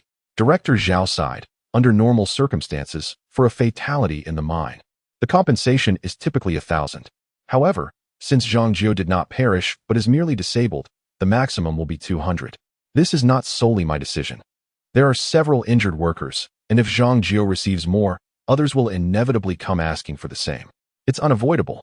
Director Zhao handed Wei Yong a cigarette and lit one for himself, inhaling deeply. No one desires such incidents, but it is an inherent risk of working in the coal mines. Moreover, the compensation for injuries is lamentably insufficient. Zhang Jio was the cornerstone of his family. With his legs lost, he was akin to being dead. How long could 200 yuan sustain them? Director Zhao added, "All right, I leave this matter in your hands. You can cover any expenses up front, and we will settle it later." With that, he hurried away, acknowledging that while Zhang Jio bore the gravest injuries, others also required reassurance. Director Zhao was responsible for production and safety, and now, with this incident, there remained much work to be done. After Director Zhao departed, Wei Yong retrieved 10 gene of potatoes from the system and re-entered the room. At that moment, Qin Su had begun to prepare a meal, mixing cornmeal with an assortment of wild vegetables to make large flatbreads. Subsequently, she used the remaining cornmeal to prepare a few bowls of porridge. Qin Su set a small dining table on the heated bed and prepared pancakes and porridge for Zhang Junyang and herself. Subsequently, she took a small stool and seated herself beside the stove in the outer room, ladling the remaining porridge from the pot into a bowl. What she had in her bowl could hardly be called porridge. It was more akin to rice water, only slightly thicker than plain water, devoid of any traces of actual porridge. No wonder her satiety level was at a mere 0. She was consuming so little that it was even more pitiful than what Qin Wei had endured previously. In these times, it was common for many households to have the men eating from a separate kitchen. During family meals, they would sit at one table, while the laboring men feasted on fine grains, enjoying 2 dishes at every meal, and occasionally even meat. Meanwhile, the women and children would dine at another table, consuming coarse grains and porridge, just enough to stave off hunger. In an era where food scarcity was rampant, this was a frequent occurrence. After all, the men needed to be well-fed to earn a living through hard labor. If the entire family were to eat together, the consumption would be too great, necessitating the use of separate kitchens. However, it felt somewhat unjust for Zhang Jiuma and Zhang Jiu to partake in the separate kitchen while leaving Qin Su to satisfy her hunger with mere broth. Previously, such matters would have been none of Wei Yong's concern, but now that Qin Su had become his bound partner, and with her satiety level at 0, he felt compelled to find a way to improve her nourishment. When he returned, carrying a few potatoes, Qin Su cast a glance at him before lowering her head once more. Wei Yong remarked that the potatoes were for them. Qin Su remained silent, continuing to sip her rice water, her head bowed. Wei Yong inquired, "Will this be enough to fill you?" Qin Su still refused to respond, even turning slightly away, clearly wishing to avoid conversation. Irritated, Wei Yong pressed, "I am speaking to you. Do you not understand, or do you simply not wish to acknowledge me?" Startled, Qin Su trembled and turned her head, fear evident in her eyes as she stammered, "Don't hit me." Wei Yong was rendered speechless. "Why would I strike you?" Qin Su looked as though she had seen a ghost, her expression brimming with terror. "I saw you hit someone before. I'm afraid." At last, she managed to converse with him. Previously, she had often heard Wei Yong striking Qin Wei. Once, she had peeked through a crack in the door and witnessed him assaulting his wife, which had terrified her immensely. Realizing that his past behavior had left her traumatized, Wei Yong retrieved a piece of milk candy from his pocket and offered it to her. "Rest assured, I will not harm you. Please, take this." Qin Su shook her head vigorously, cradling her battered bowl as she cautiously sipped her rice water, as if reluctant to part with it. Wei Yong suddenly felt a headache coming on. Though Wang Yu was not his wife, she would eagerly accept anything he offered, being a rather cheerful young woman. In contrast, Qin Su was proving to be a source of considerable frustration. If she refused to eat his offerings, how could he enhance her satiety? Without increased nourishment, there would be no rewards. Gritting his teeth, Wei Yong resolved to adopt a different approach with Qin Su. "Come with me." Wei Yong suddenly issued a command in a grave tone, instructing Qin Su to come out. Qin Su, indeed startled, turned pale and hesitated for a moment before reluctantly putting down her bowl and following Wei Yong outside. Upon reaching the backyard, she lowered her head, nervously fidgeting with the hem of her clothes, unable to utter a word. Wei Yong retrieved 2 pieces of milk candy from his pocket and, spreading his hand, declared, "Eat this. If you refuse, I shall discipline you." Chapter 64. Frightening the young bride, Qin Su trembled in fear and cast a fleeting glance at Wei Yong, immediately intimidated by the fierce look in his eyes. Hastily, she took the candy from his palm, quickly unwrapped it, and popped it into her mouth. Raising her head once more, she gazed at Wei Yong with her glistening eyes, tears nearly spilling over. Wei Yong sighed in relief. Although his tactic was rather excessive, it was a necessary measure to ensure her sustenance. Moreover, he had no intention of truly harming her. He merely sought to frighten her into eating. After consuming the 2 pieces of candy, Qin Su tentatively inquired, "See, can I go back now?" She resembled a frightened little rabbit, endearingly vulnerable. Wei Yong shook his head and replied sternly, "Of course not." He then produced an apple from his pocket and handed it to her. And this? Qin Su's eyes widened in surprise upon receiving the apple. She had not expected Wei Yong to possess such a delicacy at that moment. In previous years, during favorable weather, One might occasionally find apples available for purchase as winter approached. However, now, apples had become a rare commodity, virtually unattainable. She could hardly ensure a steady supply of coarse grains, let alone fruit. As she swallowed hard, the fragrant sweetness of the apple tantalized her senses even before she took a bite. Qin Susu looked up at Wei Yong, her disbelief evident. Why would he give her something so precious? Wei Yong explained, I cannot consume it all and do not wish to waste it. Hurry and eat. If you do not finish it, I shall discipline you. Still somewhat intimidated, Qin Susu quickly took a bite. The rich aroma of the fruit ignited her appetite. She was ravenous, and despite the apple being sizable, she devoured it in just a few bites.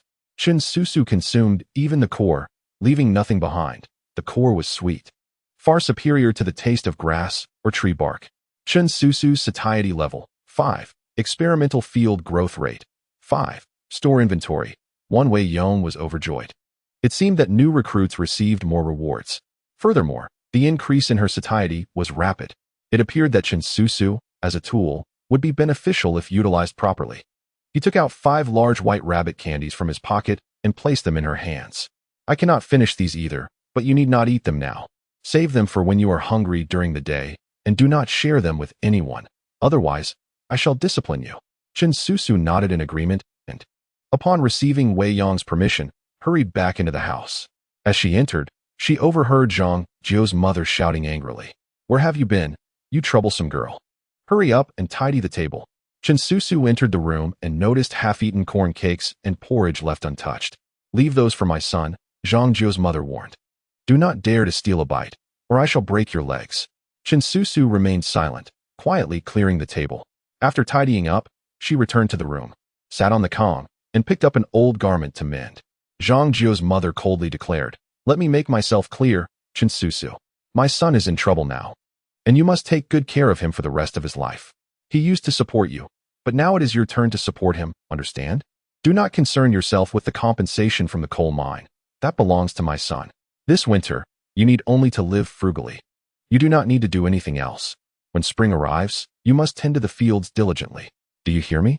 Qin Susu bit her lip, tears welling in her eyes. Previously, she and Zhang Jiu worked the fields together, but as a woman, she lacked the strength he possessed. Now that Zhang Jiu was disabled, all the agricultural work would fall solely on her shoulders. She was already struggling, and with her mother-in-law withholding food, how would she survive? Tears streamed down her face without a sound. Zhang Jiu's mother picked up a feather duster and struck Qin Susu's leg with force. Qin Susu immediately curled up in pain. Cry. What is the point of your tears? Your husband is still alive. Look at you, wallowing in sorrow. His condition is because of you. How dare you cry? I tell you, if there is no food at home, you must go to the mountains. If you cannot bring back food, do not bother returning. Qin Susu's sobs intensified. To send her to the mountains was akin to pushing her towards death.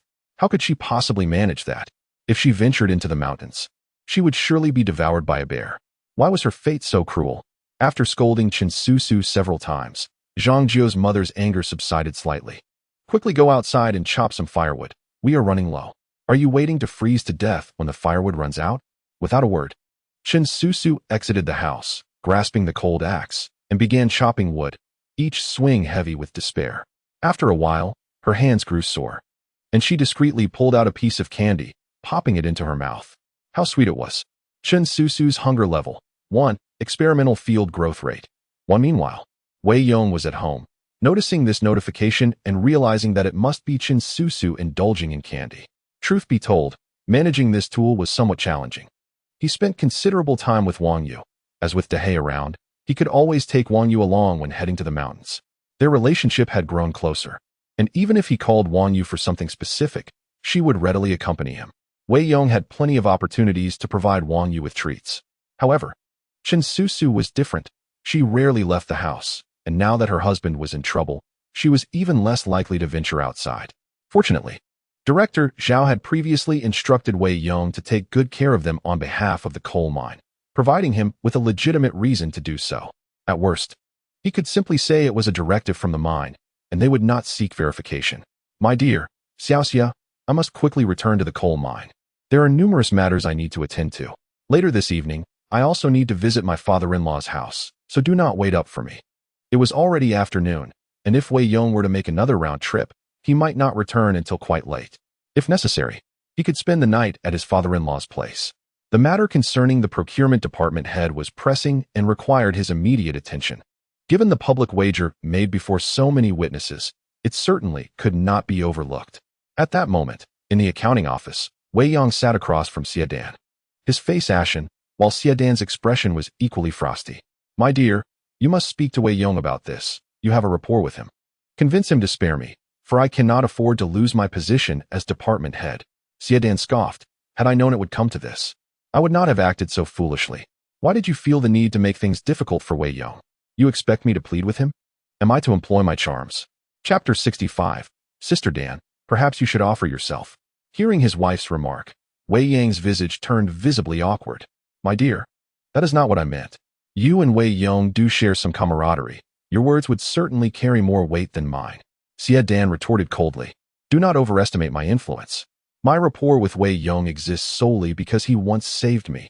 It is not a matter of owing him any favors. Thus, if you think I can persuade him, you are mistaken. He would not extend me any courtesy."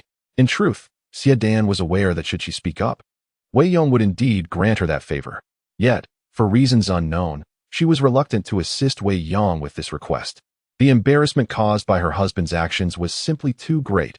His harassment of Wei Yong was one thing, but today's debacle had thoroughly tarnished his reputation. As the head of the procurement department, a minor leadership role within the coal mine, it was unacceptable for him to treat his subordinates poorly while neglecting his responsibilities, having failed to procure grain for such an extended period. He still had the audacity to criticize Wei Yong. However, Xiaodan could no longer tolerate his incessant pleading and reluctantly agreed. "Enough of your whining. I will speak to Wei Yong. Whether it bears fruit is not my concern." Wei Yong finally breathed a sigh of relief. "Thank you, my dear. I am counting on you for this matter." Wei Yong had truly laid bare his face in seeking her help, understanding that the appointments within the coal mine were not solely at their discretion. It was improbable that a mere wager between them could result in Wei Yong being appointed as the head of the procurement department. Yet, the crux of the issue lay in Zhao's intent to promote Wei Yong, coupled with Wei Yong's outstanding performance that had won over the hearts of many. Should Director Zhao advocate for this arrangement, it was likely that no one would voice any objections. If Director Zhao were to formally propose it, Wei Yong would find himself in a precarious position, with little opportunity to influence the outcome thereafter. Now, all that is needed is for Xiaodan to seek out Wei Yong. If Wei Yong does not aspire to ascend to a higher position, then even if Director Zhao wishes to promote him, the opportunity will elude him. At that moment, an elderly man from the procurement department pushed open the office door and announced, "Director Wei Yong has returned." Upon hearing this, Wei Yong quickly rose and strode out of the office, not forgetting to glance back and say, "Wife, I'm counting on you." Xiaodan shot him a withering look, completely ignoring him. Within a minute after Wei Yang's departure, Wei Yong passed by Xiaodan's door. Just as he was about to enter the procurement office, Xiaodan suddenly opened the door and said, "Wei Yong, come in for a moment. I need to discuss something with you." Wei Yong paused, but followed Xiaodan into the office. "Sister Dan, what do you need me for?" he inquired. Xiaodan smiled and abruptly locked the office door, then drew the curtains. This series of actions left Wei Yong somewhat bewildered. "Sister Dan, why are you locking the door and closing the curtains?" he asked. With a flirtatious glance, Xiaodan replied, "What? Are you afraid I might have ulterior motives?" Wei Yong chuckled. "Not at all. If you had any such motives, I'd be quite pleased." He then recalled, "I remember when I visited your home last time, you asked me a question. You wanted to know what I would do if I were your man. I spoke from the heart. If I were your man, I would certainly find a way to keep you on your toes, ensuring you'd be weak in the knees by the end of the day." His words caused Xiaodan's face to flush from forehead to collar. Indeed, she had posed that question to Wei Yong during his last visit, but her intention was not to seduce him. She merely felt a lack of allure and sought his opinion. After asking, she had felt a twinge of regret, realizing the ambiguity of a married woman inquiring about such matters with a young man. However, upon learning that Wei Yong was also married, she felt a bit more at ease. Little did she expect that today in the office, he would broach the subject again, and with even more candor. His gaze roamed over her, as if he could see through her clothing. Xiaodan bit her lip and mustered the courage to speak. "Sister Dan actually called you today on someone else's behalf." Wei Yong smiled knowingly. "I can guess. It's Director Wei who asked you to find me. I assent it?" Xiaodan nodded, a bit embarrassed, and confessed, "Actually, you could have deduced it even without me saying. He wants to retain his position as director but lacks the courage to approach you directly, so he sent me instead.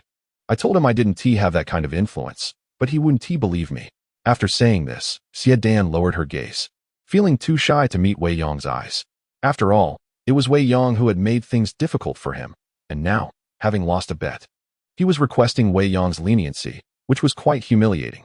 Wei Yong reassured her, "Who says you don't have influence? Sister Dan, you hold considerable sway with me. If you ask, this matter can be settled, and Director Wei will remain in his position." Hearing Wei Yong's words, Xie Dan lifted her head to look at him, her cheeks growing even warmer. "You're agreeing so readily, without proposing any conditions?" she asked. Wei Yong pondered for a moment before saying, "All right, I shall propose a condition. Danjia, how about you pledge yourself to me? Get lost." Xie Dan retorted playfully, delivering a light punch to Wei Yong's chest, astonished by his audacity. Quick on his feet, Wei Yong seized Xie Dan's petite hand. Her face flushed crimson, and she hastily glanced toward the door, finding no unusual activity outside. With the curtains drawn tightly, she withdrew her hand. "Why are you so unruly, touching me as if I were some sort of person? What do you take me for?" Wei Yong replied earnestly, "You are my dear sister. What else could I regard you as?" Xie Dan shot him a playful glare, her eyes seemingly imbued with a hint of flirtation. "De Yong, consider this a favor I owe you. I will not let you suffer any loss. Recently, the financial workload at our coal mine has been overwhelming, and I cannot manage it alone. The leadership has granted me a position for an employee. Should your partner wish to join me, they may come to assist. The salary and benefits will match yours. Consider it my way of repaying your kindness. What do you think?" Wei Yong was taken aback by the magnitude of this favor. However, he maintained a facade of seriousness. "Danjia, this condition seems rather insufficient, doesn't it?" In truth, the offer was exceedingly enticing, yet Wei Yong sought to extract further advantages. Xie Dan encouraged, "What additional conditions do you have? Speak freely. I assure you, I will acquiesce." "Then, please invite me to your home for a meal, and cook for me yourself," Wei Yong proposed. "All right, that sounds good," she agreed. This was indeed a fortunate arrangement for Wei Yong. A position at Dahu coal mine was exceptionally valuable, especially one that involved office work, offering a modest salary, various benefits, and 2 meals a day. Such an opportunity was rare. Given Qin Wei's pregnancy, he could not allow his wife to work. Additionally, Qin Xia had to stay home to care for her sister, who was on the verge of giving birth, making it impractical for her to come as well. The most suitable choice was to have Wang Yu take the position. However, such a coveted job could not simply be given to Wang Yu. He would need to receive some form of interest in return. Moreover, once Wang Yu joined, he could legitimately accompany her to and from work, thereby increasing their chances of interaction. Chapter 66. Director Wei seeing Wei Yong's agreement, Xie Dan exhaled in relief. Just then, a knock echoed from outside the door, causing Xie Dan to panic momentarily, unsure of how to react. Wei Yong, however, remained composed and confidently stated, "Danjia, I'll answer the door. What are you afraid of? We're not engaged in any illicit affair." Xie Dan took a deep breath, regaining her composure. Wei Yong was correct. They were not doing anything inappropriate. Even though the door was closed and the curtains drawn, their actions had been modest, merely Wei Yong having touched her small hand. Still, Xie Dan felt a blush creeping upon her cheeks as she straightened her attire and stood up somewhat flustered. Opening the door, she found Director Zhao entering. "Zhao Gu is here." Not surprised to see Wei Yong present, Director Zhao had indeed come specifically to find him. "Daon, how do you intend to address the matter with Wei Yong? If you have made up your mind, I shall inform the higher-ups that the position of the procurement department's director is to be entrusted to you." Xie Dan suddenly felt a wave of anxiety. Had this not been in her office, she would have certainly chosen to avoid the conversation. She hastily took a seat, grasping a pen and some documents. Pretending to be engrossed in her accounts, Wei Yong replied, "Let it be, Zhao Gu. A lesson is all he needs. I have only just arrived at the coal mine, and being appointed as the director of the procurement department would surely raise eyebrows. People already assume I am your protege. It would be wiser to maintain a low profile to avoid causing you any trouble." Wei Yong spoke from the heart. Mine manager Zhao treated him well. On one hand, Li Ping had made the introduction, and on the other, the medicinal herbs Wei Yong sold to Zhao had earned him a tidy profit. However, Zhao's regard for Wei Yong extended beyond these factors. The mine manager admired him and felt a kinship, and even without Li Ping's connection or the herbs, he would still have looked after Wei Yong. Thus, Wei Yong considered Zhao's well-being. With the recent collapse incident at the mine, he certainly did not wish for Zhao to face further scrutiny for any other reason. Zhao paused for a moment upon hearing this, then patted Wei Yong on the shoulder and said, "All right, you have the makings of a great man. Just focus on your work here, and you shall not be shortchanged in the future." With that, Zhao exited the room. Xie Dan let out a long sigh of relief. Regardless of the circumstances, Wei Yong's position was secured. After all, he was her man, and losing this directorship would have made their lives quite challenging. Hearing that Wei Yong had indeed turned down Zhao, Xie Dan felt a sense of relief, accompanied by a hint of gratitude towards him. Wei Yong turned back and said, "Dan Jia, do not forget our promise of a private dinner." Xie Dan flushed and retorted, "Dinner is dinner. Why must you insist on the word private?" Wei Yong chuckled heartily before leaving. Just those few words had Xie Dan's heart racing. She had intended to approach Wei Yong with utmost seriousness regarding this matter. Yet in the end, she found herself thoroughly flustered by him. As soon as Wei Yong left, Wei Yong followed closely behind, pushing open the door with a mysterious air and inquired, "Wife, what transpired?" Upon seeing him, Xie Dan's expression instantly changed, as if someone owed her a fortune. "Wei Yong has already agreed. He will relinquish the director position to you." Wei Yong's face lit up with surprise. "Is that true, dear wife? How did you convince him?" Xie Dan scoffed. "I agreed to stay at a hotel with him, and only then did he concede." "What?" Wei Yong's voice rose an octave before he quickly realized that Xie Dan was not the type to be frivolous. She would never engage in such antics for something so trivial. Moreover, her visibly upset demeanor clearly indicated she was merely expressing her frustration. Wei Yong immediately donned a smile and said, "Wife, do not jest with me. What exactly did you say?" "Wei Yong wouldn't be deceiving you, would he? If the official documents come down from above, there will be no turning back." Xie Dan let out a cold snort, assuring him that Wei Yong was not the type to go back on his word. Just moments ago, Director Zhao had inquired about him, and Wei Yong had outright rejected Zhao's advances in her presence. "Splendid. Did that lad ask you for any favors?" Xie Dan remarked. "The higher-ups granted me a position for an employee, which I've allocated to Wei Yong's wife. If I don't offer some incentive, how could I expect them to agree?" Wei Yong paused, nodding in acknowledgement. Although the position was indeed precious, it was not something that could be sold for profit, and there were no suitable relatives to fill it in his family. Hence, it would be a waste otherwise. The crux of the matter was that if Wei Yong's wife joined the coal mine, there would be no complications between Wei Yong and Xie Dan. Wei Yong, feeling insecure in that regard, often harbored doubts, as Xie Dan's life had been rather monotonous, devoid of any men who piqued her interest. Yet now, a man like Wei Yong had entered her life, and Wei Yong felt a twinge of pressure. In the afternoon, Director Zhao convened a formal meeting with the procurement department, delivering a stern reprimand. Had it not been for Wei Yong's exceptional performance in surpassing his tasks, the higher-ups would likely have laid blame upon them. After scolding them, Director Zhao declared, "Following discussions with the higher-ups, I am pleased to announce that, in recognition of Comrade Wei Yong's outstanding contributions, he has been unusually promoted to the position of Deputy Director of the Procurement Department. This announcement has been displayed on our notice board and will take effect in 1 week. Congratulations to him." The gazes of the attendees towards Wei Yong shifted significantly, and even he was taken aback. Zhao had not mentioned this to him beforehand. Initially, he had intended to quietly fulfill his role as an ordinary employee. But given the remarkable attention he had garnered today and his successful completion of the tasks that helped the coal mine navigate its challenges, it would have been inappropriate not to offer some form of recognition. Originally, the procurement department did not have a deputy director, yet they had assigned this title to Wei Yong. Although the authority attached to the role was minimal, it did come with an increase in salary. This was essentially a reward from the coal mine to Wei Yong. Once he comprehended the situation, he could not help but chuckle bitterly. Though his salary had risen, it would not be in his hands, as it was all in the possession of Widow Chu. Wei Yong merely held an honorary title, serving as a deputy director devoid of benefits. Nevertheless, it was still a title of distinction, and in the village, this would certainly elevate Qin Wei and Qin Xia's standing. Moreover, given Wei Yong's current popularity, it was likely that Wei Yong would now have to consider his opinions in the procurement department. Thus, after this incident, Wei Yong's position as the top figure in the procurement department was firmly established. Apart from maintaining his salary, Wei Yong was essentially no different from an ordinary employee. Having completed his duties at the coal mine, Wei Yong hurriedly rode his bicycle to Shaoxituan, having promised his father-in-law to visit. Uncertain of what his father-in-law wished to discuss, he returned to Shaoxituan, where the townsfolk greeted him with increasing warmth and friendliness. As soon as he entered the village, someone eagerly inquired, "Old Qin's son-in-law, I've heard that you've become the director at the Dahu coal mine?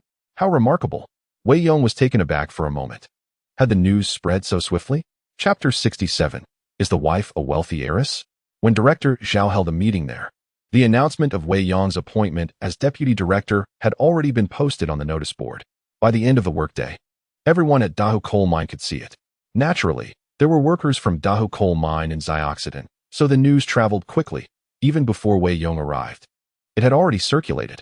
During his last visit to fetch Qin Xia, he had already made quite an impression, bringing honor to the old Qin family. Now that Wei Yong had ascended to a leadership position at Dahu coal mine, the villagers were even more envious. They were unaware of the specific duties of a deputy director. To them, it simply meant being a leader. In their perception, such officials from state-run enterprises were always seen riding bicycles, smoking lotus cigarettes, and sipping Maotai liquor, a stark contrast to their lives of foraging for wild vegetables and eating cornbread. Moreover, Wei Yong was so young, his future prospects seemed boundless. Hearing the villagers' chatter, Qin Zhengwo also stepped out. Upon seeing Wei Yong, a rare smile graced his face. "De Yong has arrived, come inside." Qin Zhengwo beckoned Wei Yong into the house, where a large piece of pig knuckle had already been steamed. Waiting for his arrival to celebrate with liquor, Qin Zhengwo sliced the knuckle into thin pieces, prepared a bowl of garlic sauce with soy sauce, laid out a plate of peanuts, and set aside 2 gin of liquor, determined to drink to excess with Wei Yong that day. "Father, you called me here for something specific, didn't you?" After a couple of drinks, Wei Yong inquired. Qin Zhengwo sighed and replied, "There are 2 matters at hand. The first is that I will be returning to my hometown tomorrow, and I entrust my 2 daughters to your care." Wei Yong nodded, then pulled out 500 yuan from his pocket. "Father, rest assured about them. Here's 500 yuan for you. It's essential for supporting our relatives back home." Having recently withdrawn 2,300 yuan from Xiedan, Wei Yong was now quite well off. With his father-in-law about to embark on a journey, the duration of which was uncertain, he wanted to provide extra funds for the road. Seeing such a sum, Qin Zhengwo opened his mouth to refuse. But upon thinking of his siblings back home, he sighed and accepted the money. "All right, you've made a name for yourself. Consider this money alone. I'll return it to you once the famine passes." Wei Yong smiled and said nothing further. He did not mind spending a little on his father-in-law. As both daughters were now married to him, what was this amount in comparison? And what is the second matter? Qin Zhengwo lit a cigarette for Wei Yong, and as they indulged in the smoke, their conversation flowed. "The second matter is that before I leave, I must tell you a truth. These 2 girls are not my biological daughters." Wei Yong was momentarily stunned, then chuckled. "Father, I had already noticed. Both my wives are so beautiful, they hardly resemble you at all." Qin Zhengwo burst into laughter. "You cheeky lad. Your honesty is quite direct." Although Wei Yong's words were delivered in jest, they indeed reflected the truth. Qin Wei and Qin Xia possessed striking beauty, while Qin Zhengwo bore a fierce countenance. It is often said that daughters resemble their fathers, yet there was no discernible resemblance between them. "Father, did you pick them up?" Qin Zhengwo shook his head. "I have an old comrade named Ding Sihai. Many years ago, his wife was tragically killed by the Japanese, and at that time, he was deployed to the front lines.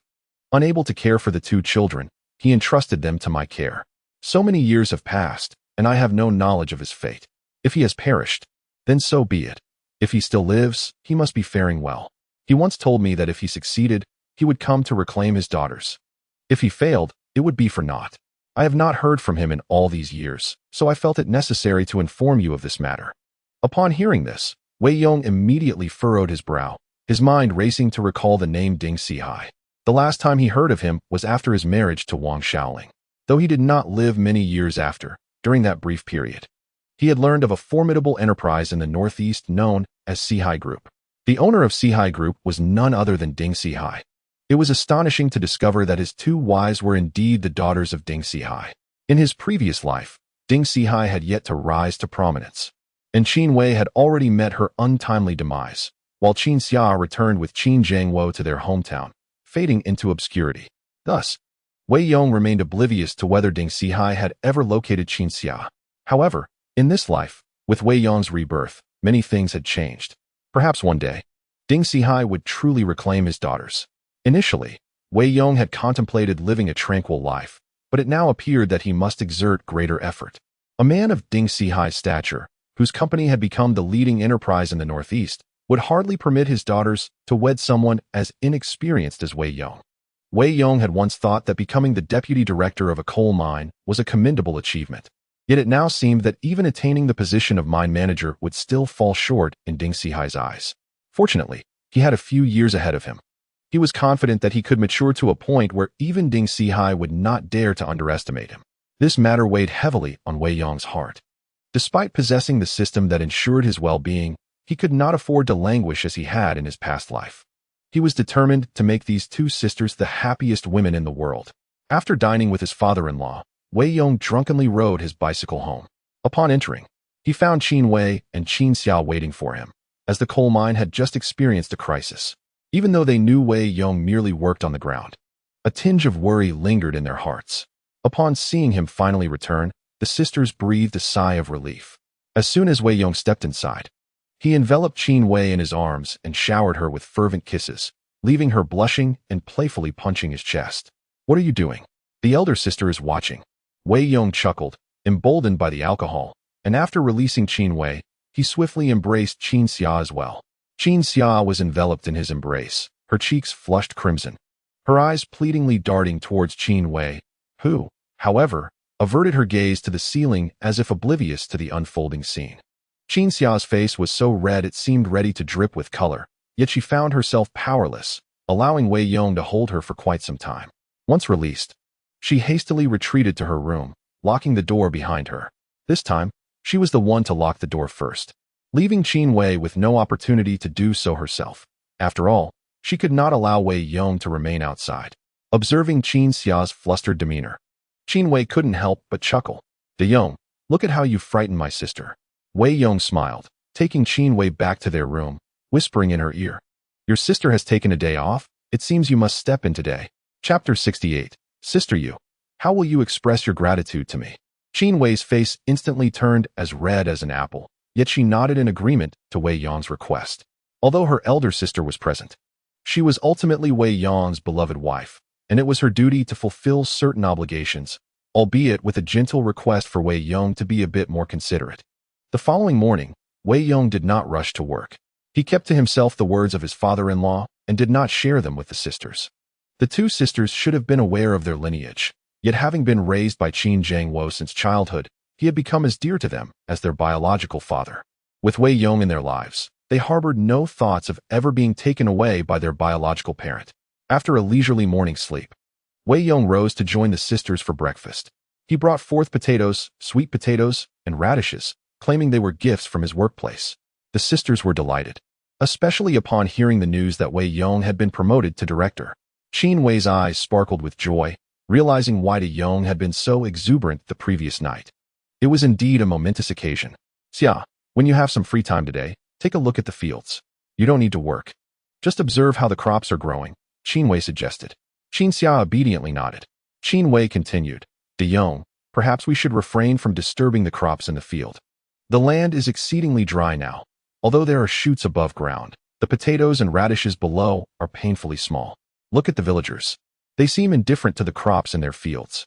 With Wei Yong now a director and with ample provisions at home, there seemed to be no need to fuss over those unproductive endeavors. Wei Yong chuckled, "That one tea do, those are my own hands' labor. Others may struggle to cultivate large potatoes, but what I plant may yield differently."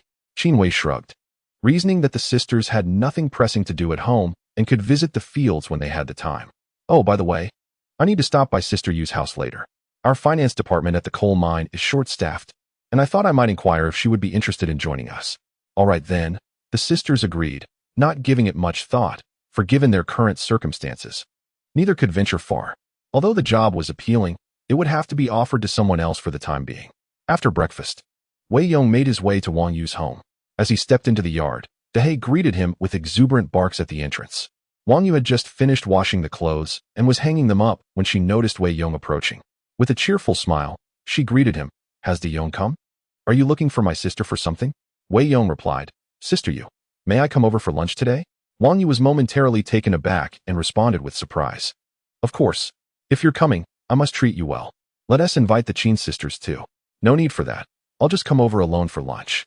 Very well. I shall prepare something now, Wang Yu said, promptly returning home to begin her preparations. Upon entering the house, she first went to the cellar to retrieve a piece of cured meat, then began washing some cabbage and potatoes. Seeing his wife take out the cured meat, Qin Rongmao inquired, "What is going on, dear? Why are you so happy today? Are we having a feast?" Wang Yu replied, "Wei Yong is coming over for lunch, and I want to prepare some dishes to properly host him." Qin Rongmao frowned. Why would he come to our house for a meal? Doesn't his family eat better than we do? Wang Yu shot him a glare. Just because he eats well doesn't mean he can't come over for a meal. He has helped us so much. Is it too much to invite him for dinner? Qin Rongmao pondered for a moment. If he is coming over, he shouldn't come empty-handed, right? Wang Yu, exasperated, retorted. What if he does come empty-handed? When I go to his house, I also go without bringing anything. Qin Rongmao considered her words, but chose not to press the matter further, lest his wife become upset. Hearing their conversation, Shun Guifang stepped out and asked, "Why has Wei Yong suddenly decided to come to our house for a meal? Is there something going on?" Wang Yu replied, "He didn't mention anything. But regardless of his reasons, Wei Yong has been very generous to us, and we ought to treat him." As she presented a large piece of cured meat, Shun Guifang remarked, "There's no need for so much meat. His family eats well, and doesn't he lack for our bit? Just a token amount will suffice." Wang Yu's face turned pale with anger. This mother-in-law and daughter-in-law were both so miserly. It was one thing to be stingy with others, but Wei Yong had always been generous to them. These two seemed utterly devoid of gratitude, displaying hearts as cold as wolves and dogs. If she only prepared cabbage and potatoes for Wei Yong, what would he think? Wang Yu had enjoyed ribs and dumplings at his house. Even if she couldn't prepare a lavish meal, it shouldn't be too meager. Disregarding her mother-in-law's remarks, Wang Yu proceeded to slice the entire piece of cured meat, causing Qin Guifang to feel a pang of regret. However, she understood that this meat was rightfully brought home by her daughter-in-law through her own efforts, leaving Shun Guifang with no grounds for complaint. Yet, she would certainly discuss this with Qin Rongmao later, lamenting how her daughter-in-law was turning against them. As lunchtime approached, Wang Yu had finished preparing the meal when Wei Yong arrived at the door, carrying a bag of goods. "Brother Qin, sister Yu, I've come to join you for lunch." Wei Yong brought 5 pounds of rice and 2 pounds of oranges.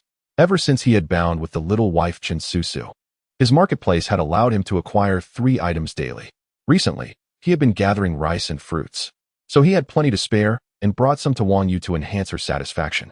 Upon witnessing Wei Yong approaching with an abundance of items, Qin Rongmao's expression nearly split in two with astonishment.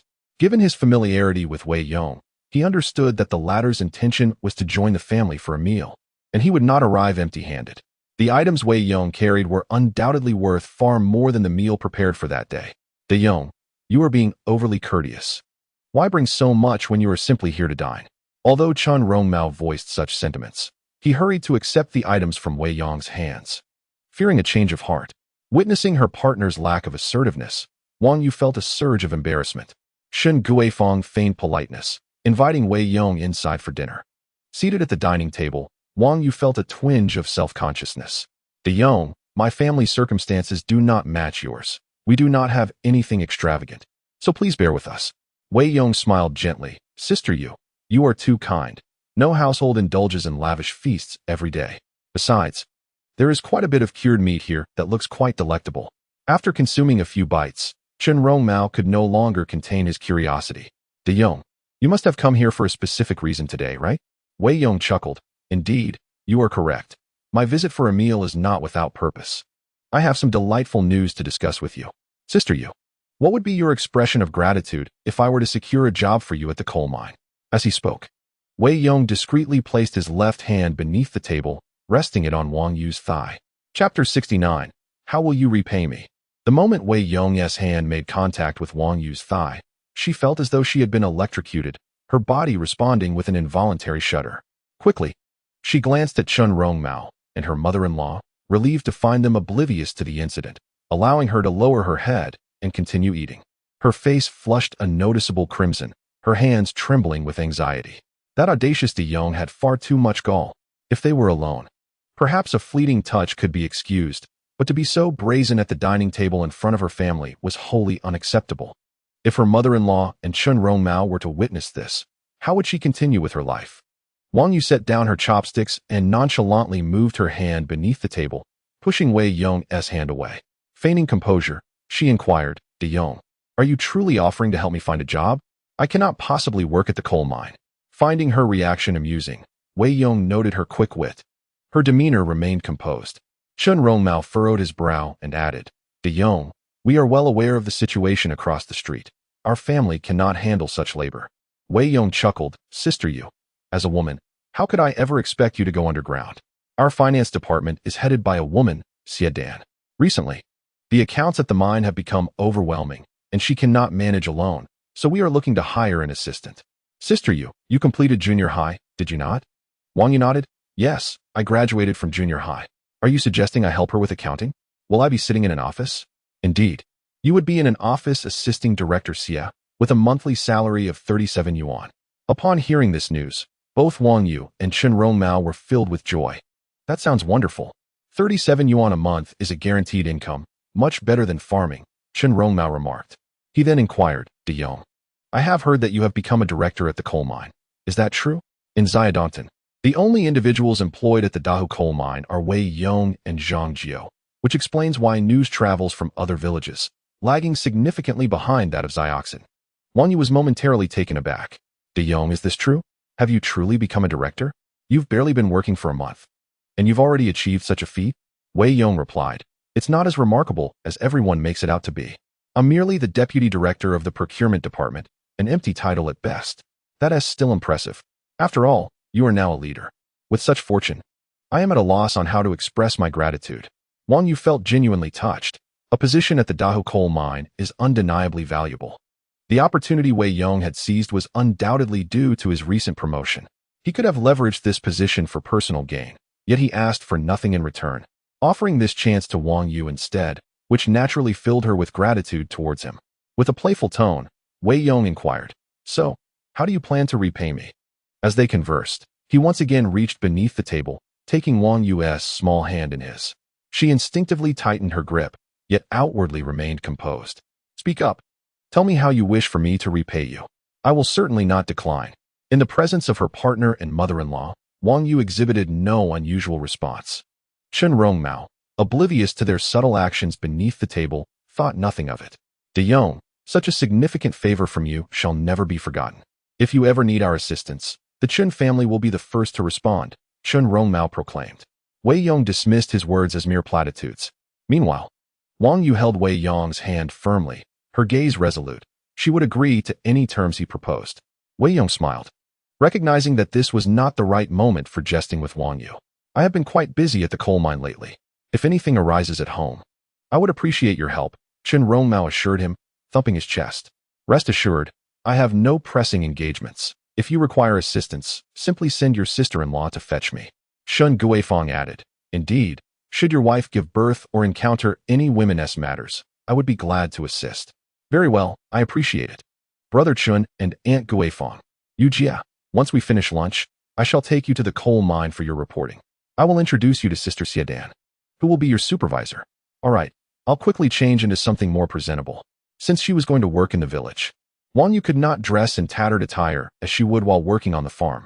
Wei Yong had conveniently purchased her 2 floral outfits, and she felt a surge of joy at the thought of going to work in brand new clothes, officially entering the workforce. Qin Wei, however, furrowed his brow slightly. As his wife changed clothes in the room, he quietly entered and murmured, "Wife, are you really going to ride Wei Yong's bicycle to work?" "Yes. How else would I get there? Walking to the village would surely exhaust me," Wang Yu replied. Qin Wei hesitated. "But didn't you previously walk to the village as well?" Upon hearing Qin Wei's words, Wang Yu's expression darkened immediately. "What do you mean, Qin Wei? Are you worried that I might have something going on with Wei Yong while riding on his bicycle? If you have a bicycle, why won't you let me ride it? Must I walk to the village? I'm not going there for leisure. I'm going to work. After a long day at work, am I supposed to walk several hours back and forth? If you fear I might get involved with someone else, then buy me a bicycle so I can ride to work myself." Qin Wei hastily gestured to her. "Dear, lower your voice. That's not what I meant. I just worry you might be at a disadvantage riding with Wei Yong. What disadvantage could I possibly face? Do you think Wei Yong would want to carry an extra person? Wang Yu retorted. If you don't want me to go, then I want to take this job. With that, she tossed her clothes onto the bed and sat at the edge, crossing her arms and sulking in silence. Chen Rongmao was alarmed. This was a 37 yuan monthly job, and it was in an office. With her junior high education, where could Wang Yu find such a good opportunity? My dear, I was wrong. Please don't be angry. Just go with Wei Yong, and when you get your salary, don't forget to buy me 2 packs of cigarettes. Smoke, smoke, smoke. That's all you think about. Wang Yu replied, donning her clothes without the time to argue further. After dinner, without tidying up the table, she left with Wei Yong. As she sat on the back seat of Wei Yong's bicycle, leaving the village behind, Chen Rongmao felt a twinge of discomfort in his heart. Though he knew nothing untoward would happen, Wang Yu inevitably had to make some physical contact with him while seated behind. With a sigh, he resigned himself to the situation, vowing to save money for a bicycle once she received her salary. No, first he needed to buy some good cigarettes. As Wei Yong rode the bicycle, he took Wang Yu along, crossing a small creek. Wang Yu's hands wrapped around Wei Yong's waist, while Wei Yong switched to one-handed riding. His left hand resting on his waist, holding Wang Yu's small hand. Older sister, why don't you come live with me? Wang Yu, seemingly unfazed, responded as if she had anticipated this. De Yong, can you ride well with one hand? Don't let my sister fall. It doesn't matter if she falls. It would be a pity if her new clothes got ruined, Wei Yong chuckled. You're mistaken, sister. If the clothes get damaged, I'll buy you new ones. If you fall, I'd be heartbroken. Wang Yu felt a warm sensation in her heart, yet playfully pinched Wei Yong's waist. You're quite the smooth talker. You dare to tease me at my home? What if my man sees? How are we supposed to live then? Wei Yong laughed. Sister you. If you can't get along with him, come live with me. I already have 2 women in my family. Adding you wouldn't make a difference. How dare you think that? They bantered, laughter filling the air as time flew by. Before Wei Yong could enjoy the moment any longer, they had already reached the coal mine. Upon arriving at the coal mine, Wei Yong felt compelled to temper his demeanor, and Wang Yu promptly relinquished her hold on his waist, sitting demurely in the rear seat. He escorted Wang Yu to Xie Dan's office. Sister Dan, this is my fellow townsfolk, Wang Yu. She has completed junior high and is quite astute. She will certainly be of assistance to you. My wife is pregnant, so I did not bring her along. Xie Dan raised an eyebrow in surprise, not expecting Wei Yong to bring a relative instead of his wife. This position was indeed rare, and it appeared their relationship was quite significant. Wang Yu greeted respectfully. Hello, Director Xie. Xie Dan smiled. There's no need for formality. Just call me Sister Dan. Come over, and I shall teach you. This work is rather straightforward. All it requires is attention to detail. I have an abacus here for calculations. Despite her limited education, Wang Yu proved to be quite clever. After a brief instruction from Xie Dan, she adeptly grasped the tasks at hand. Xie Dan was quite pleased with Wang Yu. After all, the favor was extended to Wei Yong, and whom he chose to bring along was of no concern to her. They soon immersed themselves in their work, and Wei Yong decided not to linger, knowing he would have ample opportunities to engage with them in the future. Returning to his office, he settled into his chair, crossed his legs, and lit a cigarette. Although Wei Yong maintained his usual nonchalant demeanor, the personnel from the purchasing department no longer dared to voice any objections. Brother Yong, the leadership has increased our target for next month slightly. It's now 4,000. How should we distribute this task? Spoke old Wang from the purchasing department, who, despite being older than Wei Yong, addressed him as Brother Yong, exhibiting a lack of shame. In these times, sycophants were in abundance. Wei Yong had merely ascended to the position of a minor deputy director, and their attitudes had shifted dramatically. Wei Yong replied, you should proceed as per your usual workload, and I will handle any shortfall. The growth rate in Wei Yong's experimental fields was impressively rapid. If he planted crops with a quick maturation period, he could harvest within a month. Coupled with the abundance of goods in the marketplace, he was confident in his ability to meet the 4,000 target independently.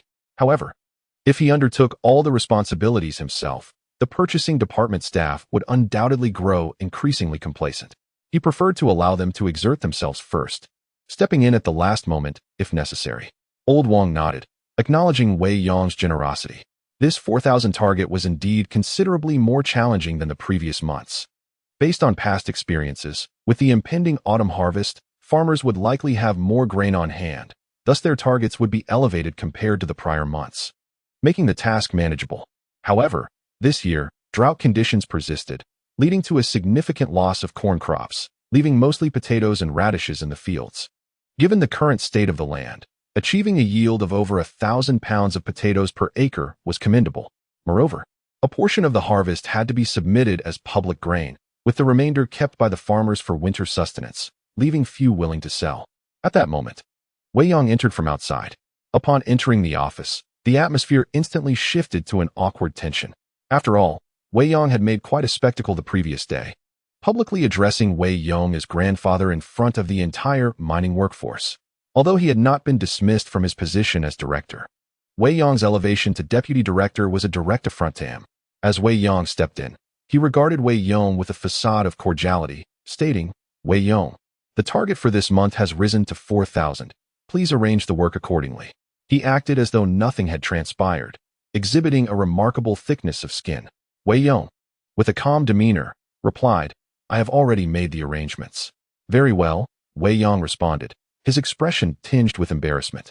Although he retained the title of director, the personnel in the procurement department had already begun to regard Wei Yong as the true authority. This was a favor secured through the intercession of his wife. Otherwise, he would have been relegated to the status of an ordinary employee. At this juncture, he had no better course of action but to maintain a low profile. Given that Wei Yong was currently in a position of prominence, Wei Yong could not afford to antagonize him further if he wished to curry favor with Shui Yin. Wei Yong, for his part, was willing to extend an olive branch. As long as this young man refrained from provoking him, he would not seek to exact vengeance. After all, there was no profound enmity between them, and they would inevitably encounter one another in their shared environment, making it unnecessary to forge a path of bitter rivalry. Wei Yong assigned task quotas to the members of the procurement department before meandering through the coal mine. He once again found himself in front of a pile of coal gang, where the system's treasure-seeking function emitted a faint beeping sound. During his initial visit, he had sensed that something lay hidden within that heap of coal gang. However, at that time, he had merely come to sell items and had not dared to draw closer. Now, the situation was different. As the deputy director of the coal mine, he had some leeway to explore without raising eyebrows. Wei Yong began to pace around the perimeter of the coal gang, searching for the location of this treasure. At that moment, a figure hurriedly passed by him without drawing his attention. It was Gao Fei. Gao Fei had been humiliated by Wei Yong's slap the last time they encountered one another, losing face in front of his fellow workers. The sight of Wei Yong ignited a deep-seated resentment within him, yet he dared not act out. For Wei Yong was now the deputy director and a favored associate of Director Zhao. As an ordinary employee, he could only take a detour when encountering Wei Yong at the workplace. After completing his night shift and returning home, Gao Fei found his wife had prepared a couple of dishes and a pot of liquor. Though life was treating him reasonably well, he could not shake the bitterness festering within him. "Old Gao, what's the matter? Are you feeling down?" Lu Feng noticed her husband's unusual mood and quickly offered her support. "My brother will be here shortly.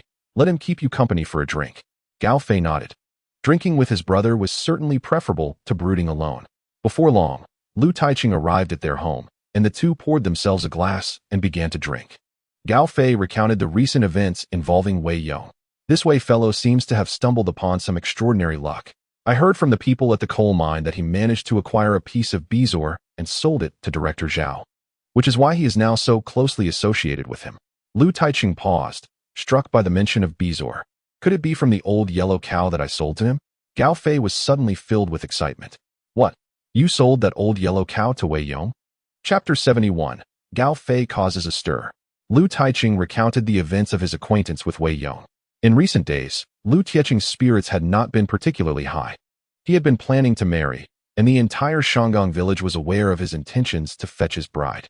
Some offered him horse-drawn carriages, others provided him with clothing, and various relatives and friends bestowed gifts upon him. However, in the end, the marriage did not materialize, and upon returning home in a dejected state, he felt as though he had lost a significant part of himself. Today, he had come to share a drink with his brother-in-law, hoping to vent his frustrations. Yet, upon hearing Lu Taiching's words, Gao Fei became invigorated. "So, you mean to say that you sold your ailing old yellow cow for 30 yuan to Wei Yong?" Then Wei Yong acquired a cow gall, which he sold to Manager Zhao. "I heard that Manager Zhao's father is at the county hospital, so with this cow gall, Zhao must have made quite a profit. No wonder he treats Wei Yong exceptionally well."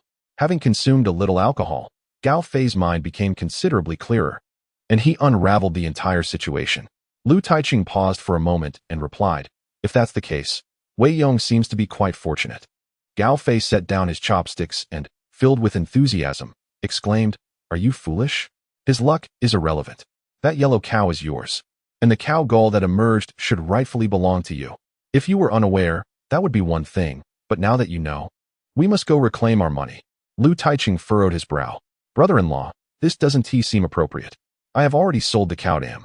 Even if he did find the gall, that's merely his good fortune. What does it have to do with me? Had I known there was gall, I would never have sold it." Lu Taiqing was rather naive and had a sense of reason. When Wei Yong purchased his old yellow cow for 30 yuan, it was indeed a significant assistance to him. After all, the cow was ill, and even a veterinarian could not cure it. If it weren't for Wei Yong, no one else would have bought it. A sick old cow is neither fit for consumption nor for plowing, and it was likely worth no more than 10 yuan. Thus, Lu Taiqing felt grateful for Wei Yong's purchase. Moreover, although his introduction of Gao Fei to Wei Yong had ended on an unpleasant note, Wei Yong still gave him a 5 yuan tip in the end. Not only that, when Lu Taiqing faced difficulties with Wang Xiaoling, it was Wei Yong who lent him a bicycle without hesitation. Wei Yong had treated him quite generously. How could he possibly demand money from him? Gao Fei replied, "Taiqing, you are simply too naive. Why does Wei Yong treat you so well? It's precisely because the cow's belly yielded gall that he fears you will ask for your share of the profits, so he treats you well to silence you. Why did he spend 30 yuan on that cow? It's clear he recognized the treasure within the cow long before. He is clearly deceiving you. You still regard him as a brother? Is that not foolish? Hurry and gather some people. Come with me to Xiaodong village to reclaim our money." Lu Taiqing set down his wine cup, furrowing his brow as he spoke. "Brother-in-law, I cannot accept this money. If I were to take it, would I not become a treacherous ingrate? Moreover, this money was never intended for me." Gao Fei, in a fit of frustration, slammed his chopsticks down, visibly displeased. "Are you out of your mind? You refuse money that rightfully belongs to you? Even a modest piece of Nyohuang would fetch a few hundred. We're not asking for much, just 300. Consider this. With 300, would you truly struggle to find a bride? Nonsense. Who says I can't find a wife? I simply haven't found the right one yet. For a $30 betrothal gift, I could marry in any village." Lu replied defiantly, "Let me make this clear. Wei Yong is my brother, and that Nyohuang money is not mine. I shall not take it. If you go ahead, do not blame me for severing ties." In a fit of anger, Lu Taiqing threw down his chopsticks and stormed out. Gao Fei, equally incensed, slammed the table, muttering, "I'm only trying to help him, and he gets angry." Observing the situation, Lu Fang quickly interjected, "Old Gao, do not take offense. Taiqing has always been stubborn. Perhaps we should let it go. He has a point." Gao Fei, eyes blazing, retorted, "What point? $30 to buy our family's Nyohuang? Is that not an affront? I will gather some relatives from the village and demand that money back." With that, he hastily donned his coat and strode out. His audacity stemmed chiefly from the knowledge that Wei Yong was away at the coal mine. He was aware that only Wei Yong's wife would be home, which emboldened him. As long as he retrieved the money, even if Wei Yong returned, what could he do? With this thought in mind, Gao Fei set out to rally support in the village, insisting that he must reclaim his dignity. After all, Wei Yong had slapped him at the coal mine. Surely, he owed him some compensation. Before long, Gao Fei had gathered 5 or 6 young men from the village, marching resolutely towards Zidongton. These young men, brimming with bravado and unaware of who Wei Yong was, viewed Gao Fei as a formidable employee of the Dahu coal mine, a position of considerable respect. Accompanying Gao Fei promised them potential rewards. He assured them that upon reclaiming the money, he would treat them to a bowl of 3-flavor noodles at Li's noodle shop.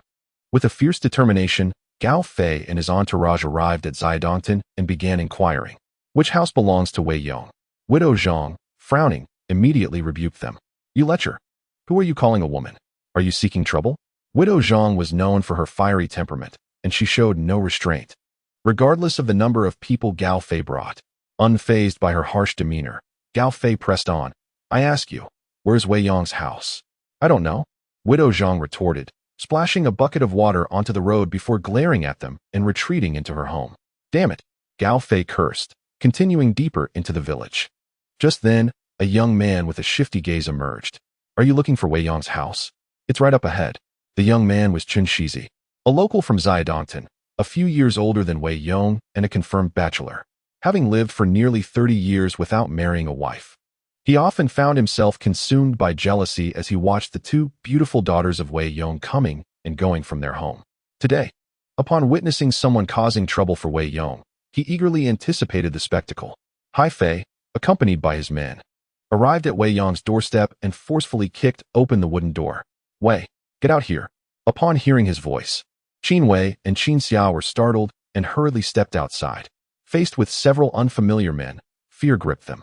"Who are you looking for?" Qin Xia inquired. "I'm looking for Wei Yong. He owes me money, and I expect him to come out immediately," Hai Fei declared. "Is Wei Yong even home? When did he owe you anything?" Qin Wei stammered, her fear rendering her momentarily speechless, while Qin Xia shielded her from view. Hai Fei retorted, "A few days ago. You purchased an old yellow cow, didn't you? Wasn't it accompanied by a piece of cow bile? That cow belonged to my brother-in-law, and you took the bile for 30 bucks. Do you think that's fair? Enough of this nonsense. Hand over 300 yuan, and we'll consider this matter settled." "What?" The Qin sisters were taken aback by his outrageous demand. Qin Wei was well aware of the cow bile situation. "You are being unreasonable. You sold us a sick cow. How could you not know it contained bile at the time of sale? We extracted it ourselves, so why should we give you anything?" Hai Fei glared at them furiously. "Stop wasting my time. You tricked my brother-in-law out of his bile for 30 yuan, and yet you dare to claim innocence? Are you going to pay or not? If you refuse, we'll take your belongings." With determination, Qin Xia picked up a hoe to confront them. "What are you doing? Are you attempting to rob us? Is there no law left?" Hai Fei sneered. "Law? You deceived my brother-in-law over that bile. Demanding 300 yuan is only right. If you don't pay, we'll take your things." The group surged forward, rummaging through the cellar of Wei Yong's home. Though Qin Xia held the hoe tightly, she dared not confront them directly, opting instead to protect Qin Wei. At that moment, a dark shadow dashed in. It was Da He, the loyal dog from Chun Rongmao's household. Da He was remarkably perceptive. Having been well fed by Wei Yong, it felt a duty to guard not only Chun Rongmao's home, but also Wei Yong's. As Da He burst into the scene, Hai Fei and his companions were startled. "What the hell is that dog doing here?" Chun Rongmao, witnessing the commotion from the entrance, remembered his promise to Wei Yong to assist whenever needed. However, confronted by 7 or 8 young men, he hesitated to intervene. Shouting from the doorway, he called out, "Help! There is trouble at Wei Yong's house." Chun Rongmao's shout proved effective, as Zhao Fifan was the first to rush out. Realizing that there was indeed a disturbance at Wei Yong's residence, he quickly grabbed a hoe and charged forward. Alongside Zhao Fifan, several other young men from the village armed themselves and made their way to Wei Yong's yard.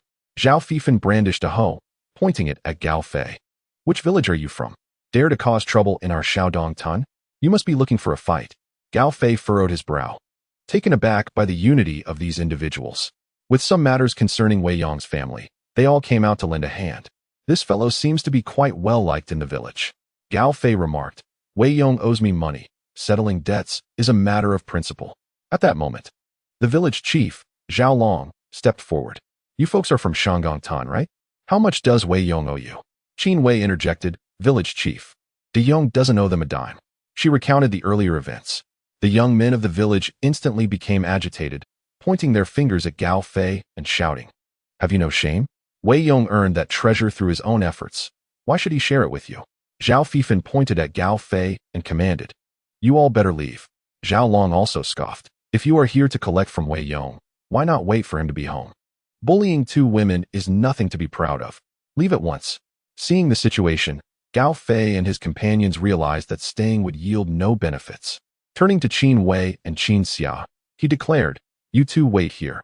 It seems Wei Yong is often away. I shall return when he is not home." With that, Gao Fei and his group strutted out. Qin Wei's eyes reddened as she wiped away her tears. Although Qin Xia was strong, her complexion had paled, clearly shaken by the encounter. Zhao Long approached to comfort them, saying, "Do not fear. If they dare to return, the villagers will stand by you." At that moment, Chun Rongmao also stepped forward. "Indeed, sisters, rest assured. With us around, no one can bully you." Though Chun Rongmao had hesitated earlier, he felt the need to establish goodwill with the Qin sisters. Moreover, even though he had not intervened, Da He had, which could be seen as a contribution from the Qin family. The sisters nodded in gratitude to their neighbors and began to tidy up the disarray in their home. Zhao Long furrowed his brow in concern and said to his son, "When Wei Yong returns this afternoon, make sure to hold him back. Do not let him act impulsively." Zhao Long understood Wei Yong well. The young man had a fiery temper and was quite ruthless. If he learned of this incident, he would undoubtedly seek out those from Shangang Tun to settle the score. Zhao Long feared that Wei Yong's impulsiveness would lead to a brawl. Zhao Fifan nodded in agreement, acknowledging that should Wei Yong become reckless, he would try to intervene. However, given Wei Yong's temperament, he doubted he could restrain him.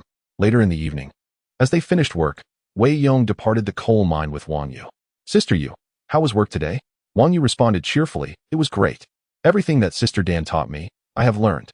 This job is much easier than farming, and the food in the coal mine's cafeteria is delicious." Wei Yong smiled, knowing that the cafeteria's meals far surpassed those they had at home in the village. Moreover, since he had recently brought in a substantial amount of grain, every worker in the cafeteria could enjoy a hearty meal. After leaving the coal mine not far behind, Wang Yu once again wrapped her arms tightly around Wei Yong's waist. By now, she had grown accustomed to this gesture. After all, Wei Yong often took advantage of her, so it was better to embrace him openly. Making their journey more comfortable, Wei Yong switched to riding with one hand, gently caressing the delicate and smooth back of Wang Yu's hand, a sensation that was utterly delightful. As they crossed a small creek and approached the village entrance, Wei Yong suddenly halted the bike. Dismounting, he stepped into the adjacent cornfield and waved at Wang Yu, beckoning her to come over. Initially, Wang Yu assumed he needed to relieve himself, but when he invited her into the cornfield, her face flushed instantly. What could a man and a woman do in a cornfield? The implications were all too clear. Wang Yu was deeply conflicted. She had previously promised Wei Yong that she would comply with any request he made, for he had done her a tremendous favor by securing her this job. However, she never anticipated that he would actually bring forth such a request. Her face grew so hot it felt as though it might drip with water, and she fidgeted with the hem of her clothing, uncertain and anxious. Though not a naive girl, she had never ventured into a cornfield with a man before. As Wei Yong ventured ahead, Wang Yu lingered by the roadside, hesitating for what felt like an eternity, glancing left and right. Ultimately, gathering her resolve, she followed him into the cornfield. Chapter 73. Unlocking a new map upon entering the cornfield, Wang Yu's heart raced uncontrollably. It was thanks to Wei Yong's care that she could enjoy such a comfortable life. Without him, she wouldn't even have been able to afford coarse grains, let alone new clothes. If Wei Yong truly desired to take things further with her, what grounds would she have to refuse? What if she declined, and he decided to sever ties or even revoke her job? Moreover, the most crucial element was that the mere thought of being with Wei Yong did not repulse her. In fact, she felt a flicker of anticipation and excitement. Wang Yu walked several meters into the furrows of the cornfield, fully immersing herself in the experience. Suddenly, Wei Yong emerged from somewhere, grasping her hand firmly. She became tense, biting her lip as she stammered, "De Yong, this isn't right. I'm not that kind of woman. I understand you care for me, but please give me some time." Her words tumbled out chaotically, her anxiety preventing her from looking up, fearing that Wei Yong might impulsively overpower her. Wei Yong, taken aback, responded, "Sister, what are you talking about? I called you in here to share some treats." He proceeded to flatten some corn stalks around them, helping her sit down, and presented her with an apple, an orange, and a pear. In truth, he had not intended anything beyond sharing food. His sole purpose in inviting Wang Yu into the cornfield was to offer her something to eat and enhance her satiety. The last time he had brought her food, her hunger level had barely increased, evidently due to the fact that the food he sent to her home had been devoured by Chun Rongmao and Shun Guifeng. Thus, Wei Yong thought it best to invite Wang Yu for a more private meal. In the context of the coal mine, it was somewhat inappropriate for Wang Yu to accept food from Wei Yong, as it could lead to misunderstandings if others were to witness it. Thus, the journey back was the most suitable time for such an exchange. It would be quite odd for the two of them to stand on the road while eating. Instead, they could find a cornfield nearby, sit down, and enjoy a modest meal together. Upon seeing the 3 fruits that Wei Yong produced, Wang Yu realized her earlier misinterpretation. It turned out that Wei Yong had invited her to the cornfield to share a meal, rather than any other intention. The more she pondered, the more embarrassed she felt. Hastily sitting down and stuffing an apple into her mouth to mask her inner awkwardness. Observing Wang Yu's expression, Wei Yong suddenly chuckled, "Sister Yu, did you misunderstand? Did you think I called you to the cornfield to tease you?" Wang Yu's cheeks flushed with heat, acknowledging her mistake. Wei Yong remarked, Sister Yu, since you have misunderstood, are you still willing to join me here? Wang Yu quickly clarified. I came in here because I was afraid you would be upset. A playful glint appeared in Wei Yong's eyes. Sister Yu, but I heard you just say, if given a little more time, what does that mean? If given a little more time, would you be willing to join me in the cornfield for other activities? Wang Yu's face turned as red as the apple she was eating, shooting him a fierce glare. If you keep talking nonsense, I will ignore you. Noticing Wang Yu's shyness, Wei Yong ceased his teasing and patiently waited for her to finish. Fruits are indeed delightful. Even though Wang Yu wasn't particularly hungry, she relished the few fruits immensely. After biting into a pear, she couldn't help but smile broadly. De Yong, this pear is incredibly delicious. I've never tasted such sweet fruit before. Where did you get it? Wei Yong replied. These are specially supplied for the leaders. I got them from Director Zhao. Wang Yu nodded, not doubting his words, and continued to praise Wei Yong's capabilities. Aren't you going to eat? You're just watching me. Go ahead, sister. I've had my fill, he replied. Wang Yu nodded in acknowledgement and continued to indulge herself. Observing Wang Yu's increasingly radiant appearance and her growing figure, Wei Yong felt a sense of accomplishment. Although she was someone else's wife, it was gratifying to see her flourish under his care. Occasionally, a gentle touch was quite pleasant. However, little did Wei Yong know that Chen Rongmao had not touched Wang Yu in a long time. People assumed he was enjoying a lavish life. Yet he was also confined to an empty home. With his wife's newfound capabilities, Chen Rongmao's standing at home had plummeted, if things did not go smoothly. Wang Yu could easily ignore him for an entire day. Furthermore, he relied on Wang Yu to bring him cigarettes from the village, making it all the more crucial to avoid provoking her. Wang Yu's satiety level, 5. Experimental field growth rate, 5. Reward, 1 map of the Dahu coal mine. Wei Yong was suddenly filled with excitement.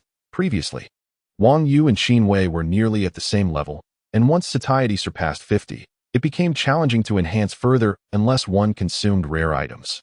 On this occasion, having consumed 3 fruits in one sitting, he gained a satiety level of 5, and, as expected, was rewarded with a map. However, this map of the Dahua coal mine seemed of little use to him. Although his tenure at the mine was brief, he had become quite familiar with the entire facility. Wei Yong hurriedly closed his eyes to examine the map, and to his astonishment, it was not a map of the surface, but rather of the subterranean area. He could distinctly see the red zone, starkly contrasting with the adjacent black areas. If his conjecture was correct, this red zone marked the location of coal. The entire underground map was vividly rendered, with several white dots moving back and forth, clearly representing the miners at work below. This map would undoubtedly prove invaluable for coal extraction. Regrettably, Wei Yong was neither the proprietor nor a high-ranking official. He was merely the head of the procurement department. The amount of coal produced by the mine had no bearing on him, unless one day he ascended to the position of mine manager, wielding this map to enhance his performance significantly. However, he felt that such a day was still far off, as mine manager Zhao was a scion of a wealthy family, with a father who held a prominent position in a traditional Chinese medicine hospital. Furthermore, Zhao's own remarkable capabilities had propelled him to his current status. Wei Yong realized that climbing the ranks would take considerable time. Nonetheless, this map was undeniably precious, and he would eventually find a use for it, as long as he remained at the coal mine. Just as he was about to refocus his thoughts, he noticed a golden dot flickering on the mine's map. This golden dot was entirely distinct from the red and black areas, and there was no activity near it. An idea suddenly struck him. Could this golden dot signify something even more valuable than coal? Discovering antiques or gold within a coal mine was not uncommon. And should such treasures be unearthed, their worth could be astronomical, potentially transforming him into a wealthy individual overnight. Clearly, he needed to seize the opportunity during the next mining excursion. Elated by this prospect, Wei Yong impulsively lifted Wang Yu into his arms. Startled, Wang Yu exclaimed, "De Yong, what are you doing?" He chuckled, "I'm just gauging your weight. I need to ensure you're well fed." Blushing, Wang Yu pushed him away, retorting, "I've already gained quite a bit of weight. If you keep feeding me, I'll turn into a little pig." She adjusted her clothing, casting a reproachful glance at Wei Yong, contemplating his motives. "I've finished eating, shall we go?" Wang Yu feigned ignorance, not addressing the matter further. "All right," he replied. As they exited the cornfield, Wang Yu cautiously peeked out, scanning left and right to ensure the coast was clear before stepping out. Should anyone witness them emerging together from the cornfield, it would be a situation fraught with complications beyond explanation. As Wang Yu once again embraced Wei Yong while seated on his bicycle, he adeptly transitioned to riding with one hand. Within minutes, they arrived at the village. This time, Wang Yu chose not to dismount, for the villagers had all witnessed her traversing the village on Wei Yong's bicycle. Moreover, Qin Wei, with his loose tongue, had undoubtedly informed the locals of her employment at the Dahua coal mine.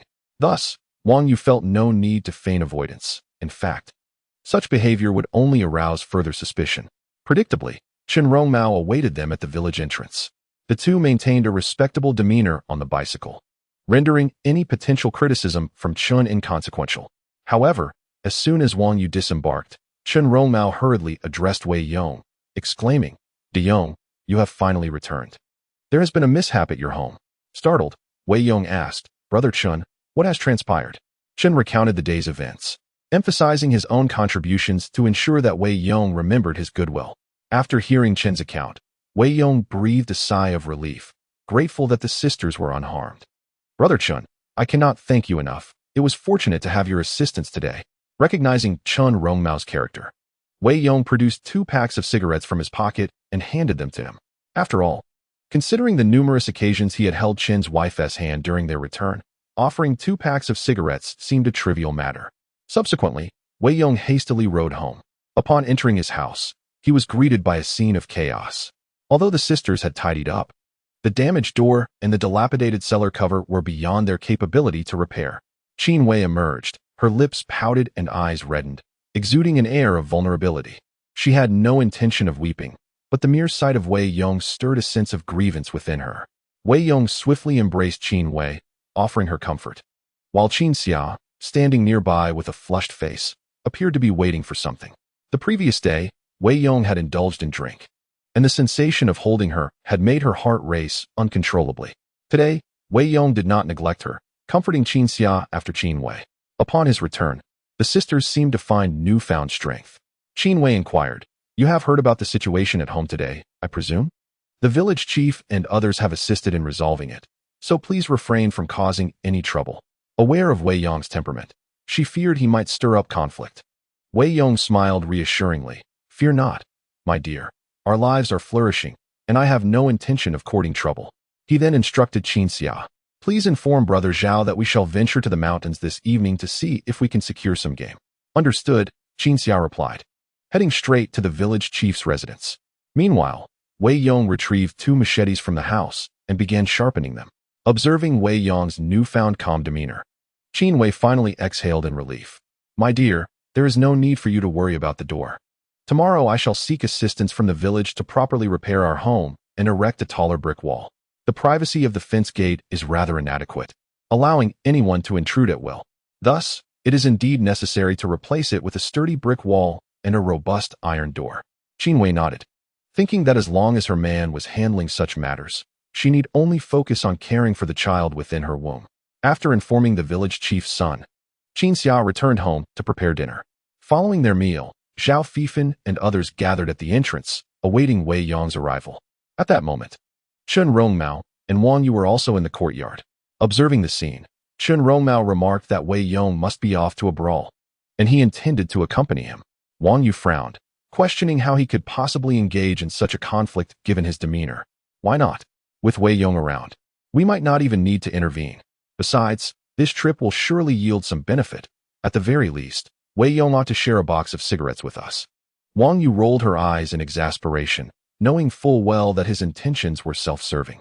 Qin Wei, fearing his wife's disapproval, insisted, "I'm not just going to mooch off the cigarettes. I'll take our dog, Dehei, along. If trouble arises, he can certainly defend us." Wang Yu scoffed, "You wish. Do you honestly think Dehei will listen to you?" Qin Wei called out to Dehei, but the dog ignored him entirely, as if he hadn't heard a word. Not caring any more about his wife's opinion of him, Qin Wei resolved to acquire that box of cigarettes, changed his clothes, and joined Zhao Fifan and the others outside. Wei Yong retrieved a hunting rifle from his supplies, slinging it over his shoulder. "Wife Xiaoxia, I'm off to the mountain," he announced before pushing the door open and stepping outside. Upon seeing Zhao Fifan, the two exchanged knowing glances, understanding each other perfectly. When Qin Xia informed Zhao Fifan, he realized that Wei Yong was not merely taking him to the mountain, but instead to confront trouble in Shangang Tun. Previously, Wei Yong had saved Zhao Fifan's life in the mountains and had often provided him with supplies, so when Wei Yong was in need, Zhao Fifan was always the first to step forward.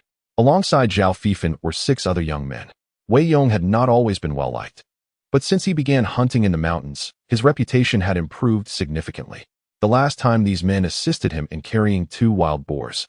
Each had returned home with 2 pounds of pork, savoring the feast. Thus, when Wei Yong was in trouble, they would not stand idly by. Wei Yong nodded and signaled to them, and the group proceeded directly toward Shanggongtan, with Chun Rongmao hastily following behind. Brothers, you witnessed what transpired today.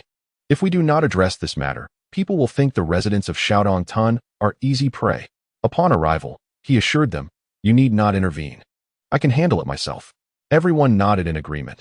The mere force of Wei Yong's presence was enough to instill fear in their adversaries. With determination, Wei Yong strode into Shanggongtan, and upon entering the village, he spotted a child playing outside. He reached into his pocket, retrieved a piece of milk candy, and handed it to the child. Little one, where does Gao Fei live? Although Chun Rongmao and his companions were unfamiliar with Gao Fei himself had mentioned that Wei Yong had purchased cattle from his brother-in-law. Thus, there was no doubt that the person causing a ruckus at their home was indeed Gao Fei.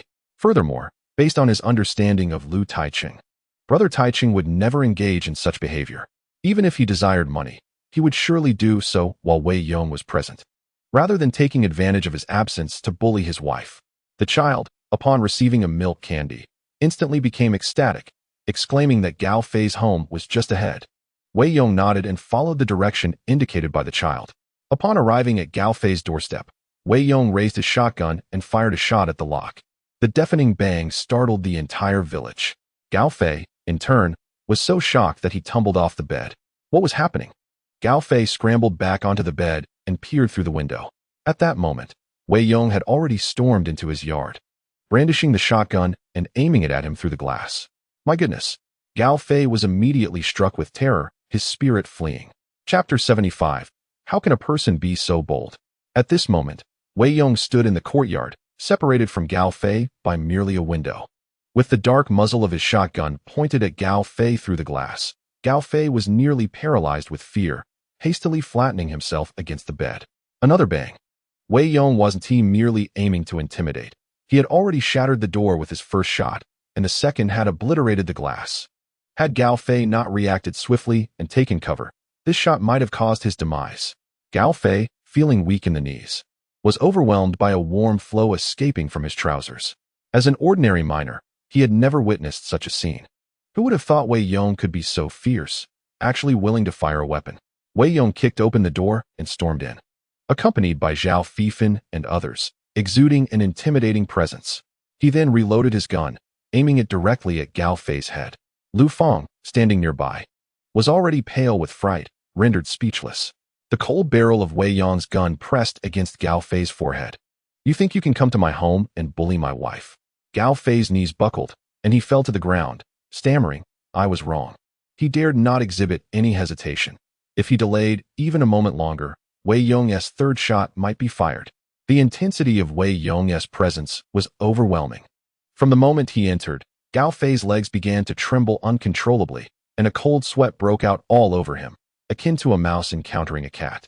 Despite being fellow humans, he felt an immense pressure, as if his very bloodline was being suppressed. Coupled with Wei Yong's possession of absolute authority, who would not tremble at the sound of 2 gunshots. Lu Feng hastily knelt on the ground, her face drained of color, unable to utter a single plea for mercy. Wei Yong, with the gun now slung behind him, crouched down to look at Gao Fei. Last time, I slapped you at the coal mine, and you were dissatisfied, weren't you? Now I present you with an opportunity to retaliate. As he spoke, Wei Yong leaned forward, inviting Gao Fei to strike him. However, at that moment, Gao Fei was paralyzed by fear, too intimidated to retaliate against Wei Yong. His lips had turned pale, and he trembled uncontrollably. After a brief pause, Wei Yong withdrew his face and delivered a sharp slap to Gao Fei's face. I offered you a chance, yet you prove utterly useless. Gao Fei, dazed and disoriented from the blow, felt a fiery sting on one side of his face, and dared not voice any complaints, consumed instead by terror. It was only then that Lu Feng regained her composure and spoke up. Wei Yong, Tai Chung mentioned that you are good brothers. Could you perhaps consider letting him go for Tai Cheng's sake? Wei Yong cast a glance at Lu Fang and replied coolly, Tai Cheng is Tai Cheng. And you are you. When he came to my home and bullied my wife, did he think of our brotherhood? At that moment, a group of villagers armed with hoes approached, encircling Gao Fei's house. Which village dares to cause trouble in our Shangang Tan? Do they think we have no one to defend us? Although Gao Fei was known for his jealousy, he was the only formal employee in their village, which garnered him a fair amount of popularity. Upon hearing that Gao Fei was being bullied, many villagers rushed out in his defense. Chen Rongmao, witnessing the scene, wore a grim expression. He had initially believed their small group would prevail effortlessly, but to his surprise, the village was remarkably united. Daong, what should we do? Should we retreat for now? Wei Yong, securing his gun behind him, unsheathed 2 long machetes from his waist and stepped out of Gao Fei's home.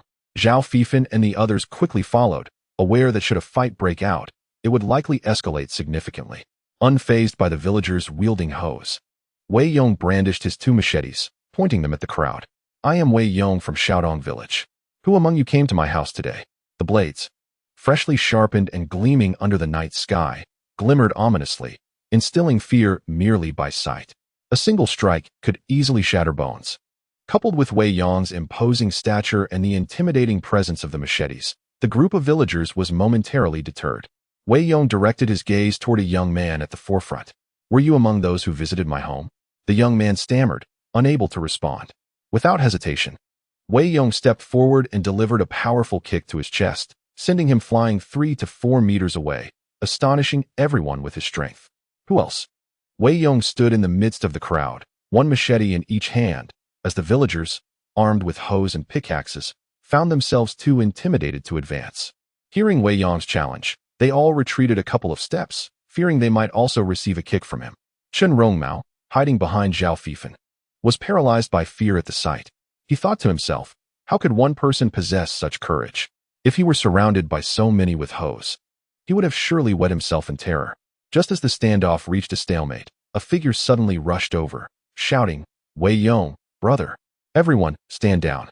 Lu Taiching emerged from the crowd, his countenance darkening at the sight before him. Wei Yong, I have heard about today's incident.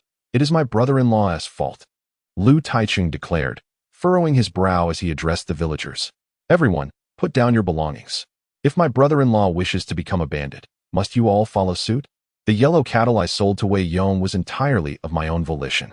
In front of the villagers, Lu Taiching recounted the entire sequence of events. The villagers of Shangang exchanged glances, their eyes betraying a hint of indignation. After all, they realized they had been deceived by Gao Fei. Gao Fei had claimed that Wei Yong had cheated him out of his cattle, yet upon hearing the truth, it was clear that Wei Yong was indeed capable and discerning. Leaving Gao Fei without justification for his demands, Brother Wei Yong, I accompanied Gao Fei to your home today, but I was unaware of the circumstances, and I sincerely apologize. Another villager chimed in. I too was misled by Gao Fei. I thought you truly owed him money. Brother Wei Yong, I am truly sorry. The more discerning members of the community recognized that Gao Fei's actions were utterly shameless. Moreover, given that Gao Fei and Wei Yong worked in the same establishment, he had clearly known that Wei Yong was not at home, yet he pretended to seek payment, evidently attempting to bully Wei Yong's wife. Had Wei Yong been present, Gao Fei would never have dared to behave in such a manner. They had shamefully rallied behind Gao Fei, bringing great embarrassment upon themselves. As the villagers' attitudes shifted, Wei Yong finally sheathed his 2 machetes. Lu Taicheng, filled with remorse, said, Wei Yong, I am truly sorry. It is my brother's fault. Wei Yong patted his shoulder, saying, Brother Taicheng, do not speak like that. This matter does not concern you. If Gao has any grievances, tell him I will be waiting for him at the coal mine tomorrow. Chapter 76. An apology. With that, Wei Yong departed, accompanied by his entourage. Lu Taicheng, his face grim, entered Gao Fei's home. Inside, his sister Lu Fang and her husband appeared shaken, their fear evident. Gao Fei's trousers were significantly damp, clearly a sign of his fright. Lu Taicheng, his face ashen, remarked, Gao, did I not warn you against seeking money? Do you wish to force me to sever ties with you? Lu Fang interjected, Enough, Taicheng. Look at how terrified your brother-in-law is. How will he go to work tomorrow? Old Gao, did you not say that Wei Yong has become the deputy director of the procurement department? Who would have thought he would turn out to be such a formidable character? How will you manage at work from now on? Lu Fang lamented, deeply regretting their decision to confront Wei Yong. Had she known how fierce he was, she would have advised Gao Fei against demanding payment. They were clearly in the wrong, and the villagers would surely harbor resentment toward Gao Fei. Furthermore, when they returned to work, would Wei Yong not make his life difficult? Gao Fei, dejected, felt a heavy heart. He recalled the first time he had met Wei Yong. Back then, Wei Yong had been a mere rustic, struggling with a handful of wild boar meat, with no means to exchange it for money. At that time, Gao Fei, confident in his position as an employee of the Dahu coal mine, had strutted about with arrogance, intent on extorting Wei Yong. However, upon reflection, it is evident that the two have completely diverged in their respective standings. Wei Yong has ascended to the position of deputy director of the coal mine. While he remains in his current dismal state, with his reputation in the village deteriorating further, the added burden of Wei Yong's subtle sabotage at his workplace leaves him in a precarious position for the future. Lu Taiqing let out a cold snort, asserting that Gao Fei's current predicament is entirely deserved. He had warned him repeatedly, yet Gao Fei continued to provoke Wei Yong. Now, it seems he is left with no viable path forward. Lu Taiqing coldly remarked that, in his opinion, it would be better for Gao Fei to resign from the coal mine altogether. Gao Fei's face turned ashen at the thought of losing his job at the mine, as it would jeopardize his ability to provide for his family. Lu Fang shot her brother a glare and said, enough with the sardonic remarks. Before heading to work tomorrow, think about what gift to bring Wei Yong. After all, we were at fault first, and it wouldn't hurt to offer an apology. If Wei Yong possesses any degree of magnanimity, he might choose not to make things difficult for him, allowing this incident to fade into oblivion. Gao Fei found merit in her words. He had indeed instigated trouble on 2 occasions, yet Wei Yong had not truly harbored resentment towards him. Furthermore, with Lu Taiqing's connection, it was unlikely that Wei Yong would be excessively harsh. Wife, your words hold wisdom. Let us see what good items we have at home. Quickly fetch something for me to present to him tomorrow. After leaving Shangang Tan, Wei Yong distributed boxes of cigarettes to everyone. Zhao Fifan and the others initially declined a few times, but ultimately accepted with smiles. Wei Yong's generosity was commendable. They were simply there to bolster morale, each receiving a box of fine cigarettes, a privilege of leadership. I appreciate the hard work from all of you today. Make sure not to mention this to my wife, lest she worry. Rest assured, Brother Yong, we are well aware. Upon returning home, Wei Yong found that Qin Wei and Qin Xia were still awake, expressing concern for him. Wei Yong chuckled, stating that luck had not been on his side today, as he returned empty-handed.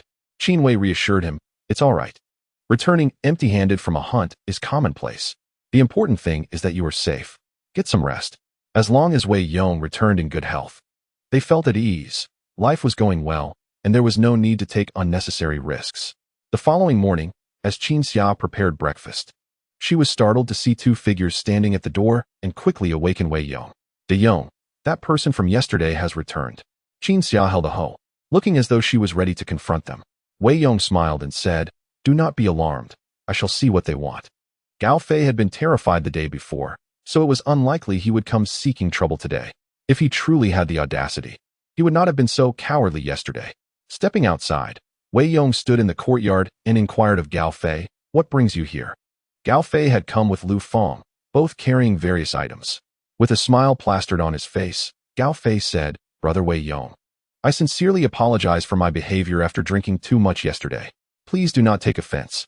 I have come today to offer my apologies and bring these items for your sister-in-law to ease her mind. Noticing that Wei Yong showed no inclination to invite them inside, Gao Fei and Lu Fang dared not linger, quickly placing the items down before taking their leave. Gao Fei was confident that as long as Wei Yong accepted the gifts, he would not face undue hardship at the coal mine in the future. As they watched the retreating figures of the 2 men, Qin Wei and Qin Xia wore expressions of astonishment. De Yong, what is going on? Why did he come to apologize? Wei Yong shrugged. I have no idea. Perhaps his conscience finally caught up with him. The 2 sisters exchanged perplexed glances. Just yesterday, Gao Fei had arrived with an air of arrogance, seemingly ready to devour anyone in his path. Today, he had come bearing gifts to express his contrition. What an unusual turn of events. Qin Xia opened the door and revealed the contents Gao Fei had brought, walnuts and peanuts. He had not opted for the more common rice or millet, as a true gift should reflect genuine generosity. Otherwise, Wei Yong might not be pleased and could retaliate. Gao Fei had evidently emptied his pantry, offering these somewhat rare delicacies, which were just what Qin Wei needed as her child continued to grow, requiring a diverse array of nutrition. Wei Yong nodded. Just accept it. Make sure you both eat well and don't hesitate. Understood. Although the sisters felt that there was something amiss, they were relieved that their men had managed to resolve the situation. The once arrogant Gao Fei had now taken the initiative to apologize. It was hard to believe that Wei Yong had done nothing at all, but regardless, their partners had the ability to handle the matter, and that was what truly mattered. With the issue resolved, the sisters finally allowed smiles to return to their faces. In the Laochen household, Wang Yu was busy preparing breakfast. Meanwhile, Chen Rongmao stood in the kitchen, wielding a machete in one hand and a kitchen knife in the other, facing his wife with one blade and his mother with the other. Wang Yu scolded, "Are you trying to kill me this early in the morning? Instead of playing with knives, why not go outside and chop some firewood? I work every day. Are these household chores all meant for me to do?" Chen Rongmao maintained his stance and replied, "Darling, do you think I look imposing holding two knives?" Wang Yu spat. "Imposing? You look like a butcher." Xin Guifeng, puzzled, chimed in, "Son, what on earth are you trying to accomplish?" Chen Rongmao glanced at his reflection and realized his appearance was less than impressive. Why is it that when Wei Yong holds two knives, he appears so formidable? He recounted yesterday's events with great enthusiasm. Upon grasping the full story, Wang Yu was taken aback and exclaimed, "Are you saying that Wei Yong bought that old yellow cow for $30 and ended up with a few hundred worth of cow gall?" "Indeed. Wei Yong's luck is truly remarkable," Chen Rongmao admitted, feeling a wave of envy wash over him. Not only did he envy Wei Yong for turning 30 into several hundred, but he also envied the commanding presence Wei Yong had displayed yesterday. With two machetes and a gun, he had frightened the entire gang of the village. He had fired 2 shots, leaving Gao Fei so terrified that he nearly soiled himself. Even if given a gun, Chen Rongmao knew he lacked the courage to wield it. He brandished the 2 knives for a while longer, still feeling that he fell short of the imposing aura that Wei Yong possessed. Wang Yu was utterly astonished. On the day Wei Yong purchased the yellow cattle, she had accompanied him. At that time, she remarked that Wei Yong was squandering money, as that ailing cow would serve little purpose, at best providing leather for some trivial items. It cost 30 yuan. With 30 yuan, Lu Taiching could even marry a wife. However, she never anticipated that Wei Yong would actually extract a piece of bezoar from the belly of that yellow cow. From Wang Yu's understanding of Wei Yong, he was not the type to rely on luck. He must have discovered something within that cow's belly prior to making the purchase. Reflecting on Wei Yong's newfound fortune, it was evident he possessed genuine skill. In contrast, her own man, wielding 2 shabby knives in an attempt to emulate Wei Yong's grandeur, appeared utterly ridiculous. Having enjoyed his breakfast, Wei Yong was polishing his bicycle with a damp cloth, preparing to head to work. At that moment, the door across the way swung open, and Chen Susu emerged. The moment this charming young woman stepped out, Wei Yong's eyes sparkled. Chen Susu's beauty was undeniable, and her figure was even more remarkable than Wang Yu's. Wherever she went, she garnered attention.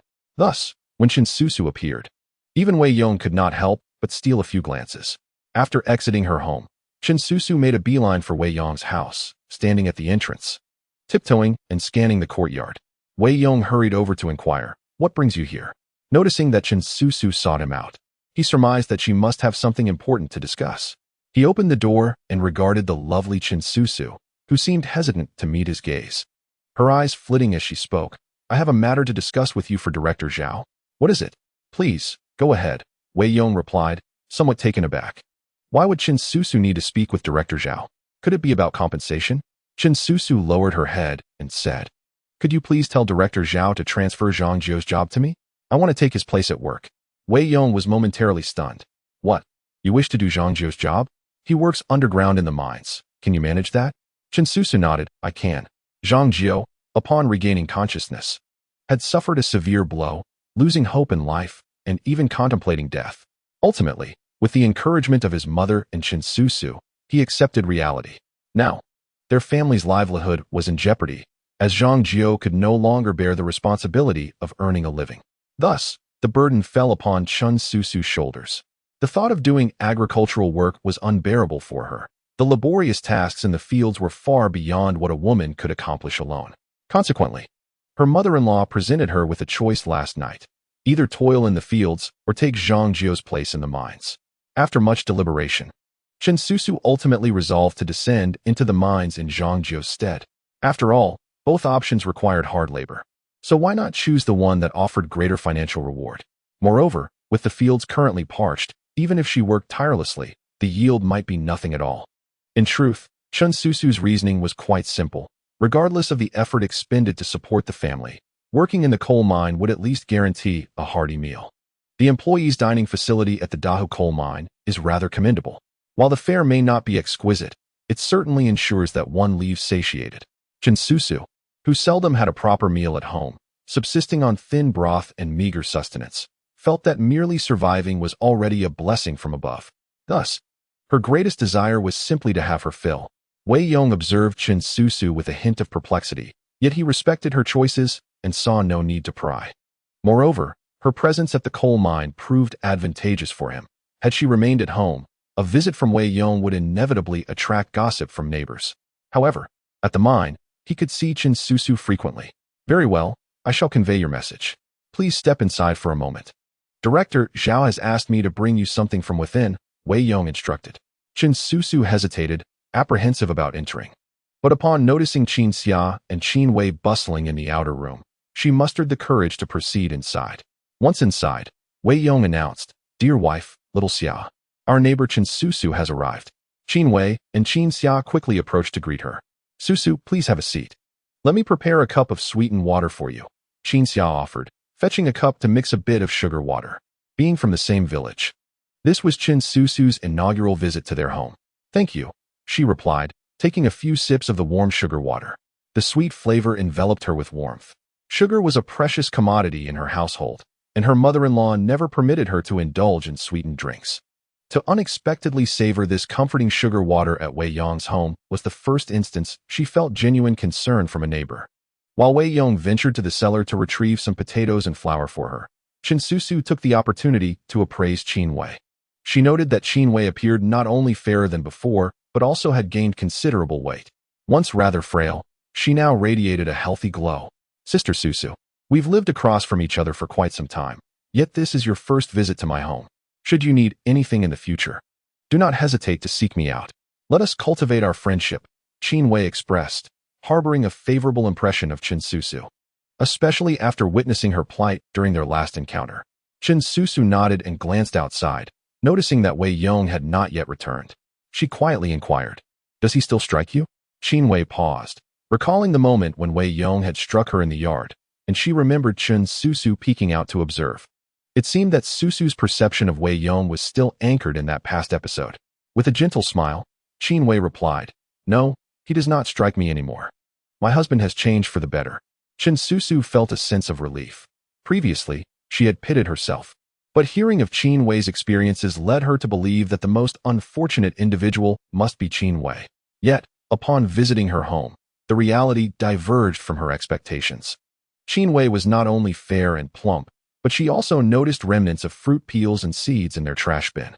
Wei Yong had previously given her an apple, which she cherished so much that she even consumed the core. Yet, observing Qin Wei at home with orange peels, it was evident that her lifestyle was comparatively affluent. Emerging from the cellar, Wei Yong addressed Chen Susu.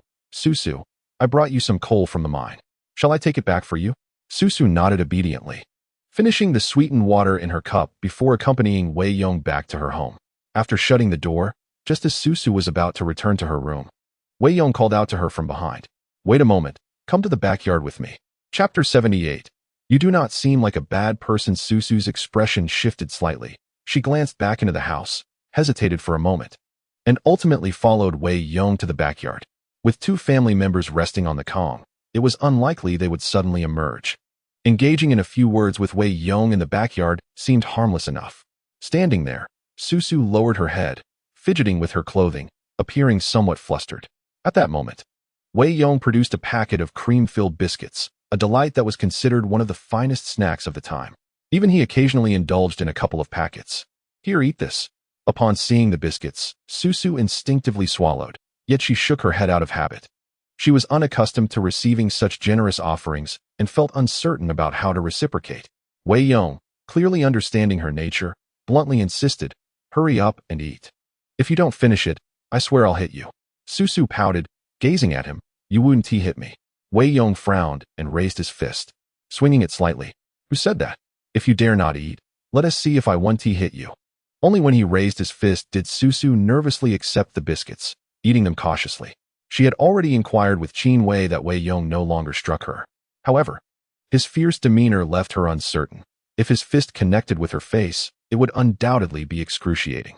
As the sweet cream-filled biscuits melted in her mouth, Susu felt an overwhelming sense of happiness. She had never tasted anything so delectable. With one hand holding the biscuit and the other positioned under her mouth to catch any crumbs, she was unwilling to waste even a morsel of such a delightful treat.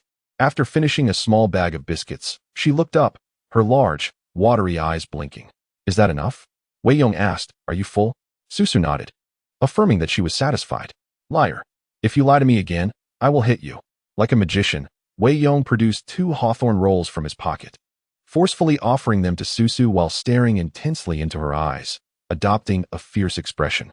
Susu gazed at the hawthorn rolls in her hands, her expression complex. After a few seconds, she lifted her gaze to Wei Yong and said, actually, you do not seem like a bad person. Hearing her words, Wei Yong's eyes widened instantly, adopting a fearsome demeanor. Who said that? I am indeed a bad person. Qin Susu bit her lip, pondering that a villain would not offer her such generous provisions. Though she possessed a certain endearing naivety, she was not foolish. Despite feeling a twinge of fear from Wei Yong's 2 threats, she discerned that his intentions were to provide her with food. In this village, Susu had never encountered any kindness. She held no standing in her own home, and Wei Yong was the only person who treated her with relative decency. Although she initially harbored a poor impression of him, after a few encounters, she discovered that he was significantly different from the fierce exterior he presented. Thank you, she said, her cheeks flushed. Even Wei Yong was momentarily taken aback. Regardless of the circumstances, as long as this little wife was willing to accept his offerings, his goal was achieved. As he prepared to leave for the coal mine, he instructed, if you encounter any trouble, come find me at the procurement office, understood? Susu nodded. Just as he was about to exit, he was greeted by the sight of Qin Shizi. Wei Yong had little interaction with Qin Shizi's family, which included a brother named Qin Bin, and the two were notorious for their idle thievery from others' fields. Their reputation in the village was rather disreputable, comparable to Wei Yong's previous standing. Upon their encounter, Wei Yong did not offer a greeting. Rather, he was curious about Qin Shizi's purpose at Susu's home. What brings you here? He inquired. Qin Shizi frowned at his words. I have business with Susu. Have you finished discussing your matters? You can leave now. Qin Shizi, in his 30s and still unmarried, harbored jealousy towards Wei Yong. The last time Gao Fei visited, he had even gone out of his way to give him directions. However, to his surprise, Gao Fei, that useless fellow, did not manage to confront Wei Yong and instead brought his wife early in the morning to offer apologies, a true display of cowardice. Wei Yong glanced back at Qin Susu, asking, do you want me to leave? Susu quickly shook her head, her brow furrowed, evidently irritated by Qin Shizi. Wei Yong crossed his arms, standing beside her. If you have something to say, just say it. Qin Shizi frowned. My matters with Susu have nothing to do with you. What are you doing here? Wei Yong smirked. I am here to listen. What can you do about it? If Wei Yong were to act up, he would not even regard the village chief. So what was Qin Shizi? A mere ne'er-do-well to him? Now that Susu was his tool, he awaited the opportunity to utilize her for rewards, eager to witness Qin Shizi's true intentions. Susu, furrowing her brow, said, do you have something to say? If not, I will return indoors. I do. Qin Shizi, having waited at the door for several days, finally saw Susu emerge. If he did not speak today, he feared he might lose his chance entirely. Susu, he began, your man is in trouble, and your mother-in-law's leg is also afflicted. How will you all manage from here on? Upon hearing Qin Shizi's words, Wei Yong had already surmised his intentions, yet he remained silent, observing Susu's reaction. Qin Susu, evidently astute, furrowed her brow and inquired, what do you wish to convey? Qin Shizi replied, Susu, my prolonged bachelorhood is not due to my inability to marry. Rather, I have long cherished thoughts of you. Discuss with Zhang Jiu whether I might assist your family. Since Zhang Jiu's leg is broken and he can no longer work in the well, it might be prudent for him to assign that role to me, allowing me to reside in your household. I shall provide for your entire family. What do you think? Upon hearing this, Wei Yong let out a cold laugh. Despite Qin Shizi's unremarkable appearance, his aspirations were rather grand. He had long harbored feelings for Zhang Jiu's wife, and now seemingly had a legitimate reason to pursue her. Moreover, he was not only fixated on the lovely wife, but also on Zhang Jiu's position as a formal employee at the coal mine, a role coveted by many. Should Qin Shizi successfully forge this alliance, he would achieve two goals: a beautiful spouse and a respectable job, thus ascending to the pinnacle of life. Yet, given Qin Shizi's indolent demeanor, it was hard to believe he would genuinely care for Zhang Jiu and his family's welfare. Upon hearing his words, Qin Susu's expression turned icy, and she declared, "We have no need for your assistance. Do not seek me out again." As she turned to leave, Qin Shizi hurried forward, pleading, "Susu, do not go. Let us discuss this further." Suddenly, Wei Yong interposed his arm, coldly stating, "Did you not hear Susu's dismissal? You are to leave." Qin Shizi's countenance darkened as he glared at Wei Yong, retorting, "What concern is this of yours?" Wei Yong smirked. "Qin Susu is now an employee at our Dave coal mine. I am the deputy director, her superior. You tell me, does this not pertain to me?" Qin Shizi paused. Incredulous, "What did you say?" "Susu is an employee at your mine. She has taken Zhang Jiu's place. That is none of your concern. Return to your business and depart swiftly." Wei Yong had no obligation to treat such a person with respect. Hearing this, Qin Shizi clenched his teeth, feeling reluctant, but ultimately slinking away in defeat. Upon returning home, Qin Susu was immediately met with her mother-in-law's accusatory voice. "Susu, why did you take so long to return? I am parched. Bring me a glass of water." Qin Susu felt a deep sense of frustration. Zhang Jiu lay immobile on the Kong, and it was her duty as a wife to attend to him. However, her mother-in-law, despite her disability, was still capable of using crutches to walk. She was perfectly able to care for herself, yet insisted on having Qin Susu serve her, which felt like an act of bullying. Susu poured 2 glasses of water, one for Zhang Jiu and the other for her mother-in-law. Zhang Jiu asked, "Why were you gone for so long?" Qin Susu replied, "I only visited Wei Yong's home briefly, but I encountered Qin Shizi at the door. He insisted on helping our family and talked for quite a while, which delayed my return." "What?" Zhang Jiu slammed his hand on the Kong, erupting in fury. "I am not dead yet, and that scoundrel dares to covet my wife? If he speaks of this in my presence, I swear I will end him." Although Zhang Jiu had lost his legs, his temper remained as irascible as ever. Even while confined to his bed, he would never seek assistance from others. He would rather succumb to hunger than allow anyone to lay a hand on his wife. Qin Susu stated, "I have made it abundantly clear to him that he should abandon such thoughts. Furthermore, Wei Yong had assured me he would speak to Director Zhao, and I plan to visit the coal mine this evening. If all goes well, I shall commence work." Zhang Jiu nodded slightly, and then closed his eyes. His mother remarked, "My son has supported you for so many years. It is now time for you to support us. The work at the coal mine may be arduous, but do not harbor any grievances. Once you marry into the Zhang family, you become one of us. This is your obligation. Do you understand?" Qin Susu gritted her teeth, feeling immense frustration, yet she merely nodded and replied that she understood. She did not believe that providing for this mother-son duo was her rightful duty.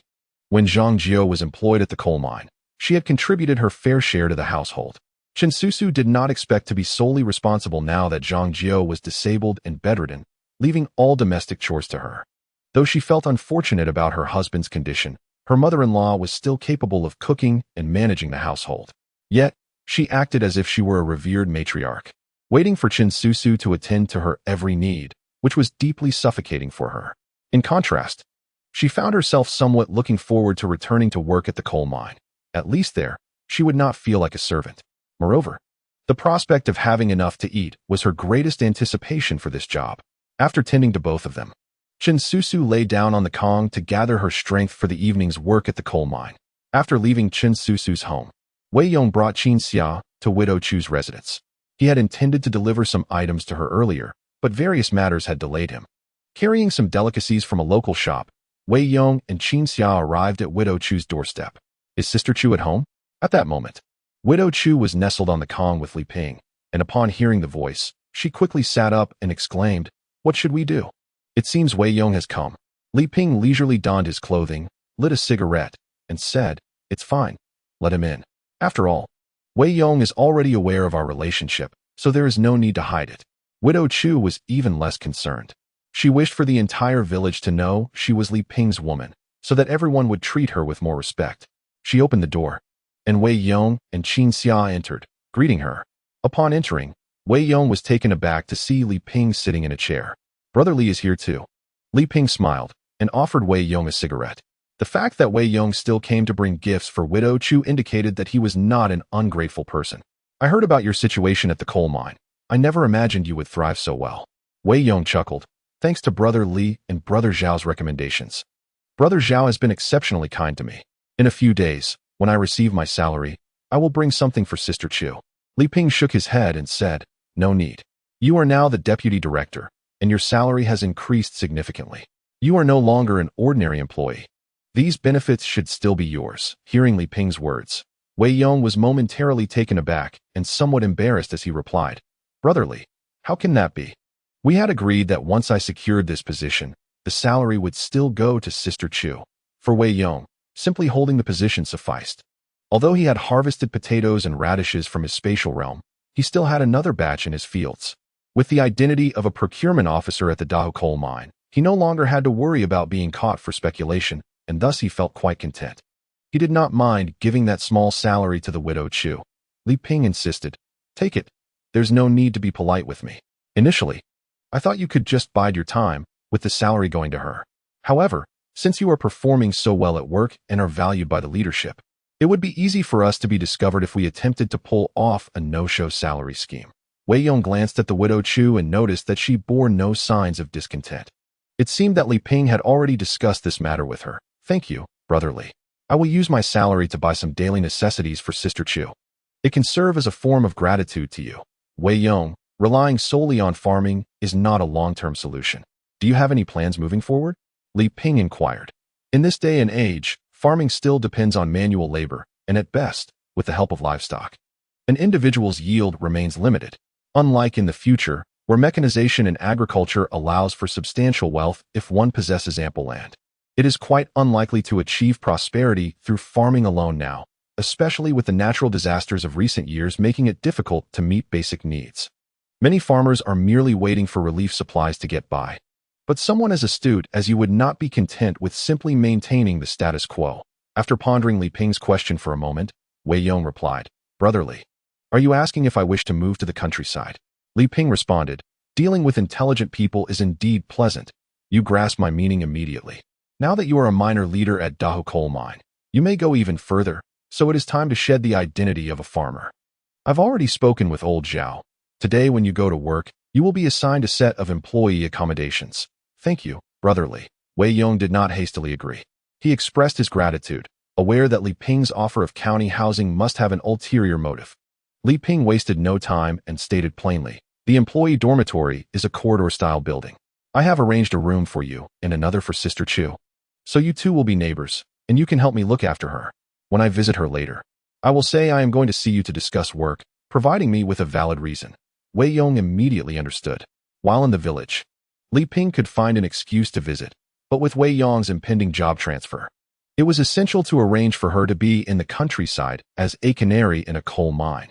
This matter posed no issue for Wei Yong. He was reluctant to let the Qin sisters toil in the fields, for although that would provide them with ample sustenance, the labor was undeniably arduous. Brother Li, there's no issue with this matter. Once my wife gives birth, our entire family will relocate to the countryside. For now, I will go ahead occasionally and oscillate between the two places. At present, his career had yet to stabilize, and it was certain that Qin Wei and her sisters would find comfort in their village abode. Moving to the countryside would mean smaller living quarters devoid of a garden, resulting in a stifling atmosphere. He intended to wait for Wei Yong to save enough to purchase a larger home before bringing the sisters over. Wei Yong cast a glance at the Widow Chu and felt a tinge of admiration. Li Ping, after all, was considered a child of privilege. Yet he had become so infatuated with the Widow Chu, treating her as a prize canary, going to great lengths just to see her. It was likely her prowess in the bedroom that had thoroughly captivated Li Ping. After exchanging a few words, Wei Yong and Qin Xiao returned home. Once outside, Qin Xiao inquired, are we moving to the countryside? Wei Yong nodded, acknowledging the possibility, though it would ultimately depend on Wei Wei's delivery. Oh, Qin Xiao responded, her tone suggesting she harbored some concerns. When Wei Yong pressed for details, she remained reticent, and he decided to let the matter rest. Upon returning home, Wang Yu was already waiting at the door. Wei Yong mounted his bicycle, taking his charming wife directly to the Dahu coal mine. Upon arrival, he found himself aimlessly studying a pile of coal gang. During his previous visit, the system's treasure hunting feature had begun to beep, and upon his return to the coal gang, he discovered the alerts were still active. Although the sound was not as pronounced as when he had purchased the cattle bile, any indication from the system signified a treasure, and Wei Yong certainly did not intend to overlook it. Grabbing a hook from nearby, he began to excavate the coal gang. After about 10 minutes of diligent digging, a glimmer of gold caught his eye. Wei Yong's eyes sparkled with excitement as he hastily retrieved the golden object. Gold. It was a piece as large as an egg. Puzzled, he wondered how such a substantial nugget of gold could have gone unnoticed by the workers. At that moment, mine manager Zhao approached from a distance. "Brother Zhao, look what I've found in the coal gang," Wei Yong exclaimed. Zhao took a glance and then burst into laughter. "This isn't gold, it's fool's gold. Known as pyrite. It merely resembles gold and holds no value, suitable only for children to play with at home." Wei Yong nodded, understanding why he felt there was a discrepancy between this object and genuine gold. Without a careful examination, one might not discern the difference. But when compared side by side with real gold, it would surely be apparent. According to manager Zhao, this pyrite was practically worthless, valued no more than coal itself. So he wondered why the system continued to alert him. Zhao added, "There might be dozens of pieces of fool's gold buried in this pile of coal gang, but we generally treat this as waste." Wei Yong remarked, "Brother Zhao, I happen to need to repair the wall at my home. May I take back a ton of coal gang? How much will it cost?" Director Zhao replied, "As we are on friendly terms, there shall be no charge. Just consult with Xiedan later and cover the cartage expenses, and I will arrange for someone to deliver it to your residence." "All right, thank you very much, Brother Zhao." Wei Yong thrived within this system, confident that it was not without purpose, as it would not offer him such hints without reason. Either there was some significance to this pyrite, or the coal gang contained something else of value. He preferred not to draw attention to his search within the coal mine. Rather, he would tinker with it in the privacy of his own yard when he returned home, where no one would question him. Arriving at Xiedan's office, he produced 5 yuan. "Sister Dan, I would like a ton of coal gang from outside. This is for the cartage." Xiedan paused. "The cartage fee doesn't require so much. 2 yuan will suffice. Use the remainder to buy some cigarettes for the workers to ensure they unload the coal gang into my yard." Nodding in agreement, Xiedan acknowledged Wei Yong's generosity, which far surpassed that of Wei Yong. Wang Yu was taken aback. "De Yong, what do you intend to do with that heap of coal gang?" "I plan to repair the wall at home, and I need some stones." "Oh." After Wei Yong departed, Wang Yu's mind began to race, sensing something amiss. If it were merely a wall repair, such a large quantity of coal gang was unnecessary. Why would Wei Yong procure so much? Having interacted with Wei Yong frequently in recent times, she had garnered some understanding of his character. She was certain he would never act without reason or waste money frivolously. Just like the last time he purchased a sickly yellow cow, despite her urging him against it, he ended up profiting handsomely when he extracted cow bile. Wang Yu said to Xiedan, "Sister Dan, I also need to repair my wall. May I purchase some for 1 yuan?" Xiedan replied, "No problem. I will have the workers deliver half a ton to you." Coinciding with Wei Yong's delivery, Wang Yu handed over a yuan, determined to confirm her suspicions. As the workday neared its end, Wei Yong was preparing to head home when suddenly, Xiao Li from the security department approached him. "Brother Yong, there is someone named Qin Susu at the entrance looking for you." Wei Yong was momentarily taken aback, surprised by Qin Susu's swift arrival.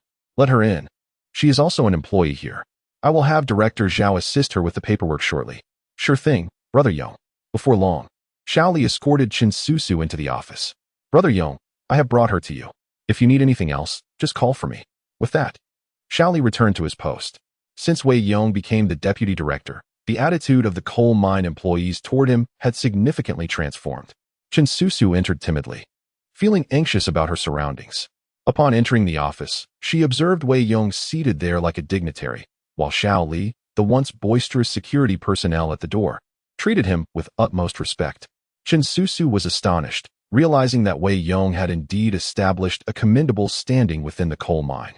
Upon seeing Qin Susu's arrival, Wei Yong furrowed his brows and inquired, "Have you not prepared anything?" Qin Susu lowered her head and glanced at her attire, uncertain as to what she needed to prepare. With a sigh of resignation, Wei Yong replied, "Never mind, just follow me." He led Qin Susu to the adjacent office of Xiedan, stating, "Sister Dan, This is Qin Susu from our village, the wife of Zhang Jiao. She has come to take over Zhang Jiao's position and is unprepared. He added, I will take her to the storeroom to gather some supplies. You can deduct the cost from my wages. Xie Dan nodded in agreement. All right, you may proceed. Given that Qin Susu hailed from the same village as Wei Yong, his attentiveness was deemed quite natural, and no one thought much of it. As they walked toward the storeroom, Qin Susu attracted an extraordinary amount of attention. A charming young wife like her was a rare sight, especially in a coal mine where men far outnumbered women.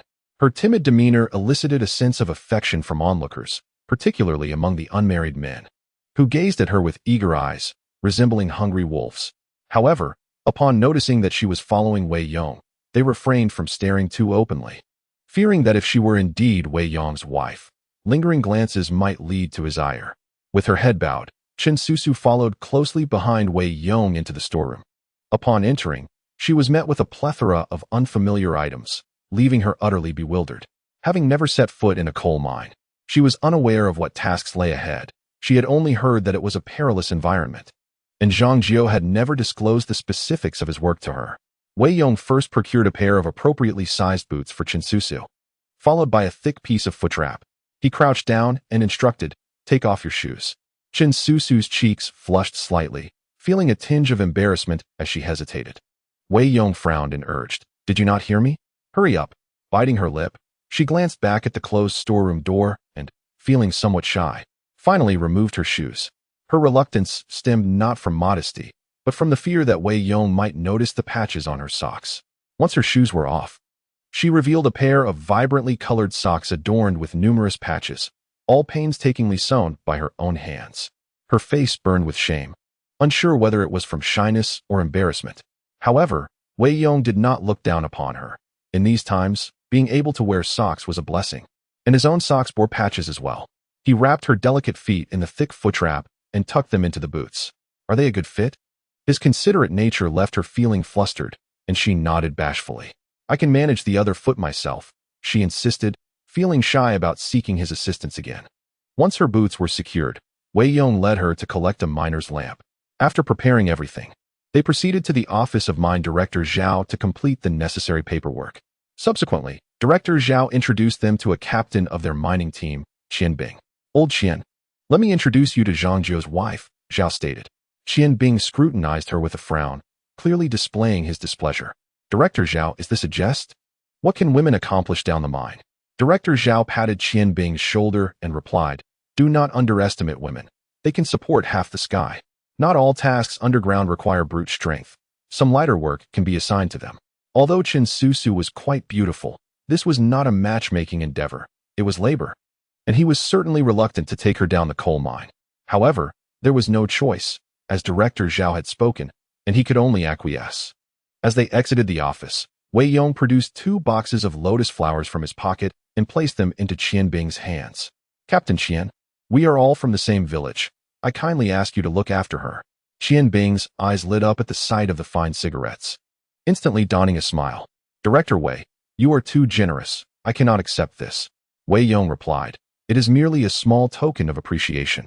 When payday arrives at the end of the month, I shall treat everyone in our team to a meal. The 3 delicacies noodles will be plentiful. Ah, Director Wei, you are indeed magnanimous. Rest assured, I will ensure Qin Susu's safe return. Initially, Qian Bing had some reservations, but Wei Yong's generosity swiftly transformed his attitude.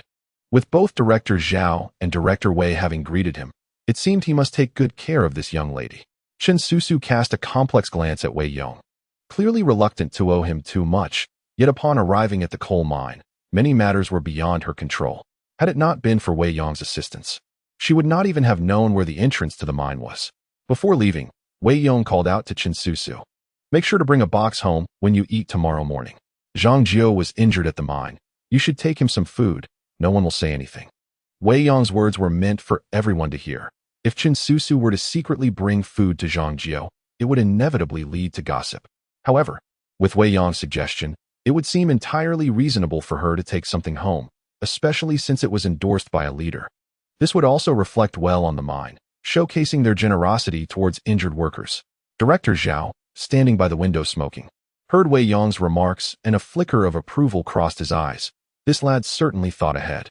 Qian Bing escorted Chen Susu and the others to the mine entrance, taking a small vehicle down to the depths. As they descended from the surface, the environment gradually transformed into dampness and darkness, instilling a sense of fear. Fortunately, there were lights underground, and with a miner's lamp atop her head, she felt a modicum of safety. Upon disembarking from the mine cart, she understood why Wei Yong had provided her with such thick foot coverings. The underground was rife with damp water and mud, and even through her boots, she could feel the chill. Had she worn only ordinary socks, she likely would have been unable to walk the following day. With this thought, Chen Susu felt increasingly grateful towards Wei Yong. It seemed he treated her better than her own man did. Chapter 82.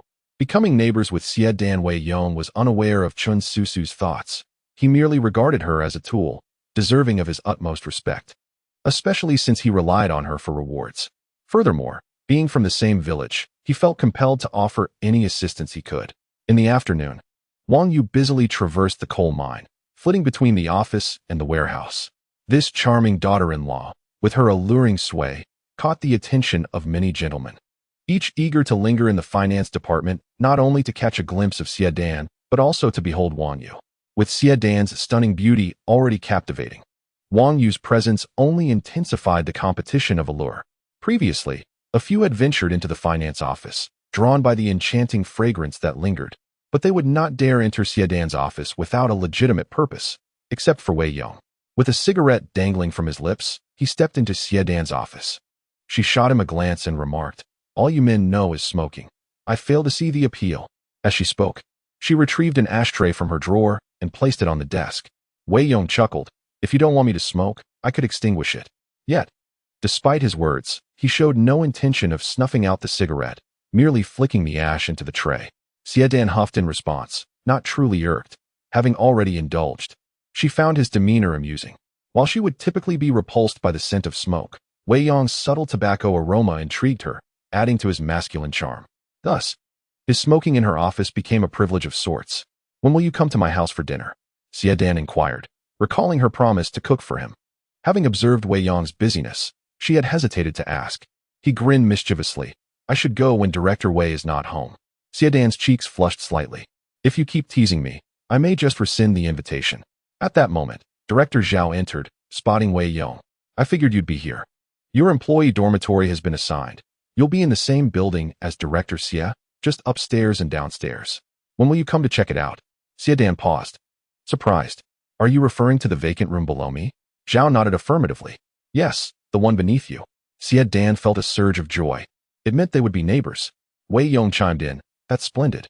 I can enjoy meals at Dan Jia's home, since he would soon live beneath Xie Dan." The timing of his visits for dinner became inconsequential. He would certainly time his visits for when Wei Yong was away. It wasn't he that Wei Yong harbored any particular intentions towards Xie Dan. Rather, the sight of Wei Yong turned his stomach, leaving him with little appetite. "Zhao Gu, I plan to harvest my fields in the next few days. Once that's done, I'll move into the new house." "All right, make your arrangements," Zhao replied before briskly departing. Wei Yong returned to the office of the procurement department and addressed his idle colleagues. "Gentlemen, do you have any plans for tomorrow? I shall grant each of you a day off to assist me in gathering land. Fear not, your efforts shall not be in vain. I will compensate each of you with $1 for the day, along with meals." Upon hearing Wei Yong's words, the members of the procurement department cheerfully agreed. Old Wang stood up and declared, "Director Wei, we shall take care of this matter. There is no need for payment. Just provide us with meals." Wei Yong chuckled. "That will not do. Each of you shall receive your $1. I will have a word with Director Zhao shortly, and you may head directly to Shaodong Tun tomorrow morning." The procurement department comprised 5 individuals, with Old Wang being the eldest, while the remaining members were all strong and robust. If they accompanied Wei Yong to gather land, they could easily finish the task in a day. Qin Wei, now quite pregnant, could not possibly be expected to work in the fields. Qin Xia was at home tending to Qin Wei and preparing meals. It would be too time-consuming for Wei Yong to gather the land alone, so he opted to spend a bit of money to expedite the process with this group. After work that evening, Wei Yong rode his bicycle with Wang Yu, embarking on a delightful journey. Upon reaching the small river valley, he once again parked the bike and ventured into the cornfield. Though aware that Wei Yong harbored no ulterior motives, Wang Yu's cheeks flushed as she glanced around, feeling as though they were committing a theft. The two sat down on the ground, and Wei Yong presented Wang Yu with an assortment of delectable treats, including cookies and fruits. With a cheerful smile, Wang Yu remarked, "De Yong, you always prepare such special treats for me. It makes me feel somewhat embarrassed. I have noticeably gained weight lately." Wei Yong replied, "A little extra weight is quite nice. I prefer a plump and rosy figure." Wang Yu teased, "What will you say when I become as chubby as a little pig? I will still adore you, Yu Jie, no matter how plump you become." Wang Yu's face turned crimson as she realized their conversation had crossed a boundary. Embarrassed, she retorted, "How can you say such things without a hint of shame?" Wei Yong chuckled, "But Yu Jie, you were quite bold when you kissed me the other day. I didn't see you feeling shy then." Wang Yu's face flushed even deeper. "Don't bring that up again. I was simply tipsy that day. If you mention it again, I shall ignore you." Reflecting on her impulsive actions from that day, she felt a tinge of warmth on her cheeks. Wei Yong, noticing her discomfort, chose not to pursue the topic further, as playful teasing must remain within bounds to avoid backlash. Wang Yu inquired, "De Yong, I noticed you purchased some coal gang. I bought a bit as well. Please, be honest with me. Is there treasure within the coal gang?" Wei Yong was momentarily taken aback, surprised that Wang Yu had also procured coal gang. It seemed the previous incident involving Cao Bao had instilled confidence in her regarding his ventures. He responded, "Yu Jie, I truly do not know if there is anything valuable inside. You may check at home. I primarily bought it for repairing the wall. If you do not uncover any treasure, do not blame me." Wang Yu huffed, "I refuse to believe that. Can you truly repair a wall with a ton of it?" Wei Yong chuckled softly without providing an explanation. If he truly knew what treasures lay within, he would have certainly informed Wang Yu. However, the pressing issue was that he himself was unaware of the contents, rendering him unable to share any insights with Wang Yu. What if they unearthed nothing at all? That would mean Wang Yu had squandered her money in vain. After having a light meal, the two rode back to the village. Upon arriving home, they noticed that the coal gang had already been delivered to their yard, where Qin Xia and Qin Wei were anxiously gathered around the pile of coal gang. Seeing her husband return, Qin Wei inquired, "De Yong, why did you bring back so many worthless stones?" Chapter 83, There Truly is Gold. Wei Yong placed a finger to his lips, signaling for silence. "Do not make a sound. There are treasures hidden within this." There was no need for pretense with his wife. After his remark, both Qin Wei and Qin Xia looked at him in astonishment, wielding shovels to sift through the pile of coal gang. Qin Xia exclaimed, "You're just deceiving us. There are no treasures here. There must be something. Allow me." Wei Yong asserted, holding firm in his belief in the system. Since it had detected a treasure, there was surely something to be found. He picked up a shovel and began to rummage through the pile of coal gang. After half an hour of diligent searching, he unearthed 8 pieces of fool's gold. Upon seeing the gold, Qin Wei gasped, "My goodness, De Yong, there really is gold here?" However, Qin Xia picked up the gold pieces, scrutinized them closely, and frowned. "This isn't gold. It's different." "Indeed, this is not gold. It is fool's gold, a form of pyrite, and it holds no value," she clarified. Qin Wei examined it from various angles before, somewhat disheartened, tossing it aside. It seems there are no treasures in this pile after all. Yet Wei Yong remained unsatisfied and continued to sift through the entire coal gang. Ultimately, he separated the pyrite from the stones and, after conducting a series of tests, confirmed that the treasure detected by the system was indeed this pile of pyrite. He had discovered over 20 pieces of fool's gold, which would barely fetch even a single yuan at market price. However, based on his understanding of the system, something that could not sell for even a yuan should not have triggered any treasure detection. Suddenly, an idea struck him. "Xia, prepare a furnace for charcoal." Upon returning home, Wang Yu was greeted with a beaming smile from Chun Rongmao, who approached and gently kneaded her shoulders. "Wife, you must be exhausted after such a long day." Wang Yu huffed in response, "Only now do you realize how hard I work? Do you think the coal mine is an easy job? If it weren't for Wei Yong looking after me, I would have been utterly worn out." In truth, Wang Yu's work was relatively easy. She spent her days in the office, assisting Xie Dan with calculations and verifying inventory. Nevertheless, she spoke this way to ensure Chun Rongmao understood her efforts. Chun Rongmao remarked, "Wei Yong is just doing what he ought to. If it weren't for our Dehe, would he have made his fortune?" He harbored the belief that Wei Yong's success was closely tied to their family's support, particularly since his initial capital stemmed from hunting with Dehe. Wang Yu shot him a fierce glare, asserting, "Wei Yong's prosperity has nothing to do with you. You should remember his kindness." Do not always act as though others owe you something. Wei Yong, on his daily return home, consistently brings her some delectable treats. Wang Yu is certainly in his debt, and it is a debt that cannot be repaid in a short time. If this continues to accumulate, she may ultimately have to repay it with her own body. Chen Rongmao was left speechless by the rebuke. He understood that this was not the time to speak ill of Wei Yong. Yet, his intention was merely to belittle Wei Yong to elevate his own standing in his wife's eyes. Now that Wang Yu has taken up a job in the countryside, he feels increasingly looked down upon by her. If this trend continues, what position will he hold in their home? Nevertheless, Wang Yu is indeed formidable, having become the pillar of their household. Without her, they would still be subsisting on meager rations. Thus, he must temporarily set aside his grievances. If his wife excels, so be it. She is still a member of the Qin family. Wife, the Dahu coal mine delivered half a ton of coal gang this afternoon. What do you intend to do with that? Wang Yu, with a glint in her eye, replied, That's none of your concern. I am going to Wei Yong's house. With that, she opened the door and stepped out. Observing Wang Yu's departure once more, Shun Guifang frowned and remarked, Son, you must keep an eye on your wife. Why does she frequently visit Wei Yong's home? She already rides his bicycle to and from work. It raises eyebrows in the village, and some remarks can be rather unpleasant. Chen Rongmao responded, Mother, you are overthinking it. What harm could come from her visiting Wei Yong's home? There are 2 women there. While I might feel uneasy about her going out with Wei Yong alone, her visiting his home is absolutely fine. Who knows? She might even score a meal there, which would save us some food.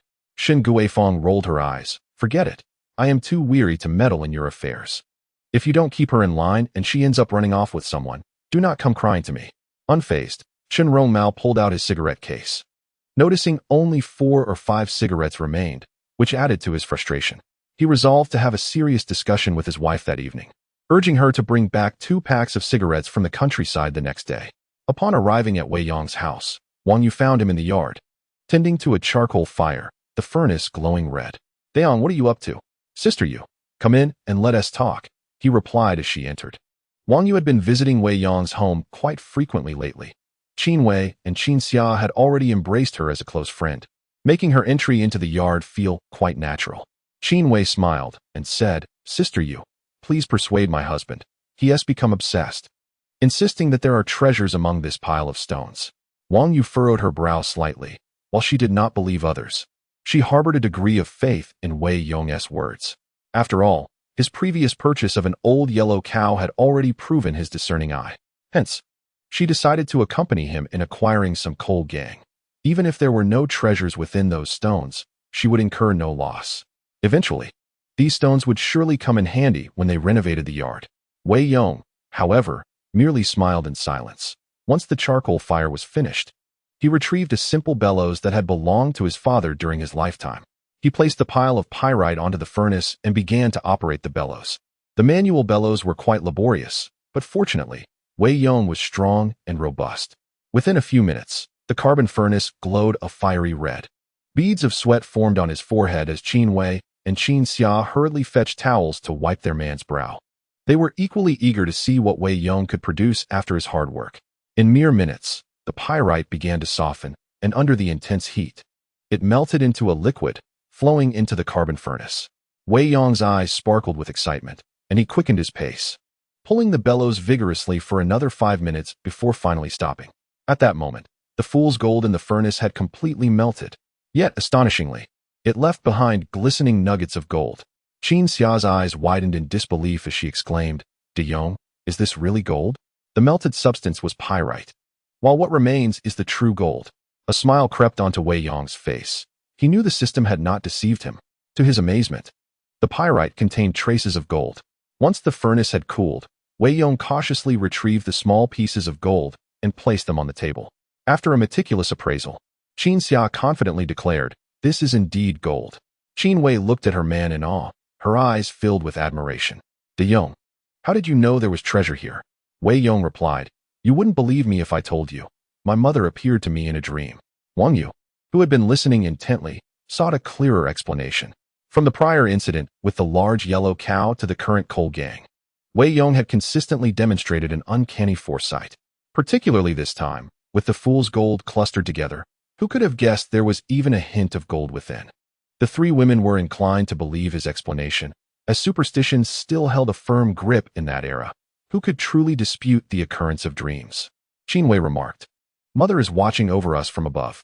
How much do you think this gold is worth? Wang Yu replied, when I visited the village, I inquired about the price. Gold should be around 90 yuan per tael, and this is roughly worth 100. Wang Yu was also filled with excitement.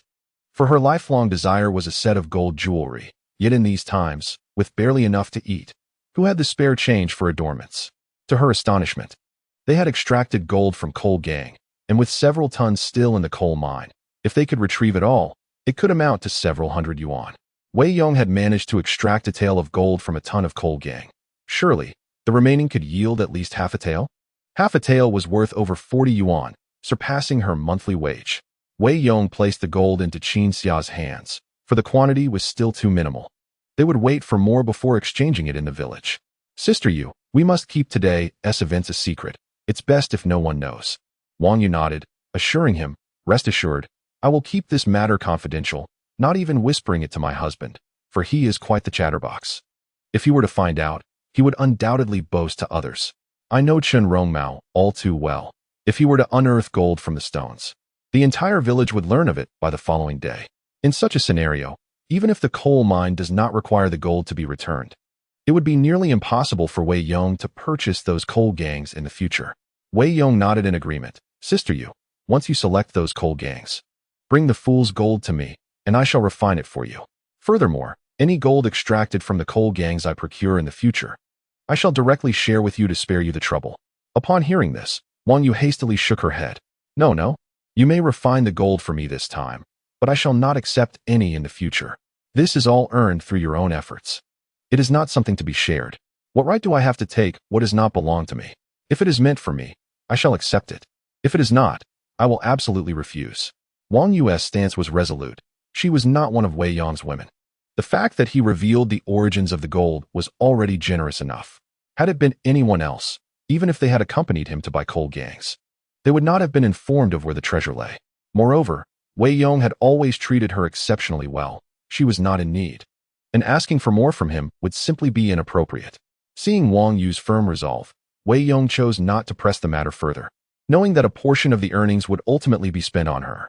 Dealing with such a large quantity of coal gangs would be a cumbersome task for anyone else. But for Wei Yong, it posed no issue. With a mere thought, he could transport the entire heap into his spatial realm. Later, he planned to dispose of the coal gangs off a cliff while traversing the mountains.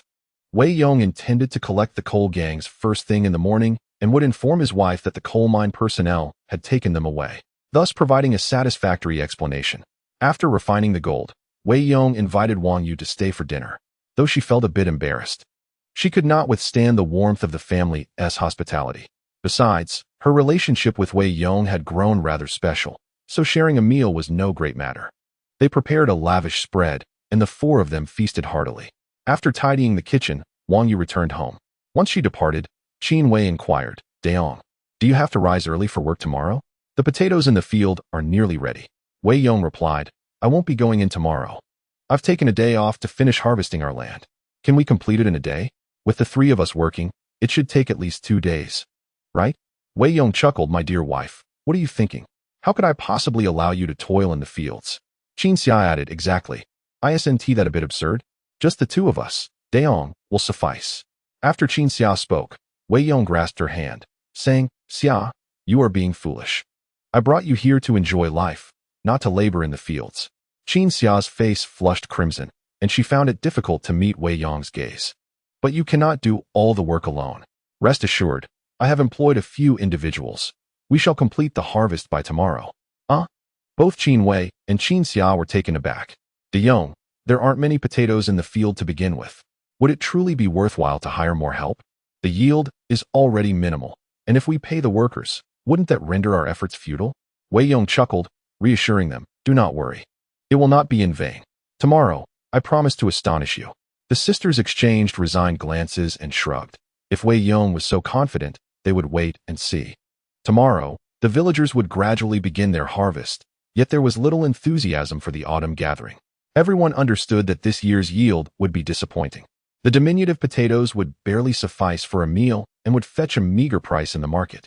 A mere 2 to 300 pounds per acre would be considered fortunate, and after paying the requisite taxes, little would remain in their hands. Having prepared everything and stoked the coal in the stove, Qin Wei returned to her room and locked the door. Qin Xia's cheeks flushed, reminiscent of their previous encounter, and she hurried back to her room as well, though this time she left the door ajar. She recognized that closing the door held no significance. It was merely a futile act of self-deception. After Wei Yong had washed up with hot water, he nestled into the warm embrace of the bedding. The Kong in the west room was not spacious, so even with 2 quilts, they were in close proximity. Qin Xia had deliberately left the head of the Kong for Wei Yong, as the weather grew colder, and after a long day of toil, he deserved a warm night's rest. As Wei Yong lay enveloped in the comforting warmth, he cast his gaze upon the feigned slumber of Qin Xia in the moonlight, a smile gracing his face. Suddenly, he threw back the covers and said, "Xia, it's warm here. Come, join me under the covers." Qin Xia's face turned as red as an apple. Initially, she intended to feign sleep to evade the situation, but it seemed impossible to escape this night. Biting her lip, she slowly emerged from her own bed and inched her way into Wei Yong's quilt. He swiftly wrapped her up and held her tightly in his embrace. Leaning against Wei Yong's chest, Qin Xia felt her breath quicken. The last time, in the dark, she had felt somewhat at ease. However, with the oil lamp still aglow this time, she was too anxious to meet his gaze. Recalling the time he had playfully crawled into Qin Wei's bed at Shaoxi Tun and she had yanked him out by his ears, she found it quite amusing. "What are you thinking about, Xia?" "I am not thinking of anything." "If you aren't thinking of anything, why are you smiling?" Qin Xia looked up, her eyes shimmering with curiosity. "Am I smiling?" As she raised her gaze, her lips were suddenly captured by Wei Yong's. Early the next morning, Wei Yong ventured into the courtyard to prepare for the day's harvest. Meanwhile, Qin Wei and Qin Xia busied themselves by the stove. Qin Wei nudged Qin Xia with her shoulder, grinning playfully. "Sister, there was quite the commotion last night. Why were you so loud? Was it more pleasurable than the first time?" Qin Xia's face flushed to the point of seeming to drip with water. "You wicked girl. Speak another word, and I shall strike you down." Qin Wei giggled, for despite being the younger sister, she could easily fluster her elder sibling. The events of the previous night lingered in Qin Xia's mind, leaving her in a daze this morning, her thoughts scattered and unfocused. "Sister, the water has boiled. Will you not put in the rice? Do not dwell on those matters under the covers. There will be ample opportunities in the future." Qin Wei's stomach growled in protest, demanding sustenance, yet her elder sister still delayed preparing the meal. Qin Xia shot her a fierce glare. "What nonsense are you uttering? Have you no shame?" Hastily, she placed the rice into the pot. As she glanced outside at the man busy in the courtyard, an indescribable feeling of belonging washed over her. After breakfast, Wei Yong emerged from the cellar with meat, potatoes, and cabbage. "Xia, prepare a bit more for lunch. You need not toil in the fields today. The workers will dine with us." "Understood," she replied. Wei Yong took up his hoe and shovel, heading to the village entrance to await old Wang and the others. Upon stepping outside, he spotted Chen Shizi's family. The last encounter at Chen Susu's home had been rather unpleasant, and Chen Shizi bore a considerable grudge against Wei Yong. Upon seeing him, he chose to offer no greeting whatsoever. Chen Bin, however, acknowledged Wei Yong. "Wei Yong, are you going to harvest the land by yourself? It's not much, is it? Do you really need so many tools?" Wei Yong chuckled. "I fear I might not manage alone, so I hired a few hands." With that, he shouldered his shovel and strode toward the village's edge. Once Wei Yong departed, Chen Shizi scoffed, "With just an acre and a third. Hiring help is rather excessive." Chen Bin echoed the sentiment with a smirk. "The potatoes he gathers won't even cover the wages." Chen Bin's mother, Wang Shuhua, interjected. "You two ought not to speak ill of him behind his back. Regardless of his past, Wei Yong is far better off now, able to work the fields." Though the Chun brothers often indulged in petty misdeeds, their mother, Wang Shuhua, was a woman of sound judgment. "Our lands are adjacent. When we harvest, if we finish quickly, we should lend a hand to Wei Yong." Having watched him grow up, she felt genuine joy for his transformation from a wayward youth to a responsible man. Moreover, he had secured a formal job in the village, ensuring his livelihood even without farming. Chen Shizi curled his lip, refraining from retorting to his mother. After all, even managing their own fields was exhausting. How could they possibly assist Wei Yong? Their lands shared a ridge, alternating cultivation each year, which had previously sparked conflict. Therefore, avoiding strife would be a victory. Expecting the Qin brothers to aid Wei Yong was sheer folly. The weather was pleasant today, prompting nearly everyone to head out to harvest. Otherwise, with the approaching cold, the potatoes would become ensnared in frozen soil, rendering them unharvestable. As Wei Yong approached the village entrance, he found Old Wang and his companions already awaiting his arrival. Director Wei, while flattery may not be the most admirable of customs, it was essential to greet Wei Yong with a smile, given his new position. Old Wang and his associates promptly took the hoes and shovels from him and followed Wei Yong to the fields. Wei Yong owned a total of 3 acres, but he had only cultivated 1, leaving the other 2 fallow. Although Old Wang and his friends worked in the coal mine, they had previously engaged in farming, so gathering this modest amount of potatoes would pose no challenge. Wang Shuhua, noticing the number of people Wei Yong had brought along, inquired with concern, "De Yong, why have you hired so many?" Even if he managed to harvest all the potatoes, he would be fortunate to make a few dozen yuan. After all, the potatoes were small and shriveled. Deducting the taxes, he would be left with barely 20 yuan. Hiring several workers would cost at least 5 yuan, leaving him with little to show for his efforts. Wei Yong held Wang Shuhua in high regard, for there were few kind-hearted individuals in the village, and she was certainly one of them. "Aunt Wang, I'm not counting on this harvest anymore. The sooner we finish, the better," he replied. Wang Shuhua nodded in agreement, recognizing the wisdom in his words. "You're a salaried worker now. Don't let this meager harvest interfere with your job." Everyone was aware that this year's yield would be poor. If they could manage 100 or 180 gene of potatoes, it would suffice to see them through the winter. Chen Shizi and Chun Bin exchanged glances, their eyes betraying a tinge of jealousy. If they had secured formal employment at the Dahu coal mine, who would bother to toil in these parched fields? Chen Shizi wielded his hoe and turned over the soil, unearthing a few potatoes, each scarcely the size of a fingernail. "What the hell are these? They look more like grapes than potatoes," he exclaimed. Chen Bin sighed. "If only they were grapes. These tiny potatoes wouldn't even fill the gaps between my teeth." The seedlings above ground appeared healthy, yet the potatoes hidden beneath were pitifully scant. Families began to arrive one by one to harvest their land, including the village head and his family. "Aunt Wang, you've arrived quite early," he remarked. "And De Yong is here as well." The village head greeted everyone before commencing his work. Wang Yu, Chen Rongmao, and Shun Guifang arrived a bit later. Initially, Wang Yu had no intention of working in the fields, but today, since Wei Yong was not at the mine and she did not wish to trek far, she decided to take a day off to work alongside him. With the villagers, young and old, gathered around to witness the scene, Wei Yong realized that his desire for discretion was futile.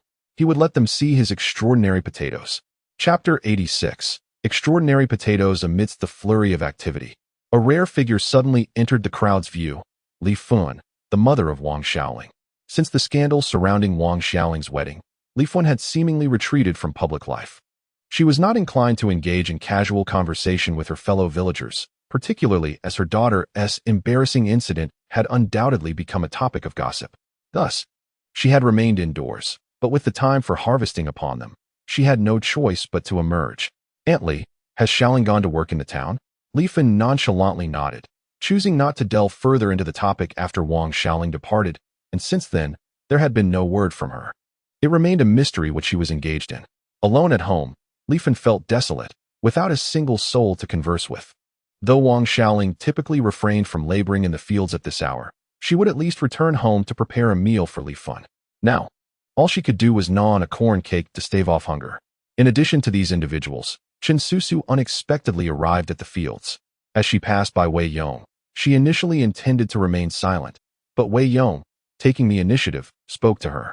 "Why aren't you sleeping? Why come to work?" Chen Susu had just completed a night shift and was now tasked with harvesting crops, with another shift at the coal mine awaiting her that night. Surely, fatigue would soon overwhelm her. "If I were to descend into the mine in a daze, that could be quite perilous," she replied. "Zhang Jiu has lost his legs, and my mother-in-law limps.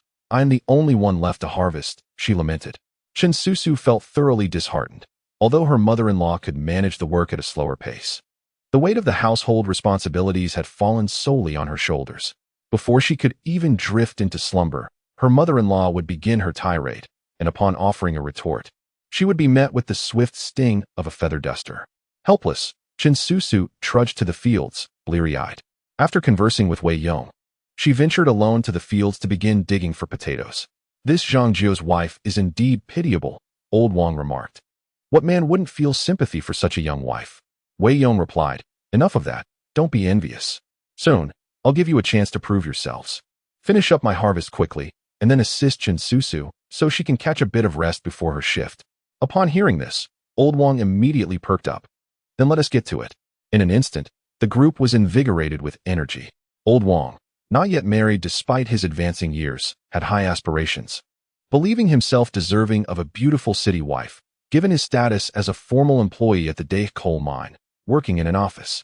However, the attractive women from the city had better prospects, leaving him single for far too long.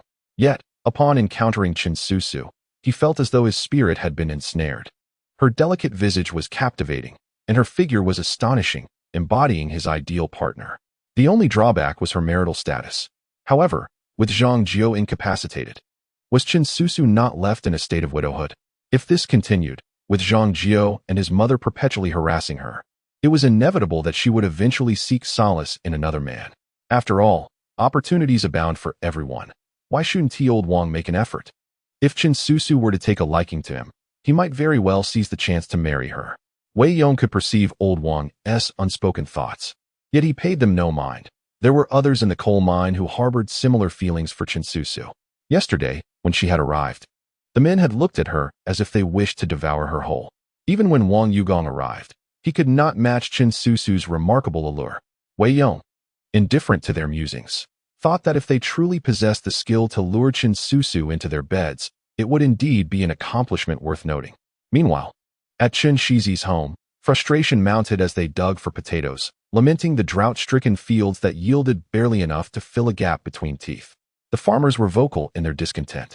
After taking a shovel full of earth from Wei Yong's plot, old Wang exclaimed in astonishment, "Director Wei, your potatoes are truly enormous." His voice drew the attention of those nearby. Clutching a hefty cluster of potatoes, each larger than a fist, he showcased the extraordinary quality akin to those Wei Yong sold to the coal mines. Old Wang and his companions had lent a hand in harvesting for others, and even in bountiful years, it was rare to see such exceptional potatoes. Despite the arid conditions, Wei Yong had cultivated potatoes of such impressive size. This was nothing short of astounding. Others were equally taken aback by Wei Yong's yield. They had all sown together, and Wei Yong had even planted a few days later, what accounted for the size of his potatoes. Qin Shizi scoffed, attributing it to sheer luck. After all, among 1,000 seedlings, perhaps only one would thrive so splendidly. Qin Bin hastened to swing his hoe, eager to discover whether he too might unearth potatoes of comparable grandeur. However, moments later, old Wang and his companions stood in disbelief, each holding large clusters of potatoes, each one larger than the last. Perfectly round and reminiscent of the premium potatoes sold in urban grocery stores. After years of growing potatoes, they had never witnessed such remarkable crops from anyone's field. Director Wei, your potatoes are splendid. This year, you're bound for a bountiful harvest. Zhao Long and Zhao Fifan set aside their hoes and approached from a distance, joined by Wang Yu and others who gathered at Wei Yong's field, picking up the potatoes and inspecting them from every angle. Seeing truly is believing. And witnessing these fist-sized potatoes firsthand, they finally accepted the reality. Wei Yong, how did you cultivate these potatoes? I haven't seen you watering them. Among the fields in Shaodongtuan, the village chief's potatoes were the finest, thanks to the diligent efforts of him and his son, who often carried water from the nearby river for irrigation. Although, given the current drought, their efforts were merely a drop in the bucket. Any irrigation was better than neglect. They had indeed seen Wei Yong visit his field a few times, yet none had observed him hauling water. What was the secret to his flourishing potatoes? Wang Yu was equally astonished. Daong, your potatoes are exceptional. Do share your techniques with everyone. Don't keep it to yourself. Indeed, Wei Yong, seeing your potatoes makes us envious. If you reap such a harvest, you must share your fortune with us. Wei Yong smiled, assuring them, do not worry. I will share some of these potatoes with you, and next year, plant my potatoes. I guarantee you all will have a bountiful yield. Upon hearing Wei Yong's words, everyone displayed expressions of delight. The exceptional growth of his potatoes was surely attributed to the quality of the variety. Next year, when they planted Wei Yong's potatoes, their crops would undoubtedly flourish just as splendidly. Upon hearing that Wei Yong intended to share his potatoes, Qin Shizi approached and remarked, with your newfound official status, it seems you've grown quite generous. Pray tell, how many potatoes do you intend to bestow upon us? Chapter 87. It must be Director Wei after Qin Shizi's comment. Silence enveloped the crowd, each person regarding him with peculiar expressions. Was his manner of speaking not excessively rude? Wei Yong had kindly offered them some potatoes to reserve for next year's planting. Yet Qin Shizi responded with such sarcastic undertones. Even the village chief frowned at Qin Shizi's words. Such remarks were unbecoming.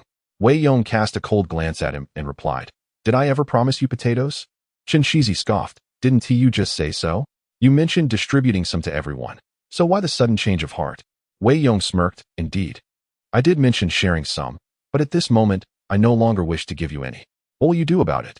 As the tension escalated between the two, Wang Shuhua hurried over, exclaiming, "Shizi, how can you speak like that? Is this how you approach someone offering you something?" Wang Shuhua, with a warm smile, apologized to Wei Yong, attributing her son's behavior to youthful ignorance. Wei Yong merely smiled faintly, choosing not to respond. Despite Wang Shuhua's amiable nature, the very words of Qin Shizi ensured that Wei Yong would not grant potatoes to his family. With old Wang and a few others busily working, Wei Yong's fields were cleared by midday. Gazing at the mountain of potatoes, old Wang remarked, "Director Wei, this 1 acre must yield over 4,000 pounds of potatoes. And that's not even counting the radishes and sweet potatoes. Even in a bountiful year, such a yield is unheard of." Wei Yong chuckled inwardly, recalling that his experimental plot could produce over 6,000 pounds per acre. "Thank you for your hard work, gentlemen. My wife will bring lunch shortly. After we eat, you may assist Qin Susu with her fields." "Of course, no problem at all." At noon, Qin Wei and Qin Xia arrived at the field with 2 large bowls of food. One pot contained fragrant rice, while the other held succulent pork belly stewed with cabbage. As the lid was lifted, an enticing aroma wafted through the air, reaching the noses of those working nearby, making their mouths water. Wei Yong was quite generous, retrieving a substantial piece of meat from the cellar, and old Wang and the others were all smiles, enjoying a hearty meal, though the cafeteria provided enough to fill one's stomach. Meat was a rare treat. Dining with Wei Yong was indeed a feast. Qin Susu sat in the field nibbling on a corn cake, feeling exhausted and overwhelmed. As she surveyed the fields, it was clear that completing the work in just a day or two was utterly impossible, leaving her feeling despondent about when it would ever end. Just then, Qin Wei approached, taking Qin Susu's hand and declaring, "Susu, come, let us eat together at my home." Initially hesitant to accept, Qin Susu found herself unable to resist as Qin Wei firmly grasped her hand, leaving no room for refusal. With no other choice, she followed her along.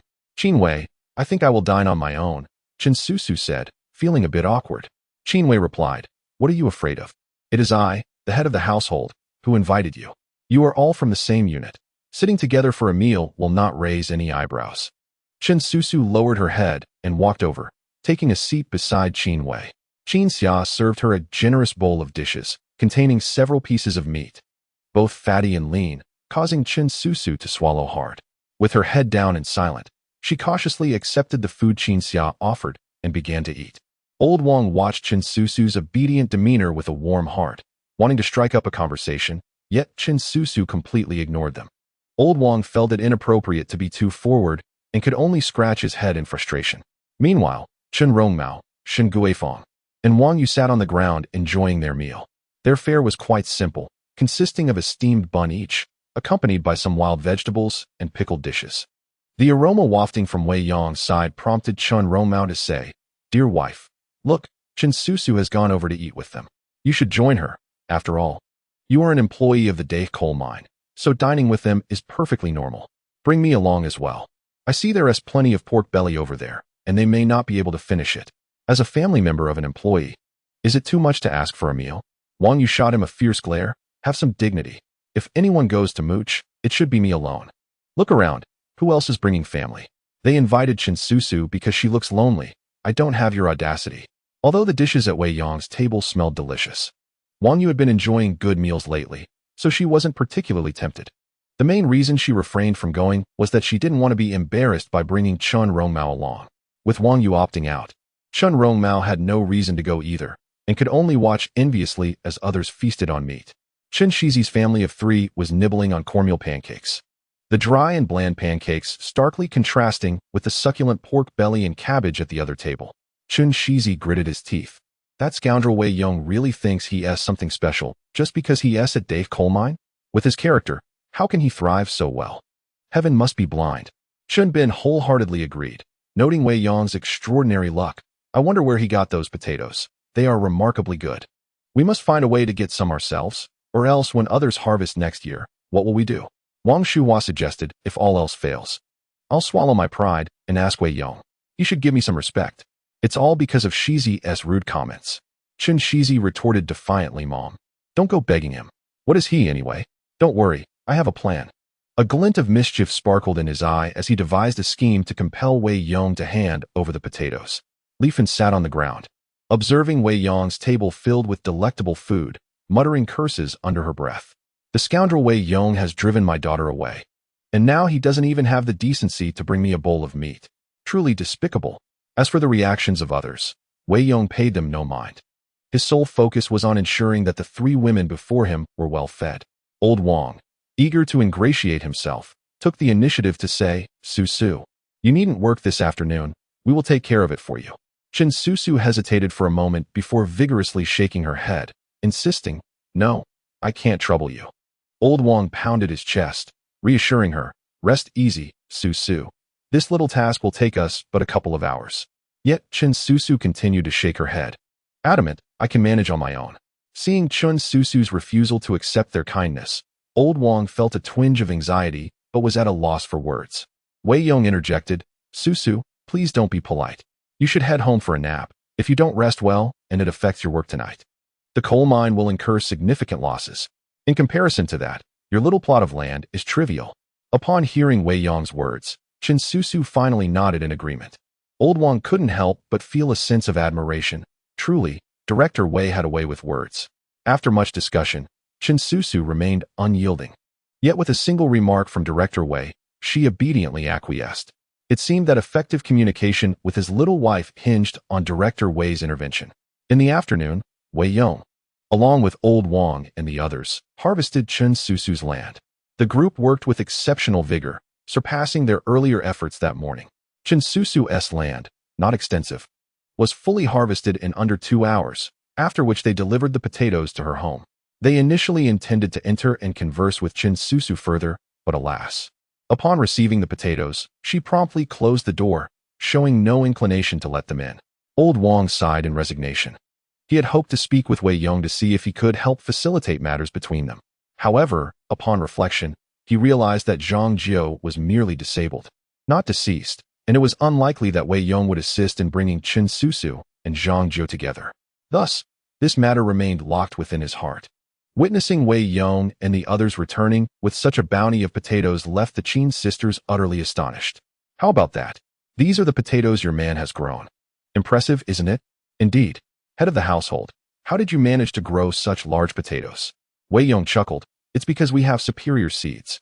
When the villagers come by later, we'll share some with each family so they can save them for planting next year. Understood, head of the household, replied Qin Xia. After saying this, Qin Xia blushed and went to tend to the potatoes. Now that she was one of Wei Yong's, her address mirrored that of her sister. Noticing the subtle change in Qin Xia, a smile graced Wei Yong's face. Meanwhile, Qin Wei discreetly exchanged a knowing glance with him, her eyes brimming with flirtation. Just as the atmosphere in the house was warm and cheerful, Zhao Fifan suddenly approached and said, Wei Yong, when you're done, please come to my house. My father wishes to speak with you. Wei Yong frowned slightly, inquiring, what does Uncle Zhao need to speak with me about? Zhao Fifan remarked, it is not my father, but the Qin family. You should go and see for yourself. You will understand once you do. Wei Yong furrowed his brow. He had previously disregarded Chen Shizi, not anticipating that the lad would become so audacious. He was eager to witness what antics the Chun brothers could conjure. Accompanied by his family, Wei Yong arrived at the village chief's residence, where a considerable crowd had gathered, all drawn by the spectacle. They had brought long benches and settled around the courtyard of the village chief's home. In the center of the yard, Chen Shizi and Chen Bin were fervently debating with the village chief. Village chief, my land is adjacent to Wei Yong's, and by rights, we should share the strip of land in between. However, during the lifetime of Wei Yong's father, we had agreed that this strip would be cultivated alternately by our families for convenience during harvest. Last year, it was Wei Yong's turn, but he, being lazy, neglected to plant anything. This year, the land should rightfully belong to my family. Yet Wei Yong has sown potatoes there instead. Village chief, we seek your judgment. Zhao Long, frowning and smoking, exhibited a trace of discomfort. Chen Shizi had a point, but the issue was that when Wei Yong had planted last year, he had not brought it up. Now that Wei Yong had reaped a bountiful harvest, Chen Shizi was raising the matter, and everyone understood the implications. Previously, while working the fields, they had exchanged a few heated words, and Wei Yong had made it clear that every family in the village would receive some potatoes from him, except for Chen Shizi's family. Thus, Chen Shizi concocted this plan to extort some potatoes from Wei Yong. Wei Yong had refused to give him any, and now he was intent on making up for that shortfall. Chen Bin discreetly gave Chen Shizi a thumbs up, acknowledging his brother's cleverness. This time, they could not only reclaim the potatoes, but also possess the moral high ground. Unlike the other villagers, who were content to receive a small portion of Wei Yong's potatoes and elevate him to lofty heights, they aimed for something greater. As Chen Shizi spoke, Wei Yong pushed the door open and strode in with an imposing presence. Upon his entrance, the expressions of the crowd shifted dramatically. They thought to themselves that Chen Shizi was in for a rough time. What good could come from crossing Wei Yong? Although Wei Yong was tall and strong, Chen Shizi and Chen Bin showed no fear. This was the village chief's home, and the entire village was watching. Should Wei Yong dare to act foolishly, he would certainly face consequences. Uncle Zhao, what is happening? Zhao Long recounted Chen Shizi's grievances. Wei Yong frowned, realizing that they were using this matter as leverage. He turned to Chen Shizi and asked, "Why didn't you bring this up when I was planting before?" Originally, the agreement had favored Chen Shizi's family. Yet now they were attempting to turn the tables, claiming that it should not be Wei Yong planting this year. With an audacity that was almost comical, Chen Shizi replied, "I forgot. I only just remembered. What of it? Is that a problem?" His demeanor was undeniably brazen. After all, there was a prior agreement that the village chief was aware of, stipulating that the land would belong to Chen Shizi's family this year. If Wei Yong insisted on planting, he was merely cultivating on behalf of Chen Shizi. Zhao Long found himself in a quandary. "De Yong, what do you think we should do about this?" Observing the audacious demeanor of the two brothers, Wei Yong let out a scornful chuckle. "Is it merely a matter of a few potatoes? It's hardly a significant issue. I can offer you 50 pounds. Would that suffice?" Chen Shizi felt a surge of elation. It seemed this tactic indeed bore fruit. Even if the villagers leaned towards Wei Yong, they could hardly claim any moral high ground. With Wei Yong's generous 50 pounds of potatoes, they could anticipate a bountiful harvest next year. "Very well, 50 pounds it shall be. When shall you deliver them to us?" The onlookers were puzzled.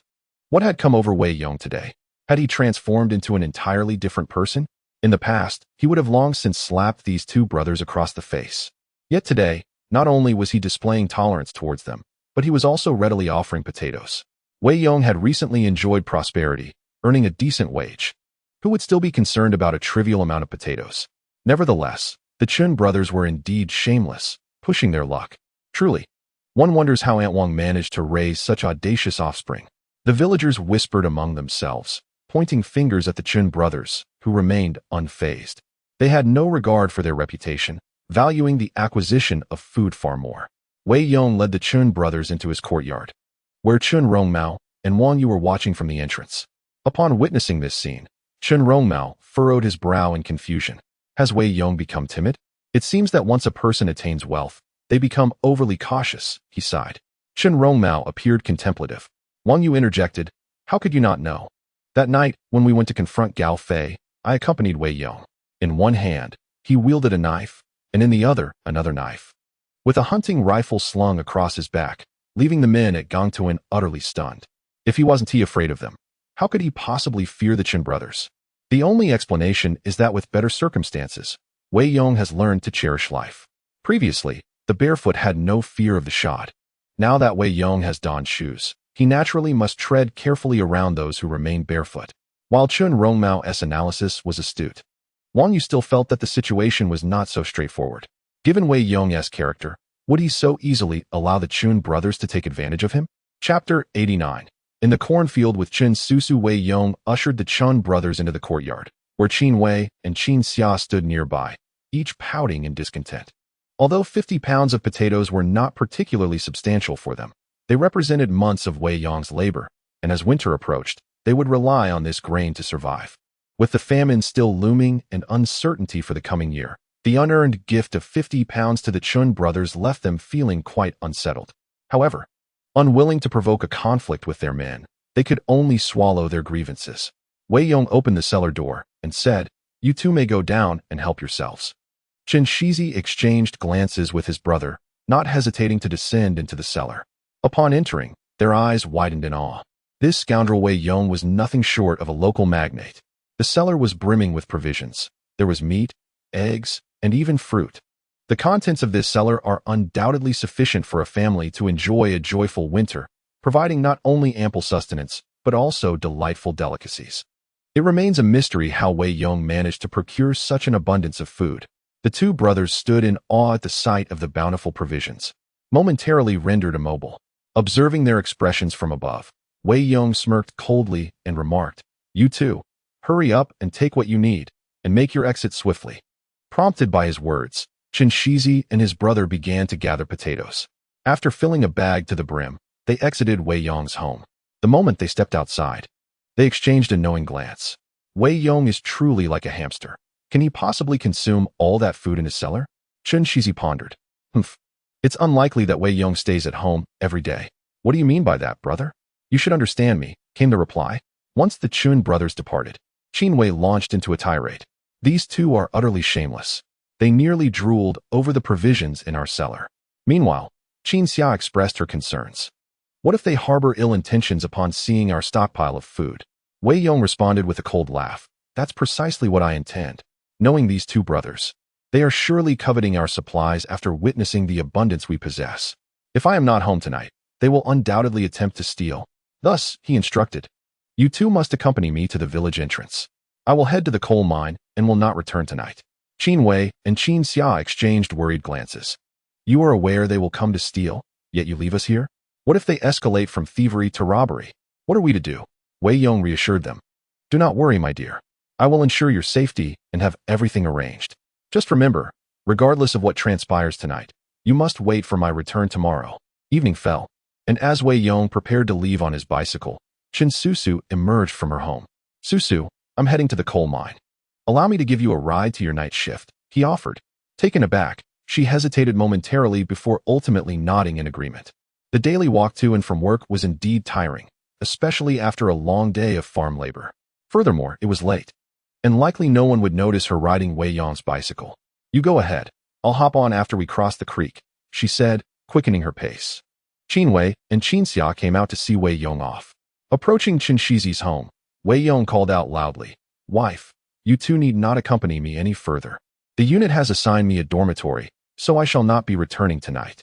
Although his voice was not particularly loud, the rural quietness amplified his words, making it audible to several households nearby. Qin Shizi and Qin Bin, lying on the kong with their eyes closed, exchanged startled glances at this revelation. "Excuse me, I need to use the restroom." Qin Shizi fabricated an excuse and stepped into the yard. Qin Bin also rose, saying, "I'll go have a smoke." The brothers convened quietly in the yard. "Brother, do you think Wei Yong truly left? Should we make our move tonight?" Qin Bin pondered for a moment, realizing the necessity for utmost caution. "You will keep watch at Wei Yong's doorstep while I venture a little way into the countryside. If Wei Yong truly crosses the small river and heads towards the village, we shall act under the cover of night." "Agreed. As long as we secure the items at our home, even if Wei Yong harbors suspicions about us, he will be powerless to act." "Brother, shall we split up then?"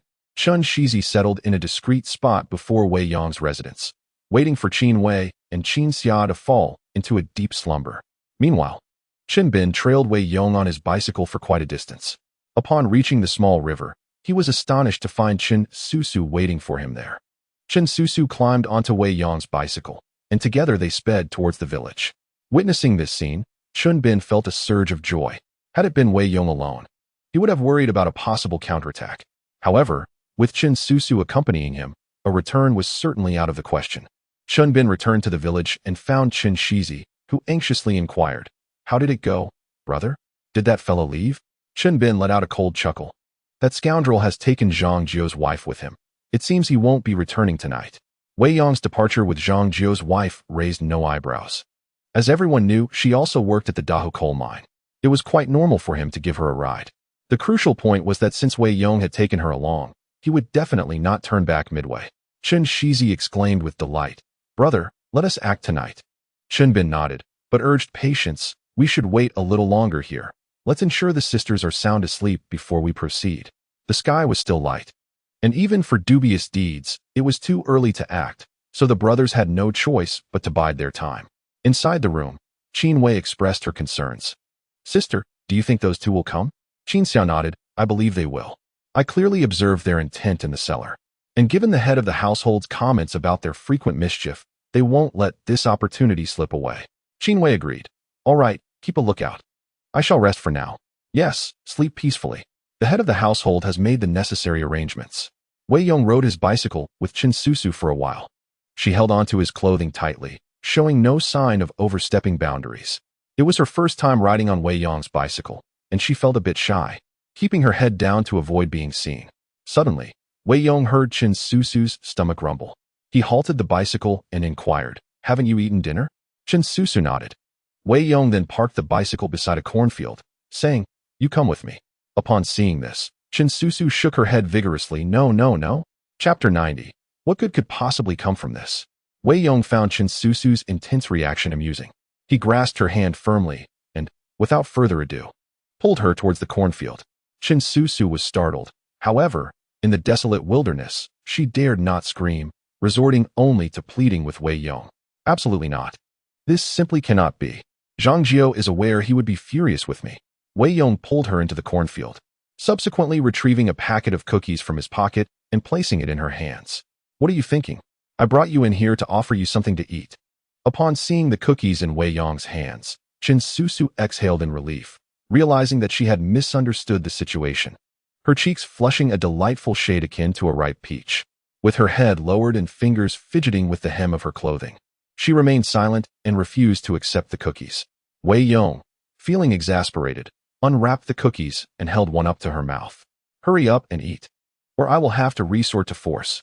Qin Susu suddenly raised her head, gazing defiantly at Wei Yong. "I want to eat. Go ahead and hit me." Initially, she had been frightened by his threats, but now she felt emboldened, realizing that Wei Yong was merely jesting. After all, he was not the type to resort to violence. He fed her and helped her with her work in the fields. Wei Yong was taken aback by Qin Susu's stubbornness. Scratching his head, he suddenly loosened his belt, declaring, "Will you eat or not?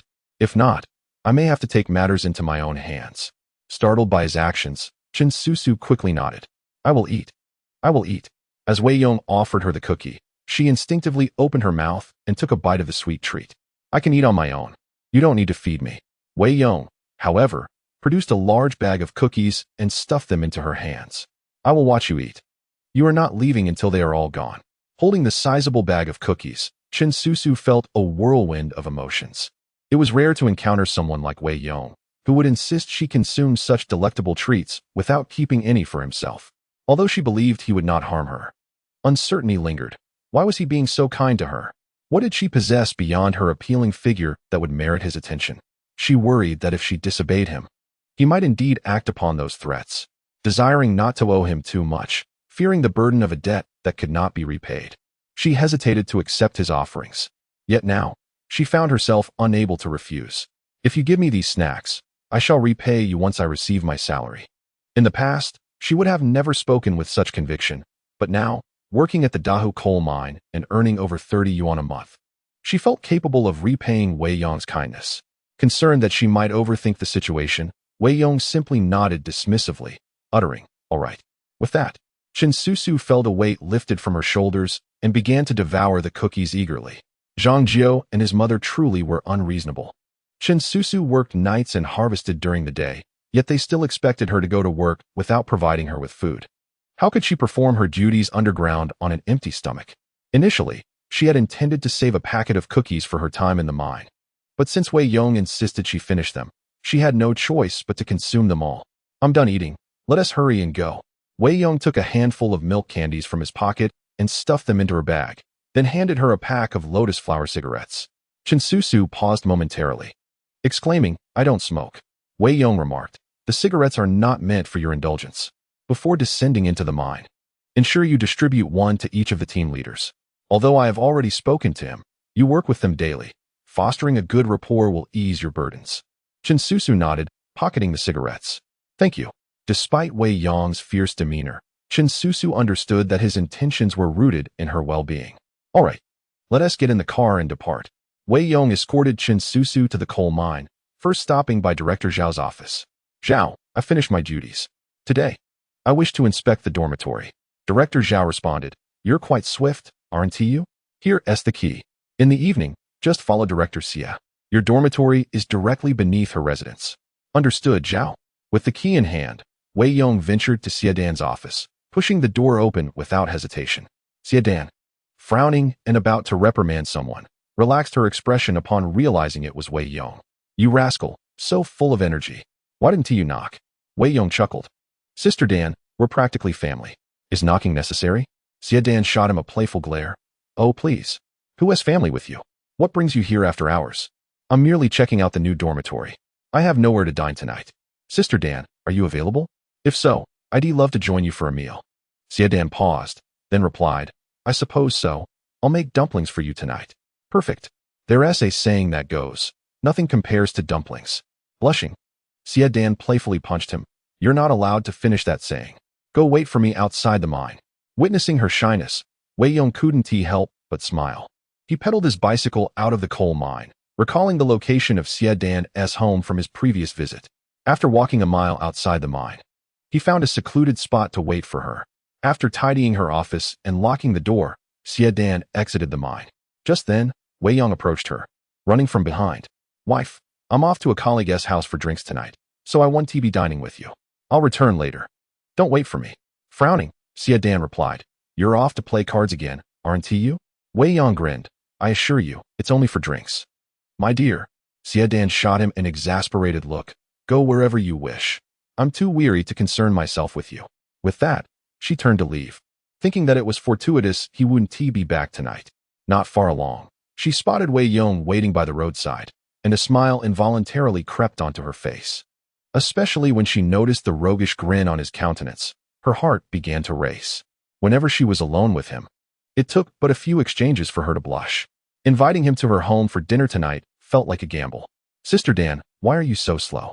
I was growing anxious waiting for you. What is the rush? Good food is never late, you know? I was mainly concerned about time. If Director Wei returns, it would ruin our plans. Please, what plans do you think we have? Aren't you inviting me to dinner? Isn't that a plan? Humph. Knowing that Wei Yong was being intentional, Xia Dan still felt her cheeks flush at his words. She hopped onto Wei Yong's bicycle and went to purchase a generous chunk of meat before returning to the tenement building. Upon arriving at Xia Dan's home, she first gathered some bedding and pillows. You came in such haste, bringing nothing with you, right? Here, take these, or how will you sleep tonight? Wei Yong suddenly grinned mischievously. Sister Dan, will Director Wei be back tonight? If he doesn't return, I might as well stay here. Enough of your nonsense. If you keep teasing me, I might just get angry. If I really let you sleep here, would you dare? I could have you charged with indecency and thrown in jail. Wei Yong chuckled, taking the bedding from her before heading down to an empty room on the lower floor to stow the items. Unlocking the door, he was greeted by a spacious room. This place was considerably larger than Xia Dan's home, comprising a living area, a kitchen, and no bathroom, as they all shared the communal facilities outside. Upon entering the room, Wei Yong suddenly noticed some rice, flour, and vegetables such as cabbage and radishes. Could these be provisions prepared by Brother Zhao? How thoughtful of him. Tossing the bedding onto the bed, Wei Yong locked the door and returned to Xia Dan's home. Xia Dan worked swiftly. The water was already boiling, and the dumpling filling was prepared. Tying on a small apron, she began kneading the dough at the table. As she kneaded, some flour accidentally got into her eyes.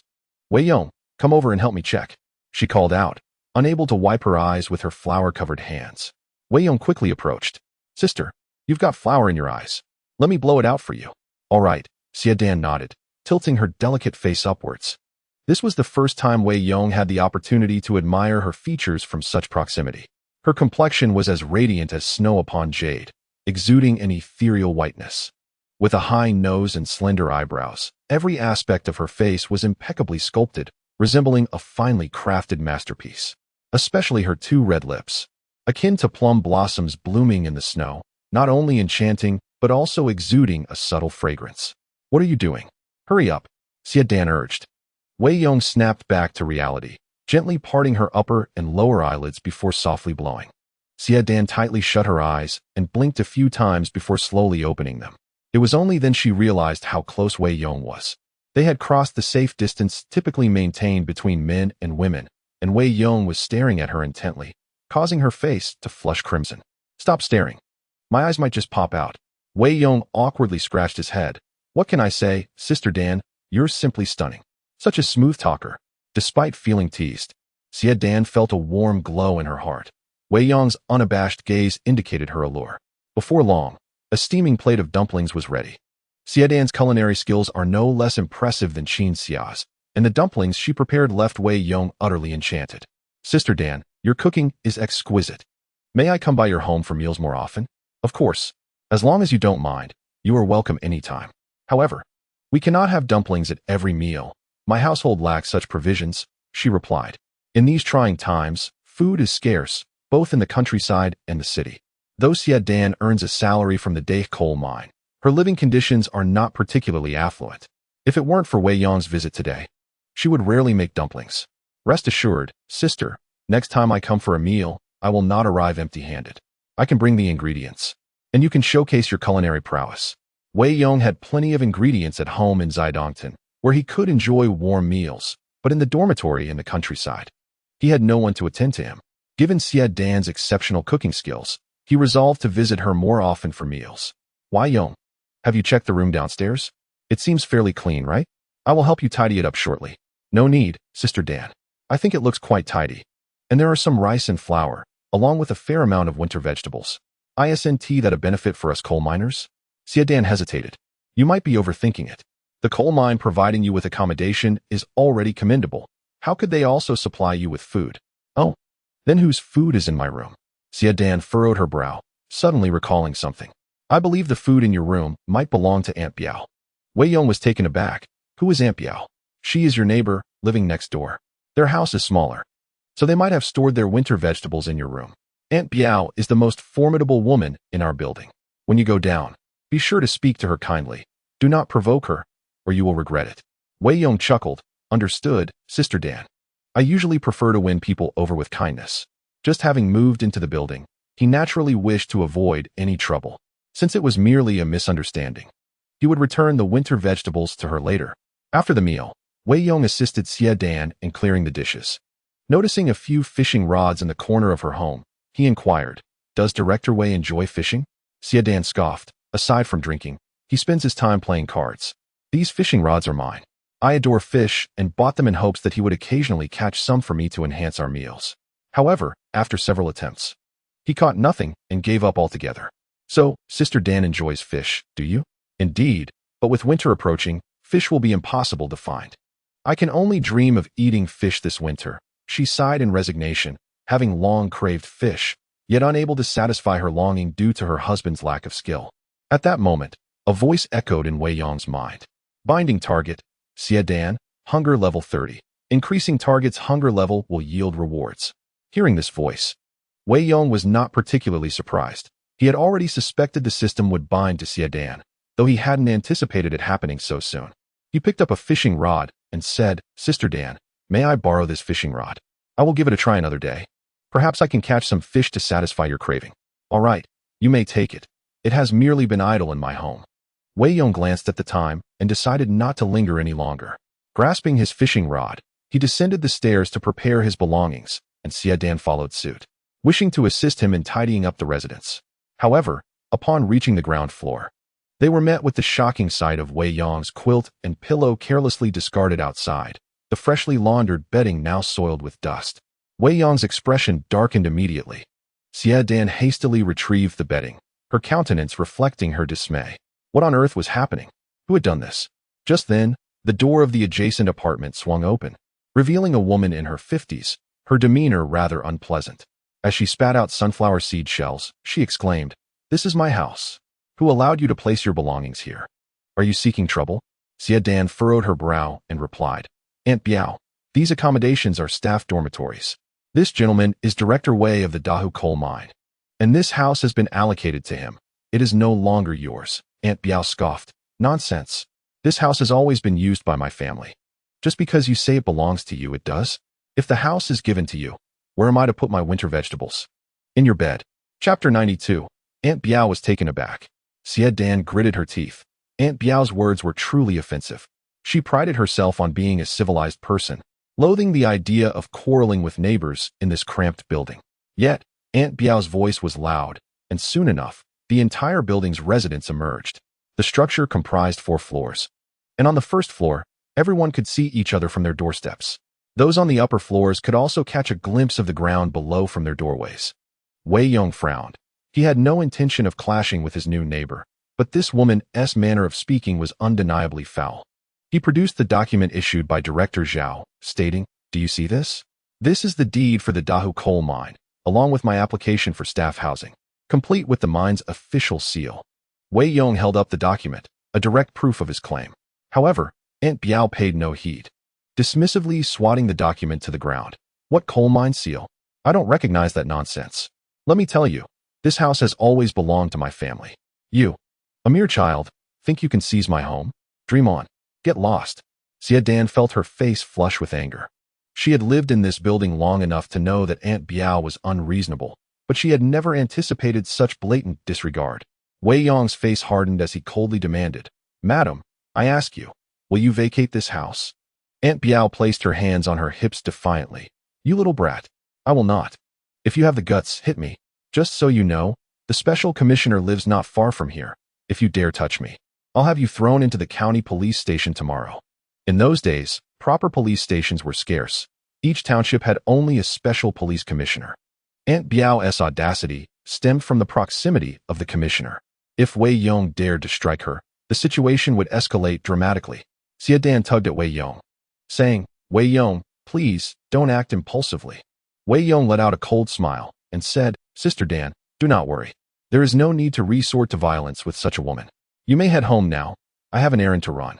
With that, he turned and walked away. Xie Dan finally breathed a sigh of relief. Aunt Biao was right. The commissioner lived not far away. If Wei Yong were to act rashly today, he would surely suffer the consequences. As she watched him leave, Aunt Biao snorted disdainfully, "You little brat, daring to intimidate me. If you dare return, I will rain down curses upon you." Several neighbors in the communal building gathered at the entrance to witness the spectacle.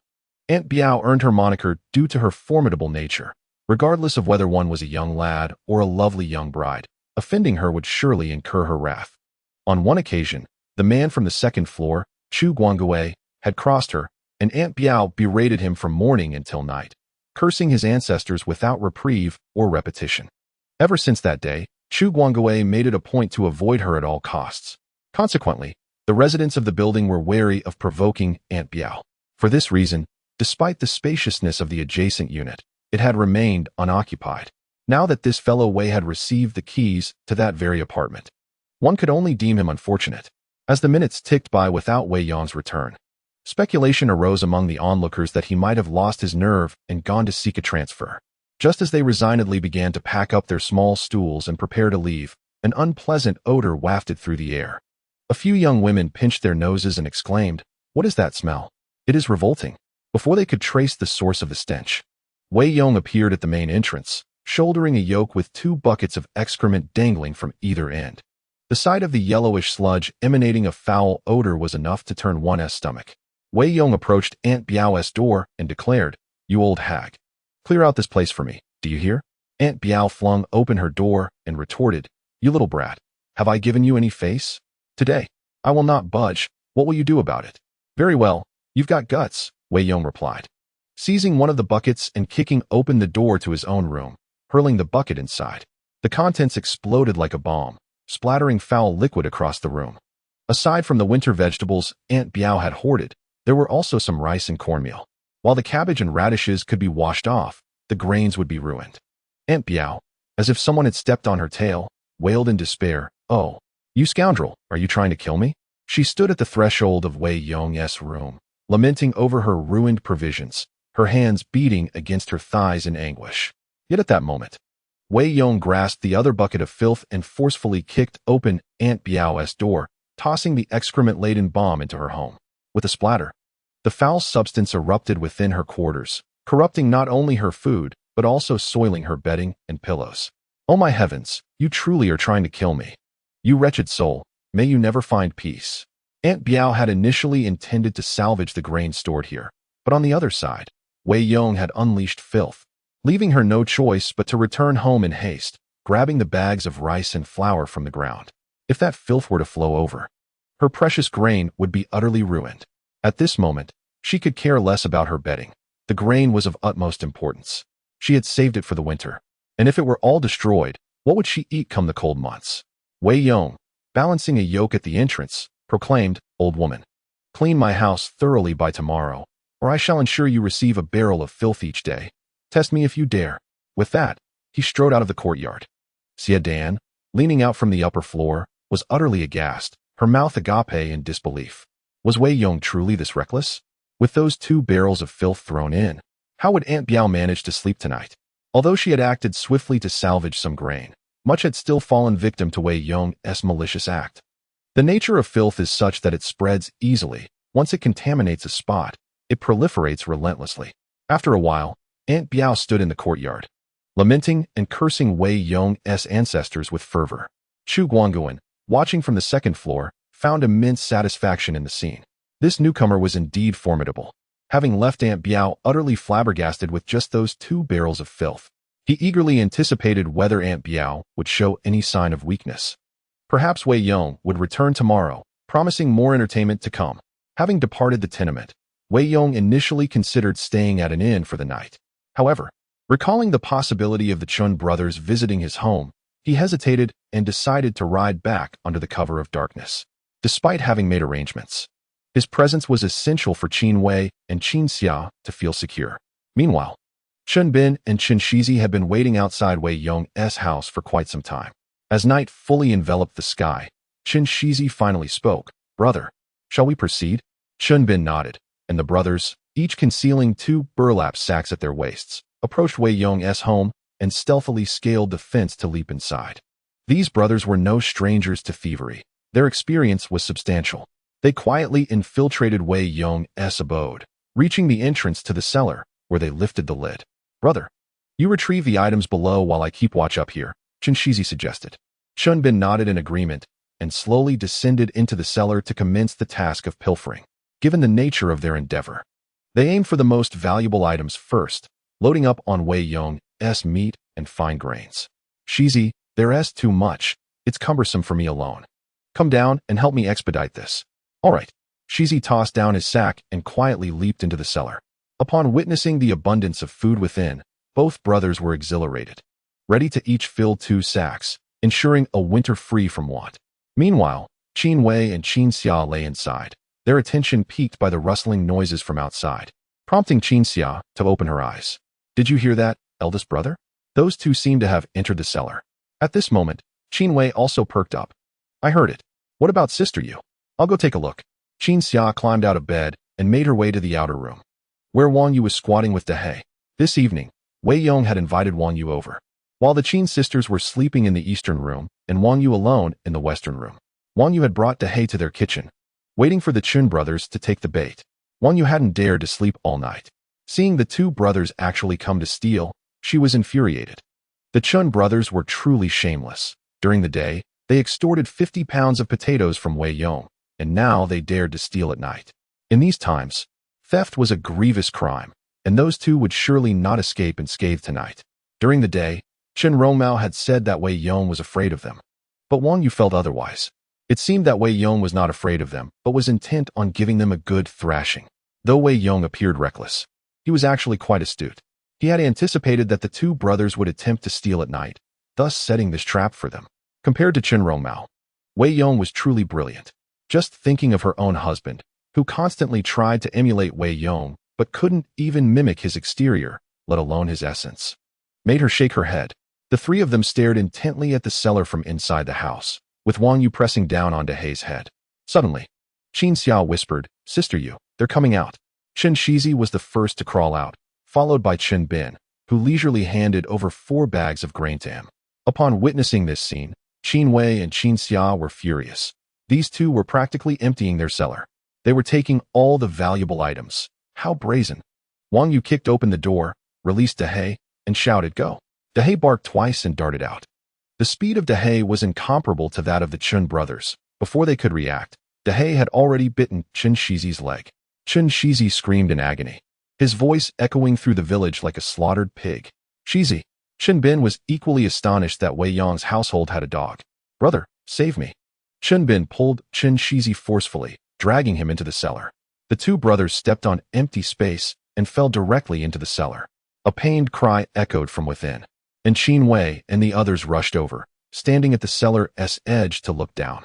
Qin Shizi's face was ashen as he prepared to climb up, but Qin Xia swiftly closed the cellar lid and locked it tightly. Immediately, Qin Wei shouted, "Help! Thieves have entered the village." Her cry summoned the neighbors. And with the commotion from Wang Yu's dog earlier, nearly everyone in the village was now awake. Though the village often had its share of intrigues and critical moments, they stood united against common foes. Upon hearing that thieves had invaded the village, the villagers emerged, wielding their hoes, exuding an air of confrontation. The village chief and his son, Zhao Fifan, hurriedly donned their coats and rushed over. The chill in the air had become palpable, prompting everyone to don multiple layers of clothing. Qin Xia opened the door, and the village chief stepped in first. "Qin Wei, are you all right? Where are the thieves?" Qin Wei pointed towards the cellar, stating, "They are inside the cellar. Dehei bit one of them, and now they dare not emerge." Zhao Fifan, standing at the cellar's entrance with his hoe, exclaimed, "How audacious! To dare to steal from our Xiao Dong Tan. Let us drag him out and give him a good beating first. Then we'll have the authorities take him to the county. He will never see the light of day again. Indeed, let us teach him a lesson, so he understands our might in Xiao Dong Tan. That scoundrel must not be spared." The mention of a thief incited outrage among the villagers, given the current tense atmosphere. The theft of food would spell disaster for any household. Moreover, thieves typically hailed from outside the village, and the villagers had never suspected their own. Thus, they were all eager to drag the thief out for retribution. Meanwhile, within the cellar, brothers Qin Shizi and Qin Bin wore ashen expressions. Qin Shizi clutched his leg, still bleeding from Dehei's bite. Initially hesitant to emerge, the presence of the villagers waiting outside made them even more apprehensive. Qin Bin gritted his teeth, muttering, "That scoundrel Wei Yong has tricked us. Now I understand the entire scheme. Wei Yong's intention in sending us to the cellar to retrieve items was to expose us to what lay within." He then deliberately informed Qin Wei that he wouldn't return home tonight, and took Qin Susu to the township, all to lower our guard and entice us to steal. Furthermore, he instructed Wang Yu to keep Dehei at their home tonight, so that when we went down to steal, Dehei would be unleashed upon us. It's utterly despicable. That vile Wei Yong is truly malicious. What are we to do now? We cannot go out, not even if it costs us our lives. At that moment, Chun Rongmao also emerged, aware that his wife was staying at Wei Yong's home that night, though he was oblivious to the purpose. Upon hearing Qin Wei shout, he realized that Wei Yong had sent her to catch thieves. Chun Rongmao, adept at leveraging the reputation of others, felt compelled to display his masculinity in this situation. "Sister-in-law, where's my bow and arrow?" Qin Wei presented Chun Rongmao with his bow and arrow. He approached the cellar and declared, "This thief may still resist. Zhao Fifan, open the cellar door. I shall shoot him with 2 arrows first." Chapter 94. Kneeling and begging for mercy. Seeing her husband poised to seek attention, Wang Yu swiftly snatched the bow and arrow from him, casting a sharp look his way. "Do not act recklessly. First, let us ascertain who it is." Wang Yu was aware of the identities of the 2 individuals in the cellar, but feigned ignorance. Revealing their identities now would only confirm that they had orchestrated a trap for the Qin brothers. Zhao Long spoke, "Qin Wei, please open the cellar. With so many of us here, he surely cannot escape." Qin Wei shook her head. "Village chief, I must wait for De Yong to return." Zhao Long sighed. "But when will De Yong be back? He won't arrive until evening. With so many people in the village, what are you afraid of?" Despite the village chief's insistence, both Qin Wei and Qin Xia resolutely shook their heads. Wei Yong had specifically instructed them to wait for his return, a directive they remembered clearly. At that moment, the sound of a bicycle bell echoed from outside. Everyone turned to see Wei Yong riding up to the doorstep. Furrowing his brow, he inquired, "What is happening?" Observing Wei Yong's remarkable acting skills, Qin Wei and Qin Xia nearly laughed, for he was the mastermind behind this ruse, yet pretended to be oblivious. "De Yong, your house has been robbed, and the thief is in the cellar." "What? Let me see which scoundrel dares to steal from my home." Wei Yong picked up a hoe from the ground and urged Qin Xia to open the cellar cover. Meanwhile, Chen Rongmao retrieved the bow and arrow from Wang Yu's hands. Gesturing threateningly below, "Come out quickly, or I shall shoot." At this juncture, Chen Shizi and Chen Bin were utterly terrified. If Chen Rongmao, known for his fierceness, let an arrow fly, they could very well meet their demise. "Do not shoot. We will come out." As they heard the familiar voice, the crowd furrowed their brows. Exchanging glances of confusion, Zhao Long lit a cigarette, taking a few puffs, then glanced back at Wang Shuhua, his expression turning serious. Chen Shizi and Chen Bin crawled out in a sorry state, but before anyone could clearly see their faces, Wei Yong struck them with the hoe. "You scoundrels! How dare you steal my grain?" At this, the surrounding villagers surged forward, delivering a flurry of kicks as Chen Shizi and Chen Bin curled up, shielding their heads and groins, too frightened to look up. After a considerable time, Zhao Long shouted, "Enough! If you continue, someone will die." Once the crowd dispersed, Zhao Long squatted down, gripping the hair of the two culprits, lifting their heads. The villagers gasped in astonishment. "Chen Shizi, Chen Bin? How could it be you two?" Bruised and battered, the two had no words to face their fellow villagers, wishing only for a hole to swallow them whole. Wang Shuhua, witnessing the scene, felt darkness envelop her and nearly fainted. She plopped down on the ground, wailing, "How could I have raised such wretches? You are truly blinded by greed, stealing from the very people of your own village. What sins did I commit in my past life?" Wei Yong exchanged a knowing glance with Zhao Fifan. "Brother Zhao, quickly help Aunt Wang back home." Understanding the cue, Zhao Fifan assisted Wang Shuhua out of the yard. At this moment, all the villagers encircled the brothers, their faces contorted with anger. Every household had experienced theft, and after losing their belongings, they had no clue who the thief was. Now that these two rogues had finally been caught, all the lost items were attributed to them. Wei Yong coldly remarked, "You two are truly heartless and ungrateful. During the day, you shamelessly accused me of encroaching upon your land. I chose not to engage in petty disputes and even bestowed upon you 50 pounds of potatoes. Yet, you both have escalated your audacity, daring to scheme against my cellar. If you were to pilfer these provisions, how would my family survive the winter? My wife is already heavy with child. Without sustenance, we would surely face starvation. This is not mere theft. It is a disregard for human life." With this heavy accusation from Wei Yong, Chen Shizi and Chen Bin were left utterly dumbfounded, fear gripping them so tightly they nearly lost control. They quickly fell to their knees, pleading, "Village chief, we were wrong. We merely sought to steal a little food to survive the winter. Please, spare us. We beg of you." Zhao Long scoffed, aware that their thievery was not a one-time offense. He had turned a blind eye on numerous occasions, but today, they had gone too far. "Your pleas mean nothing to me. You did not steal from me." Zhao Long had no intention of intervening further. Wei Yong replied calmly, "Uncle Zhao, you need not trouble yourself. I will fetch the appointed officer from the township to take them to the county for questioning. Once they enter the police station, they will confess everything. We need not worry about how to handle this. Let the police handle it." Upon hearing the mention of the police, the brothers Chen Shizi felt their souls leave their bodies in terror. They quickly knelt before Wei Yong, grasping at his trousers. "Brother Wei, we beseech you, show us mercy. We were wrong. We will return the potatoes at once. Please let us go." Chen Shizi, weeping profusely, continued to bow his head to the ground until it bled. Meanwhile, Chen Bin stood up and hurried home to retrieve the bag of potatoes, returning it to its rightful owner. Chen Shizi cried bitterly, his forehead bloodied from his fervent apologies. Qin Wei, frowning, tugged at Wei Yong's sleeve and said, "De Yong, let it go. We are all from the same village. Just ensure they do not err again." Qin Wei caressed her belly, wishing to accumulate virtue for her child. She had no desire to drive the Chun brothers to desperation. If they were imprisoned, Aunt Wang would struggle alone. Wei Yong nodded, realizing today was merely a lesson for them. Out of respect for Aunt Wang, he had no intention of sending them to jail. "Chen Shizi, out of consideration for Aunt Wang, I will not call for the appointed officer today. We are all from the same village, so I shall let you off this time. However, this matter cannot be overlooked.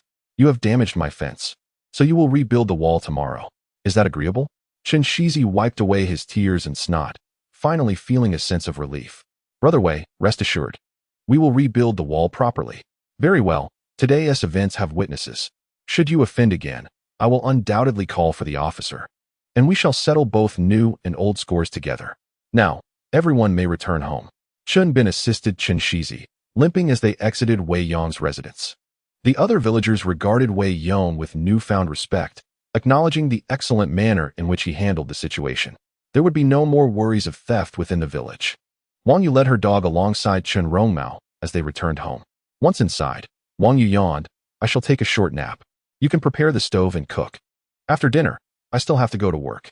Chen Rongmao nodded. Ever since Wang Yu started working, all the household chores have fallen upon him. "My dear wife, do you think Wei Yong's actions today were intentional? How could he possibly know that Chen Shizi and the others would come to steal?" Wang Yu, lying in bed, shot him a glare. "With your intellect, it's probably quite challenging for you to comprehend.